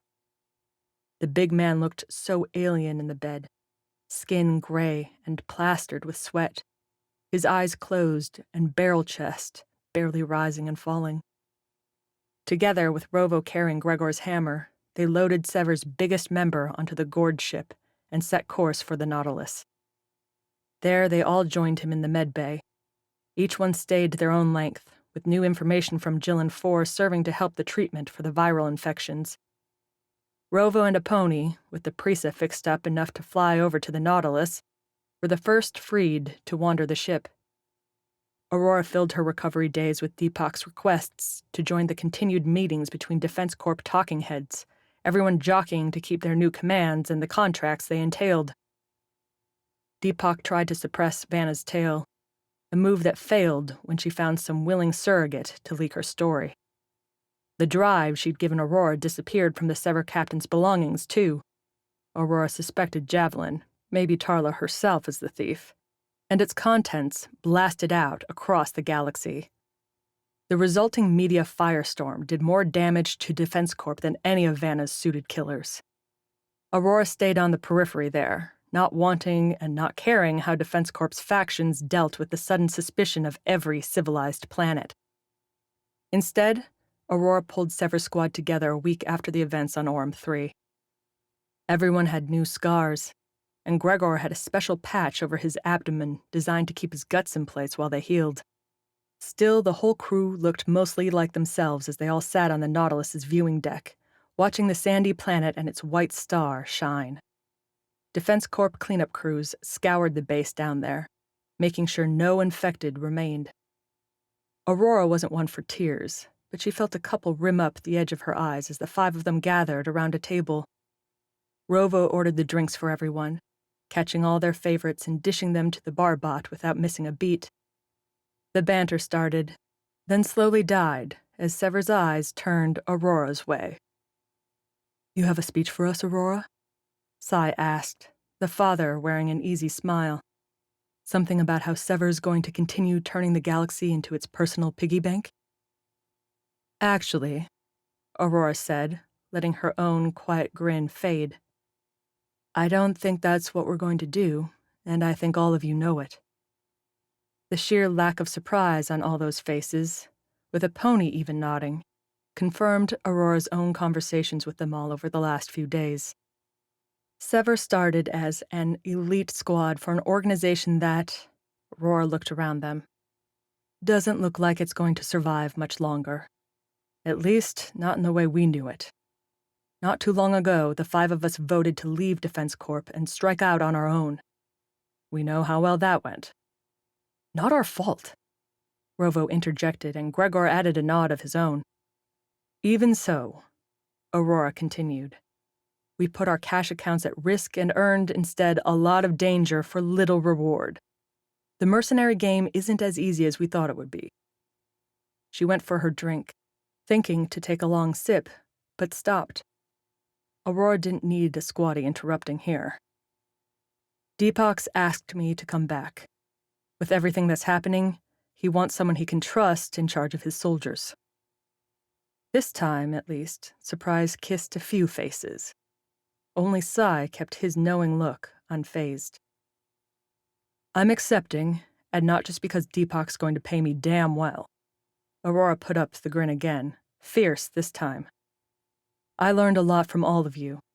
Lessons that the soldiers on this ship ought to learn themselves. It might save some lives." Another breath, the speech coming now to the part she hated most.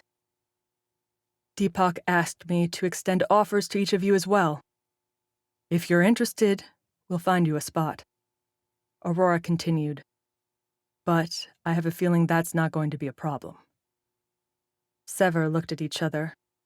Rovo coughed. Then Gregor leaned forward, picked up his drink, and held it high. "A toast," Gregor growled, "to the best damn squad the galaxy has ever seen." 5 glasses clinked an end to an adventure, and started a long night swapping stories everyone had already heard, and that everyone relished hearing again. 35. The Trade. The taxi slowed to a hover at a lane's end, the blue grass giving cushion to Sai as he stepped off. The air nipped at his nose beneath a sea-green sky. Modest homes, giant compared to crew cabins on the Nautilus or the Prisa, decorated the landscape in the swirling layouts designed to capture rainfall. His target? 3 doors down and on the right. A yellow home, with toys scattered around the wide front yard. Sai, one bag over his shoulder, the katana over his other, sporting an itchy civilian sweater, stared for a long second at the kiddie pool and the animal toys scattered around it. He'd left when his children were already too old for this stuff. Did he have the wrong address? He checked his wristlet, compared it to the number plastered above the home's doorway, framed in faux flowers. Nope, definitely the right one. Sai's daughter wouldn't make a mistake like that. As Sai went towards the door, he fought to keep his eyes on the entry rather than scanning for threats. Being outside without a working visor sent twitches through his hands and legs, and Sai found his palms drifting towards holstered pistols that didn't exist. The Defense Corp official tasked with processing Sai's discharge said Sai's term of service would bring with it baggage that time would have to unravel. He loaded up Sai's wristlet with subscriptions to programs designed to ease Sai back into a life not filled with lasers, with missions, with random acts of violence. Time, the man kept repeating, would solve any problem, so long as Sai let it. At the door, Sai reached for the bell, a soft blue button inset against the pastel lemon home, then noticed the door sat slightly ajar. Sai set his bag down and listened. Out and around, Sai heard the calm background noise ever present in places like this. Running machines, people calling to one another. But inside the house came a decisive sound. The last time he'd heard a child laugh, Sai had been with Sever. After Dynas, and on their way to Wexer, Kaya playing on Anaskia's ship. Faith restored, Sai pushed the door open all the way and stepped inside. The child's giggling continued, drawing Sai back through a wide hallway, one with pictures clustered along the walls. He recognized the faces in those frames, his family growing through the years. It had been a while since Sai had watched a new video. Transmission times across the stars were so slow. But the father didn't forget his children. Didn't forget his wife either. She'd gone from a scrappy partner to a regal leader, matching and exceeding Sai's own role in keeping the family afloat. Given the house around him, her soft smile in all these photos, she'd continued right on in that role. The hallway ended in a glass expanse, opening into a broad backyard. Sai caught a long and wide table, set for 10, atop a cobblestoned patio. It all looked so domestic. Sai felt dizzy, felt like an interloper in some life so far from his own. But the child's laugh, a high squeal this time, pushed Sai forward one more step. The patio door opened without fuss, sliding aside. Going through, Sai tracked the child's now muffled sounds to the left. Standing there, arrayed as if from one of the pictures in the hall, were the people Sai loved more than anything else in the galaxy. The people he'd left behind, looking for his real home. A home Sai knew, now, was right here. "Hey, Dad," Sai's daughter said, holding the young one in her arms. "Want to meet your grandson?" "I'll trade you," Sai replied, shifting his shoulder to swing the sheathed blade into his grip. "Katana for the kiddo." Who knew if he'd ever trade back? 36. New contract. They'd followed the cache back to a planet Gregor never wanted to see again. Wexer's black-gray bulk loomed outside the Prisa's windshield, a view Gregor held for a long minute before returning to central space to tweak his hammer and belt on his vest, leg, and wrist pads. "Bet you didn't see this one coming," Brianna said, plugging in the battery packs to her cannon. The weapon made a tight fit getting on and off the Prisa, but the woman refused to leave it behind. "Calico Max and the Talpa on the same side?" She laughed, a glorious gutbuster that had Gregor joining in. When Tarla announced the contract, mere days after departing the Nautilus in the Twilight Ranger's 2-ship fleet, Gregor and Brianna had laughed in much the same way. Calico Max and his mine-operating alien friends needed some security after the old Defense Corp office closed up, its former official declaring himself owner of the planet and demanding his due. Sounded like a prime target for Gregor's hammer. "The pony," Gregor called. "Put us down right on their base. I want this man to see how doomed he is." "That's not Tarla's plan," the pony replied, holding down the pilot's chair. Sanjay flew the gourd ship. It had a name, just one Gregor never bothered to remember. And, as expected, the slower craft forced the Rangers into tedious strategies. "You want to go against her orders?" "The faster we take this guy out, the sooner we get paid," Brianna said. "Do that, and Tarla will love you forever." "You better be right." The Prisa shuddered as a pony kicked energy into the engines, launching the Prisa ahead of its counterpart. "'Cause I'm blaming you if she gets upset." "Uh-huh," Brianna replied. Like she could ever be mad at her golden girl. The pony had no counter to that, and the two in the back shared another laugh. Watching his friend navigate a wholly new challenge with Tarla had given Gregor more entertainment than anything since bashing through those suits above Orem 3. The pony, so far, seemed to be winning. She kept the right to fly the Prisa, and had Aurora transfer the ship's official title into her name, not Tarla's. Apparently, Deepak agreed to find and compensate the craft's former owners, preventing any future nastiness. A just reward for stopping that rogue cruiser. Finishing with his hammer, Gregor sat back against the Prisa's wall. He glanced at his wristlet, found the latest message beamed into his tag, coming in quick after Gregor sent out his own overdue hello. Long, meandering, and in every way amazing, Gregor indulged in the paragraphs his parents had sent along, detailing their latest project, now supervising instead of blasting rocks on a new comet. That the messages had come and gone so fast meant something even more fantastic. The comet and his parents were close by.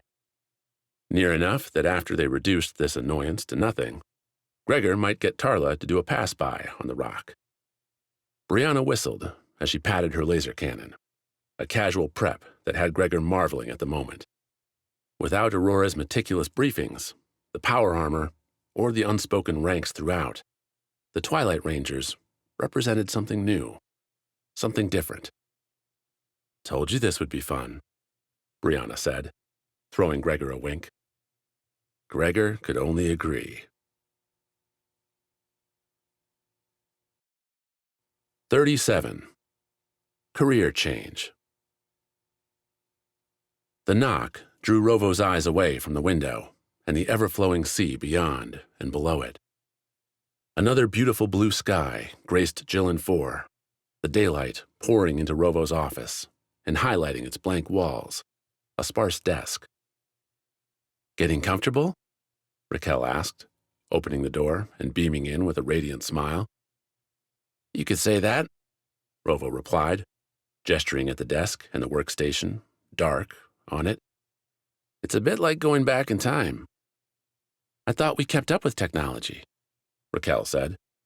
"Not the components," Rovo said, then looked down at himself. "But the work. Last time I sat in an office like this, I wanted to be anywhere else." Raquel crossed her arms, leaned against the wall. Without the constant stress of an agent attack, Salinity's security chief had a new life to her. A drive that showed in her sparkling eyes and clothes meant for a day spent getting things done with whomever she could wrangle. She and Aurora had a lot in common. All Raquel needed was a rifle and some power armor, and Rovo would feel right at home. "You're not going to be pushing papers," Raquel said. "After lunch, we're starting the interviews. You get to pick your own squad." "That's what you're calling it? A squad?" "Unless you'd prefer something else." Would he? With Defense Corps splintering into tiny fleets and mercenary contractors, Salinity decided to take further charge of their own security. Rovo would get to lead part of that effort, specifically training new and old officers how to actually defend a ship, a platform, a people. First up, Rovo had to find a crew who'd help him do that across a wide galaxy. "A squad works, though now I've got to think up a name," Rovo said. "You can do that over lunch," Raquel said. "Think I have time?" "You most definitely do. Come on." Not that Rovo would say no to Raquel anyway. A job hadn't been the only reason the rookie wanted to return to Jilin 4. Salinity's office tower cafeteria lacked the Nautilus's steel and sober setting, reminding Rovo once again he now worked for an organization that didn't throw its members into harm's way day in and day out. Casual beat music floated overhead, while happy noontime chatter bounced around the wide space, sidewall skylights giving a refreshing glow. All that, though, faded when a single sparkling shout rose above the noise. Rovo, 3 steps off the lift, crouched down to receive Kaya's rushing hug. Behind her, for once not showing open frustration on his face, came Kashmal. The girl seemed happy, glowing with health, and when Rovo said she could see him any day she wanted, Kaya's light washed away any doubts about ditching Defense Corp. No, the job definitely wasn't the only reason. 38. Penance. Despite spending most of her nights on the observation deck, the views had yet to tire Aurora. With the Nautilus on the move back towards the fringe, Deepak's preferred place to play, looking towards the galactic core presented popping colors across the spectrum, interstellar beauty sliding through an infinite sky. Her story squares, Deepak said, the Admiral joining Aurora with 2 drinks in his hands. Everything we've been able to find matches up. She's not keeping secrets. I can't figure out what game Vanna's playing, Deepak said, matching Aurora's look towards the sky. I kept her here with a promise that I'd find out what she wanted, and I still don't know. The beverage trickled a saucy spice with the bourbon, a good mix with the deck's cool temp. You've been obsessing over her, Aurora said. You're looking for ghosts that aren't there. Could be. Deepak raised the glass to his lips, didn't take a drink.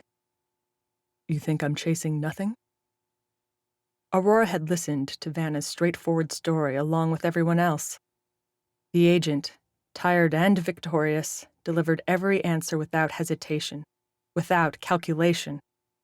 That Deepak and his own team found Vanna spoke the truth came with no surprise.